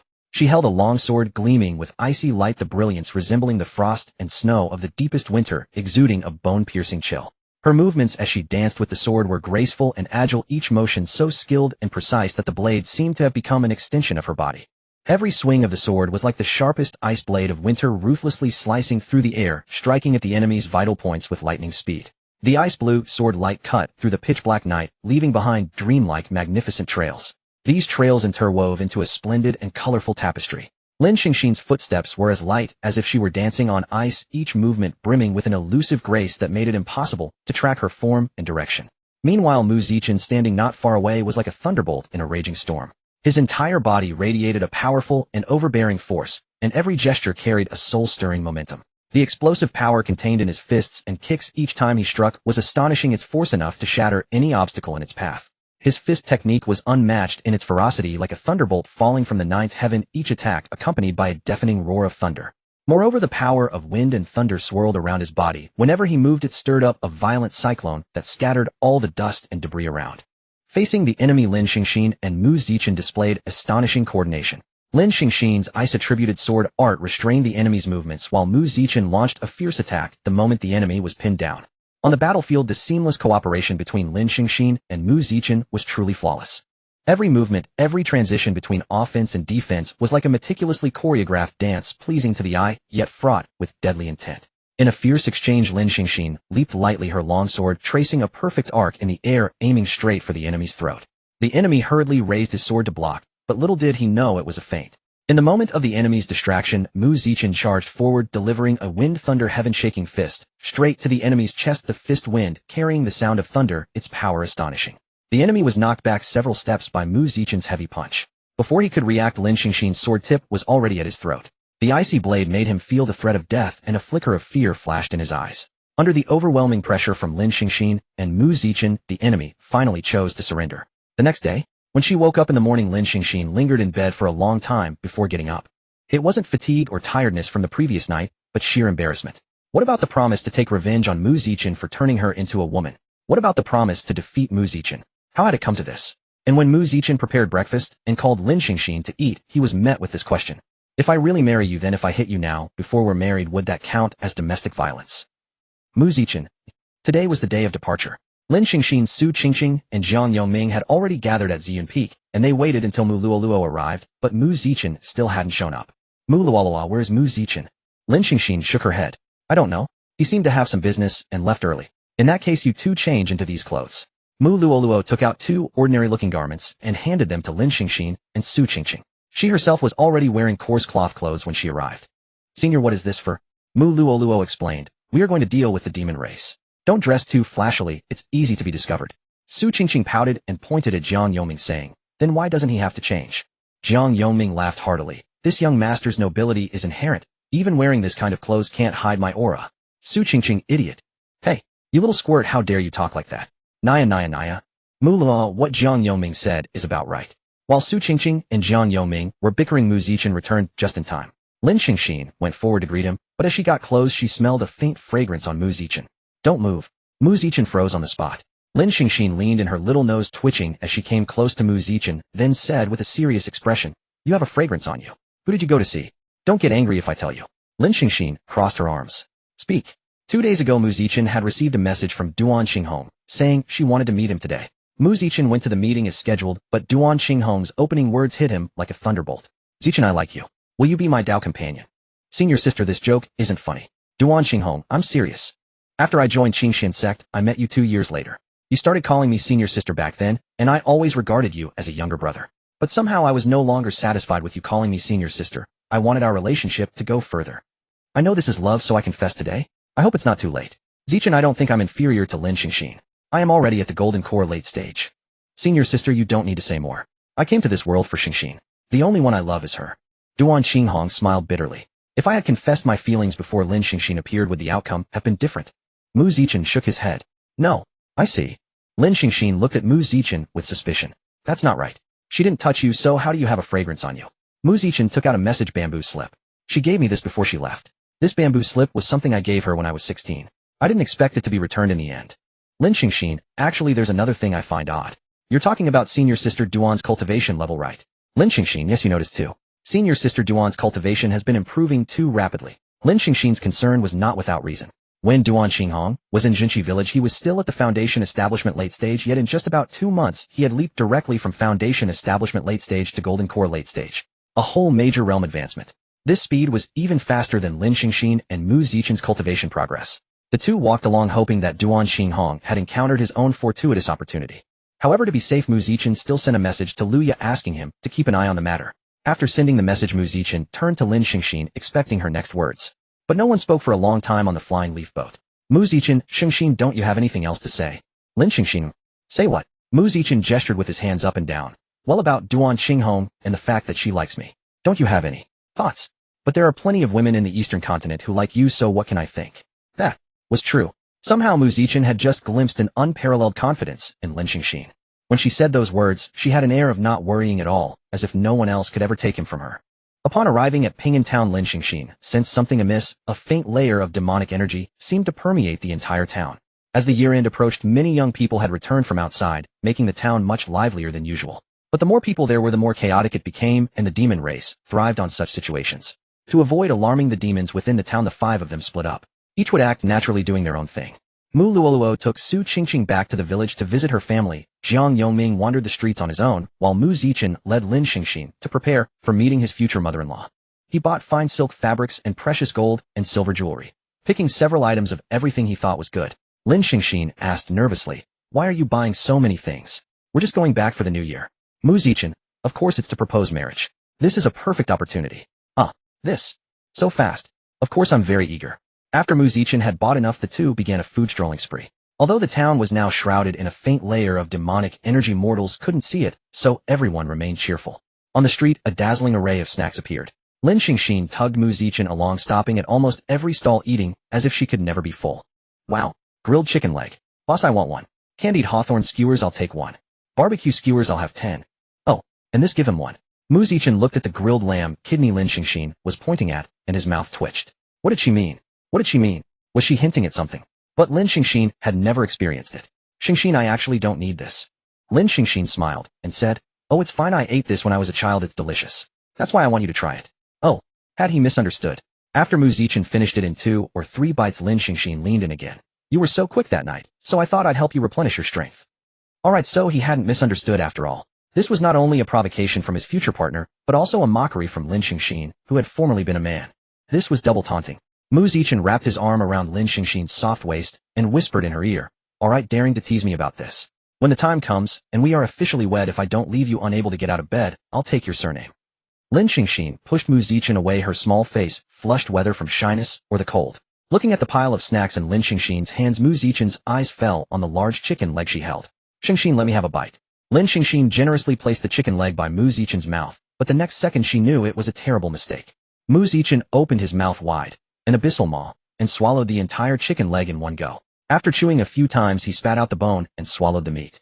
Lin Xingxin was stunned for 2 seconds, then she didn't hold back her fists. Her small, delicate fists blurred into afterimages as she beat Mu Zichen relentlessly. "You ate it all. What am I supposed to eat?" Lin Xingxin grew even angrier.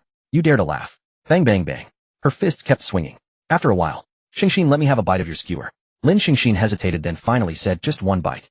Another abyssal maw, gone in seconds. "How did you eat them all again?" Bang bang bang. The two fooled around and played all the way to Lin Xingxin's home.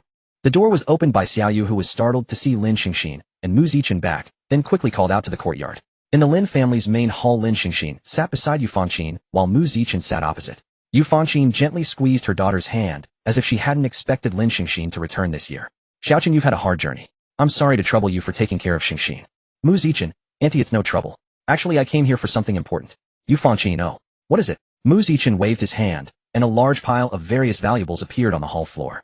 "Auntie, today, I have come to propose marriage. Xingxin and I love each other deeply. I wish to spend this life with her, to unite our hearts and share the world." Yu Fanqin's mouth opened slightly, then she patted Lin Xingxin's hand and said, "I didn't expect you to adapt so quickly. You've already brought someone to propose." Lin Xingxin lowered her head shyly and said nothing.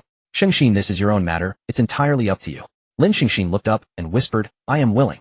Yu Fanqin laughed heartily. Good, good, good. I was afraid you wouldn't be able to accept becoming a girl and would be alone on your cultivation path. Now that you have Xiaoqin, I can rest assured.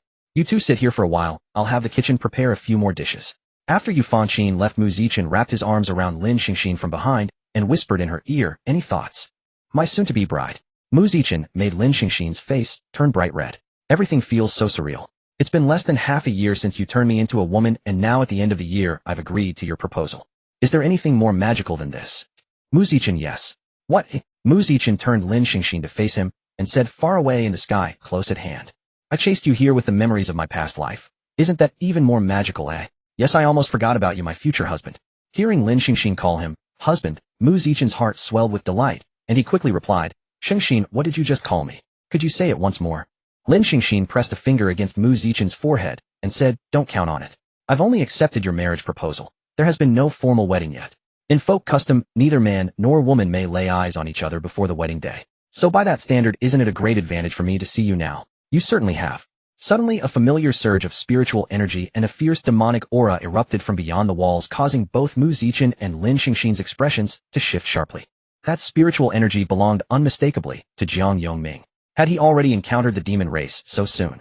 And judging from the intensity of the demonic aura, his opponent was far from weak. Channeling their spiritual energy, the two raced toward Jiang Yongming's location. Rock armor. A brown radiance enveloped Jiang Yongming's body. The blade of the figure clad head to toe in black struck him and rose-white steam, yet the blow only forced him back 2 steps. Across from him, the black-clad figure saw his attack had failed. A red glow flashed in his eyes, and a torrent of demonic aura erupted skyward from his entire body. In an instant, he transformed into a dark phantom wreathed in demonic energy, charging straight at Jiang Yongming. Ha, paltry trick. Water rock shield. Jiang Yongming remained utterly unfazed. A brown shield roughly half the height of a person materialized in his hand. The black fuming long blade descended with vicious force upon the water rock shield, and in that moment a profoundly muffled, thunderous impact resonated through the air. Standing behind the shield, Jiang Yongming's expression did not falter. His arms tensed with muscle, and he pushed forward with all his strength. The black-clad figure staggered 2 steps backward under the immense force. But before he could recover, Jiang Yongming surged forward like a gale, his right fist clenched, striking fiercely at the man's chest. With a sharp cracking sound, the black-clad figure was sent flying backward like a kite, whose string had snapped, crashing heavily onto the ground. Realizing he could not win, the black-clad figure turned to flee. only to spot Lin Xingxin and Mu Zichen arriving. Jiang Yongming advanced proudly and said slowly, "Your fighting spirit is commendable, but as a demon your strength falls short." Finding himself with no way out, a ruthless glare flashed in the black-clad figure's eyes. His arms spread wide, and his body inflated rapidly like a bursting balloon. "The Holy Church shall endure forever. Be careful. He's going to detonate himself." Boom. At the moment of explosion, Lin Xingxin and Mu Zichen both kicked backward to flee, while Jiang Yongming, still protected by his earlier defensive spell, was hardly affected. Where the black-clad figure had stood, thick crimson mist hung heavy in the air.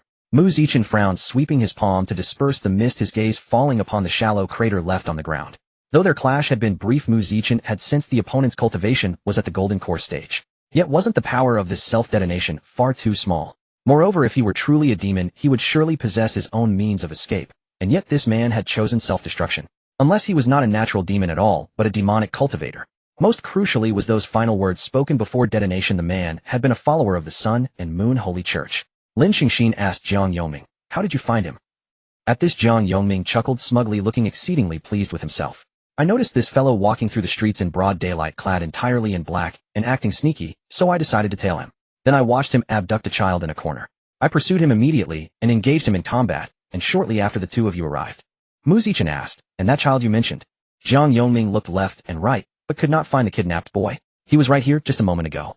They had been fooled. That child was almost certainly one of them as well. Such an obvious exposure, deliberately lured into a chase by Jiang Yongming, ending in self-detonation. It made the black-clad figure look exactly like a death warrior. A disposable pawn sacrificed to lure them out. This meant the demon already stationed here had detected them. Mu Zichen and Lin Xingxin exchanged glances, each seeing bewilderment in the other's eyes. They had taken great care to disguise themselves upon arrival, parting ways far from the town, with absolutely no intersection between them. Apart from Jiang Yongming, everyone wore the plainest clothing possible. Yet they had been discovered in less than a day. Worse, the enemy had used a disposable pawn to simultaneously draw out all three of them. It seemed a traitor within their sect had already informed the local demons of their movements before they even arrived. But only a handful of people knew about this mission. Who could it be? Lin Xingxin slipped quietly beside Mu Zichen and whispered, "Did you tell Senior Sister Duan about this mission before we left?" Mu Zichen shook his head, gazing at the townsfolk who had come out to watch the commotion. Now that the battle had ended, Mu Zichen spoke, "Let us return first. Too many eyes are about." Inside the Lin residence's main hall, Lin Xingxin and Mu Zichen sat in heavy silence, deep in thought. Jiang Yongming paced back and forth in the center of the hall, asking, "Surely we were given some intelligence before departing." Lin Xingxin and Mu Zichen exchanged glances, and both shook their heads. Whether during preparations within the sect or along the journey, Mu Luoluo had indeed never revealed a single detail about this mission. Jiang Yongming angrily collapsed into a chair and cursed, "I assumed that when our senior invited us along we were fully briefed and only lacked the demon slaying. Instead we arrive and learn nothing at all. Isn't this setting us up? Throwing us into danger completely uninformed? If an unbeatable demon appears, we'll all perish here." As if struck by a sudden thought, Lin Xingxin said solemnly, "Do you know about the 100 Demons War that occurred 20 years ago?" Jiang Yongming, "I have some recollection." Mu Zichen, "I was not yet born at that time." Lin Xingxin gave him a withering glance and continued, "The 100 Demons War erupted when demons suddenly appeared across the eastern continent, forcing every sect to hastily dispatch forces to handle them. Due to insufficient intelligence, it ultimately led to devastating casualties among disciples of all sects. Although most of the demons were vanquished, every sect emerged grievously weakened." Mu Zichen asked, "Are you suggesting our current situation mirrors the 100 Demons War of the past?" Lin Xingxin nodded. "I have read the records. The same phenomenon was documented 40 years ago, also near the year's end, with demons suddenly appearing across the land. What was recorded was 87 demons 40 years ago, and 105 demons 20 years ago." Mu Zichen's brow furrowed. "Xingxin, where did you see this?" Lin Xingxin retrieved a thick tome from her wrist pouch and handed it to Mu Zichen. Looking at the cover, he saw 2 characters' chronicles. "Who authored this book?" Mu Zichen asked. "My master." The book recorded major events of each era. Mu Zichen quickly flipped through the pages and soon found the record of the 100 Demons War from 20 years ago. He then turned the pages faster. 87 demons 40 years ago, 74 demons 60 years ago, 62 demons 80 years ago, 53 demons 100 years ago. Mu Zichen's brow tightened. "There is a pattern." Lin Xingxin whispered, "The number of demons is steadily increasing." "Senior Mu, what exactly are demons?" Su Qingqing asked. "Hasn't your teacher covered that yet?" Su Qingqing shook her head. "No, they haven't. Demons are merely a collective term. Their origins lie within the myriad cultivators of this world. When cultivators embark on their path of cultivation, wicked thoughts arise within them. These dark thoughts generate demonic energy, which is the primary source from which demons are born. Demons are divided into 2 categories: demon humans and demonic beasts. Demon humans are ordinary folks or cultivators whose hearts harbor evil thoughts and become entangled by demonic energy. Unable to resist the temptation, they ultimately fall and become demons, bringing havoc upon the mortal realm. Demonic beasts are somewhat special. Only when a demon beast reaches the nascent soul stage and develops its own consciousness can it be corroded by demonic energy. Those who cannot withstand the corruption transform into demonic beasts, which is why most demonic beasts are already at the nascent soul stage upon their birth. As for demon puppets, they are the product of demons injecting demonic energy into the corpses of those they have killed, whether human or demon beast, and refining them into mindless puppets driven only by slaughter. Beyond the aforementioned, there exists another type of person who also qualifies as a demon. They are the demonic cultivators. According to historical records, there is a cultivation method in this world that allows a cultivator to simultaneously practice both spiritual energy and demonic energy. Those who successfully cultivate this method will see their combat power increase exponentially. Whether it is endurance in battle or the sheer power of their techniques, it will far surpass that of cultivators at the same realm. A demonic cultivator is one who has inadvertently mastered this method, but cannot cultivate spiritual energy, forcing themselves to practice only demonic energy instead. As Mu Luoluo explained, Su Qingqing raised a question. What happens if someone cultivating both spiritual energy and demonic energy gets corrupted by the demonic energy? They would fall and become a demon. This is precisely why very few people practice this method. It is far too dangerous. One careless mistake, and there would be no recovery from it for eternity. Just as Mu Luoluo finished speaking, she received a message from Lin Xingxin. Exposed. Lin Xingxin's spiritual energy circulated throughout his body with pale blue light, flickering continuously across his skin. As a particularly powerful surge of spiritual energy emanated from Lin Xingxin, Mu Zichen knew that Lin Xingxin had reached the great perfection stage of foundation establishment. Aren't you going to attempt a breakthrough? Lin Xingxin did not open his eyes, focusing instead on consolidating his realm. No need. A few minutes later, Lin Xingxin opened his eyes and looked at Mu Zichen, who sat opposite him with a playful smile, and said, "Time is running short. Don't forget you still have a mission." The moment the mission was mentioned, the smile immediately faded from Mu Zichen's lips. During the day, they had asked Yu Fangqin whether anyone in the town had died recently. Yu Fangqin replied that there were 3 families in total. They had visited 2 of those families right after asking, and found nothing suspicious. The remaining family was a prominent household, the Zhou family. When they went to visit, there were simply too many people there, so they returned first. From Yu Fangqin, they learned that it was the eldest son of the Zhou family who had died. Now only a daughter remained in the household, and she was at the perfect age for marriage. As a result, most of the visitors were those come to propose. After much deliberation, in order to infiltrate the Zhou residence and investigate whether anything suspicious was hidden within, Lin Xingxin devised a plan. That plan was for Mu Zichen to pose as Lin Sheng and propose to the Zhou family. Upon hearing this plan, Mu Zichen immediately refused, suggesting that Jiang Yongming take the role instead. But Jiang Yongming's acting abilities were truly difficult to describe. Moreover, intelligence was far from impressive, and Lin Xingxin was genuinely worried they would be exposed. So the question of how to proceed remained under discussion. "Xingxin, you can't be like this. I just proposed to you today, and you turn around and send me to propose to another woman." Lin Xingxin replied, "That is merely acting. It is for the sake of investigating the Zhou family. If you keep them occupied, I can slip inside." Mu Zichen insisted, "No, let Jiang Yongming do it. He cannot act. We all tried today. You saw it with your own eyes." Seeing Lin Xingxin's unwavering attitude, Mu Zichen stopped arguing. Instead, he turned and walked to the window, gazing outside, and leaving Lin Xingxin with a sorrowful silhouette. Witnessing Mu Zichen's reaction, Lin Xingxin knew this was unfair. Yet at this moment, they truly had no other option. They did not know the strength of the demon race, nor their specific numbers, and they were at a distinct disadvantage. The demons were hidden in darkness while they were exposed in the light. If they did not take the initiative to strike once the demon race had fully prepared themselves and came for them, they might face the entire civilian population of Peacetown. She walked over and wrapped her arms around Mu Zichen's waist from behind, saying, "It is merely acting. You need not take it to heart." Mu Zichen turned around and said, "Xingxin, wouldn't you feel the least bit uncomfortable knowing I am going to propose to another woman?" Lin Xingxin pouted. "Of course I am troubled. Who would want their own person going to propose to another woman? Her own person?" With those words from Lin Xingxin, Mu Zichen felt as though he had taken a calming pill. Yet even so, that alone was not enough for him. "Act coquettish for me. Coquettish." Lin Xingxin thought for a moment, then pressed her body close to Mu Zichen and swayed gently. Tilting her face upward, her beautiful eyes shimmering like starlight, she said in a soft and sweet voice, "Please, my husband." Mu Zichen's breath caught for an instant. His throat bobbed, and then he suddenly lifted Lin Xingxin into his arms. Hey. The Zhou estate was quite expansive. Merely from the outside, its walls stretched at least 100 meters long. The 3 of them split into separate routes, with Jiang Yongming infiltrating from the west, Lin Xingxin from the east, and Mu Zichen simply walking through the main gate. Standing before the Zhou family's grand gate, Mu Zichen showed no mercy. With a powerful kick, he sent the door flying and shouted loudly, "You old fool. This young master is here to propose marriage." Thanks to Mu Zichen's enormous commotion, the guards within the courtyard indeed rushed toward the main gate, as expected. Although they could have infiltrated without his actions, Mu Zichen's distraction made the overall operation more secure. Lin Xingxin landed gracefully on the ground, her eyes drawn to a sizable pond. Though winter had blanketed the area in snow, the water remained unfrozen, a sure sign that the Zhou family employed some special method to keep it from freezing. She focused her perception and noticed the spiritual energy in the Zhou courtyard ran thicker than what lingered beyond the walls. Scanning her surroundings, she saw the pond to her left and a smaller chamber to her right. Ahead, a cobblestone path wound through the grounds, and following its direction past the overhanging branches, she could make out Mu Zichen surrounded by Zhou guards. Lin Xingxin glanced at the small building to her right and darted inside like a flash. The interior was Spartan, just a worn bed upon entering with a crack running down the wall beside it from years of age. What struck her as most unusual was a second door hidden within the room itself. Having two doors in sequence seemed odd enough. Lin Xingxin reached out carefully and gently pushed against the sealed door. As she applied pressure, a shrill grinding creak echoed through the still air like a blade slicing through silence.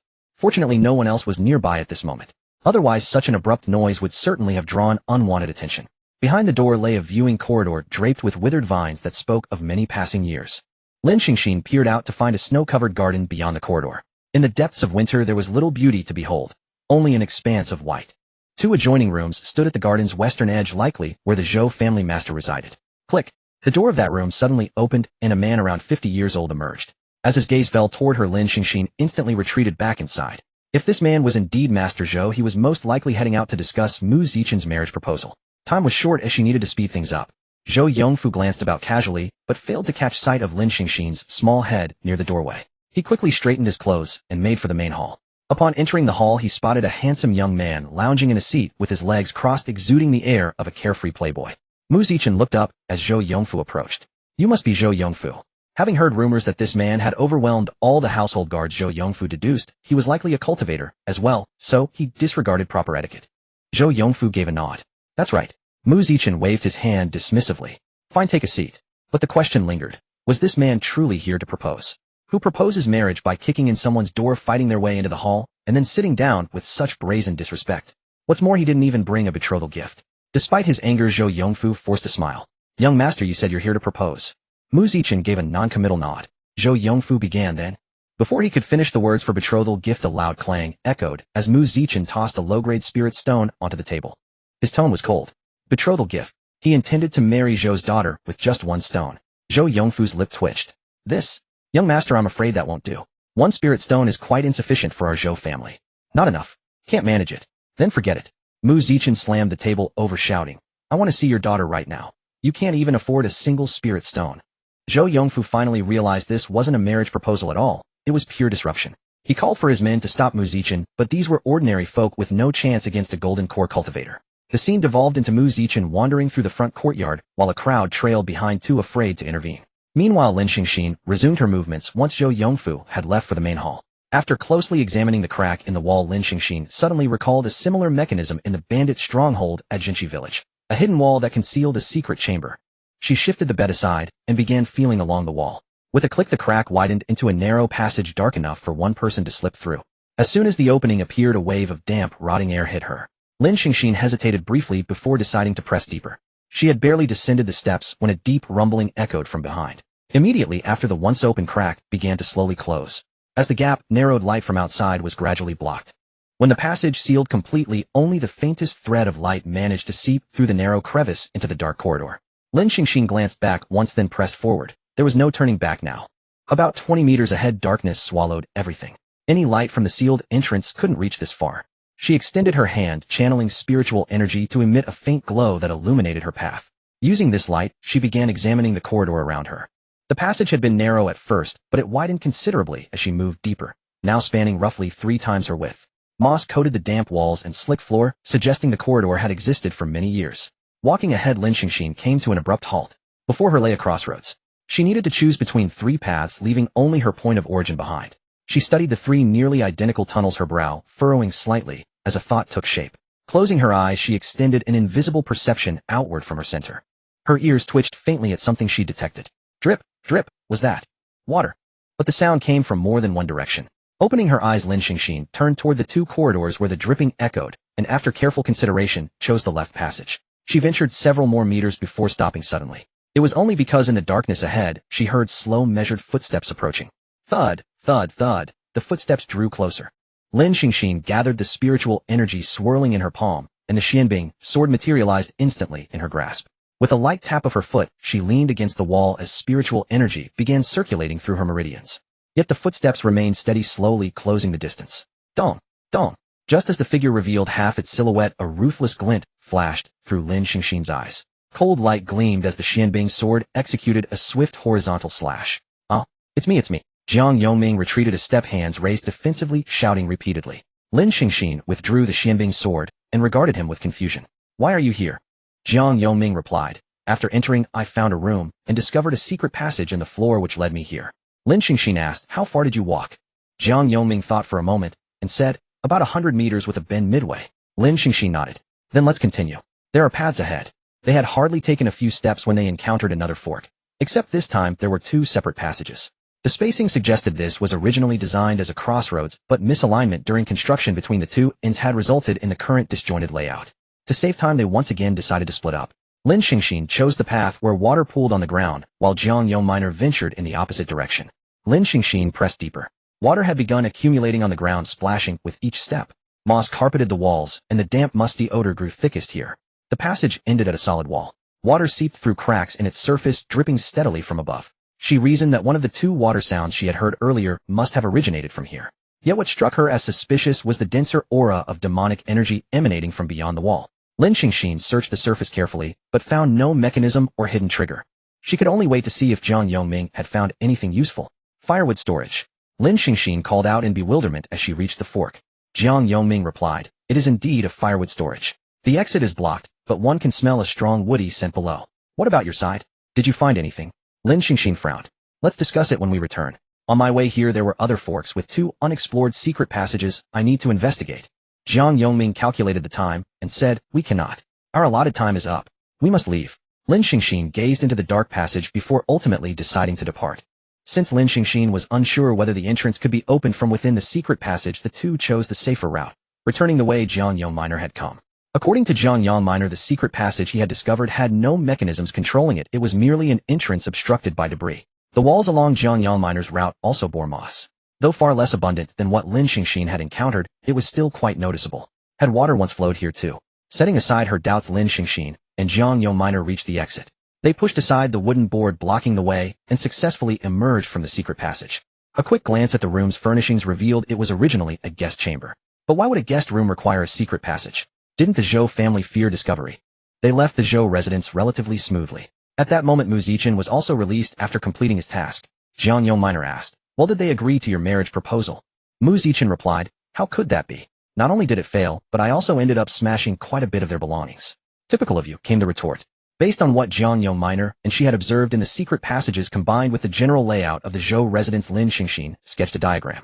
The diagram prominently marked the locations of the secret passages. She then shared that although the final segment was a dead end, she could still sense demonic energy there. If the positioning is correct, there should be a pond behind that wall, and that demon must be hiding there. Mu Zichen pointed to the pond's location on the diagram. "But I have already inspected that pond. The water is not particularly deep nor murky, and I saw nothing unusual within it," Lin Xingxin responded. Mu Zichen tapped his chin thoughtfully. "Xingxin, do you remember mentioning that moss also grew in the western secret passage?" Lin Xingxin nodded. Perhaps that passage wasn't solely meant to connect various rooms within the Zhou residence. It could also serve a drainage function. Drainage? Precisely. Empty the pond completely, then construct a secret chamber beneath it. Jiang Yongminer groaned. "Ugh, this is so tedious. I wish we could just fight instead of thinking. Why don't we just charge in and kill it?" If a demon concealed itself, it meant only one thing. It was in the process of ascending, at which point it would be exceedingly vulnerable. Since they had pinpointed the demon's location and condition, they should strike while it remained weakened. Lin Xingxin and Mu Zichen exchanged glances, each understanding the other's agreement with Jiang Yongminer's suggestion. Only the three of them had been exposed so far, while Mu Luoluo and Su Qingying remained hidden. Since they were already exposed, it would be better to strike first and eliminate one before the demon race grew too numerous to handle. Boom. The room's door was slammed open violently. All three turned around to see Su Qingying struggling to support the blood-soaked Mu Luoluo as she barely made it inside. "Senior Mu." All three shouted in shock simultaneously. As they drew nearer, they clearly witnessed the horrifying sight before them. Where Mu Luoluo's left arm should have been, there was now nothing but empty space. Lin Xingxin's heart sank as an indescribable feeling surged within her. Looking more closely, she noticed the sleeve where Mu Luo's left arm should have been was torn and shredded, covered in deep scratches consistent with savage beast claws. A demonic beast had appeared here, one that even Mu Luo couldn't handle. Lin Xingxin quickly retrieved pills from her storage bag and administered them to Mu Luo, then began treating her wounds with various medicinal herbs. Jiang Yongminer asked, "What happened?" Su Qingying, tears streaming down her face, stammered, "We encountered demonic cultivators. Senior Mu protected me, boo-hoo." Mu Zichen comforted her. "Qingying, can you recall what the demonic cultivators who attacked you looked like? Or can you sense their cultivation level?" Su Qingying sobbed, "Two of them. One was a person and the other was an enormous shadowy figure. I couldn't see clearly." Coughing, Mu Luo gradually regained consciousness. In a feeble voice she replied, "I killed the human. The other was a demon beast, mid-stage nascent soul, the giant rock black bear." A giant rock black bear beast at the nascent soul middle stage? The three were startled. The giant rock black bear beast was notoriously bloodthirsty, and now that it had turned into a demon, its ferocity was unimaginable. Now Mu Luo was severely wounded, leaving only the three of them to fight, but there were at least 2 demons. Moreover, they still had to face an unknown number of demon puppets. This was truly a difficult situation. "Wait," Jiang Yongming suddenly spoke, his face solemn. "I remember. The giant rock black bear beast follows the scent of blood to find its prey." The others looked at Mu Luo, lying on the bed, her body drenched in blood. At this moment the beast might already be on its way. If it reached the town, the consequences would be disastrous. If that beast chases into the town, it will not only be a disaster for the civilians here, but we might also have to face 2 demons at the same time. Right? Cough cough. Mu Luo sat up, supporting herself with one hand on the bed. Hearing Jiang Yongming's words, she realized that there was another demon in the town. With a serious expression she said, "Let's split into 3 groups. Jiang Yongming will take me to lure the beast out of the town. Mu Zichen will stay and deal with the demon in the town. Su Qingxin, go and complete the task I assigned you." Seeing that Mu Luo had not mentioned her, Lin Xingxin quickly asked, "Senior, what about me?" "Lin Xingxin, although you are indeed a genius, it's too much for a foundation establishment cultivator to face a nascent soul stage. Therefore I order you to break through to the golden core stage immediately. The operation begins now." Watching the departing figures, Lin Xingxin took a deep breath, swallowed 3 spirit control pills at once, and immediately began absorbing the spiritual energy of heaven and earth. The spiritual power circulated within her body, being refined into drops of spiritual liquid in her dantian. These drops were the foundation for condensing the golden core. Once all the spiritual liquid solidified into a pill, she would reach the golden core stage. After leaving, Mu Zichen quickly rushed to the Zhou residence, directly vaulting over the wall at the same spot where Lin Xingxin had infiltrated during the day. Following the route Lin Xingxin had described, he entered the small hut and punched a hole through the wall. Such a loud commotion naturally alerted the Zhou family. After the wall collapsed, Mu Zichen could already hear Zhou Yongfu shouting. Paying no heed, he went straight in. When he encountered the first cross intersection, he walked straight ahead, the path Lin Xingxin had not taken. After traveling some distance, a stone door appeared before him. Mu Zichen's spiritual power flickered on his fist as he shattered it. Behind the stone door lay a painfully familiar scene of evil pill refinement. The site was filled with blood and corpses. As if accustomed to it, Mu Zichen crushed all the completed evil pills. When he came out, Zhou Yongfu happened to arrive from another fork, and the two came face to face. "You again? I let you go earlier today. Why are you back to cause trouble?" Mu Zichen did not answer him, but instead asked, "Did you refine all those who came to propose marriage into pills? Did you refine your own son as well?" Zhou Yongfu's expression flickered with shock, but soon turned vicious. "So what if I did? These are none of your business." Mu Zichen added, "The one lying under the pond. Is that your daughter?" Hearing this, Zhou Yongfu felt as if he was facing a great enemy. He never imagined Mu Zichen would know so much. "How did you know?" "I guessed. You deserve to die." Zhou Yongfu produced an evil pill and was about to shove it into his mouth when Mu Zichen smashed it with a palm strike. Mu Zichen grabbed the other's head, his voice icy. "Where is the mechanism for the pond?" Zhou Yongfu remained silent. Mu Zichen's hand began to tighten. I'll talk. It's in the woodshed." Watching the water level gradually drop to the bottom, Mu Zichen jumped into the pond. Sure enough, there was a sealed door at the bottom of the pond. Mu Zichen pulled it open with brute force, and a surge of demonic energy rushed out. In the deep, dark chamber filled with an eerie atmosphere, a bone-chilling sound suddenly echoed. Then a woman slowly crawled out from inside. Her face was covered with dense black, demonic patterns which seemed alive as they writhed across her skin, inspiring fear in all who beheld her. Her eyes were like bottomless black holes, pitch dark, without a glimmer of light, revealing endless indifference. However, her complexion was as pale as winter's snow, bloodless, giving a sense of terminal illness. The woman's once glossy black hair now writhed like countless ferocious pythons. Boom. The oppressive aura of the nascent soul stage radiated. Mu Zichen's brow furrowed slightly. Meanwhile, outside Ping'an town. Thump thump, thump thump. Jiang Yongming carried Mu Luo on his back, his feet racing across the land like a gale. Behind him, a monstrous creature of staggering size was in hot pursuit. This demon beast was shrouded in a thick layer of black mist obscuring its true form, but from the faintly visible ferocious silhouette one could imagine its terrifying appearance. With every step the demon beast took with its massive powerful legs, a dull thump echoed across the ground, as if the entire earth trembled. The sound was like a death knell pounding relentlessly on Jiang Yongming's heart. Occasionally glancing back, he was met with two blood-red eyes in the black demonic mist embodying a savage bloodthirstiness. Roar! The demon beast let out a sudden roar, scattering all the birds in the mountains. Jiang Yongming looked back, after the roar the beast abruptly quickened its pursuit. Damn it, if you've got the guts, stop chasing me. Unfortunately, the demon beast clearly didn't understand. Jiang Yongming was giving 200% in his escape, but the distance was still closing. At that moment he wished he could fly up into the sky and hide far away, but if he left the townspeople would suffer. Suddenly, Jiang Yongming felt a chill on the back of his neck. He reacted, instantly rolling forward with Mu Luo Luo to dodge the demon beast's attack. Looking back at their original position, a deep pit, sizzling with black, demonic energy appeared. For a moment man and bear faced off. In this state, Jiang Yongming finally got a clear look at the giant rock black bear beast. Blood-red eyes, pitch-black fur, and powerful limbs.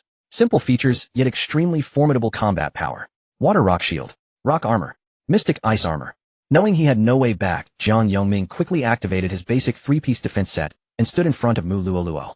The giant rock black bear beast roared, and its massive bear paw came down with a howling wind. Boom. The two defensive spells were shattered instantly, and even the mystic ice armor cracked. You bastard, this armor was a gift from my mother, you know. Water curtain, stoneheart seal, yellow spring rock shadow shield. A pale yellow barrier and a brown seal instantly appeared, enveloping Jiang Yongming and Mu Luo Luo. A hint of excitement curled at the corner of Jiang Yongming's mouth. You beast. Let's see which of us is tougher. Within the Lin family courtyard, Lin Xingxin's breakthrough continued.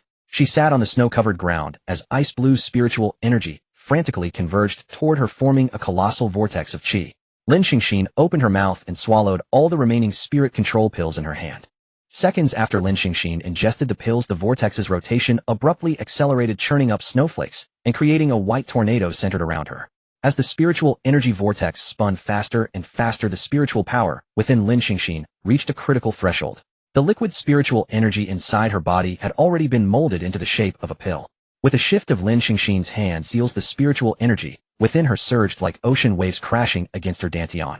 A booming sound erupted from within her, and in her dantian a powerful force burst forth from its cocoon. A golden light appeared at the center of the pill. The light gradually expanded, enveloping the pill, and finally condensed into a resplendent golden core. Once the golden core was formed, Lin Xingxin's cultivation base instantly skyrocketed. A powerful aura materialized into a tangible force, sweeping away the surrounding snow and leaving a bare patch of ground around her. Lin Xingxin slowly rose to her feet, calming the surging spiritual energy within her. Grasping the mystic ice sword, she instinctively took a step toward the direction where Mu Zichen was. But the moment she took that step, Mu Zichen's words came to mind. Senior Mu's injuries are severe, and Jiang Yongming only knows defense, not offense. The two of them facing that giant rock black bear beast will surely be in grave danger. Xingxin, go help them as soon as you break through. I can handle things here on my own. Lin Xingxin gritted her teeth and chose to trust Mu Zichen. After all, within the secret realm, he had been able to fight against the nascent soul cultivator Shirtian, so he should be fine. Lin Xingxin pushed off the ground with her toes soaring into the air and flying toward the outskirts of Ping'an Town. Roar! Boom! Protected by the water curtain stoneheart seal and the earth-grade lower-rank yellow spring rock shadow, Jiang Yongming and Mu Luo Luo had not yet been injured, but it also meant they had no escape. A pale yellow spiritual energy barrier supported above their heads, with a brown sigil covering it. Jiang Yongming held his hands over his head, continuously channeling spiritual energy to withstand the storm-like attacks of the giant rock black bear beast. With every heavy paw strike from the beast, Jiang Yongming would let out a loud taunt, as if it gave him more momentum. Come on, you beast. Haven't you eaten? It's like a tickle. Are you limp? Each swing of the giant rock black bear beast's arm felt like a majestic mountain crashing down.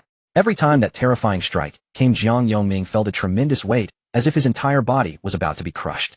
And just as his waist began to bend, he instantly braced his tottering frame, forcing himself to straighten his spine once more. At that moment, the frozen ground beneath his feet, unable to bear the immense force any longer, cracked open. Fierce fissures spread, rapidly crisscrossing like a spiderweb. Seeing that his relentless assault could not break Jiang Yongming's defense, the giant rock black bear beast became enraged, letting out a deafening roar to the sky. With that roar, the demonic energy on its paws surged violently like a black torrent, rolling and churning, then slammed down upon Jiang Yongming with the force of thunder. A thunderous crash echoed as the colossal impact swept in like a tidal wave. Jiang Yongming's body lurched violently, and he fell heavily onto one knee. The moment his knee struck the ground, it created a deep pit.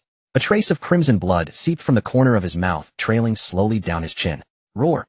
As if the scent of blood further ignited the giant rock black bear beast's bloodlust, it intensified the force of its paws, determined to shatter Jiang Yongming's defense in one blow. Watching this, Mu Luoluo was frantic with worry. She raised her pale jade-like right hand and continuously channeled the thin spiritual energy within her into the barrier before her. Though this meager spiritual energy was a drop in the bucket against the beast's attacks, it at least slightly slowed the barrier's collapse, buying them a brief moment to catch their breath. Crack! The barrier was slowly breaking. Just as Jiang Yongming and Mu Luoluo were about to exhaust their strength and could no longer hold on, a roar suddenly rang out from the sky. The two looked up and saw an ice dragon radiating chilling cold descending from the heavens. The ice dragon swooped down at an astonishing speed, hurtling straight toward the giant rock black bear beast. With a deafening crash, the two collided violently. The giant rock black bear beast, knocked aside by the sudden impact, roared in fury. Demonic energy surged wildly around it, as if enraged by this uninvited intruder. The ice dragon gave it no chance to recover. It shot forward swiftly, its long body coiling tightly around the beast's massive frame, constricting ever more fiercely, like an unbreakable chain of captivity. Though the giant rock black bear beast struggled, desperately clawing at the ice dragon, with its thick, powerful paws, the ice dragon was entirely composed of mystic ice, so its claws only slipped off.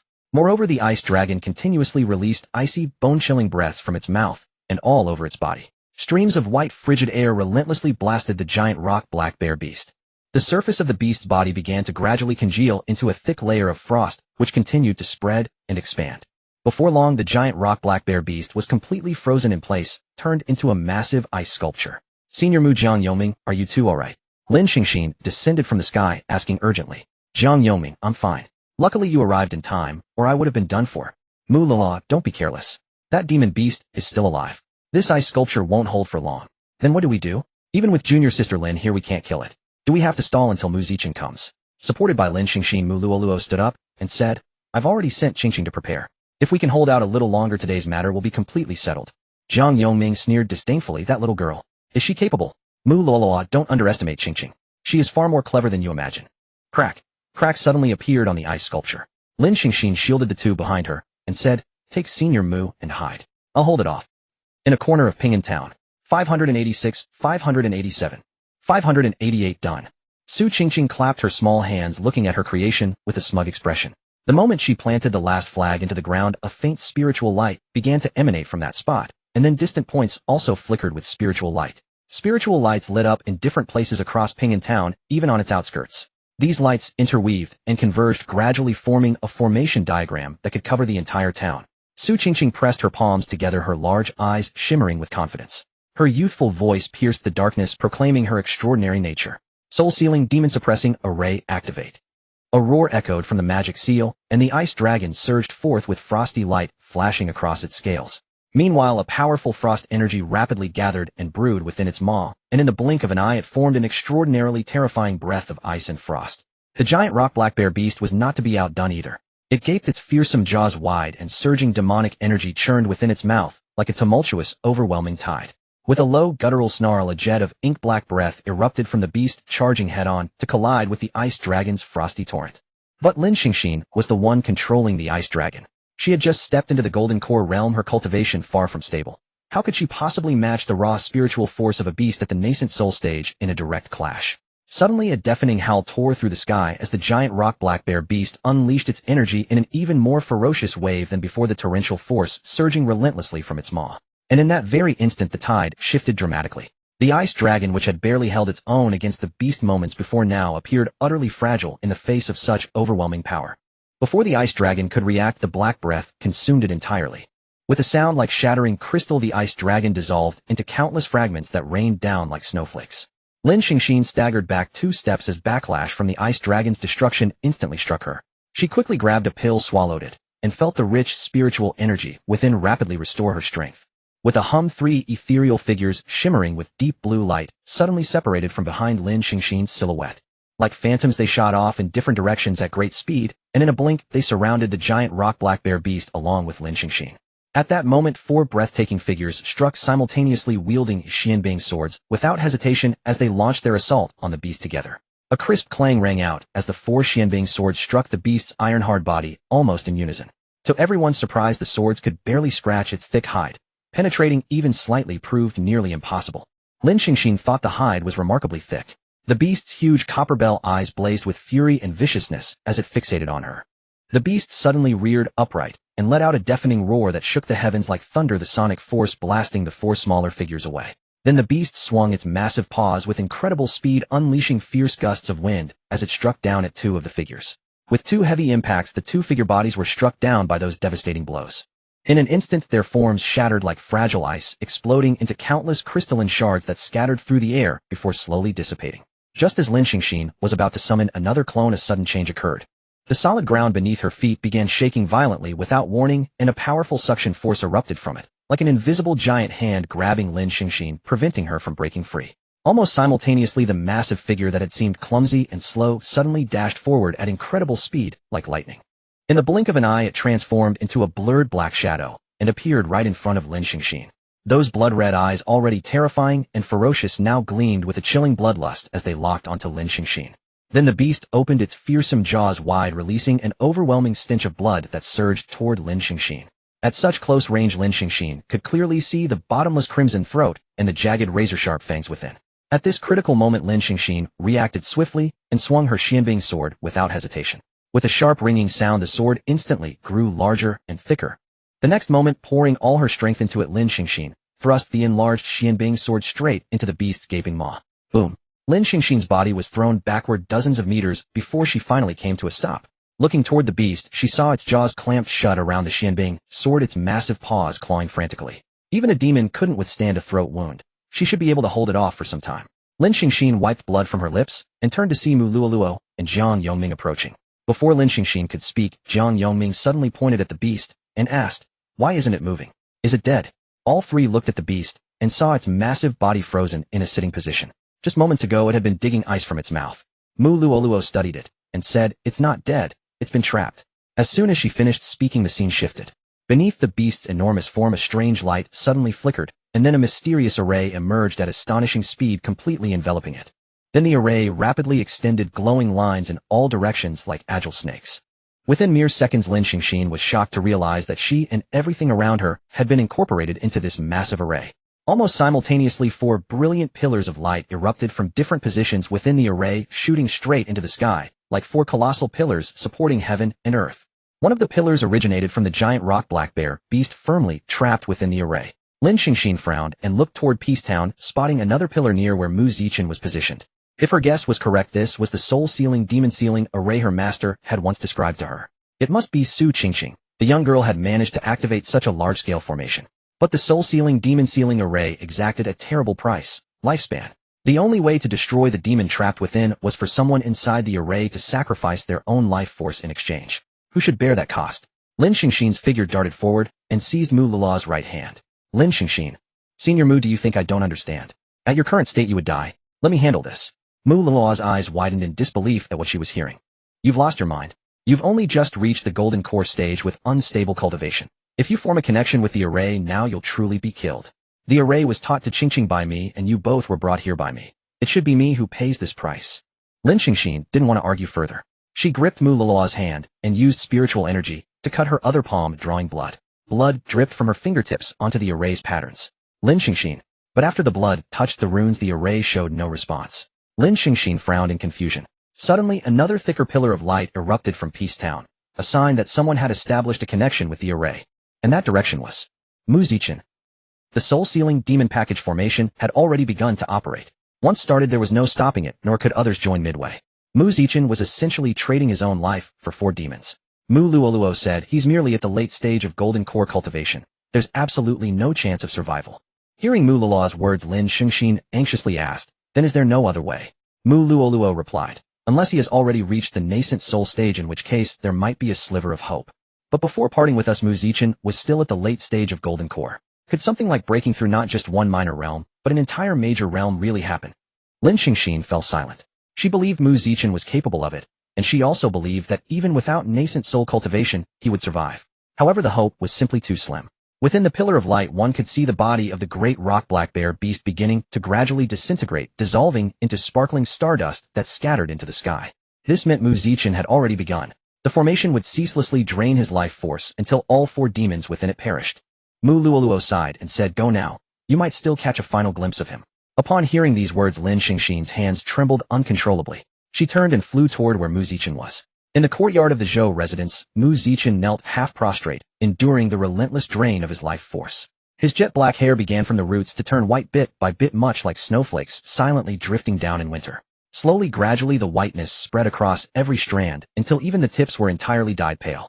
At this moment, Mu Zichen's face was ashen, his entire being looking like a flickering candle in the wind. Any instant could extinguish him, plunging him into the endless dark abyss. When Lin Xingxin arrived, she saw from midair that Mu Zichen stood perfectly straight, yet his hair was snow white. It was a youthful body, a youthful face, but his white hair seemed to tell Lin Xingxin precisely what Mu Zichen had sacrificed. Seeing Lin Xingxin land before him, Mu Zichen smiled and said, "Well, does white hair make me handsomer?" Hearing his teasing words, Lin Xingxin burst into tears. She threw herself into Mu Zichen's arms, her tears soaking through his clothes. When Mu Luoluo and Jiang Yongming arrived, they found Mu Zichen constantly comforting her, while Lin Xingxin wept unceasingly. Mu Luoluo asked, "You've broken through to the nascent soul stage." Mu Zichen nodded. As expected of the child of fortune. "How do you feel?" Mu Zichen replied, "Quite well, actually. I feel handsomer than before." Mu Luoluo said, "Since you still have the energy to joke, you're not going to die. The matter in Peace Town is settled. Everyone rest here tonight, and we'll return to the sect tomorrow." When Su Qingqing and Yu Fangqin saw Mu Zichen's white hair, they were startled. Yu Fangqin perhaps hadn't expected her son-in-law's hair to turn white in a single night. Su Qingqing meanwhile couldn't believe it was Mu Zichen who had ultimately paid with his lifespan. Seeing her daughter cling to Mu Zichen without letting go, Yu Fangqin knew this was Lin Xingxin's way of seeking security. Her behavior was exactly the same as when she had been frightened by a demonic beast as a child and fled up the mountain. Mu Zichen greeted everyone and then took Lin Xingxin back to their room to rest. She collapsed onto the bed and Lin Xingxin naturally ended up pressing against him, though she quickly moved away. Mu Zichen asked, "What's wrong?" With red-rimmed eyes and a pitiful expression, Lin Xingxin said, "I'll be crushing you." Hearing this, Mu Zichen chuckled. "I've lost lifespan, not become an old man. Don't worry, come here." Watching Mu Zichen reach out his hand, Lin Xingxin still hesitated. Noticing her hesitation, Mu Zichen didn't press further. He leaned against the headboard and pulled her into his arms, lifting her until she straddled his lap and faced him directly. Mu Zichen pressed a reassuring kiss to Lin Xingxin's forehead. The two embraced, neither speaking. This reminded Mu Zichen of his previous life. Back then they had been dating for 2 years, but a certain incident had caused them to quarrel. Afterward, neither of them spoke to the other. Lin Xingxin retreated to her room, while Mu Zichen went to the study, each calming themselves separately. It wasn't until midnight when Mu Zichen came out to get water that he faintly heard crying coming from within the room, and only then did he realize Lin Xingxin was weeping. He quietly opened the door, and upon seeing Lin Xingxin with her eyes swollen red from crying, he admitted to himself that he regretted it. He regretted arguing with the person he loved over such matters, and he regretted not realizing sooner that Lin Xingxin was hiding in the room crying. When he picked her up and comforted her, Lin Xingxin cried even harder. She curled into his embrace and pleaded, "Don't break up with me." Hearing her say, "Don't break up," Mu Zichen was momentarily stunned, because throughout their entire argument neither of them had ever mentioned breaking up. So where did the word breakup come from? After Mu Zichen asked, Lin Xingxin explained, "You didn't speak to me the whole afternoon. I thought you no longer wanted me." So her tears were not because of the argument, but because Lin Xingxin believed he had abandoned her. Hearing this, Mu Zichen could only laugh helplessly. His girl's imagination was indeed quite vivid. Lost in thought, Mu Zichen suddenly felt a cool touch on his lips. It was Lin Xingxin leaning in to kiss him. Unfortunately, it was only a gentle peck before she pulled away. Lin Xingxin rested her hands on Mu Zichen's chest and asked, "What were you thinking about?" Mu Zichen brushed his finger against her delicate, well-proportioned nose and said, "I was thinking about my past life." Hearing that Mu Zichen had been thinking about his past life, Lin Xingxin's mouth pouted. "Too bad I barely remembered anything you told me, and I don't have memories from my past life either." Mu Zichen said, "It's all right. Whenever you want to listen, I'll tell you anytime." "Then what were you just thinking about?" Mu Zichen pressed his nose against Lin Xingxin's. Their lips were incredibly close, and he could almost feel her breath as he spoke. "I was thinking about how we used to argue and how I used to coax you just like this." Lin Xingxin asked, "Did I cry back then too?" "Yes, I did." "Why? Because you thought I wanted to break up with you. To separate and never be together again, perhaps becoming strangers in the future." Hearing Mu Zichen's words, Lin Xingxin's hands gripping him tightened involuntarily. Mu Zichen asked, "Xingxin, do you think in this life we will ever be separated again?" Lin Xingxin buried her face in Mu Zichen's embrace. "Never. We will never be separated. Nothing will ever tear us apart." Noticing something off about Lin Xingxin's tone, Mu Zichen glanced down at her small hand, which was clutching his clothes so tightly. His throat moved. Something about this didn't feel quite right. Just then Lin Xingxin raised her head. A somewhat eerie smile curved her lips, and the hand gripping his clothes was nearly tearing the fabric apart. "Zichen, no one will ever separate us, right?" Fewer faces could be seen within the sect, especially among disciples and deacons at the Golden Core realm and above. It was most likely that they had all gone to some place to battle the demonic clans just like them. Lin Xingxin walked toward Purple Cloud Peak while lost in these thoughts. When she saw everyone's solemn expressions, her heart sank instantly. Ever since returning from Peacetown, Elder Medicine had been constantly checking Mu Zichen's physical condition. The current scene suggested the results were finally in, though the situation might not be good. Upon seeing Lin Xingxin return, Old Man Medicine said, "Miss Lin, is Mu Luoluo doing all right?" Lin Xingxin nodded. "She took the medicine you gave her and is now resting." That's good, that's good." Lin Xingxin waited, but after saying, "That's good," Old Man Medicine fell silent, seemingly having no intention of mentioning Mu Zichen's condition. "Elder Medicine, how is Mu Zichen's situation?" Lin Xingxin suddenly called out loudly. Old Man Medicine froze, glancing at Lu Ya, who shook his head. Old Man Medicine said, "Mu Zichen's situation is somewhat special. The soul-sealing demonic suppression array nearly exhausted all his vital life force. At most he can still live for 3 years. 3 years. Lin Xingxin staggered, feeling her heart tremble. Even her voice quivered. Then is there any way?" Old Man Medicine sighed. "There is a method, but it is far too difficult. Lin Xingxin, no matter how difficult, we must try, right?" Old Man Medicine, Mu Zichen traded his own lifespan to exchange for the lives of 4 demons. If we want to replenish his deficit, he must reach the Mahayana realm within 3 years. But the lifespan deficit will continuously erode his soul and physique over these 3 years. I cannot predict exactly what state he will be in by then. Therefore, the most stable solution is to achieve true immortality. Old Man Medicine shook his head. However, achieving true immortal within 3 years, how easier said than done. 3 years. True immortal. Setting aside the soul transformation and Mahayana stages after the nascent soul, countless people spent their entire lives stuck at the tribulation breakthrough from Mahayana to true immortal. Old Man Medicine's suggestion was essentially sentencing Mu Zichen to death. But Mu Zichen was not like others. His soul had been reincarnated into this world. He was born at the dawn of this new era, and his talent was unmatched by anyone. I believe he can do it. Leaving those words behind, Lin Xingxin walked into the room. Just then Lu Yu approached and said, "Didn't I tell you not to say it?" Old Man Medicine, huh? I thought you shaking your head meant I shouldn't keep it from her. Lu Yu covered his forehead helplessly. After all these years, not a single moment of coordination. Mu Zichen lay on the bed, his gaze distant, recalling Lin Xingxin from the previous night. That curve of her lips and those eyes that seemed to gleam faintly in the darkness. Something about it felt strange, yet he couldn't quite put his finger on what it was. Perhaps it was because Lin Xingxin had been somewhat shaken upon seeing his condition. Creak. The door opened, and Mu Zichen turned to see Lin Xingxin slipping quietly inside. Since last night, Lin Xingxin had changed the way she addressed him, dropping his surname and using only his given name. Moreover, Mu Zichen could detect some unusual emotion in how she called his name. Attachment, reluctance, guilt. All sorts of tangled emotions mixed together, coupled with her uniquely soft voice when speaking to him, made him feel as though an extraordinarily adorable kitten were curled in his arms, rubbing against him affectionately and tugging at his heartstrings. "Zichen." Lin Xingxin sat by the bed. Her cold hands held his large ones and said, "Has Elder Medicine told you everything?" Mu Zichen, "Yes, 3 years to become immortal." Lin Xingxin's grip tightened. "Then do you have confidence?" Mu Zichen countered, "Then do you believe in me?" "I do. If you believe in me, then I will certainly make it happen." The side effects of Mu Zichen's depleted lifespan finally manifested. After waking up the next day, he felt an overwhelming sense of weakness throughout his entire body. He felt he couldn't even grip his fist properly now. Walking outside, he might get solo killed by an ant. But this was hardly a major issue. After checking him, Old Man Medicine said this condition would not last long. Shortly 3 or 4 days, at most 7 or 8 days, after which he would recover. Upon learning these symptoms would only last a few days, Mu Zichen figured it didn't matter. Being an ordinary person for a few days wasn't so bad. But Lin Xingxin, upon hearing this, became extremely anxious, almost refusing to leave his side for a moment, as if she truly feared he would be taken out by a single ant. So now the tables had turned. Before it was Mu Zichen who relentlessly clung to Lin Xingxin. Now it was Lin Xingxin clinging to him. And Mu Zichen felt she was even more relentless than he had ever been. He figured it was only because they had cultivated immortality and no longer needed to use the toilet. Otherwise Lin Xingxin might follow him in there, and more extreme, still she might even help hold him up. Mu Zichen leaned against the headboard, flipping through a book in his hands. Unable to cultivate recently, and unable to do any strenuous exercise, reading was a good way to pass the time. He was currently reading the records of Eastern Continent, which documented various matters, some publicly known, about the numerous sects across Eastern Continent.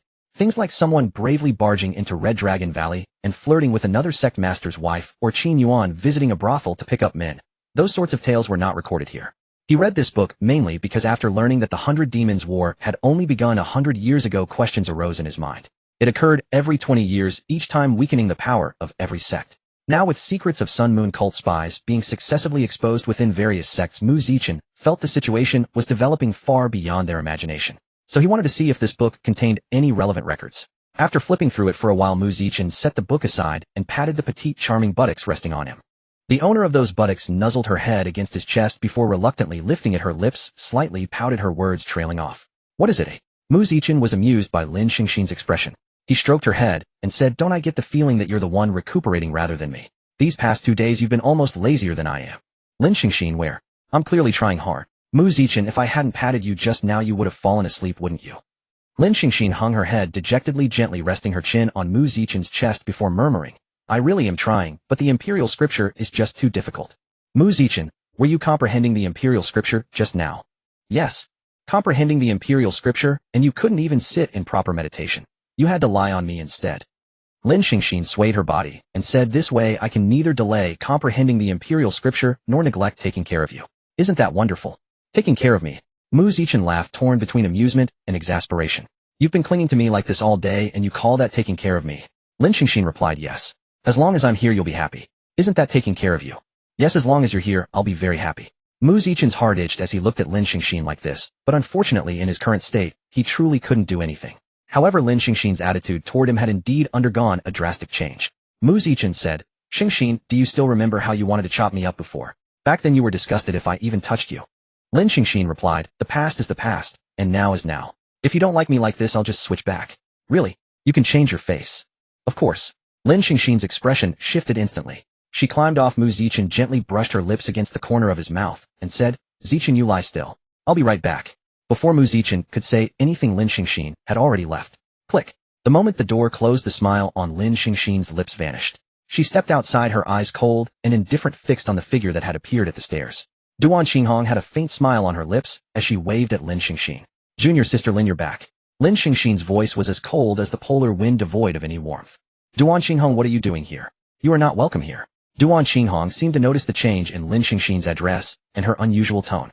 Her expression stiffened slightly, yet she still managed to keep a smile and said, I heard that Zichen was injured during the mission, so I wanted to come and see him. He's asleep. Please go back. Get lost. I see. Duan Xinghong looked disappointed, but she didn't move. Instead she persisted, what part of Zichen is injured? Is it serious? Lin Xingxin's tone was utterly flat. He's fine. Don't worry. It's none of your damn business. Seeing that she couldn't get any information, Duan Xinghong prepared to leave, but Lin Xingxin called her back. Duan Xinghong, there's something I want to ask you. What? Lin Xingxin took out a piece of letter paper. The moment Duan Xinghong saw it, her body stiffened and her smile turned into a forced, brittle one. Before Duan Xinghong could make out the content, Lin Xingxin put the letter away. Stepping forward, Lin Xingxin said, Duan Xinghong, this letter paper is yours, isn't it? Duan Xinghong shook her head. Junior sister Lin, I didn't see the content clearly, so I can't tell if it's mine. That's fine. I can tell you. The content of this letter is the location and time of our mission. It was found on the body of the demon we killed. Duan Xinghong frowned. I see. That means there's a traitor in the sect. We should inform the sect leader as soon as possible. Lin Xingxin took out another identical letter. But Duan Xinghong, I found the same letter paper in your room, and the handwriting is almost exactly the same as yours. Duan Xinghong's expression remained unchanged, but her hands hanging by her sides clenched and unclenched. How could that be? Junior sister, could you let me see the letter? Lin Xingxin handed over the letter. Duan Xinghong snatched it eagerly and opened it to read the contents. But the 2 sheets of paper contained nothing like what Lin Xingxin had described. Only a few lines of poetry. Duan Xinghong breathed a sigh of relief. Junior sister, you shouldn't joke about such things. Smack. Duan Xinghong covered her face, utterly incredulous. She had been slapped. Her eyes wide, she turned her head stiffly and met Lin Xingxin's gaze as cold as eternal ice. I lied about the letter, but now I know it's you. Despite the slap, Duan Xinghong forced a smile. Junior sister Lin, what are you talking about? I don't understand. Lin Xingxin said, it doesn't matter. Duan Xinghong, you just need to know that Mu Zichen has already met my mother and proposed to me. I've accepted him. Now he needs to rest. Please don't come here for a while. Mu Zichen loves me, and we're about to get married. Could you please just go far away? Duan Xinghong was stunned to hear that Mu Zichen had already proposed to Lin Xingxin. She said anxiously, Junior sister Lin, you've only known each other for half a year. Isn't that too? Smack. Lin Xingxin slapped Duan Xinghong, again her voice still icy.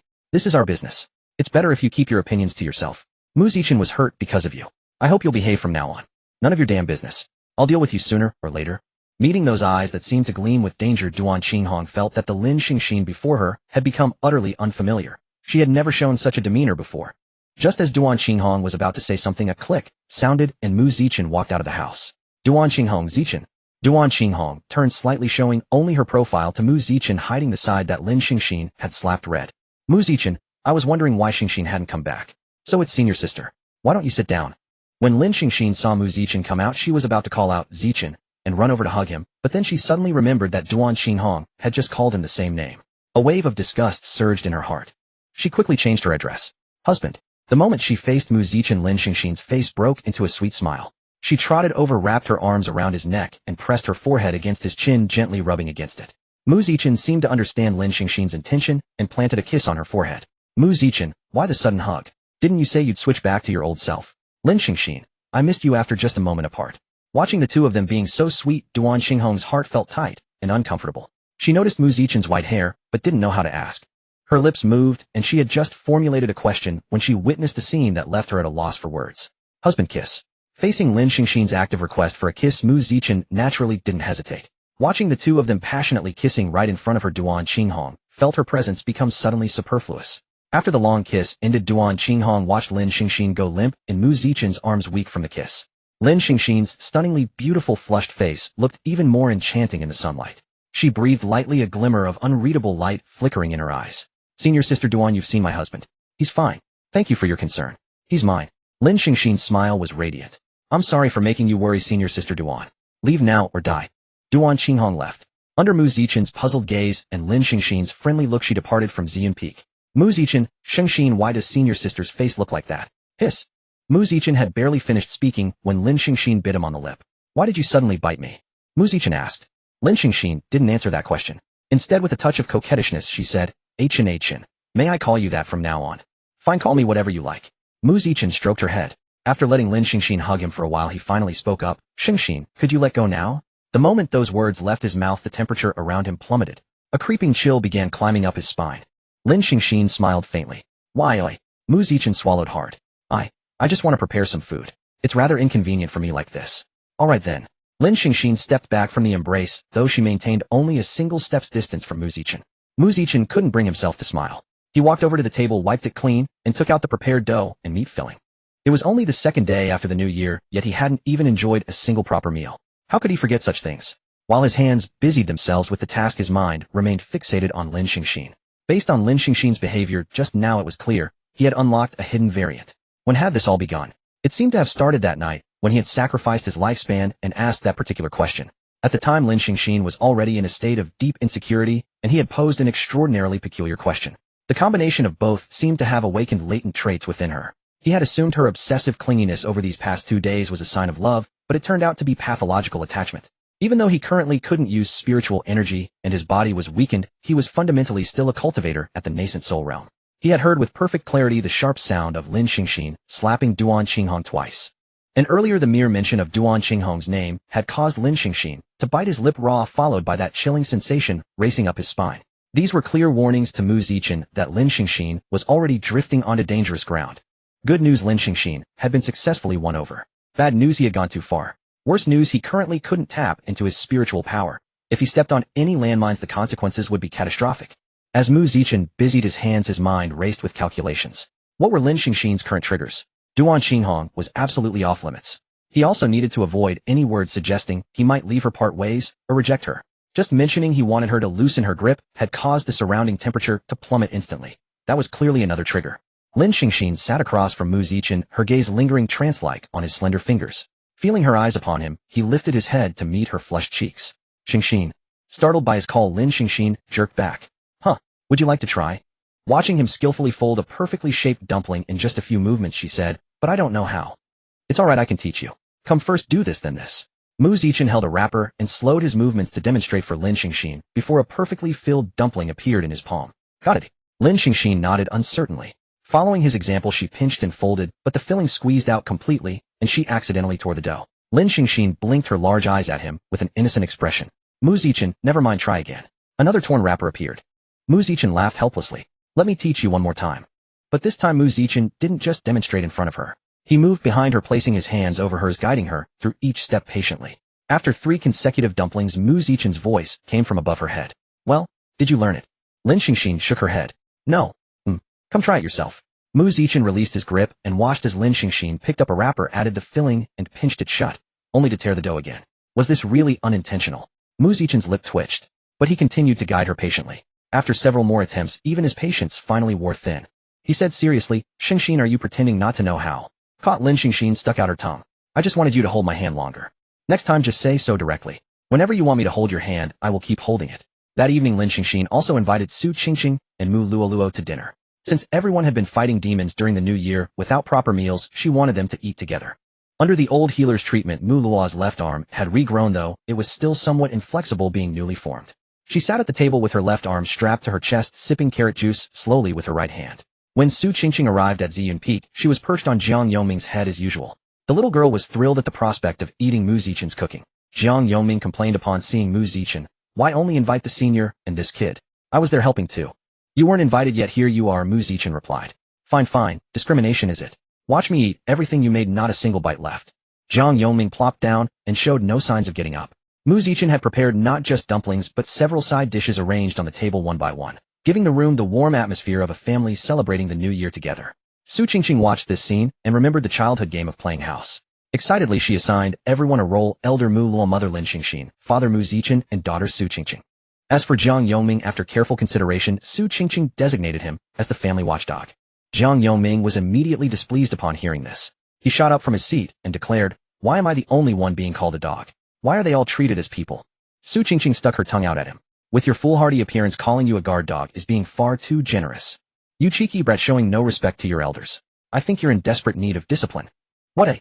Are you going to hit me?" Su Qingqing raised her voice sharply. The moment her words left her mouth, Jiang Yongming suddenly felt 3 pairs of piercing gazes directed straight at him. Jiang Yongming immediately sat back down and obediently waited for the food to be served. Mu Luoluo said, "Qingqing, you shouldn't push things too far. He is considerably older than you." Su Qingqing pouted. "Fine, then let him be my older brother. That's more like it." Jiang Yongming chimed in from the side, but he soon realized something was deeply amiss. Su Qingqing as the daughter, Mu Zichen and Lin Xingxin as the parents. If he became Su Qingqing's brother, then didn't that mean? "The dishes are all here, let's eat, my dear son." Mu Zichen placed the final dish on the table with a smile. Jiang Yongming said, I'm done. I've figured it out. No matter how I play, I'm always the one who ends up at a disadvantage." Su Qingqing said, "No way, I already let you be my older brother. I'm the one suffering, so why won't you play?" "What nonsense. I'm naturally older than you. How am I the one at a disadvantage by being your brother?" "Humph, you're so foolish that if we were family, wouldn't that imply our entire family has something to do with fools? Wouldn't that mean all of us in the family are at a disadvantage?" "You..." Jiang Yongming pointed at Su Qingqing, wanting to curse, but restrained himself given her young age. Turning to the 3 onlookers, he said, "Can't you pass judgment? She speaks without any respect." After savoring a sip of fresh carrot juice, Mu Luoluo remarked, "You can't even win an argument against a child, and yet you expect us to mediate for you." Jiang Yongming, "Qingqing shows respect to all of us. Perhaps you should examine your own behavior." Jiang Yongming retorted, "What could be wrong with me? I've never provoked her, all right." Jiang Yongming mentally reviewed everything he had done alongside Su Qingqing from the moment he first met her until now. It seemed he truly hadn't provoked her, had he? Wait. Jiang Yongming suddenly recalled that once he had stolen and eaten pastries that Mu Zichen had made for Su Qingqing. Although the little girl hadn't discovered it at the time, that didn't mean she never would. Given Su Qingqing's cleverness, she must have already figured out that he was the one who ate those pastries. Could this little rascal really have been holding on to such a trivial matter all this time? Jiang Yongming looked over at Su Qingqing, who stuck her tongue out at him before continuing to eat. Clatter. Mu Zichen lost his grip on the soup spoon, which fell into the bowl, sending broth splashing everywhere. Fortunately, the amount that splashed was not much. Most of it landed on the table, with only a tiny trace reaching Mu Zichen's hand. "Chen, let me help you clean that," Lin Xingxin said, taking Mu Zichen's hand. "Xingxin, actually it's not." Before Mu Zichen could finish his sentence, the rest was choked back by whatever Lin Xingxin did next. Lin Xingxin's cheeks flushed pink. She pulled Mu Zichen's hand closer and brought it to her lips. Then her delicate mouth slowly parted, and the tip of her rose-colored tongue emerged slightly. Mu Zichen watched as Lin Xingxin carefully cleaned the soup from his fingers. This left Mu Zichen thoroughly embarrassed. He had never imagined that Lin Xingxin's offer to clean it meant this. Xingxin's boldness had grown remarkably, often catching him completely off guard. Mu Zichen's throat moved. Xingxin. But he had not forgotten that 3 other people were right there. Mu Luoluo wore an air of weary sophistication, her eyes closed as she sipped her carrot juice, as though she cared nothing for what was happening. Jiang Yongming, on the other hand, buried his head in his bowl and ate voraciously, as if he had never tasted a proper meal in a past life, like a starved ghost reincarnated. As for Su Qingqing, such a cunning little thing. There was no way she hadn't noticed what was happening. She covered her eyes with both hands, feigning shyness, yet deliberately left a clever gap between her fingers. Mu Zichen's hand was finally freed. The warm breath Lin Xingxin exhaled as she released her grip only further heightened the intoxicating atmosphere. Mu Luoluo felt it had gone on long enough and spoke up, "The competition of immortals. The format this year has changed somewhat." Upon hearing Mu Luoluo mention the competition of immortals, Jiang Yongming's eating pace slowed considerably. After swallowing the food in his mouth, Jiang Yongming asked, so it's not a ring tournament this time? Mu Luoluo nodded. This year's competition of immortals will be held within a special secret realm. Mu Zichen asked, then how would the competition work? Mu Luoluo shook her head. I'm not entirely certain of the specifics, but what I can confirm is that this year's event will no longer be individual combat. It will be team-based. The team composition requirements are also straightforward. Each team can have at most one nascent soul cultivator, must include at least 2 foundation establishment cultivators, and the maximum team size is 9 members. Mu Zichen tapped his chin thoughtfully. 9. Then if a team had 1 nascent soul, 2 foundation establishment, and the remaining 6 all at Golden Core Realm, wouldn't that be extremely difficult to handle? Mu Luoluo said, that is true in principle, but which sect would be willing to assemble such a team and take that risk? Dividing the elite disciples within a sect into 2 teams would be far more prudent. Lin Xingxin added, moreover a 9-person team would be too conspicuous and invite targeted opposition. Mu Luoluo nodded. Exactly so, most teams this year will likely range between 5 and 7 members. Jiang Yongming asked, then we should have a quota, right? How does the sect master want us to form our team? Mu Luoluo set down her empty carrot juice glass and said, the sect master's intention is for the 5 of us to add 1 more person. During this time, Qingqing must advance her cultivation to the foundation establishment realm as quickly as possible. As for that remaining spot, do any of you have someone in mind? The group all shook their heads. Mu Luoluo said, in that case, I actually have a suitable candidate. I'll bring him over in a few days so everyone can meet him. As evening approached, and the meal was nearly finished, Lin Xingxin said, why don't we all stay on Purple Cloud Peak tonight? We have plenty of rooms. Mu Zichen said, but the rooms aren't enough. Lin Xingxin nudged Mu Zichen with her elbow and said, we can share a room, then there'll be plenty of space. Mu Luoluo said, in that case we'll rest here for the night. Thank you for your hospitality. Hearing that they could rest here, Su Qingqing cheered, can I sleep in Sister Lin's room? Of course you can. Su Qingqing's eyes snapped open, gleaming in the darkness. She slipped out of bed, without shoes, padding barefoot step by step out of the room. Mu Zichen's house was a 2-story building. The first floor housed his and Lin Xingxin's room, while the second floor had 2 more rooms now occupied by Mu Luoluo and Jiang Yongming. Su Qingqing slowly closed the door, producing only the faintest sound. Her large eyes darted back and forth in the darkness before finally locking onto Mu Zichen's room.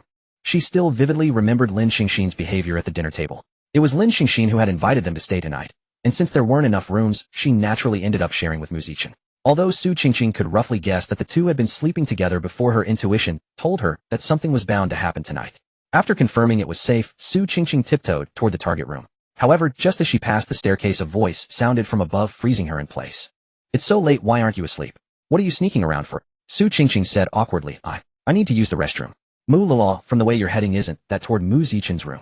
Knowing she couldn't fool Mu Luoluo, Su Qingqing had to confess, I just wanted to eavesdrop a little. I swear I have no other intentions.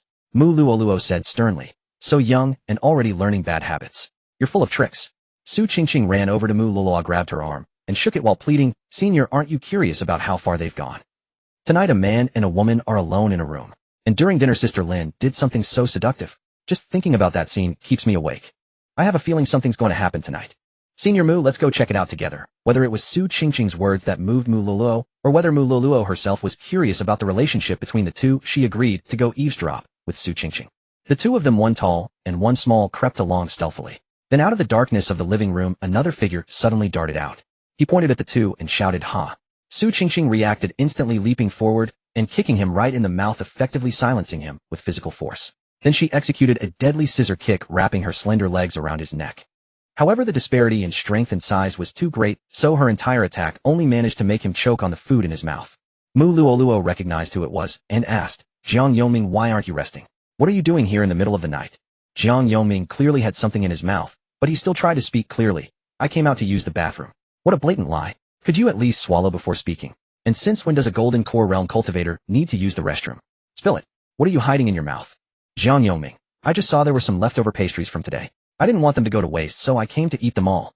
Jiang Yongming had been enjoying himself when suddenly he heard an extremely faint door closing sound, followed by the soft patter of small bare feet. Judging by the location of the sound, the owner could only be Su Qingqing. Jiang Yongming figured she must have noticed the leftover pastries too and was sneaking down to steal them just like he was. But unfortunately for her, he had already gotten to the pastries first. To avoid being caught, he found a corner to hide in, planning to wait until Su Qingqing went for the pastries and then expose her. That way he'd have leverage over the little girl. However, what he didn't expect was that Su Qingqing got caught by Mu Luoluo halfway there. But somehow she managed to sweet-talk Mu Luoluo into agreeing, and the 2 seemed to have reached a consensus. They were going to steal the pastries together. Just as they passed the spot where the pastries were kept, Jiang Yongming made his move, jumping out to bust the 2 thieves. but instead Su Qingqing landed a flying kick on him. And because he still had pastry in his mouth, he was caught red-handed. What a... You two were going to eavesdrop. Chill. Keep your voice down. Do you want everyone to hear? Jiang Yongming whispered. I thought you two were going to steal the pastries. Su Qingqing punched him and said, not everyone's as greedy as you.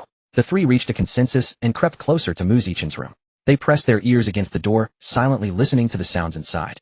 Oh heavens, the conversation was full of tantalizing implications. Mu Luoluo remained composed while Su Qingqing was already trembling with excitement. Inside the room, Lin Xingxin lay face down on the bed, enjoying Mu Zichen's massage. His warm fingers glided over every inch of her skin, making her blush even more deeply. Mu Zichen gazed at her flawless back and long fair legs, and his throat tightened. But the problem was that he was currently in a weakened state. He had the desire but not the strength. All he could do now was massage her acupoints to alleviate the cold poison. He lifted Lin Xingxin's delicate jade foot and said, here I go. Mu Zichen looked at her pale pink sole and pressed on the acupoint according to the diagram in the book. It hurts a bit. Lin Xingxin let out a soft moan and Mu Zichen immediately stopped. No, you need to use less pressure. Okay. Before Mu Zichen could press again, Lin Xingxin's expression changed and her voice seemed to carry a cold wind as she shouted toward the door. Who's there? The three at the door were startled at being discovered. In their panic, Jiang Yongming accidentally pushed the door open and stumbled to the floor. Because Su Qingqing was standing too close to Jiang Yongming, she fell on top of him. Mu Luoluo, however, managed to avoid the fall. The instant she saw the scene inside the room, Su Qingqing immediately covered Jiang Yongming's eyes with both hands and said with an awkward smile, haha, Sister Lin, what a coincidence. Mu Zichen, quick as lightning, pulled up Lin Xingxin's nightgown in one swift motion. What are you doing? Lin Xingxin asked. Mu Luoluo looked on, as if watching a show, saying nothing. Su Qingqing's hand was still firmly covering Jiang Yongming's eyes. She said, we caught Jiang Yongming sneaking out for a snack and accidentally bumped the door open. Sorry, Sister Lin, for disturbing you. Jiang Yongming, hearing Su Qingqing shift all the blame onto him, naturally was displeased and immediately began to struggle. Su Qingqing naturally wouldn't let go easily. Only Mu Zichen and the women could see Sister Lin's body. Mu Zichen, if you want to eat, just eat freely. I can make more tomorrow. Su Qingqing, hear that. Brother Mu said it's fine. You get up now. Jiang Yongming said helplessly, you're pressing on me and covering my eyes. How am I supposed to get up? Just get up normally. Did your golden core cultivation go to the dogs? The two of them left in a noisy commotion. After they departed, Mu Luoluo said seriously, Shengxi Mu Zichen is currently in a weak period, so he can't do that kind of thing recently. Do you understand? Lin Xingxin's face turned red and she nodded vaguely. Originally they had only planned to rest at Ziyun Peak for one night, but because Mu Zichen cooked so deliciously and the place was quiet with few people, which was also beneficial for cultivation, they had been staying there recently. After Mu Zichen's weak period ended, Mu Luoluo finally brought the person she had mentioned. Mu sister. Suddenly a person ran out from the stairs, shouting Mu Luoluo's name. After running over, he slid directly to Mu Luoluo's feet and hugged her thigh. Mu Luoluo reacted swiftly and kicked the person away. Pointing at the person who had fallen face first into the dirt, she said, his name is Bingkin Foundation Establishment Midstage. Sis, I knew you really love me. Otherwise, why would you let me join you in the Zhengxianidian? Mu Luoluo looked helpless and said, don't flatter yourself. I only called you here because we were short one person. Bingkan, but there are so many disciples in the sect, and you chose me directly. Doesn't that mean I'm special in your heart? Mu Luoluo stopped paying attention to Bingkan and said to the others, for the remaining time, we'll strengthen our strength on Ziyun Peak to prepare for the Zhengxianidian. After Bingkan joined their group, Su Qingqing found that she had many more dramas to watch. Previously, she had watched how Mu Zichen led Lin Xingxin into traps, and now she could also watch Bingkan's relentless pursuit of Mu Luoluo. Su Qingqing thought that perhaps Bingkan relied not on persistence, but on being tough-skinned. Unlike Lin Xingxin, who couldn't resist Mu Zichen's forceful actions because she couldn't defeat him, Mu Luoluo completely dominated Bingkan, so she really hit him. Just like now. Crack. Su Qingqing watched as Bingkan's arm was broken by Mu Luoluo's palm, but it healed within minutes, and he happily showed off in front of Mu Luoluo again. After being caught slacking off by Mu Luoluo, Su Qingqing quickly picked up the array interpretation and began to read. Perhaps because they always called Mu Luoluo senior, they overlooked that for other disciples in the sect, she was a beautiful and powerful senior sister. Now with Bingkan's pursuit, it actually made Mu Luoluo lose some of her seniority and gain a girlish feeling. In short, when she now sat there drinking carrot juice, as before with Bingkan beside her, it no longer gave the impression of an old lady enjoying retirement. Yet cultivation time was ultimately tedious. Especially now when they neither accepted tasks nor went out for training. Simply improving their cultivation and spell strength would indeed become boring over time. To lighten the atmosphere, Lin Xingxin took out the Chiwei fruits she had picked in the secret realm. 4 identical fruits of different sizes lay on the table. 6 people discussed how to distribute them. Chiwei fruits were famous for their mischievous nature both in taste and effects, leading to unexpected results. So eating the fruit required sufficient mental preparation. In the end, only 3 people were ready to eat the 4 fruits. The fruits were small and could be finished in a few bites. Jiang Yongming's fruit was relatively small. He swallowed it in one bite, and then sat still. Su Qingqing, what does it feel like? What's the taste? Jiang Yongming. What's wrong? Mu Zichen patted Jiang Yongming, and said the effect of the fruit he ate is probably to make people unable to speak or move. Look now, only his eyes can move. Su Qingqing leaned in to observe, and found it was indeed true. She laughed heartily, took out a pen, and drew a messy face on Jiang Yongming. The second person to eat was Mu Luoluo. She picked up the fruit, brought it to her lips, and gently bit off a piece of flesh. Tastes good, sweet. Mu Luoluo commented. Everyone watched as she finished the entire fruit, but in the end no special effect seemed to manifest. The fruit Mu Luoluo ate seemed to be just an ordinary one. Next was Lin Xingxin. Lin Xingxin looked at the fruit in her hand, recalling her childhood experience of turning into a sapling, wondering what strange experience this time would bring. But before Lin Xingxin could eat the fruit, Mu Luoluo suddenly acted. She breathed heavily as if searching for something or craving something. Mu Luoluo grabbed Su Qingqing's hand. After feeling it for a while, her symptoms seemed not to have eased. Then she turned her gaze to Lin Xingxin. Mu Luoluo quickly walked over and grabbed Lin Xingxin's hand, but it was the same as grabbing Su Qingqing's. No effect. Mu Luo's gaze shifted among the three remaining males, and finally, she chose to grab Bingcan's hand. Ah! Mu Luoluo let out a long breath as if her whole body felt much more comfortable. Meanwhile, Bingcan wore an expression of flattered surprise. Mu Zichen, Senior, what is the effect of your fruit? Mu Luoluo, itchiness. After eating the fruit, my subconscious told me that grabbing someone could alleviate this symptom. So that someone is specifically Bingcan. Mu Luoluo shook her head. I don't know, but we can try. I'm just not sure if Xingxin minds. Lin Xingxin, it's fine, Senior. Let's try. Though she said she didn't mind, Lin Xingxin's gaze was fixed on Mu Zichen. Mu Luoluo released Bingcan, and under Lin Xingxin's watchful eyes grabbed Mu Zichen's arm. Sure enough, the feeling disappeared. It seems it must be holding on to the opposite sex. Releasing Mu Zichen, Mu Luoluo then grabbed Bingcan again. You'll stay with me today? As you command, sister. Bingcan thought he could take this opportunity to hold Mu Luo's hand for an intimate contact, but unexpectedly Mu Luoluo only grabbed his sleeve with her fingertips. Really? Isn't the effect of this fruit supposed to require grabbing the opposite sex? Bingcan scratched his head. Sister Mu, didn't you say you were supposed to grab me? Why are you just holding my sleeve? Mu Luoluo replied briefly. I found that holding the sleeve can eliminate the effect. Bingcan was speechless, internally complaining that this fruit could be more rigorous. That left only Lin Xingxin. She took 2 bites of the fruit, and the others present looked at her curiously. Jiang Yongming glanced sideways, his eyes showing 3 parts surprise, 3 parts expectation, and 4 parts schadenfreude. Su Qingqing asked excitedly, Sister Lin, what does it taste like? Lin Xingxin savored it carefully, and said, it seems to have no taste. No taste. But since it's a wonder fruit, having no taste should count as a taste, right? So what is the effect? Everyone gathered around the table and waited for about 3 minutes, but they saw no change in Lin Xingxin. It was a pity this fruit seemed to have no effect. Su Qingqing noticed Lin Xingxin's disappointment and suggested, Sister Lin, don't you have another fruit? Why not eat that one too? Mu Luoluo, since no one else will eat it, don't keep that one. Okay. Lin Xingxin took out the remaining fruit and took a bite. But just as she took a bite, her body suddenly underwent a change. In Lin Xingxin's vision, everyone present was slowly growing taller. But in others' eyes, Lin Xingxin's body was gradually shrinking. It wasn't until Lin Xingxin's height was about the same as the table that her change gradually stopped. Bingcan, holy crap, does this fruit have an ultra-long casting time? Mu Zichen glanced at Bingcan without expression and said, so it seems the effect of that fruit just now is to shrink. Under Jiang Yongming's rapidly rotating gaze, Mu Zichen picked Lin Xingxin up from the ground. A tiny little thing, terribly cute. And Lin Xingxin's voice turned into a child's milky tone, her big eyes full of surprise. How can this be? Shrunk Sister Lin is so cute. Let me touch her. Su Qingqing came over and gently pinched Lin Xingxin's round cheeks. The soft touch was truly healing. Suddenly Su Qingqing said, if shrinking is the effect of the fruit just now, then Sister Lin also ate another fruit earlier. At these words, everyone present was stunned. What would be the effect of 2 wonder fruits combined? Jiang Yongming's line of sight was completely blocked by Mu Zichen, and he rapidly moved his eyes left and right to express his protest. The second wonder fruit did not keep them waiting long. A wisp of white smoke slowly rose from Lin Xingxin's tiny head, and a few seconds later a pair of furry cat ears appeared on her head. Sensing the change in her body, Lin Xingxin let out a timely meow. So cute. Su Qingqing marveled at the twitching ears. Mu Luoluo's cheeks flushed at the sight of Lin Xingxin's transformation, and she grabbed Bingcan with one hand, while reaching out to touch Lin Xingxin's cat ears with the other. Lin Xingxin's original clothes enveloped her body, leaving only her tiny head exposed. Faced with the pinching from Su Qingqing and Mu Luoluo, she issued a soft protest. No, don't pinch me anymore, meow. Indeed, when you are weak, even a protest is seen as acting cute. Bingcan, I didn't expect the combined effect of 2 fruits to be turning into a cat girl. Mu Luoluo, the effect of the wonder fruit lasts about a day. Xingxin ate one more than us, so it might last a bit longer, but don't worry, just take good care of her during this time. Chen. Lin Xingxin's small face with 2 big eyes delivered a cute attack directly to Mu Zichen. Who could withstand that? Don't worry, senior, I will. Although Sister Lin has become like this, her cultivation is still intact. There shouldn't be any problems, right? Mu Luo explained. Although her cultivation remains, the change in her body may make it difficult for her to adapt. When she circulates spiritual energy, the power will be greatly weakened.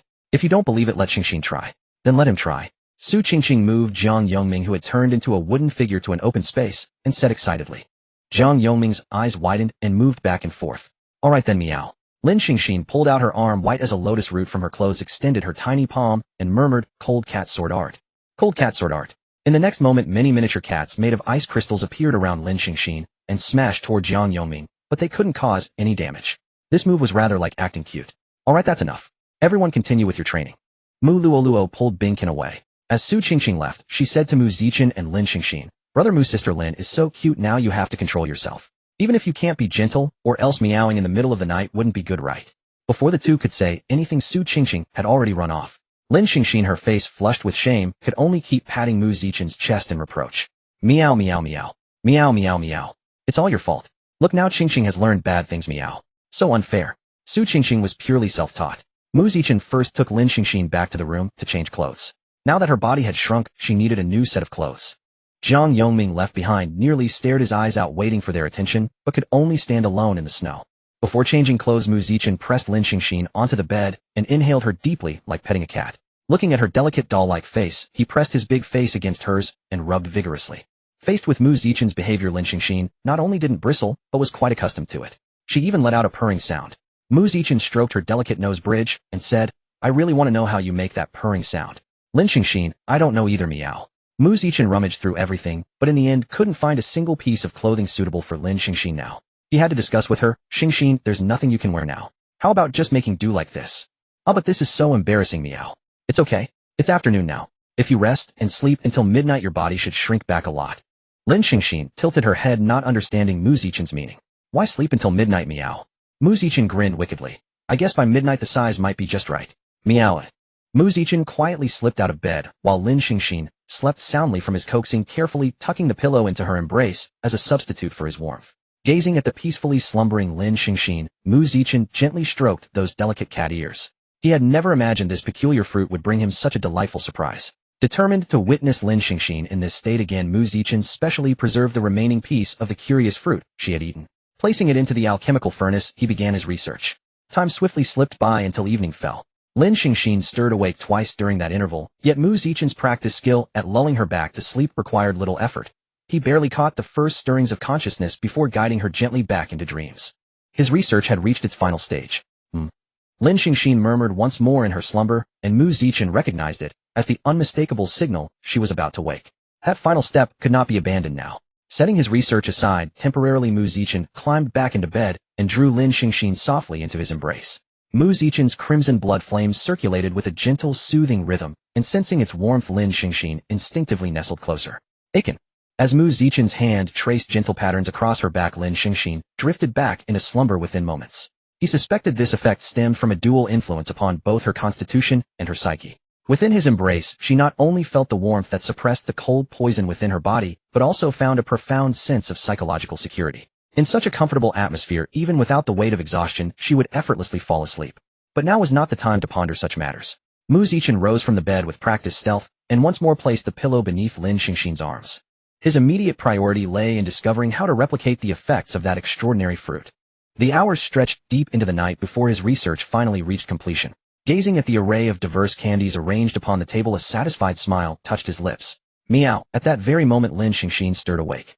Her petite frame had grown considerably larger, though it had not yet returned to its original size. So that was why Mu Zichen had suggested she simply get by without proper clothing. Her body was indeed gradually reverting to its normal proportions, and she had to admit it felt rather pleasant. Lin Xingxin wrapped herself snugly within the quilt, a small face peeking out. Her two cat ears stood upright as her newly awakened eyes blinked sleepily, searching for Mu Zichen's figure. The instant she caught sight of him, her eyes widened and her ears twitched. Aiken, what are you doing? Mu Zichen gathered the candies from the table and turned around, replying, making some sweets. Sweets? Yes, for you to taste. Would you like some? All right. Meow. Lin Xingxin's tail wagged joyfully as she gazed at the candies, her ears perked high, clearly unable to contain her eagerness. Give it a try. Mu Zichen's voice carried a trace of anticipation, his gaze tender as the warm sunlight of spring. Lin Xingxin took the small box and gently opened it, revealing several vibrantly colored candies nestled inside, each meticulously wrapped in translucent paper like exquisite works of art. She picked one up, watching it shimmer with an alluring luster. They truly look rather splendid. Lin Xingxin whispered softly, placing the candy upon her tongue. The outer shell dissolved almost instantaneously, and a wave of sweet nectar burst across her taste buds, the sugary richness flooding every corner of her mouth. Her eyes widened ever so slightly, clearly surprised by the sudden sweetness that overwhelmed her senses. Mu Zichen observed her expression, and a smile involuntarily curved his lips. "How is it? Quite sweet, isn't it?" he asked. Lin Xingxin nodded, a faint blush gracing her cheeks as her smile unfurled like spring blossoms opening to the dawn. "Indeed, very sweet. Thank you, Aiken." Her voice carried a gentle warmth, her eyes shimmering with radiant delight. In that moment their two hearts grew just a little closer because of these modest candies. Beneath the cold moon hanging high in the sky, the martial arts arena appeared exceptionally desolate and serene. Yet at that very moment, an atmosphere of tension enveloped what had been a tranquil space. Mu Zichen stood upright at one end of the arena, facing Lin Xingxin across from him. Both were clad in white robes that fluttered gracefully in the wind, appearing as though celestial beings had descended to the mortal realm. Mu Zichen gripped firmly in his hand a long sword that shimmered with dazzling lightning radiance. The blade trembled intermittently, as if containing boundless power that could at any moment unleash thunderous, earth-shaking roars.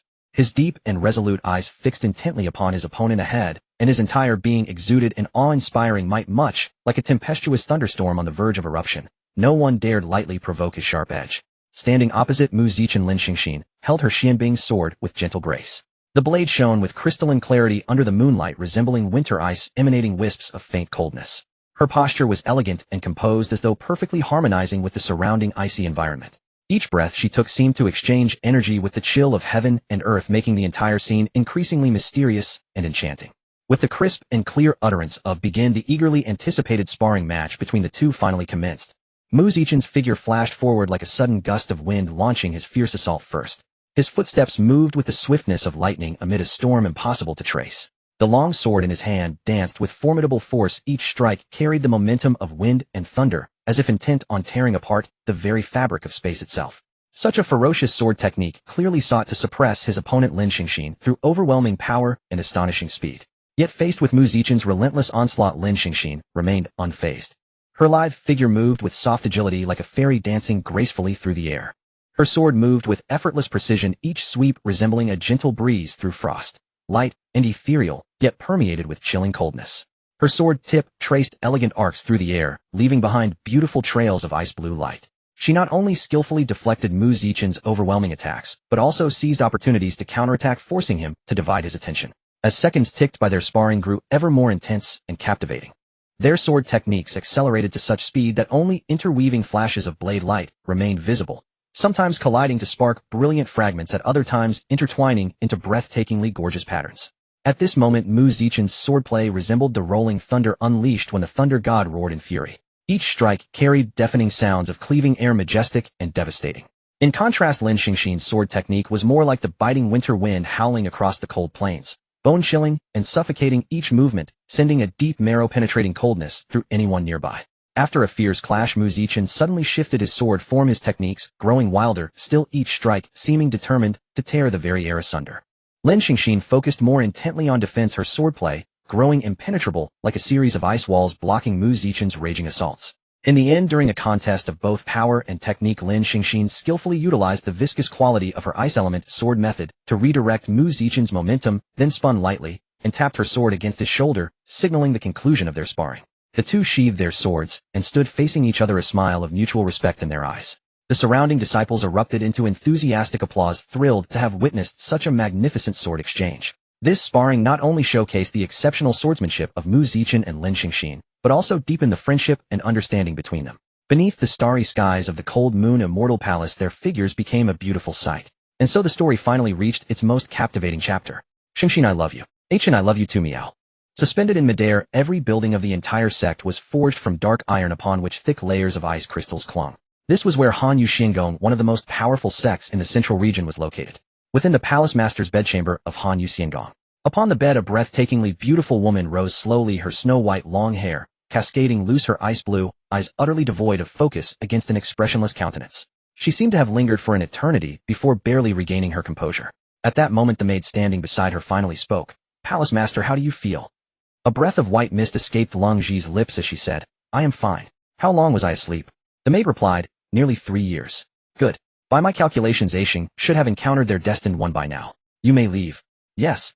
Lung Ji stepped forward gently. She picked up a book from the desk and began flipping through it, yet her mind was occupied with recalling the arrangements she had made. When the new era began she had noticed something was deeply amiss. The demonic race was growing at an astonishing pace in this age. If things continued, humanity would eventually have nowhere left to survive. She united with the patriarchs of other immortal-level sects in the central region and collectively offered the price of 1,000 years without ascending to Emperor Realm, beseeching Heavenly Tao for a way to save this world. And the answer Heavenly Tao gave was surprisingly. One person, born from Heavenly Tao's own creation, blessed with extraordinarily potent fortune, his path, throughout life, would be completely unobstructed. That person's soul carried an intense obsession. He crossed through the torrents of space and time, bearing his memories from another world solely in pursuit of someone who had long since forgotten him entirely. A person possessing such a powerful soul was more than enough to help them seal the demonic veins. But the question remained, what if he refused? Therefore Lung Ji used divination to find the person he was seeking.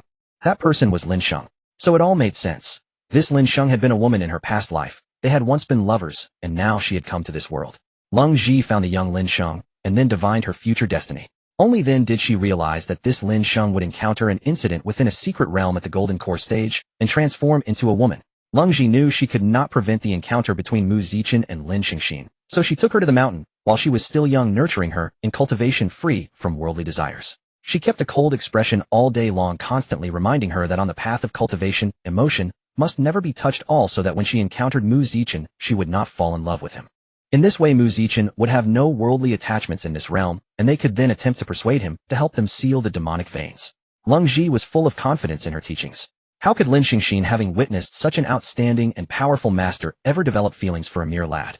Moreover, her feigned death was precisely intended to make Lin Shengxin focus entirely on revenge, leaving no time to pay any attention to Mu Zichen. However, Lung Ji also recognized a major flaw in her plan. The clues she left for Lin Shengxin were exceedingly scarce, one might even say non-existent. She had originally planned to perform a scene in front of Lin Shengxin pretending to be poisoned and succumbing to an uncontrollable eruption of cold poison until death. But who would have guessed that the Sun Moon Papacy went mad that day and dispatched so many great demons at once? Faced with the dire situation, she altered her plan and staged her death amid the demon race's encirclement.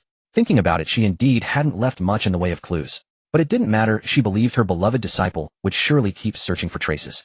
As for romance, she was absolutely certain Lin Shengxin would never indulge in such things.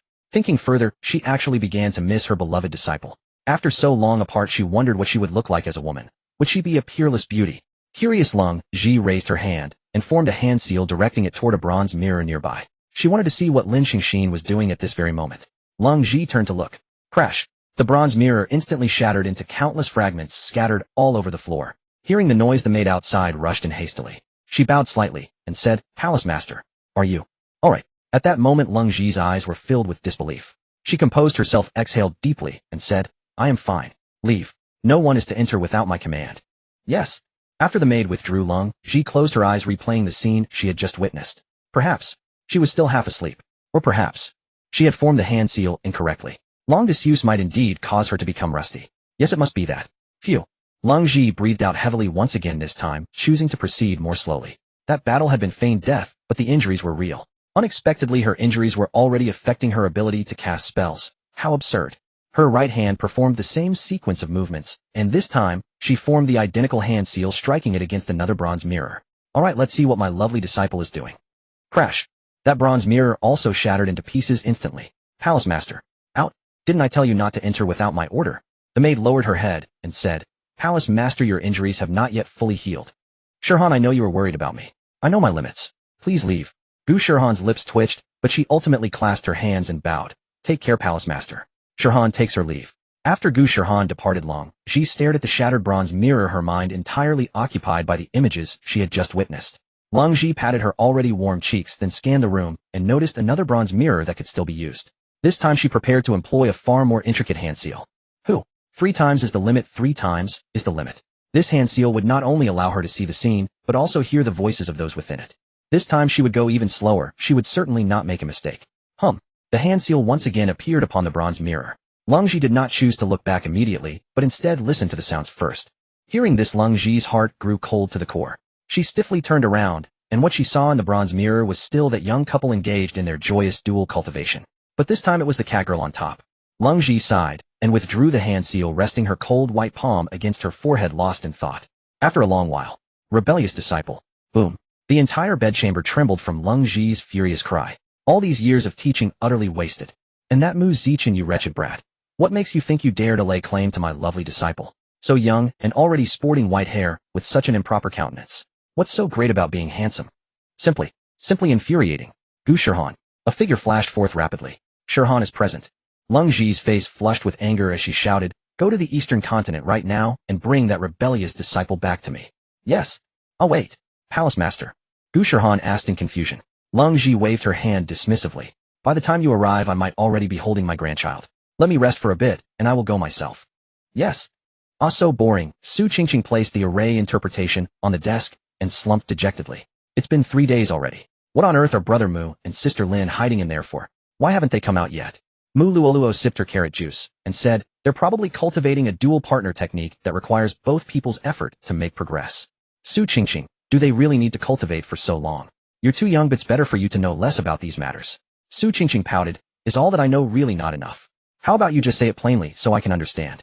Binkin raised his index finger to the sky and said, Sai, I know. Actually your sister Lin is just... Ouch. Mu Luoluo withdrew her foot and glared at Bing Can with her beautiful eyes. Saying it plainly was one thing, but that was far too direct. Su Qingqing's eyes widened, and she covered her small mouth with her hand. So it really was what she had been thinking, though she hadn't imagined Mu Zichen would last nearly this long. On the other hand, Jiang Yongming hadn't understood a word. He scratched his head and said, what? They've taken up farming now. Su Qingqing gave Jiang Yongming a speechless glare and said, you really only know how to make people laugh with that voice stuck in your throat. How can you talk like that? That's distinctly a sexy vocal tone. While the group outside was creating a racket, the scene inside was quite different. Lin Xingxin's eyelids fluttered lightly, and her eyes slowly opened, her beautiful gaze carrying a hint of allure along with the languor of just waking up. A pair of cat ears twitched atop her head as her lover's magnetic voice reached her ears, from which she could tell he had only just awakened as well. Awake. Lin Xingxin replied softly. Would you like some water or something to eat? Xingxin.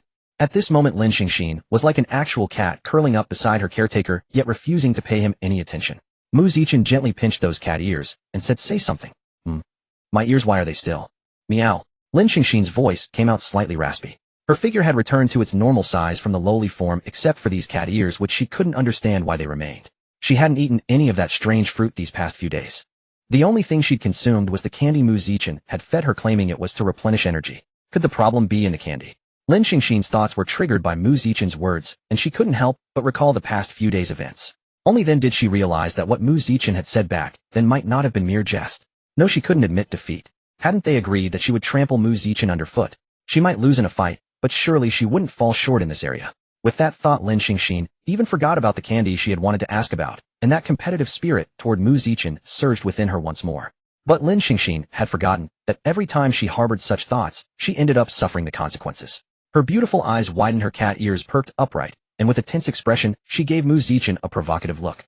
The sudden punch left Mu Zichen utterly bewildered. He said with great interest, Xingxin, what does this mean? Lin Xingxin's voice was slightly hoarse, but still defiant. I'm not afraid of you, meow. Little cats never seemed to realize that their behavior was provocative.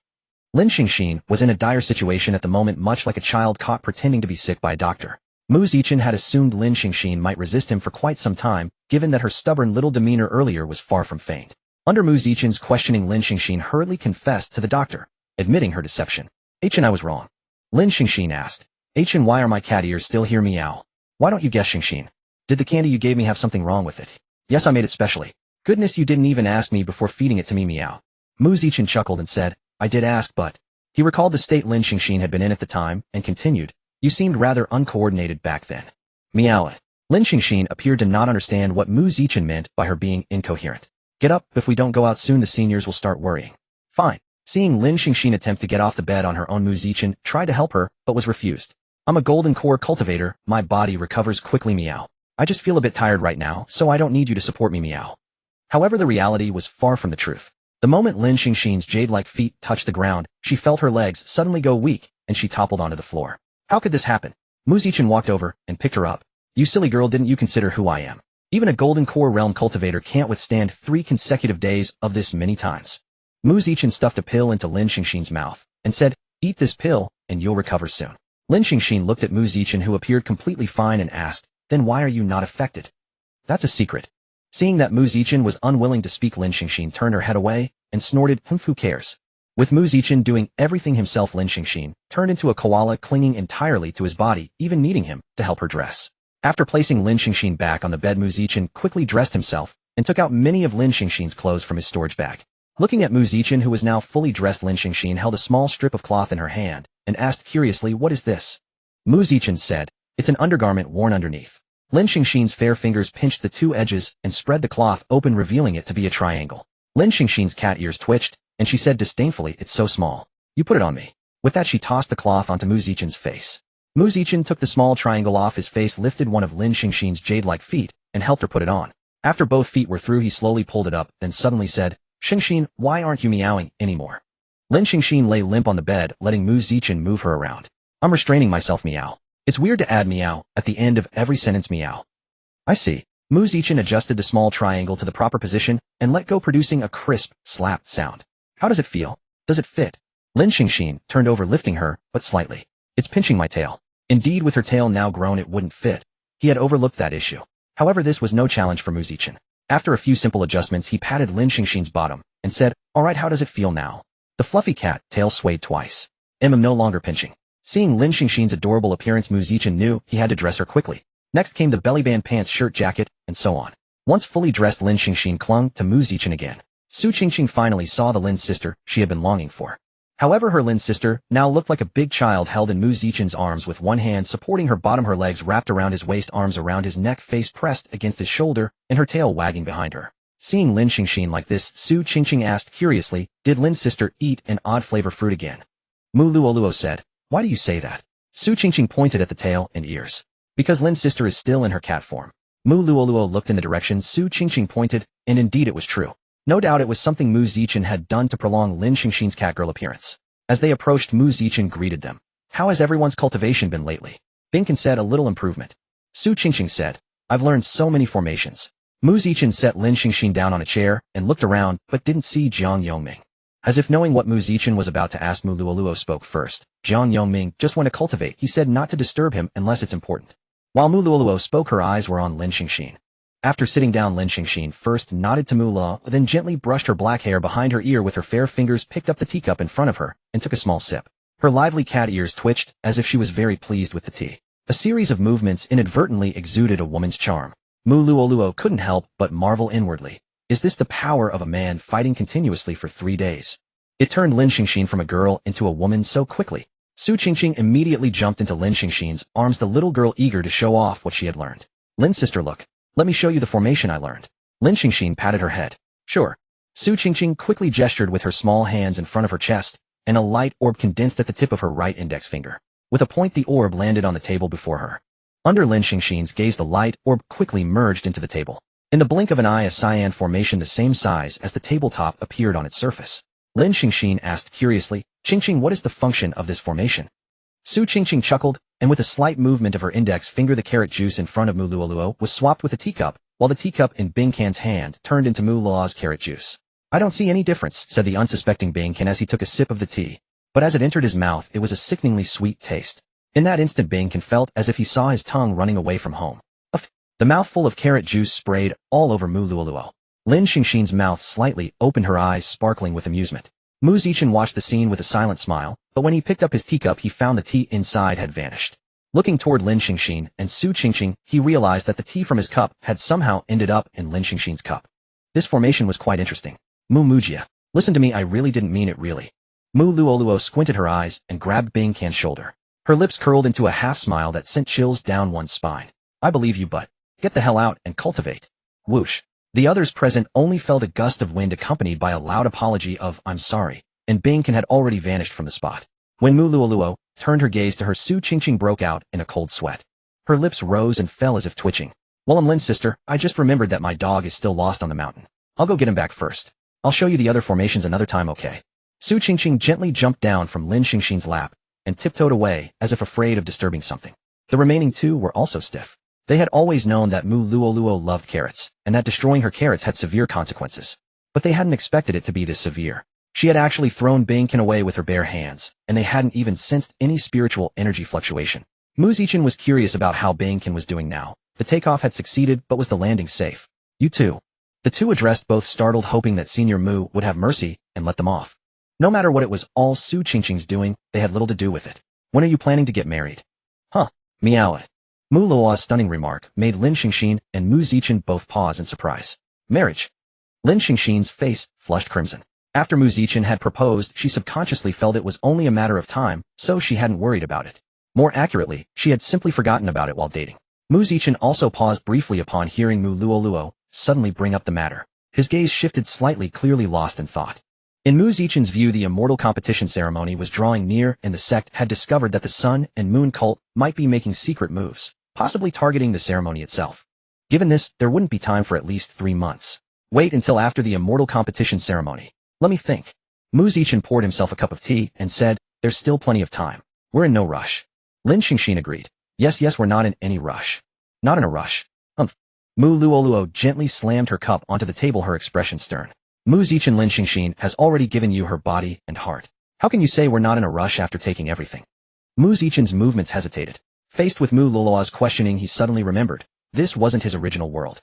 For someone like him and Lin Xingxin to engage in such intimacy before formalizing their marital bond was exceedingly rare, something elders would find hard to accept.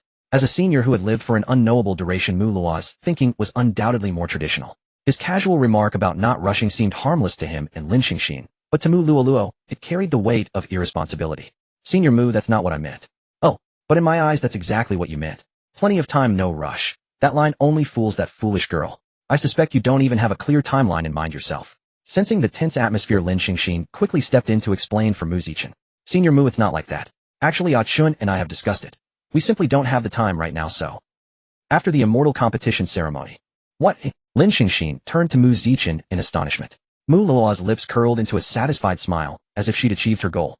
Very well then, after the ceremony. Lin Xingxin, who had just been defending Mu Zichen, froze. They weren't in a rush moments ago. How did it suddenly jump to after the ceremony? Lin Xingxin picked up her teacup, set it down again, brushed her hair back, and tugged at her clothing hem. Busy with something, though unclear what. After much hesitation, she couldn't help but ask, would that be too soon? Mu Zichen replied, Shengxin, Senior Mu is right. You've already given me your heart and body. If I weren't eager, wouldn't that seem irresponsible? Lin Xingxin's fingers twisted nervously. Blushing, she murmured, how could it? Noticing the rosy atmosphere between the two, Mu Luo finished her last sip of carrot juice and departed, leaving them alone. Mu Zichen took Lin Xingxin's hand and said, Xingxin, do you remember I told you back in the secret realm that I would take responsibility for you? Lin Xingxin nodded, then exclaimed in surprise, you had already decided back then. Naturally.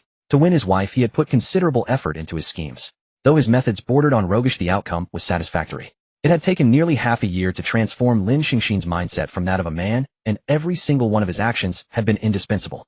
Thanks to Lin Xingxin's master taking her to the mountains for cultivation, she had limited social exposure and remained naive about romantic matters, making Mu Zichen's strategies all the easier to execute. Considering this, he had managed to make Lin Xingxin fall in love with him and accept his proposal in merely half a year. Quite impressive, to say the least. Far superior to the full year he had spent pursuing her in his previous life. Gently squeezing her soft hand, Mu Zichen's childish thoughts about his courtship plan surfaced. Xingxin, am I impressive? Meowie. What does impressive mean? Upon hearing Mu Zichen's question, Lin Xingxin's face flushed rapidly. Embarrassed, she stammered, it's broad daylight. Discussing this isn't appropriate, is it? Mu Zichen, unaware of Lin Xingxin's changing expression, remained focused on playing with her delicate hand. How could it not be? This is perfectly normal discussion. And normal. Cat ears drooping atop her head, Lin Xingxin shrank slightly, her eyes darting about, face flushed red, clearly struggling to voice what came next. Yet she managed to stammer it out anyway. So their wavelengths had never aligned at all. No wonder things had spiraled into something he found uncomfortable. Xingxin. Mu Zichen removed Lin Xingxin's hand and gently kissed her. Unbeknownst to the pair, 4 pairs of eyes watched from the snow-white grass nearby. Xingxin's sect rested atop rolling mountain peaks, shrouded in mist, as if a fairyland on earth. Swords like peaks pierced the clouds, while crystalline streams babbled through the valleys, their pebbles and swimming fish clearly visible. Ancient trees towered beside the streams, their dense canopies blocking the sky. Sunlight filtered through gaps, casting dappled shadows. Before the sect's entrance stood a massive stone bridge spanning an abyss. Swirling clouds below resembled a portal to another realm. At the bridge's end loomed an ancient stone gate carved with intricate arrays and runes, emitting a faint glow that guarded the sect's peace. Beyond the gate lay a vast plaza. At its center stood a colossal bronze tripod, incense smoke curling upward, as if connecting heaven and earth. Neat rows of architecture lined the plaza, their upturned eaves and carved beams exuding timeless solemnity.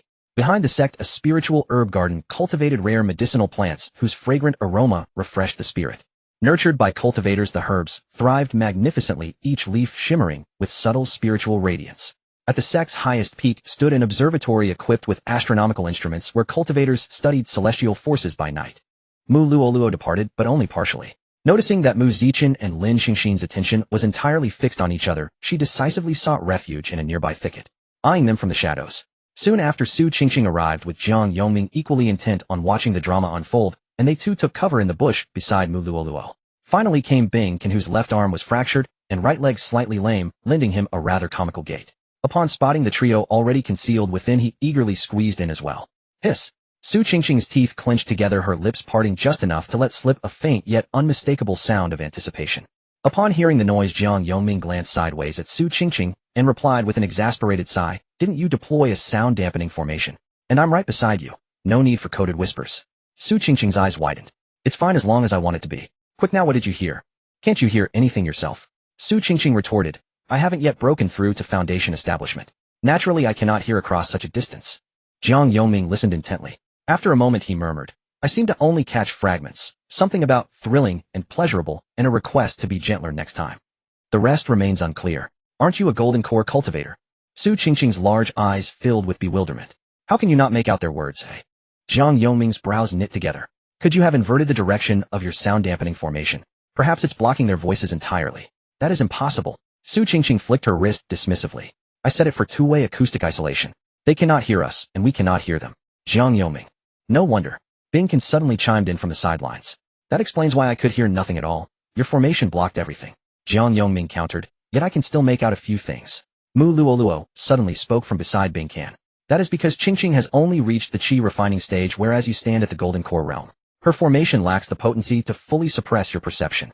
Jiang Yongming, you ought to review the theoretical fundamentals of formation arrays." Su Qingqing leaned back, her gaze sliding past Bing Ken to rest upon Mu Luoluo. "Senior Mu, might you be able to hear them?" Mu Luoluo gave a slight nod. "Then could you enlighten us? I am quite curious as to what they are discussing."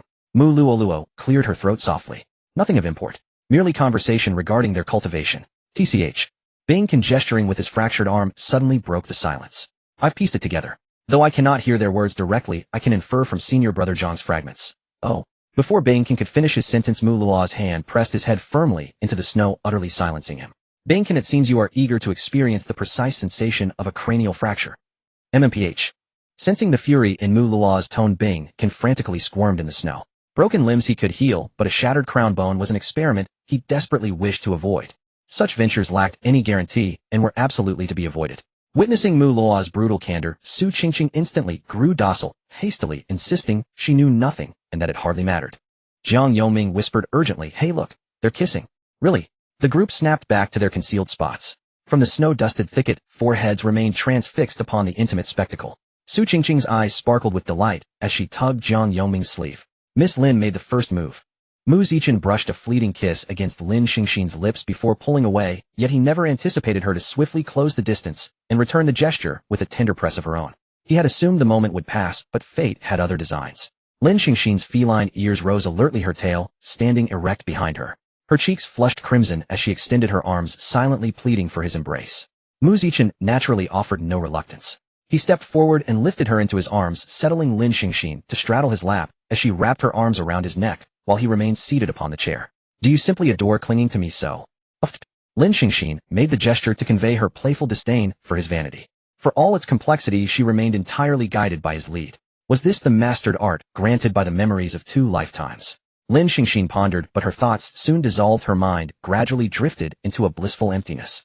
She was on the verge of suffocation. Mu Zichen gently nipped her lower lip, one arm supporting her growing limpness, and pressed his lips to hers. "Little fool, after all these times haven't you learned yet?" Lin Xingxin gasped for air, her eyes shimmering with moisture. Mu Zichen chided softly, "Breathe through your nose. Why on earth do you hold your breath the moment our lips meet?" Lin Xingxin pouted prettily. "I simply don't know how. You've forgotten even how to breathe." I just forget everything else when we kiss." Mu Zichen stroked her head affectionately. "Is your brilliant mind running on a single core? It seems to handle only one function at a time." Lin Xingxin tilted her head. "What single core?" "Never mind that. Practice will make perfect. By the end of today, I shall have taught you properly. No sooner had the words left his lips than Mu Zichen claimed her mouth once more. Meanwhile, the four onlookers had turned to living statues utterly frozen in place as they watched. It was only until Jiang Yongming suddenly raised a hand to shield Su Qingqing's eyes. Don't look, child. Su Qingqing brushed his hand aside and tapped him with a feeble punch. I've been watching this whole time, and you only think to block now? Far too late. And I've seen far more exquisite scenes in my life. Beside them, Bing swallowed hard and turned to Mu Luoluo. Senior Mu, might you wish to know precisely what a kiss feels like? Mu Luoluo's eyelids flickered upward. Oh, do you offer yourself as a test subject? Bing adopted a martyr's expression. If you find it agreeable, I am willing to devote myself entirely. Thud. You may practice taking hits against the ground instead. Watching Bing with his face planted in the earth, Su Qingqing nudged Jiang Yongming. Why does he insist on speaking when he fully knows Senior Mu will punish him? Honestly, I rather admire him, Jiang Yongming replied. To act despite knowing the odds are insurmountable. If he succeeds, it is bravery. If he fails, it is sheer foolishness. Su Qingqing shot him an exasperated glance. Are you merely belittling me because I'm too young to grasp profound philosophy? Just then, amid everyone's preoccupation, a figure came sprinting up the stone steps. Panting, she cried out, Senior Sister Duan has defected from the sect. The news struck each listener differently. Some wore shock, others remained impassive, while a few exchanged glances of grim seriousness. However, the moment the newcomer caught sight of Mu Zichen and Lin Xingxin locked in an embrace alongside the hidden quartet lurking in the bushes, the atmosphere grew deeply awkward. For a long moment, 7 pairs of eyes met in stunned silence. Zhang Xiao was a girl of few words, not adept at socializing. Yet her endearing appearance had won the hearts of many male disciples within the sect. With considerable talent and adequate strength, she successfully earned a spot on the second team of Qingxian sect for the Immortal Contest. Today she had intended to return books to the scripture pavilion while most were in class. But upon arrival, she found Duan Xinghong standing motionless before the pavilion. In Qingxian sect, one might not know every peak master, but Duan Xinghong was unmistakably familiar to all. Nearly every novice disciple had received her care, and Senior Sister Duan always exuded a gentle warmth, making everyone feel as if they had an elder sister looking after them. But today something was different. Gazing at the old steward lying in a pool of blood before the pavilion, Zhang Xiao dared not approach. Having only ever secluded herself in the sect for cultivation, never even accepting missions, she had never witnessed such a gruesome scene. Yet trembling, she managed to utter Senior Sister Duan. Hearing her name, Duan Xinghong slowly lifted her head and turned around. Her eyes, utterly devoid of color, resembled a stagnant pool, empty, alien. Shower. Only when Duan Xinghong had fully turned did Zhang Xiao notice that the other half of her face was now crawling with black demonic marks. As Senior Sister, Zhang Xiao recoiled in fright at the sight, instinctively channeling her spiritual energy. At that moment, disciples from the law enforcement hall also arrived. The leader pointed at Duan Xinghong and shouted, Duan Xinghong, you've fallen to demonic ways and gravely wounded a sect steward. Surrender now and spare yourself further pain. Duan Xinghong smiled bitterly. Ignoring the leader's words, she spoke to Jiang Xiaoer. Please deliver a message to those on Xian Peak. Tell them, Duan Xinghong has defected from the sect. Duan Xinghong, how dare you? Go now. Jiang Xiao felt an invisible force gently push her away. As she retreated, the spot where Duan Xinghong stood erupted in a crimson glow. The first to speak after hearing the account was Bing Can. So, we don't need to go help. Mu Luoluo replied, it's too late. She's likely already fled the sect. Bing Can, what? No one's going after her. Mu Luoluo glanced at him and said to the group, Duan Xinghong is very likely a member of the Sun and Moon Church. Her defection was within our expectations. Don't worry, the sect will have someone tail her. For now, focus on the Immortal Contest. There's little time left. No more slacking, especially you, Lin Xingxin. From now on, I'll personally supervise your training. You're not allowed to get too close to Mu Zichen except during rest periods. Lin Xingxin puffed out her pink cheeks, then deflated them. Listlessly, she replied, fine. Su Qingqing covered her mouth to stifle a laugh, only to be caught by Mu Luoluo. The oppressive gaze of an elder bore down, carrying an overwhelming pressure. Su Qingqing, did you think I wasn't talking about you? You come too. Oh, Zhang Xiao never imagined that what she thought was urgent would barely stir a ripple here. Watching Mu Luoluo leave with Lin Xingxin and Su Qingqing, one older and one younger, she felt at a loss, as if no one was paying her any attention. Mu Zichen, noticing Zhang Xiao standing there, awkwardly approached her. Junior Sister Zhang, right? Zhang Xiao nodded dumbly. Mu Zichen, I recall you're on the second team. Could you show me how the repairs are coming along? Of course, Senior Brother Mu. How long had it been? How long? She had lost count of the days since she last saw Mu Zichen. For someone who had just tasted the forbidden fruit, it was sheer torture. At that moment, Lin Xingxin's breathing steadied and the spiritual energy swirling around her gradually calmed, marking the end of today's cultivation. Slowly opening her eyes, her exquisite face bore the unmistakable word, unhappy. She had thought that even if Mu Luoluo forbade them from meeting, at least when her cold poison flared up, she would have a chance to see Mu Zichen. But for some reason, her cold poison hadn't shown any signs of erupting recently. Even her only opportunity to meet Mu Zichen was gone. Mu Luo, seeing Lin Xingxin's expression, said, still hoping to use the cold poison to see Mu Zichen. You two must have coupled countless times in those 3 days. That poison of yours won't act up for a while. Stop dreaming. Lin Xingxin wilted at Mu Luo's words. If she still had cat ears, they would have drooped limply on her head. If you want to see him, you can. Lin Xingxin's head shot up, and light returned to her eyes. But there's a condition. What condition? Lin Xingxin asked excitedly. Mu Luo placed a box before her. Absorb this, and I'll allow you to see Mu Zichen. Lin Xingxin opened the box.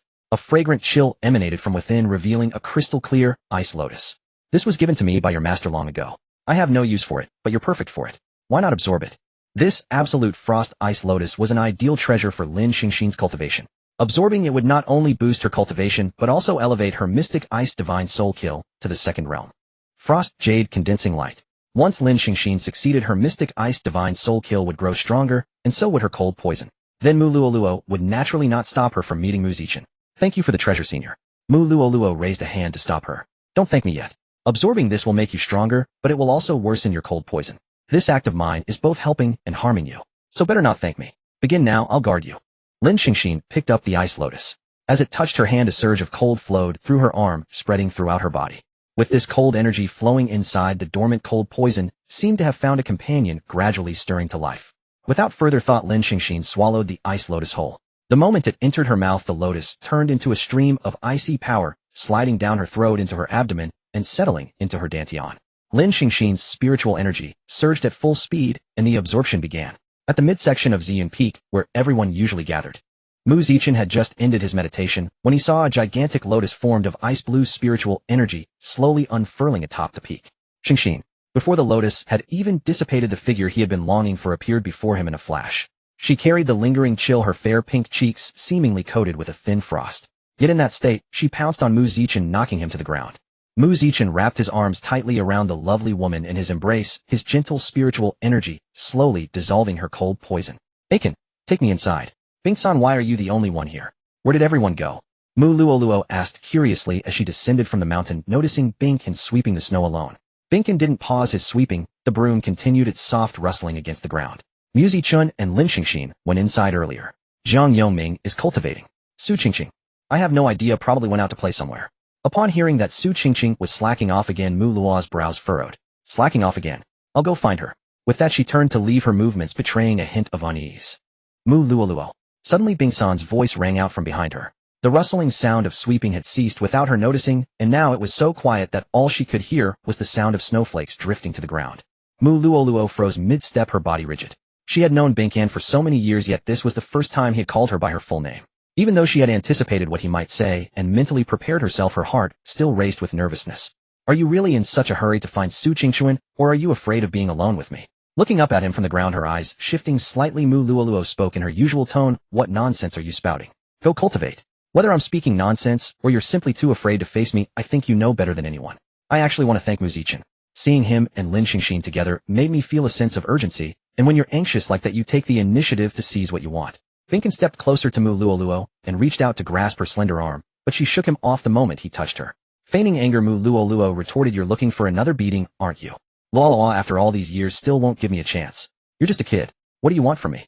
Binkan gave a bitter smile. You called me a kid back then, and you're still calling me one now. I'm nearly 30 years old. Then act more maturely, and go cultivate. As soon as she finished speaking, Mu Luo turned and fled as if her life depended on it. But how could Binkan give up so easily? Mu Luo, I love you. I want you to be my girlfriend. Those simple, straightforward words poured out from a man's heart, exactly the same words he had spoken 8 years ago. Back then, Mu Luo had stood with her back to him, just as she was now walking away without looking back after hearing those words. That departure had lasted for 8 long years. Binkan stared at Mu Luo, frozen in place, silently awaiting his fate. After several breaths, Mu Luo suddenly spun around and marched swiftly toward Bing-san, delivering a sharp slap to his face. Slap. Binkan was stunned by the force of the blow. Looking at Mu Luo's reddened eyes before him, he found himself at a loss for words. Mu Luo, Bing-san, I was the one who made a mistake that night 8 years ago. After that, I revealed my true identity to you, and I clearly remember how you reacted. We should have had nothing to do with each other after I left, yet you came looking for me. Because I love you. I love you beyond redemption. So I came looking for you. Mu Luo's hands clenched tightly, her voice trembling slightly. Don't harbor such illusions. Though I've taken human form, it hasn't changed the fact that I'm a demon beast at my core. You are human, we cannot possibly be together. Binkan chuckled lightly, clearly disagreeing with Mu Luo's words. If you truly felt that way, you wouldn't have slept with me that night, would you? Mulua, is it really that hard to admit that you love me too? Faced with Bing San's interrogation, Luo felt as though all her strength had been drained from her. She spoke softly. You don't understand, we won't be accepted by others. What of it? What others think doesn't matter at all. I'm not afraid. But the love between a human and a demon beast is inherently wrong. But love knows no right or wrong. Bingkin was practically shouting these words. Luo took 2 steps back, her pupils trembling as she looked at Bing San, who was being so serious. After a long pause, she smiled, her tone rather light. You win. I agree. Bing San's eyes widened rapidly, unmistakable joy shining through them. Really? Luo laughed softly. Why would I lie to you? Come with me. Huh. Bingkin scratched his head. Go where? Luo glanced at Bingkin and licked her lips. You may have a loud voice when you shout, but I wonder if you've improved in other areas. Don't fail after just a few rounds like you did 8 years ago. Seemingly understanding Luo's meaning, Bingkin said, wouldn't it be inappropriate to do that kind of thing right after we've just gotten together? Luo grabbed his arm and said, what's inappropriate about it? Aren't you the one who said you're not afraid? Come. Bingkin couldn't resist Luo's immense strength whatsoever. After being grabbed by the arm, he had nowhere to run, and like someone resigned to fate, he was dragged away by her. Idiot. What are you doing? Jiang Yongming exited his meditation state and retorted irritably. Cultivating, obviously. Isn't that clear? What brings you here? Su Qingqing sat on the wooden stump nearby, resting her chin on her hand and saying, I'm bored, so I came to see you. Bored? I'd say you're here to slack off instead. Su Qingqing was at an age when she loved to play, and she had been well protected, so cultivation felt like attending class to her. The less she could do it, the better. Based on what Jiang Yongming knew about her, this little girl had come here specifically to avoid working. But it seemed whenever she wanted to slack off, she always came to find him. In the past, Su Qingqing would deny any accusation of slacking off, but this time, she surprisingly admitted it outright. Well, it seems like you're the only one who's free, so I had no choice but to come to you. Jiang Yongming, what do you mean I'm the only one free? Aren't Mu Zichen and Bingkin both idle too? Su Qingqing spread her small hands. Sister Lin went back to see Brother Mu earlier, and then the two of them went into the room together. I couldn't go disturb them. And what about Bingkin? Su Qingqing pouted and stroked her chin. I saw him talking to Senior Mu about something, and then Senior Mu dragged him away. Maybe they went for special training. Looking at Jiang Yongming, Su Qingqing suddenly let out a chuckle. Idiot, do you think there might be something between Brother Bingkin and Senior Mu? Jiang Yongming, what do you mean? Oh, don't you think Senior Mu treats Brother Bingkin differently? Jiang Yongming thought for a moment and nodded. Indeed, there's something very heavy about the way Senior Mu looks at Bingkin. Just thinking about how Mu Luo could instantly bury someone's head into the ground made Jiang Yongming shudder with fear. Right. You also think they could work out, don't you? Maybe so. Su Qingqing, idiot, aren't you in a hurry? In a hurry about what? If they also end up together, then you'll be the only one left single. Aren't you worried about that? The little girl before him sat on the wooden stump, swinging her slender legs and looking at him with a grin. Jiang Yongming chuckled lightly. What's there to be anxious about? I'm so handsome, how could I fail to find a companion? Su Qingqing sneered. Such narcissism. In my opinion, you'll never find anyone. What are you talking about? Look down on me. Su Qingqing tilted her head as if she had come up with an idea and said, Idiot, do you dare to make a bet? What are we betting on? Let's bet that from this year as the first year all the way to the 10th year, you won't find a companion. How about that? Jiang Yongming scoffed. Fine, let's bet. What's the stake? If you find one, I'll grant you one request, nothing too unreasonable. If you don't find one, you'll have to grant me one request. How about that? Alright, deal. You little brat, you've already lost. Su Qingqing extended her tender little hand. To prevent you from backing out, let's pinky swear. Childish. Jiang Yongming mimicked Su Qingqing and also extended a hand. Their pinkies interlocked under the winter sun. Changed. With soft rustling sounds, a pair of lovers lay on the bed. The girl pressed her delicate nose against the man's chest, inhaling deeply as if searching for something. Mu Zichen gently stroked Lin Xingxin's head and asked, Xingxin, what are you sniffing? She lifted her head, her bright eyes sparkling with joy. Ah Chen, you smell so wonderful. Wonderful, eh? Yes, smell for yourself. Mu Zichen turned his head to sniff his own shoulder, but detected no fragrance. Instead, he caught the faint, elusive scent emanating from Lin Xingxin. Perhaps this was what people called a physical attraction. Mu Zichen gazed at the girl, lost in his scent. Xingxin, did you come down a day early because your cold poison flared up? Lin Xingxin found his question odd. I came down after successfully absorbing the ice lotus that Senior Mu gave me. Why do you say I'm a day early? She asked. I see. Since we're leaving for the immortal contest ceremony tomorrow, I thought Senior Mu would only release you then. The immortal contest ceremony, tomorrow. So she had been cultivating on the mountaintop for that long. Under Mu Luo's supervision, she had closed her eyes to meditate during the day, and when she opened them again, it was still daytime. She hadn't paid attention, so she had no idea how much time had passed. Her mind had been occupied with only two things, Mu Zichen and cultivation. She never expected that coming down the mountain would mean setting off tomorrow. No wonder Mu Luo had been so agreeable today. Tonight was their last night. Boo-hoo, she had been tricked by Senior Mu. Xingxin, has your cold poison worsened? Mu Zichen could clearly sense that the chill emanating from Lin Xingxin was stronger and more aggressive than before. At this, Lin Xingxin giggled and opened her small hand. Ah Chen, look.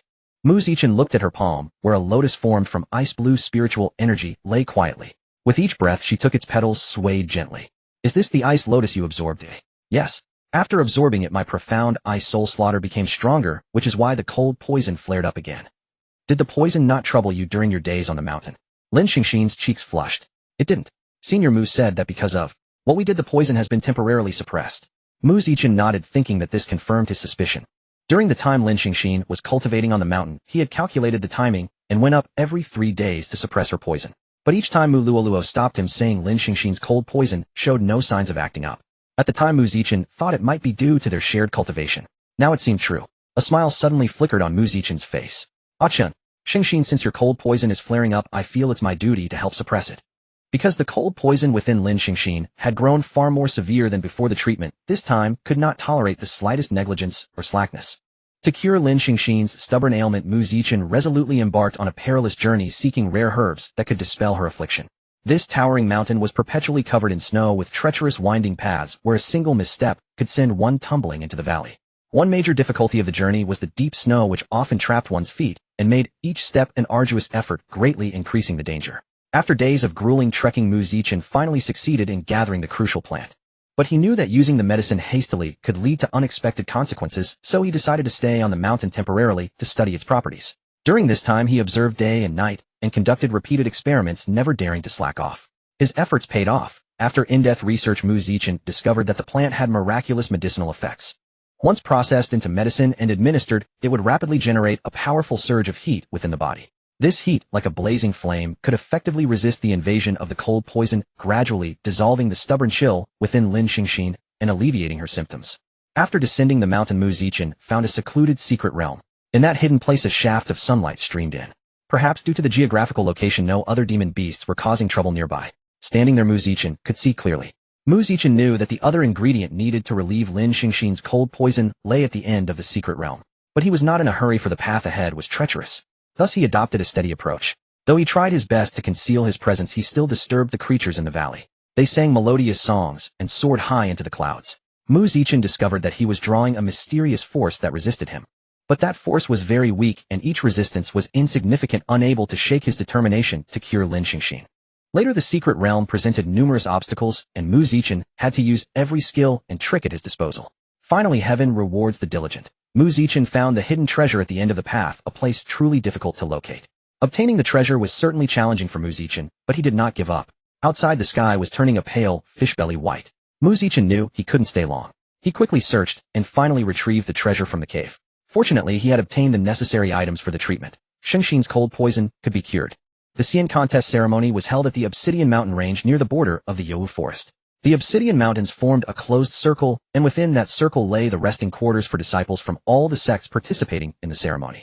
An ancient sect once stood here, but it had long since declined 10,000 years ago. The remnants of its ruins were renovated into individual rooms and tiered stands which proved quite adequate. Along the way Bing kept rubbing this spot, and that one clearly uncomfortable all over. Su Qingqing observed him for a long time, and just as they arrived, she could no longer hold back her curiosity. Are you feeling unwell? Bingkin gave a wry smile. It's nothing. I was just put through special training by Sister Mu yesterday, and I haven't fully recovered yet.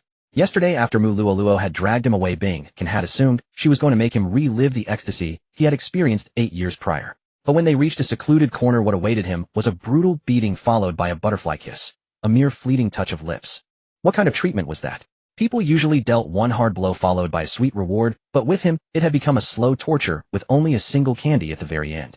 Despite his resilient constitution, one entire night of such treatment left him far from fully recovered, his entire body aching in various degrees. Beating is affection, scolding is love. Su Qingqing patted his side, left him with those words, and walked away. When Bingkin clutching his arm approached Mu Luo, she spoke in an even tone, still in pain. A little. Do you know why I hit you? No, I do. Bingkin's uncertain answer earned him an exasperated glance from Mu Luoluo. She deepened her tone. Do you know or not? Bingkin replied guiltily, I don't. Mu Luoluo stepped closer, took both of his hands in her smooth fair palms, and said, if you had yesterday's courage 8 years ago we would already have children several years old. I'm sorry, there's nothing to apologize for. I had my own faults back then too. The two stood at the bow of the boat lost in silence for a long, while the only sound being the howling wind in their ears. Though they knew each other intimately, each well aware of the other's strengths and weaknesses, they were acting like a couple who had just confirmed their relationship. In fact, they somewhat were. 8 years ago Mu Luoluo had simply walked away without giving an answer, hadn't she? Can? Mu Luoluo shifted her gaze from their joined hands to Bing Can's eyes. Meeting his stare directly, she said, about us. Let's not let others know, alright? Alright. Brother Bing Can Senior Mu, we've arrived. In the blink of an eye, Mu Luoluo withdrew her hand at supernatural speed. She brushed off her robes and called to Su Qingqing, we're here. Bing Can, standing behind her, felt the lingering warmth on his palm. He gave a faint smile and followed. As a team from the Qingxian sect, Mu Zichen and his party had arrived rather late. The moment they landed, they saw a large group of Qingxian sect disciples striding toward them. Jiang Yongming's eyes lit up upon seeing them. He nudged Mu Zichen and Bing Can, gesturing for them to follow his gaze. The newcomers were none other than the Qingxian sect's second team. Among the 6, Lin Xingxin recognized 4, while the other 2 were unfamiliar faces. By far the most captivating figure was the graceful silhouette at the very front of the group. She moved with elegant poise, and with each delicate step a subtle, intoxicating fragrance drifted through the air, brushing against everyone's nostrils. Judging by her face, she appeared to be under 30, yet carried a unique, mature charm. Her breathtaking beauty was enough to captivate anyone at first sight. Her figure was flawlessly curved and voluptuous, radiating pure allure. Jet black hair cascaded down her shoulders like a waterfall, and her lightly made-up face was smooth and delicate, like a fine piece of art. Yet for such a stunning fairy, her attire was indistinguishable from that of a courtesan. A gentle breeze swept past, lifting the gossamer thin white veil and revealing glimpses of her snow-white, hypnotic figure. Her soft breasts swayed gently with each step, utterly alluring. As one's gaze traveled downward, it met her slender, supple waist, so delicate it seemed impossible to grip. The slit of her gauze skirt rose perilously high, exposing her 2 flawless, ivory thighs almost entirely to the open air. A golden leg ring on her right thigh extended into a delicate chain that wound its way down to her ankle, cinching around her slim ankle as the perfect finishing touch. Her jade-like feet rested lightly against the ground, bare and exposed. If one were to describe Lin Xingxin's beauty as that of a millennia-old glacier, aloof, untouchable, sacred, to be admired from afar but never approached, then this woman's beauty was something far more primal. Her beauty might have slightly paled in comparison to Lin Xingxin's, yet it commanded far more attention. Every male gaze in the vicinity was drawn to her, like moths to a flame. Lin Xingxin, who had once been male, nudged Mu Zichen and remarked, "Wow, look, a stunning beauty." Mu Zichen could only laugh and sigh. What man wouldn't be drawn to another beautiful woman? Lin Xingxin certainly stood out in this regard. Ahem, do you find her attractive? Mu Luoluo stood beside Bing Can, clearing her throat, twice her voice laced with unspoken meaning. Bing Can shivered, straightened his expression, and declared firmly, just average. At that moment the group had arrived before them. Jiang Yongming stepped forward, and in his signature deep resonant tone greeted, "Senior sister," when hello. "Hey Chen." Looking down slowly, Jiang Yongming spotted Su Qingqing's cunning smile and the finger resting on his waist. Seeing him break character, Su Qingqing stepped forward in his place and called out sweetly, "Hello, Annie." Though spoken in a sweet, youthful voice by a lovely young girl, the corners of Wen Yu's eyes twitched almost imperceptibly. "Oh, I've never seen this little girl before. Zichen, is she new this year?" The voice carried a hint of languid charm, dripping with allure. Addressed Mu Zichen placed a hand on Su Qingqing's head and replied, "Yes, senior sister one. She's just a mischievous child, oh please forgive her." Wen Yu swayed her body playfully, her soft breasts bouncing along with her. She pouted cutely, "Oh come now. You make it sound as though I'm so narrow-minded. Wen Yu, how can you wear something like that? People might mistake you for a disciple of the Hawan sect. And this outfit is even more outrageous than theirs." Wen Yu opened her mouth to retort, but upon seeing that the speaker was Mu Luo, she immediately lunged forward and clung to her arm, coquettishly whining. "Oh senior Mu, we're outside the sect now. Can't we relax the rules a little?" She whispered softly into Mu Luo's ear, "I'm not getting any younger. Shouldn't I find myself a man? With so many talented young men at the Xian contest, this is a perfect opportunity. Looking for a man. I'm afraid your understanding of finding a man differs vastly from what others envision." Mu Luoluo cast only a sidelong glance at Wen Yu, disregarded her attire entirely, and said, "Lead the way. Over the next 2 days participants from various sects will arrive one after another. Only when everyone has gathered will the Zhongxian ceremony officially commence." The space within the mountain range was vast, with resting chambers built into the cliff walls and tier upon tier of levels resembling a towering multi-story structure magnified several times over. Since there were more than enough rooms, every participant could enjoy a private resting chamber.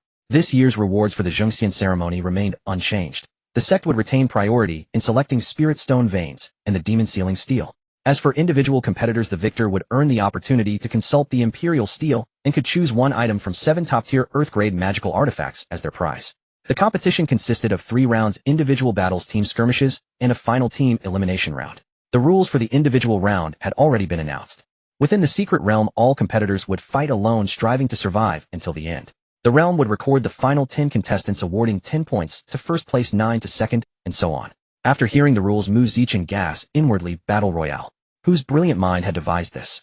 Lin Xingxin frowned. We promised the sect master we'd claim 2 championships. Under these rules, how can we manage? There's no need to worry, Mu Luoluo said. At the ceremony's conclusion, 4 champions will be recorded. Not just the winners of the 3 rounds mentioned above, but also the sect that accumulates the highest total score, which will be crowned the ultimate champion. So if a sect desires priority in Spirit Stone veins and the Demon Sealing Steely, it must rank first in the final points tally. Mu Luoluo nodded. Precisely. Lin Xingxin's brows knit together. In that case, we must prioritize accumulating points. Patting Lin Xingxin on the shoulder, Mu Zichen reassured her. Xingxin, don't burden yourself with excessive pressure. You must believe in our strength. Lin Xingxin nodded, yet an instant later something occurred to her. Each sect sends a different number of participants, correct? I noticed some sects appear to have only 1 team. Wouldn't calculating the overall score be unfair in that case? That needn't be a concern either. When tallying the overall score, only the highest scoring team from each sect will be counted. As for numbers, such is the inherent rule of the ceremony. Your sect can field a team at the upper limit of the rules, which itself demonstrates your sect's strength. But numbers alone mean nothing. True power is the genuine principle of the Zhengxian ceremony. People. Everywhere people. Countless people. Yu Sichuan drifted through the crowd like a phantom, yet remarkably, no one around seemed to notice the swift figure flashing past them.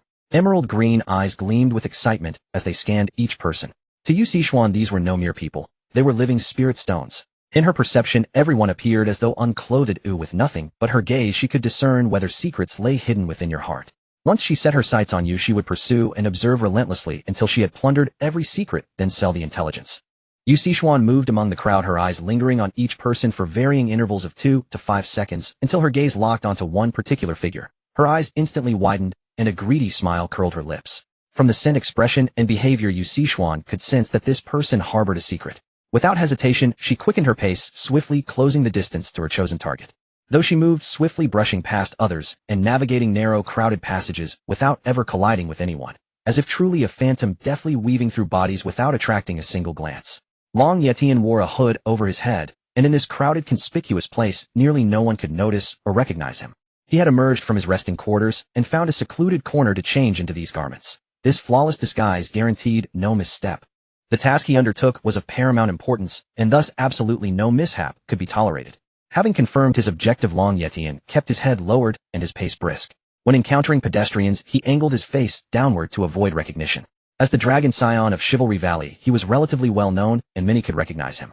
Yet as he walked, Long Yetian suddenly sensed an anomalous presence. He whirled around sharply, yet observed nothing unusual. The surrounding crowd continued their activities, and those conversing carried on with their original topics.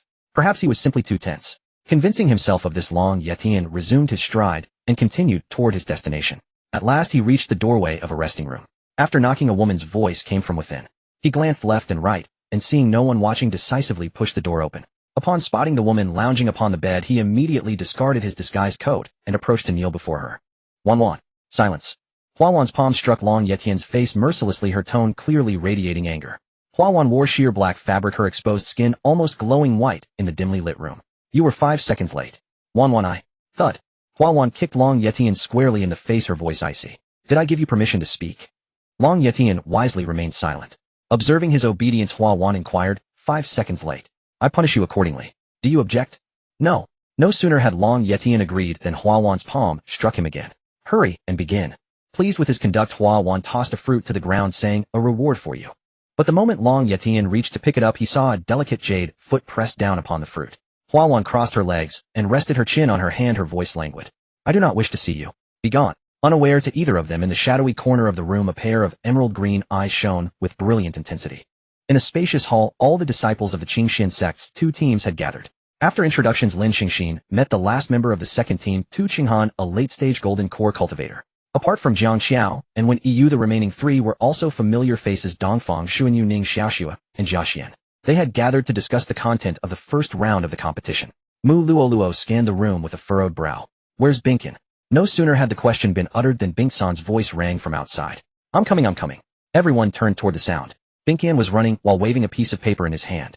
On it, faint traces of dense small characters could be seen, their contents unknown. Binkin slapped the paper onto the table, his face brimming with excitement. Everyone, look what I found. What? Intelligence. Intelligence. The group exchanged glances. As for intelligence, at most they knew the cultivation levels of other disciples. With more detail, if they had fought before, they might know what spells the opponent used. But what could be different about your intelligence? As if aware of their disbelief, Binkin patted his chest confidently. Don't worry, the person assured me everything on it was witnessed firsthand and Absolutely secret. With that, everyone's interest was piqued. Su Qingqing closest to Bing-san took the intelligence paper. Her large eyes scanned it briefly, then her expression shifted from curiosity to shock. Seeing Su Qingqing's reaction, the others were half convinced. One Yu leaned over the table, her soft curves pressed flat, and her voice carried a gentle, boneless quality. Qingqing just read it aloud. This. Su Qingqing hesitated. Do I really have to read it aloud? It's fine, there's no one from other sects here. Alright, fine. This might have been the first time Su Qingqing felt reading was so difficult. Her eyes moved up and down the paper, but she finally started from the beginning. Qin Yuan, the young master of the Cloud Sword sect, took an interest in Xiong Yuan, a disciple of the Harmony sect, upon the very first day of arriving at the Immortal Tournament venue. After repeated private advances were rebuffed, he issued a harsh vow that she would surely submit to him. But that very night, under cover of darkness, Qin Yuan slipped out and secretly entered a male disciple's room. Soon after entering, hushed whispers arose from within. After hearing this, everyone present remained silent for a long time. Well, this intelligence, how to put it? It seemed useless for the Immortal Tournament, but quite useful for gossip enthusiasts. Still, if the compiler knew even such things, it spoke to their capability and the credibility of the intelligence. Starting with such explosive material was obviously meant to grab readers' interest. Mu Luolua, however, remained serious. Qin Yuan is not weak in strength. It's entirely possible he went to discuss tactics at night. Though we don't know the specifics, at least we know it happened. Everyone should be cautious during the competition. Lin Xingxin watched Mu Luolua's earnest expression, thinking that being too serious might not always be a good thing. When Yu brushed a strand of hair aside. Ahem, little girl, continued. Su Qingqing resumed reading. Long Yitian, the dragon son of the Crimson Dragon Valley, is suspected of having a peculiar hobby. On the second day before the Immortal Tournament preparations, Long Yitian, wearing a hooded cloak, hurried through the crowd, trying to conceal himself, and stealthily knocked on the door of a certain female disciple from the Sunset Pavilion. After gaining permission, he looked around cautiously and, upon believing no one noticed, slipped into the room. Inside, he behaved with utmost deference and obeyed every word of that female disciple. Observation suggested the two likely maintained a special relationship. The activities conducted in the room included, but were not limited to, facelifting, etc. And both appeared to be very happy during these activities. Lin Xingxin blinked her big eyes. Long Yitian. That name sounded so familiar. Wasn't he the one Ah Chun had whipped with a whip in the secret realm for a long time? Mu Zichen remembered him well, or rather he remembered Hua Wan well. He recalled that Hua Wan had vaguely awakened something back then. Now, judging from this intelligence, it seemed fully awakened. But wait, is this intelligence even legitimate?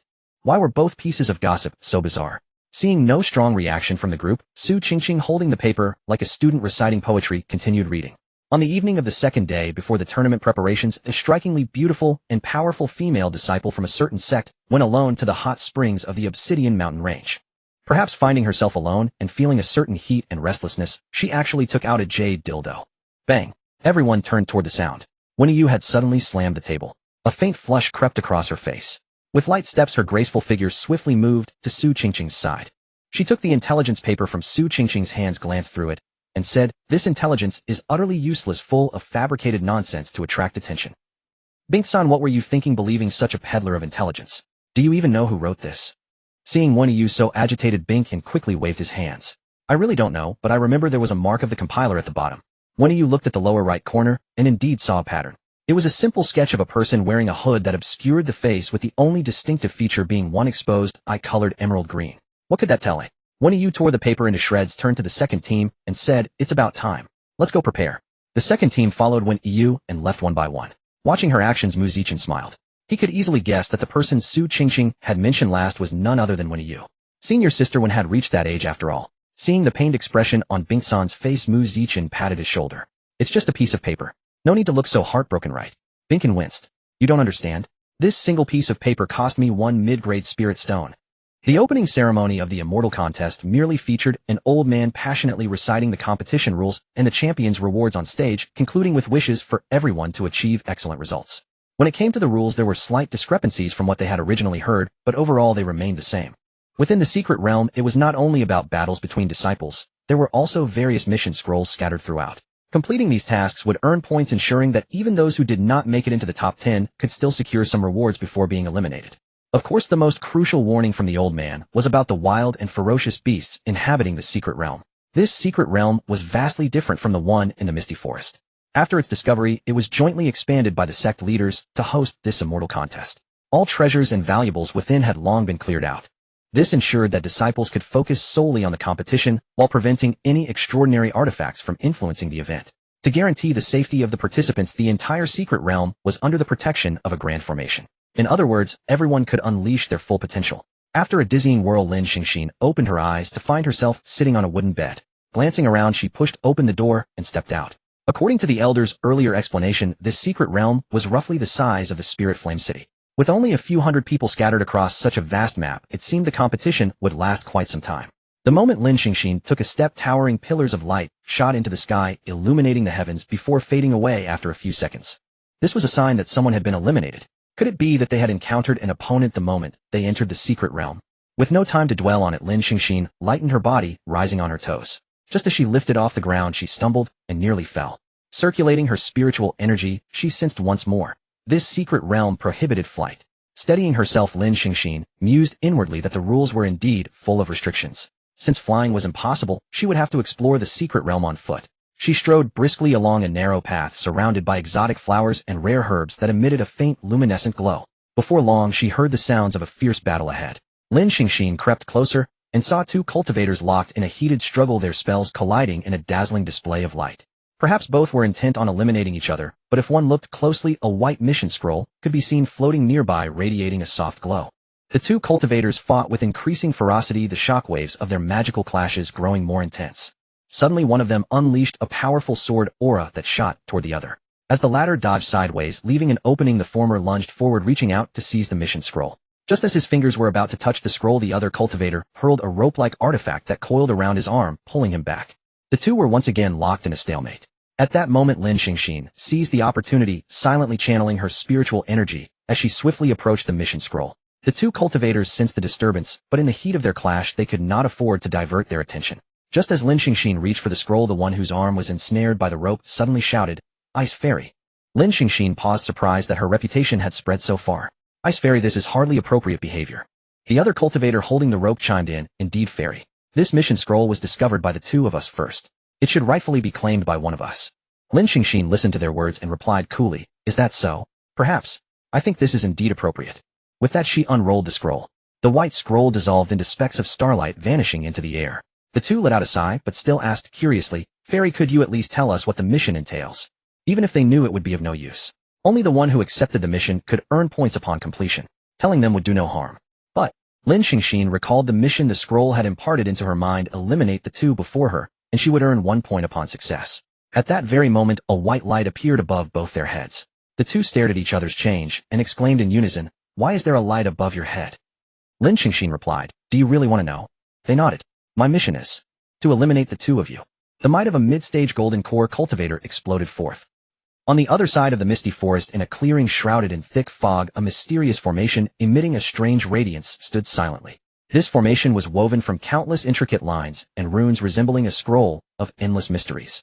As time passed, these lines and runes began to flicker, gradually activating at a slow but steady pace. Each flicker released a faint pulse of energy, causing the surrounding fog to ripple gently. Before the formation, a group of black-robed figures gathered, their faces hidden from view. The leader of the black-robed figures raised his hand slowly, as if the gesture contained boundless mystical power.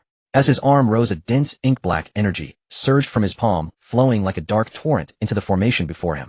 In an instant, the formation blazed to life, erupting with a blinding light. The formation, which had been operating at a slow and steady rhythm, now spun with alarming speed, its runes and lines blurring into an indistinguishable whirl. At the same time, a powerful suction force erupted from the center of the formation, as if it sought to devour everything around it. As the hood was removed, revealing his face to the crowd, they saw how terrifying it truly was. His face was covered in dense, twisted red lines that writhed across his skin like living things, both grotesque and horrifying. What was even more eerie was that his entire skin had taken on an abnormal deep purple hue, making him resemble a demon from the depths of the nine hells. When the black-robed leader burst into laughter at the successful activation of the formation, the others noticed with horror that his teeth were all sharp, serrated fangs. His voice was hoarse and sinister, his eyes gleaming with cold light as he scanned everyone present. "It has been confirmed that the sealing demon steel is within the secret realm. Once we enter the realm, we'll be completely sealed. No one from outside can get in, and no one inside can get out. Dealing with those little brats will be a piece of cake. Your primary task is to retrieve the steel. Now all of you enter." At the end of the line, a black-robed figure stopped before him and spoke in a low voice. "What about what you promised me?" The purple-skinned demon chuckled. "Don't worry, a pair of doomed lovers. That's all." Watching the two gradually fading pillars of light before her, Lin Xingxin placed her hand on the ice dragon beside her. After the battle, just now she realized that although flying was prohibited within the secret realm, the ice dragon, condensed from her spiritual power, remained completely unaffected. In that case, didn't she now possess the ability to travel through the air? Lin Xingxin sat atop the ice dragon, and with a thought the ice dragon slowly lifted her into the sky. It worked. Just as Lin Xingxin felt a surge of joy, dozens of pillars of light suddenly erupted from various locations within the secret realm, shooting into the sky. What's happening? How could so many people be eliminated in an instant? For some reason a sense of foreboding surged within Lin Xingxin's heart. She frowned slightly, pondering inwardly. This feeling came so suddenly. Could it Chen be in trouble? The moment the thought arose, she concentrated without hesitation, stirring her will. As her mental command was transmitted, the ice dragon raised its head and let out a long roar, its massive body shooting toward the nearest pillar of light like an arrow from a bowstring. Wherever it passed, the air seemed to tear apart, emitting a sharp whistling sound. Before long, a scene of utter devastation came into view below. A group of black-robed mystics were besieging disciples from various sects, and the fallen disciples were the source of the pillars of light. Lin Xingxin was startled. Who were these mystics and how did they get in? Her gaze swept rapidly across the ground, and amidst the chaos, she spotted a familiar figure, Mu Luoluo. She let out a sharp cry, her hands forming seals swiftly as powerful spiritual energy surged from within her. Empowered by its master, the ice dragon emitted a dragon roar that resounded through the skies, diving downward like an arrow. As the ice dragon descended rapidly, it opened its gaping maw and a breath of freezing cold surged forth. This chill, as tangible as substance, swept across the area, freezing the very air into frost. The several black-robed mystics who had been menacing just moments ago had no time to react before being completely engulfed by the biting cold. In the blink of an eye, a thick layer of frost formed on their bodies, and their movements became stiff and rigid, as if struck by a paralysis spell, unable to move. Seizing the opportunity, Lin Xingxin grabbed Mu Luoluo and pulled her onto the ice dragon. "Senior Mu, are you alright?" Mu Luoluo replied solemnly, "I'm fine." These black-robed figures suddenly emerged from those formations, using demonic energy. "I think the Sun and Moon Court has begun their operation." Lin Xingxin looked at the strange formation. With each flicker it teleported in a new wave of black-robed mystics, and their numbers were still increasing. If the secret realm was under such attack yet the sect elders outside had made no response, didn't that mean they were also too preoccupied to attend to this? They must be after the demon sealing steel. The demon sealing steel? The final prize of the immortal competition ceremony. Mu Luoluo, yes, the demon sealing steel contains a great demon sealed 10,000 years ago. These people barging in here are likely after it. But were the demons of the Sun and Moon Court truly aiming to release the great demon of the demon sealing steel? If it were to emerge, wouldn't they be handing over the power they had painstakingly built? Just as Mu Luoluo was pondering, the voice of the elder from the opening ceremony suddenly echoed through the sky of the secret realm. "Children, the situation is critical. The immortal competition ceremony is suspended for now. The demon sealing steel is atop the tower at the center of the secret realm. The demonic forces are here for it. You must do your utmost to stop them and protect the steel." The elder's voice reverberated through the secret realm. Lin Xingxin and Mu Luoluo looked toward the center where a tower indeed stood. "Let's head to that tower." "All right." With a thought, the ice dragon beneath them sped toward the tower. Its speed was tremendous, and soon they neared the tower. However, the closer they got to the tower, the more black-robed figures they encountered. Lin Xingxin formed seals with her hands, shooting beams of icy spiritual light at the surrounding black-robed enemies. Mu Luoluo sat behind Lin Xingxin, her body emanating a faint layer of spiritual light, like a gossamer veil, enveloping her. She closed her eyes tightly, murmuring a series of mysterious and ancient incantations, as if connecting with some existence between heaven and earth. Suddenly Mu Luoluo's eyes snapped open, gleaming with sharp light. At the same time, she raised her right hand high, her slender fingers pointing straight toward the sky. In an instant, the sky changed color. The once clear heavens darkened abruptly, and a dazzling light shot up from her fingertips. Then a colossal seal appeared in the sky, exuding a powerful and oppressive aura. At that moment, a golden-orange glow began to emanate from the center of the seal, growing brighter. Gradually, countless golden-orange rounded objects began to emerge from the seal, slowly taking form. When the objects fully revealed themselves, Lin Xingxin's eyes widened in astonishment. They were gigantic carrots. Each carrot was several zhang tall, translucent, and crystalline. Yet no one had time to admire the spectacle, for everyone could sense a terrifying energy brewing within these carrots. Boom! With a deafening roar, the colossal carrots plummeted toward the ground like meteorites. Upon impact, they exploded with unparalleled destructive force. In an instant, flames soared, dust filled the air, and the entire earth trembled violently.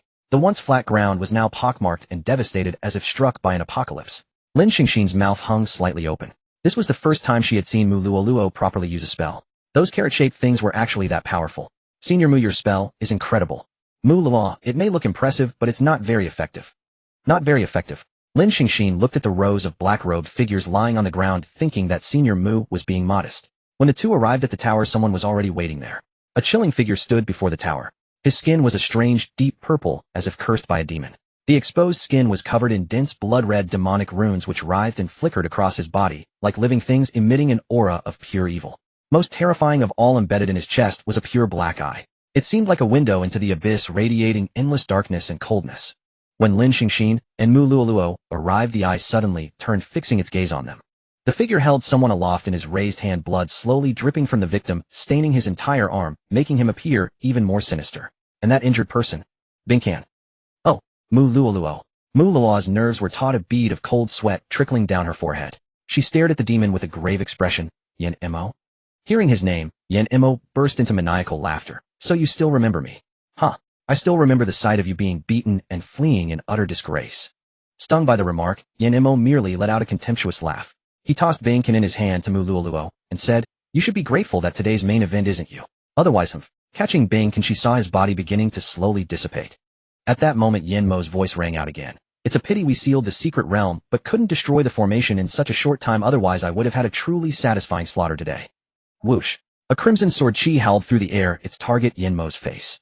As the sword chi neared him, it exploded instantly, the heat wave kicking up layers of dust. Mu Zichen landed beside Lin Xingxin and cast a concerned glance her way, to which she responded with a reassuring smile. A flicker of ruthlessness flashed in Yan Mo's eyes. When the dust settled, he looked at the newcomers and said to the black-robed figure behind him, "Everyone's here." The black-robed figure said nothing, but he understood. A faint black, demonic energy surged from his body, and the corners of Yan Mo's mouth curled into an excited, bloodthirsty grin. Mu Luoluo's pupils contracted. "Watch out." Her figure moved like a leaf in a gale, swift and precise, cutting through the air with a sonic boom, as she swiftly intercepted Yan Mo's sudden punch. "Mu Luoluo, your strength has waned, but your reflexes are still there." Mu Zichen struck from the flank, his sword-style grand, and sweeping each stroke, carrying the force of thunder and wind. His fists were like thunderbolts, each punch accompanied by the roar of thunder. Lin Xingxin was like an ice sprite. Her swordplay was light and swift, every swing bringing a chilling frost. Her sword tip danced, forming streaks of icy blue sword light that froze the surrounding air into frost. Yet Yan Mo's strength was truly unfathomable. His figure drifted like a ghost on the battlefield, appearing with deadly strikes each time. His purple blood hands moved like the forked tongue of a venomous snake, tracing cold, sinister arcs through the air, aimed straight at their vital points. Facing Mu Luoluo, Yan Mo merely smiled lightly. His body effortlessly weaved through her punches and kicks, each dodge executed with seamless grace. "Dead rabbit, you're far too weak now." The dark, bloodthirsty aura finally erupted. Yan Mo's palm, wrapped in black, demonic energy, instantly pierced through Mu Luoluo's abdomen. "Senior Mu." Roar. A sudden, earth-shattering dragon roar thundered from within Mu Zichen's body. The roar rolled like crashing thunder, sending ripples through the surrounding air that spread in all directions. At the same time, a surge of immense power erupted from within him, like a flood bursting through a dam. Mu Zichen's body began to undergo astonishing changes. His already muscular frame swelled at a terrifying speed, visible to the naked eye, even tearing his clothes into countless shreds that fluttered down like snowflakes. On his skin, mysterious black dragon bone patterns gradually emerged. These dragon bone patterns seemed lifelike, as if alive, roaming freely over his skin, exuding an ancient, mysterious, and bloodthirsty aura. Mu Zichen's eyes had now turned into dragon pupils, shimmering with golden light. Moreover, above his forehead, two sharp dragon horns were slowly growing out. Then his hands underwent a tremendous transformation. His originally slender and powerful palms had now become two ferocious dragon claws, each claw gleaming with chilling light, their sharpness beyond imagination. The dragon claws were slightly curved, as if ready to tear apart any enemy before them. At this moment, the entire secret realm trembled violently because of Mu Zichen's transformation. Around his body, an extremely powerful aura formed. This aura was almost tangible, taking on a deep, dark gold hue filled with boundless draconic might. Transformation art. A flicker of surprise crossed Yan Mo's eyes. He could feel that the power emanating from Mu Zichen was pushing the limits of what the secret realm could sustain. Mu Zichen did not reply. He simply raised his head slowly, his dragon pupils gleaming with cold light. Seeing this, Yan Mo no longer held back. His originally restrained aura instantly turned wild. Torrents of black, demonic energy surged from him, rolling outward. Wherever it passed, even the bright sky within the secret realm was obscured, plunging into darkness. Swish! A piercing sound tore through the air as Mu Zichen's dragon claws, with a screech that seemed to rend space itself, struck straight at Yan Mo's vital point. At that critical moment, Yan Mo dared not delay. He flickered like a phantom and quickly raised his hands to block. His fists, wrapped in fierce demonic energy, collided violently with the oncoming dragon claws. In an instant, a series of deafening explosions rang out in the air like a thunderbolt from a clear sky. Each of Mu Zichen's attacks carried a dragon's roar, as if the true dragon god had descended upon the mortal world. and each of Yen Mo's punches carried bloodthirsty demonic energy, his momentum undiminished. These four fists clashed and exchanged blows at an astonishing speed in the air. Every contact caused violent tremors in the surrounding air. Punch winds howled, kicking up clouds of dust and air vortices, a spectacular and breathtaking scene. Lin Xingxin watched as Mu Zichen and Yen Mo were locked in an inextricable battle. She slowly raised her mystic ice sword, pointing the tip at the sky, and murmured, "Mystic ice soul slaughter." As her voice fell, the temperature around them plummeted. A powerful chill erupted from her body, and her longsword began to condense a layer of icy blue radiance. The radiance grew brighter and finally formed a pillar of icy blue light that shot straight into the sky. Within the icy blue pillar, a massive crystal gradually took shape. The crystal was translucent and emitted boundless cold, as if containing the power of the ice deity. With a sweep of her mystic ice sword, the enormous crystal instantly transformed into countless sharp ice blades. Each blade gleamed with cold light as brilliant as stars. A flicker of caution flashed in Yen Mo's eyes. The strange eye on his chest suddenly emitted a peculiar light. Mu Zichen's body jerked to a halt, and Yen Mo seized the opening, blasting him backward with a single punch. After successfully repelling Mu Zichen, Yen Mo's figure shot backward like lightning, trying to use this brief moment to evade Lin Xingxin's attack. But those sharp ice blades seemed to possess their own consciousness and life. They gracefully traced elegant, yet deadly arcs in the air, closely tracking Yen Mo's moving figure. The speed of the ice blades was beyond imagination. In the blink of an eye, they had already caught up to the fleeing Yen Mo. Facing such a swift pursuit, the strange eye on Yen Mo's chest suddenly emitted a deep purple light. Then a thick beam of deep purple energy laser shot out from it, meeting the shadowing ice blades head-on. Bang! Bang! Bang! In an instant, the energy laser and the ice blades collided fiercely, triggering a massive explosion that shook heaven and earth. Although the energy laser was immensely powerful, the number of ice blades was astonishing. Several ice blades still broke through Yen Mo's defense and pierced straight into his body like sharp arrows. As the ice blades entered his body, an icy coldness instantly spread through him. Wherever it passed, flesh and blood froze, leaving behind shocking traces of frost. After taking damage from Lin Xingxin, Yen Mo laughed. He laughed loudly, maniacally, and the secret realm seemed to tremble with the sound. Mystic Ice Soul Slaughter. It's the Mystic Ice Soul Slaughter. I knew it. I knew it felt so familiar. So you are Lung Ji's disciple. Lin Xingxin's eyes showed a flicker of surprise when she heard Yen Mo mention her master Lung Ji, but she quickly regained her composure. You know my master. Yen Mo laughed wildly. Know her? How could I not? As he spoke, the wounds on his body healed at a visible rate, and the cold energy brought in by the ice blades was forced out. You two are strong but still too young. Within the secret realm, Yen Mo's cultivation was bound by the realm's rules, unable to unleash his true power. But now a sinister glint appeared in his eyes. On his purple body, blood-red demonic patterns writhed slowly, as if alive, greedily sucking the blood flowing through his veins. The strange eye on his chest turned as black as ink, like a bottomless abyss, continuously emitting a bone-chilling malevolence and baleful aura. In an instant, a dense demonic energy, several times stronger than before, burst forth from within his body, with the force of a volcanic eruption shooting straight into the heavens. This was undoubtedly a sign that he was forcibly breaking the suppression imposed by the secret realm, attempting to restore his cultivation to the Mahayana stage. As Yen Mo forcibly broke through the limits, the entire secret realm space began to tremble violently, as if this mysterious domain could no longer bear the sudden and surging torrent of terrifying power. The ground cracked open, forming wide, deep, and crisscrossing fissures, as if the earth had been torn apart by an invisible giant hand. At the same time, narrow, hideous cracks appeared in the sky, as if the firmament had been slashed open by a fierce sword chi. Just then a thunderous roar erupted. Accompanied by this loud noise, the towering pagoda that had once soared into the clouds collapsed, instantly turning into a pile of rubble. Then a black stone stele slowly rose from the ground. It was deep and dark in color, its surface densely engraved with countless strange and bizarre runes. These runes flickered with faint yet eye-catching light, exuding an ancient and majestic aura. There was no doubt. This stele was the demon sealing stele. The secret realm was collapsing, and the demon sealing stele had appeared on its own. The stele's appearance made the realm's rules even more chaotic, pushing the space's endurance to its limit. The edges of the secret realm began to collapse, gradually closing in toward the center. A cold sneer appeared on Yen Mo's face. A powerful aura field formed around his body, filled with destructive force. His eyes shimmered with a mad light. Now let me show you my true power. Roar. Lin Xingxin's hands moved rapidly, forming seals. The Heaven Dome Frost Dragon seal condensed before her, and a massive ice dragon charged out from the seal, speeding toward Yen Mo like lightning.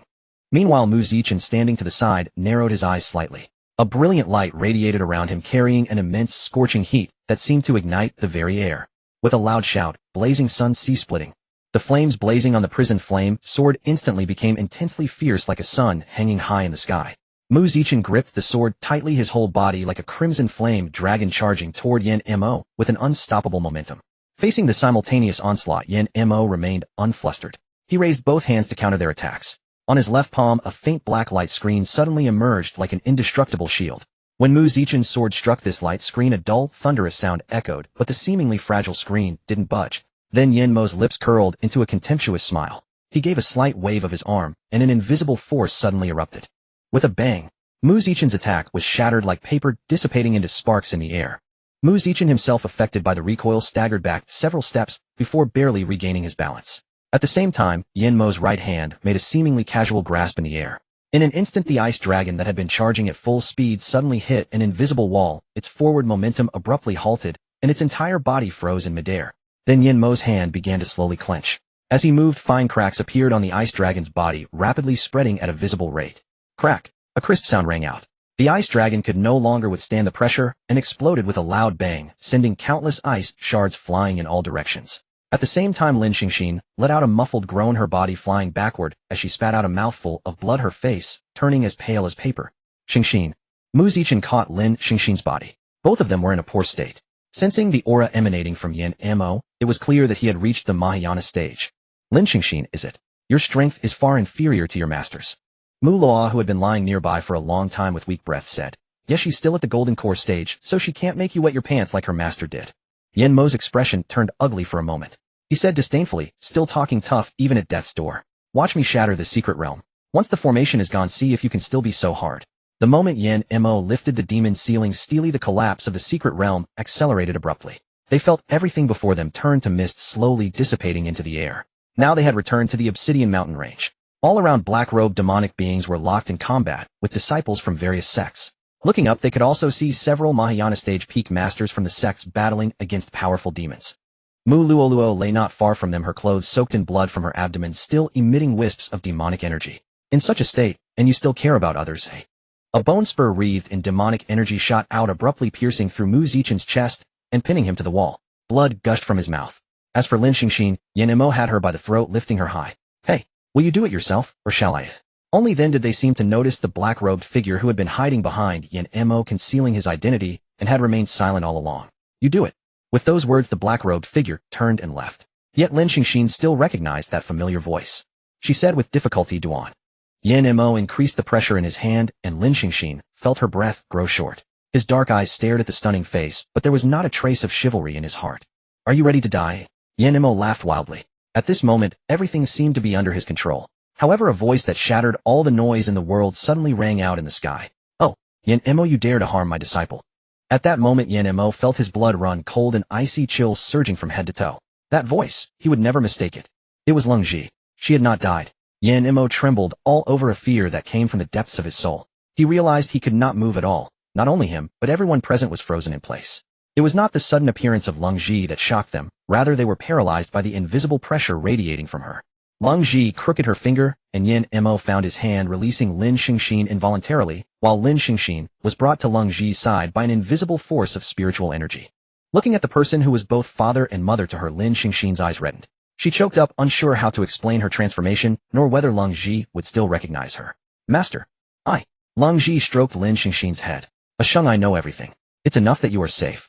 Hearing that familiar address, a stream of clear tears flowed down Lin Xingxin's cheek. As if suddenly remembering something, Lin Xingxin quickly pointed at Mu Zichen, still pinned to the wall. Master, can you save Ah-Chun? Lung Ji's hand, which had been stroking her beloved disciple, paused.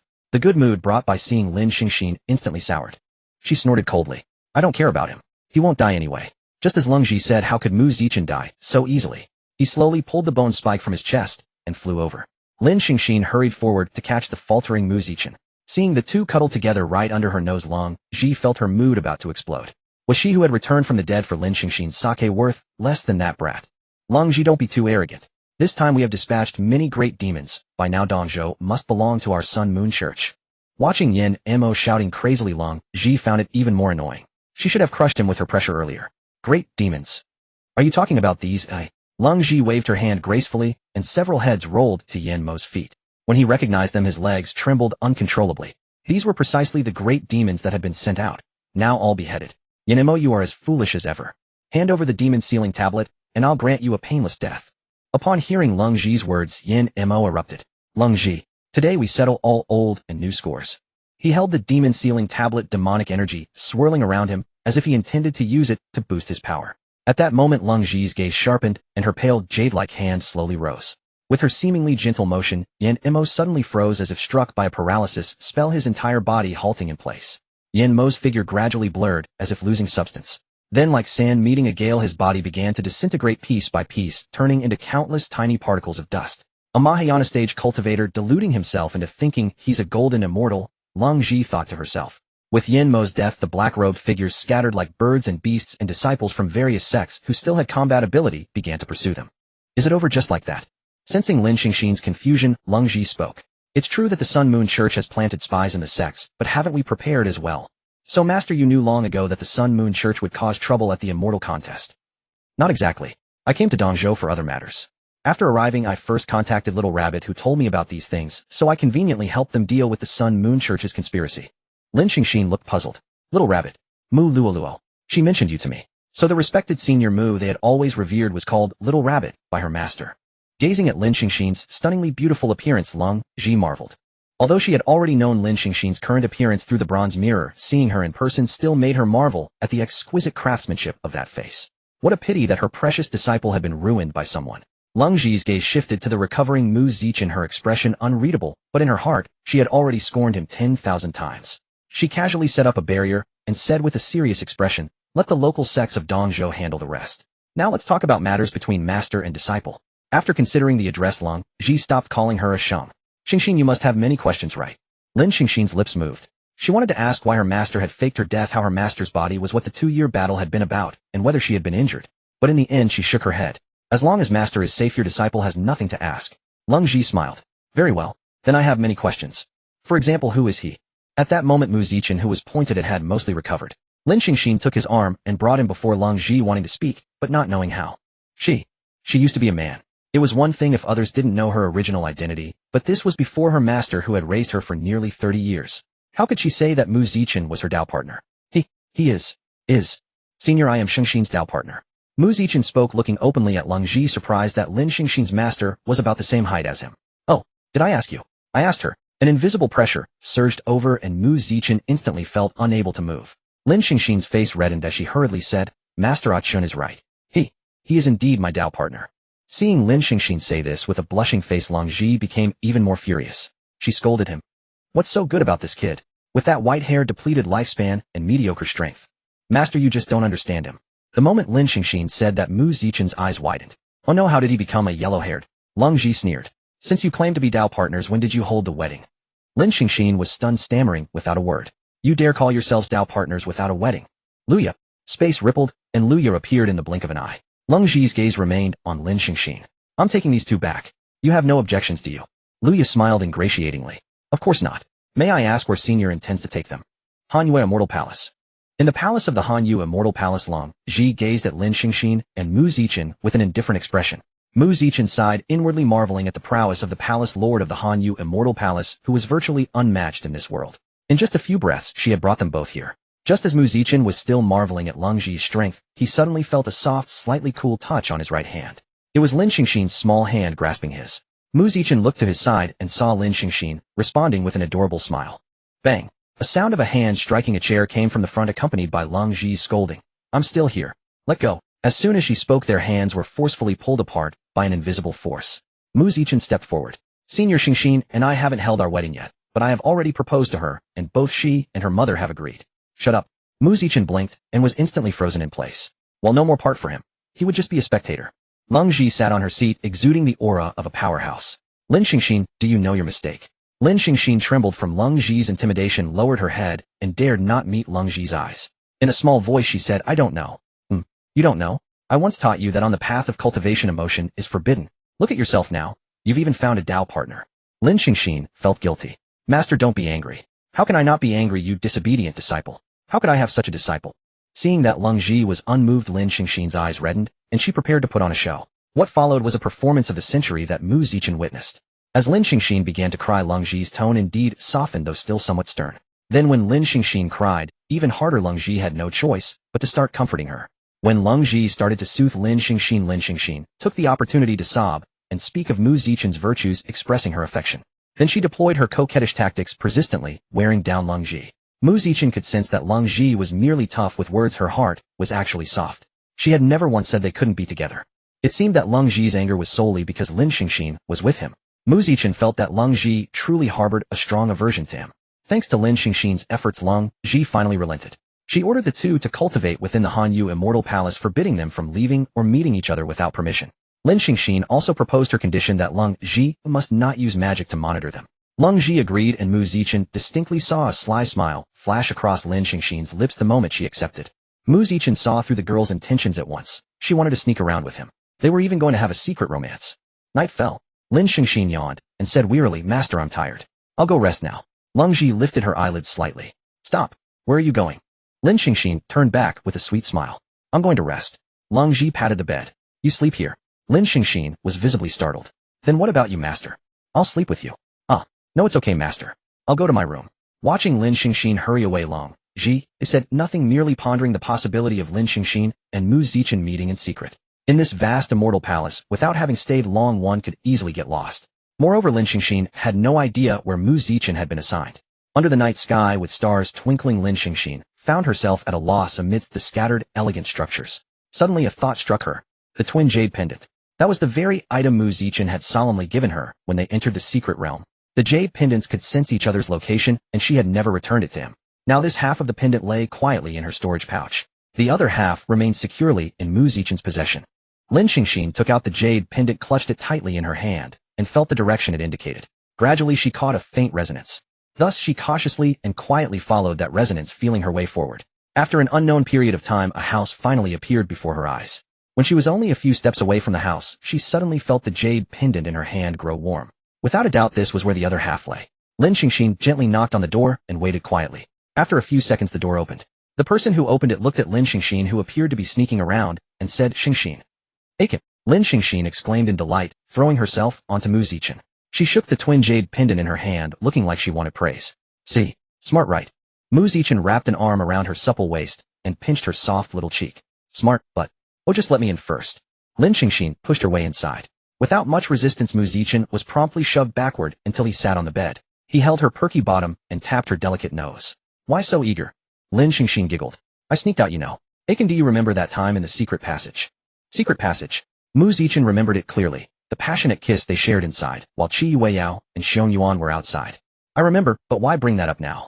Lin Xingxin blushed and said shyly, "Don't you think it feels just like that time now?" "Just like that time?" She meant the feeling of being secret lovers, didn't she?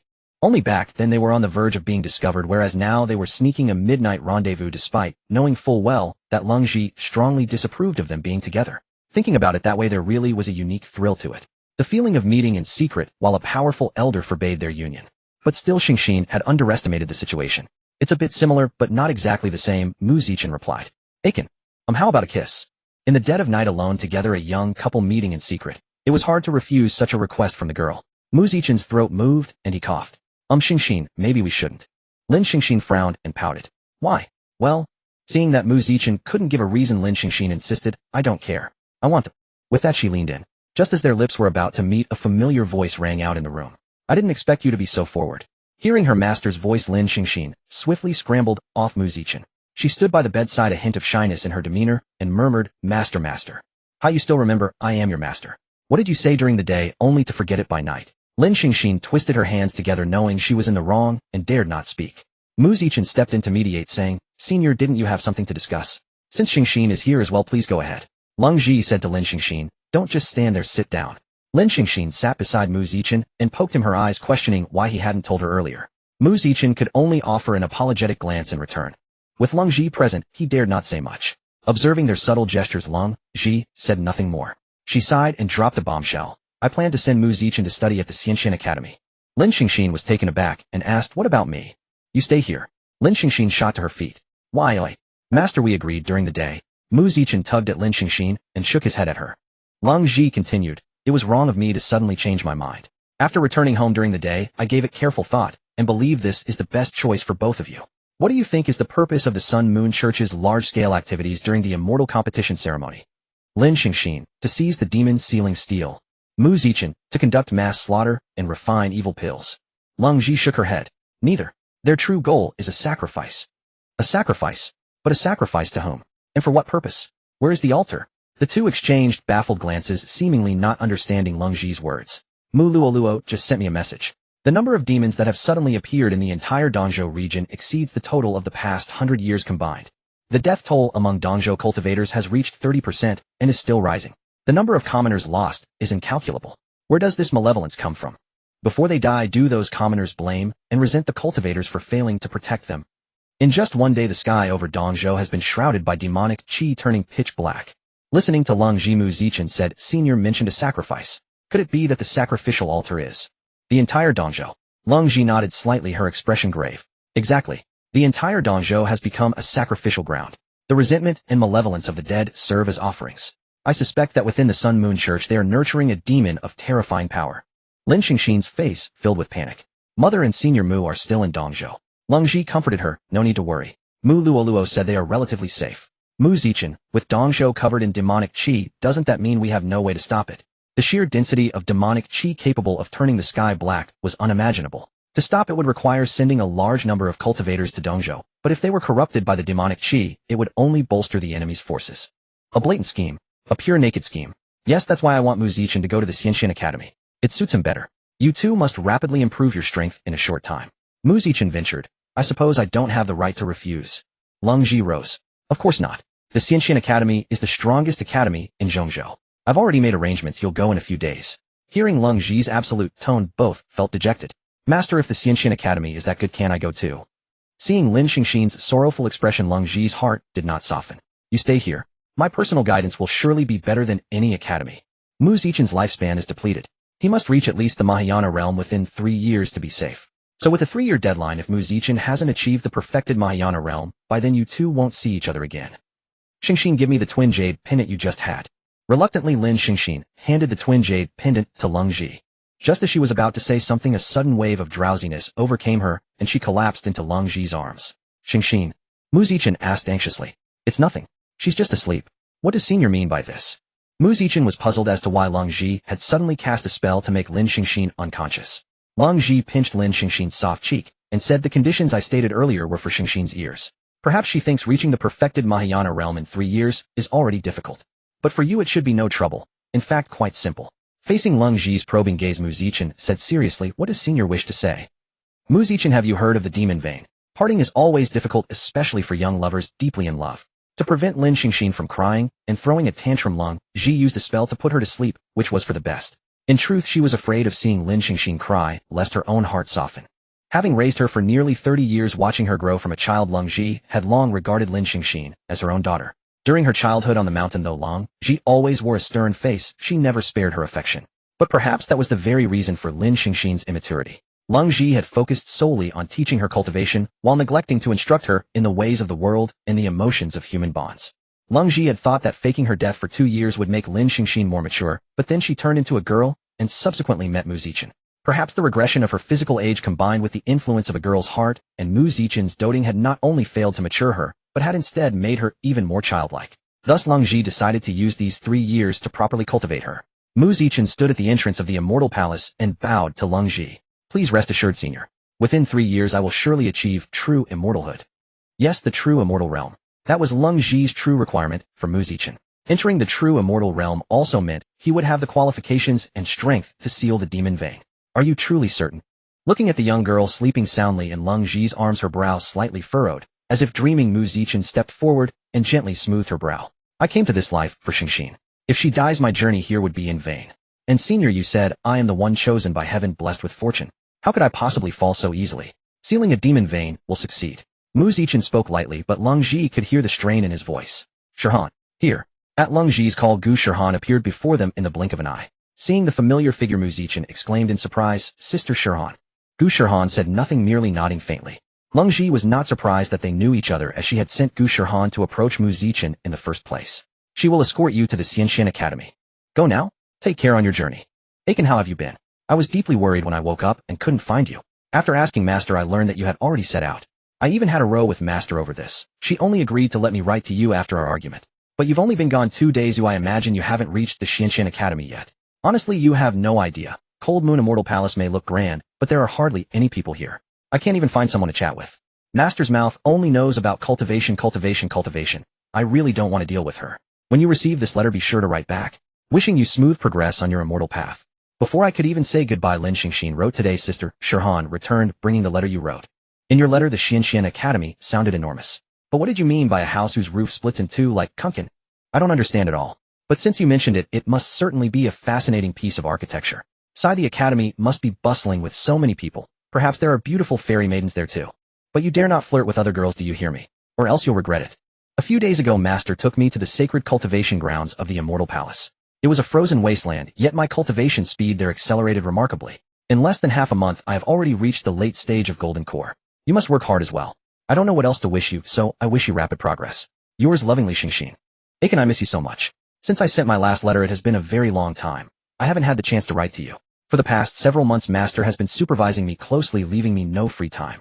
During cultivation, she actually said my Heavenly Dome Frost Dragon Seal was too weak. What nonsense. That's a mid-grade Earth rank spell. How could it possibly be weak? To prove her point, Master asked me to attack her with the spell. But the gap in our strength was far too great. How could I possibly defeat her? Master barely raised her hand, and my ice dragon shattered into pieces. I also showed her that bow. She said the bow was fine, but my technique left much to be desired. Can you believe it? Who criticizes their own disciple like that? Didn't she teach me archery myself? As if someone else taught me. I even told her how delicious the pastries you made were. She seemed quite unconvinced, and said, that brat of a boy. What good thing could he make? I can do it too. So she went off and baked a whole batch herself. But Master's pastries were truly awful, burnt to a crisp with a bitter taste, and black in color. Boo-hoo, Master scolded me just now. She said, you write a letter, and why bring me into it? But she was the one peeking at my letter while I was writing. How dare she blame me? Fine, I'm going to tell you all of Master's embarrassing deeds. Master is so mean. She crossed out everything I wrote. And then she said my letter writing skills were poor, and that she would teach me. Honestly, does writing a letter even require such standards? I have reached the nascent soul realm. I wonder how you are doing. Wishing you success with your elixirs and swift achievements. Thinking of you, Xingxin. My dearest Mu, the immortal path stretches long, and my longing for you is constant. Since our parting, days and months have flown like woven silk, stars have cycled across the heavens, and my heart holds only thoughts of you. Though I reside within the immortal palace and never cease my cultivation, whenever night falls and silence reigns, I gaze upon the starry firmament, and my yearning for you surges like tidal waves impossible to restrain. Between periods of cultivation, I often recall the joys we shared. Exploring secret realms together, refining spirit elixirs side by side, riding our swords in hands, soaring through the 9 heavens. Your smile, warm as spring sunlight, warms my heart. Your swords glint bright as an autumn meteor, illuminates the path before me. Recently, by the spiritual spring on the back mountain, I discovered a 1,000-year-old Lingji mushroom. I have refined it into a spirit elixir, hoping this pill may carry my deep affection for you. May you take it and advance greatly in your cultivation, returning soon so we may rekindle our bond. Alright, I must admit, I'm not very good at this. Most of that passage was borrowed from a book. You shouldn't believe the Lingji part anyway. The pill I sent you is actually a spirit-nurturing pill I refined myself. Out of an entire furnace, only one turned out successfully. Clearly I lack the talent for alchemy. The recent spring festival was rather dull. Only Master Sister Shirhan and I celebrated together. If only you had been here, we could have curled up together and slept. I miss you so much, Aiken. You have no idea. When my cold poison flares up, now Master suppresses it with her spiritual energy. But I still prefer holding you out. It's not only more comfortable, but warmer too, and sometimes we can do those shameful things. Let me tell you some good news. My Xianbing Shinpasha has reached the 3rd realm. I shatters, and soul condenses. I wonder if you can still hold me back. If you can't, you'd better work harder. If you truly fall behind me, don't expect me to go easy on you. A few days ago, I asked Master why Cold Moon Immortal Palace always seems so empty. She explained that most disciples are stationed far away, exterminating demons, and guarding the realms, rarely returning. They mainly communicate through letters. Thinking about it, everyone truly is remarkable. Master told me I am to inherit her position as Palace Master one day. But my current strength feels rather inadequate, and there are many conditions to meet before I can take the throne. The most fundamental requirement is that Xianbing Shinpa Sha must reach the 4th realm, and the other condition is to slay a great demon single-handedly. Ugh, that sounds so difficult. Oh, by the way, I found a little kitten on the back mountain of the Immortal Palace. I have no idea where it came from. Seeing that kitten reminded me of the time I ate that strange fruit and grew cat ears and a tail. You seem to enjoy it greatly. We spent ages being affectionate with each other. Aiken, I wonder how Senior Mu and the others are doing now. It's been so long since I saw them, and I miss them a little. Of course, the one I miss most is only you. I respectfully write to you, wishing you smooth progress on your immortal path, and a joyful reunion soon. Xingxin. The 3-year period draws to a close. I wonder if you are well. With Master's guidance and assistance, my cultivation and strength have advanced remarkably. Xianbing Shimpa, Sha has now reached the 4th realm, Xianbing Heaven Shattering. I have also comprehended much of the imperial scripture you gave me initially. Master has even taught me how to cultivate demonic energy. Now I practice both spiritual energy and demonic energy simultaneously, and my strength is completely transformed. As for my cultivation level, I'll keep it a surprise for now. You'll be astonished when we meet. Recently, I am preparing to undertake the demon-slaying task required for inheriting the palace master position. May everything go smoothly. When I return victorious, I will come to the Xianxian Academy to see you. Wishing you all the best. Eagerly awaiting your presence, Lin Xingxin.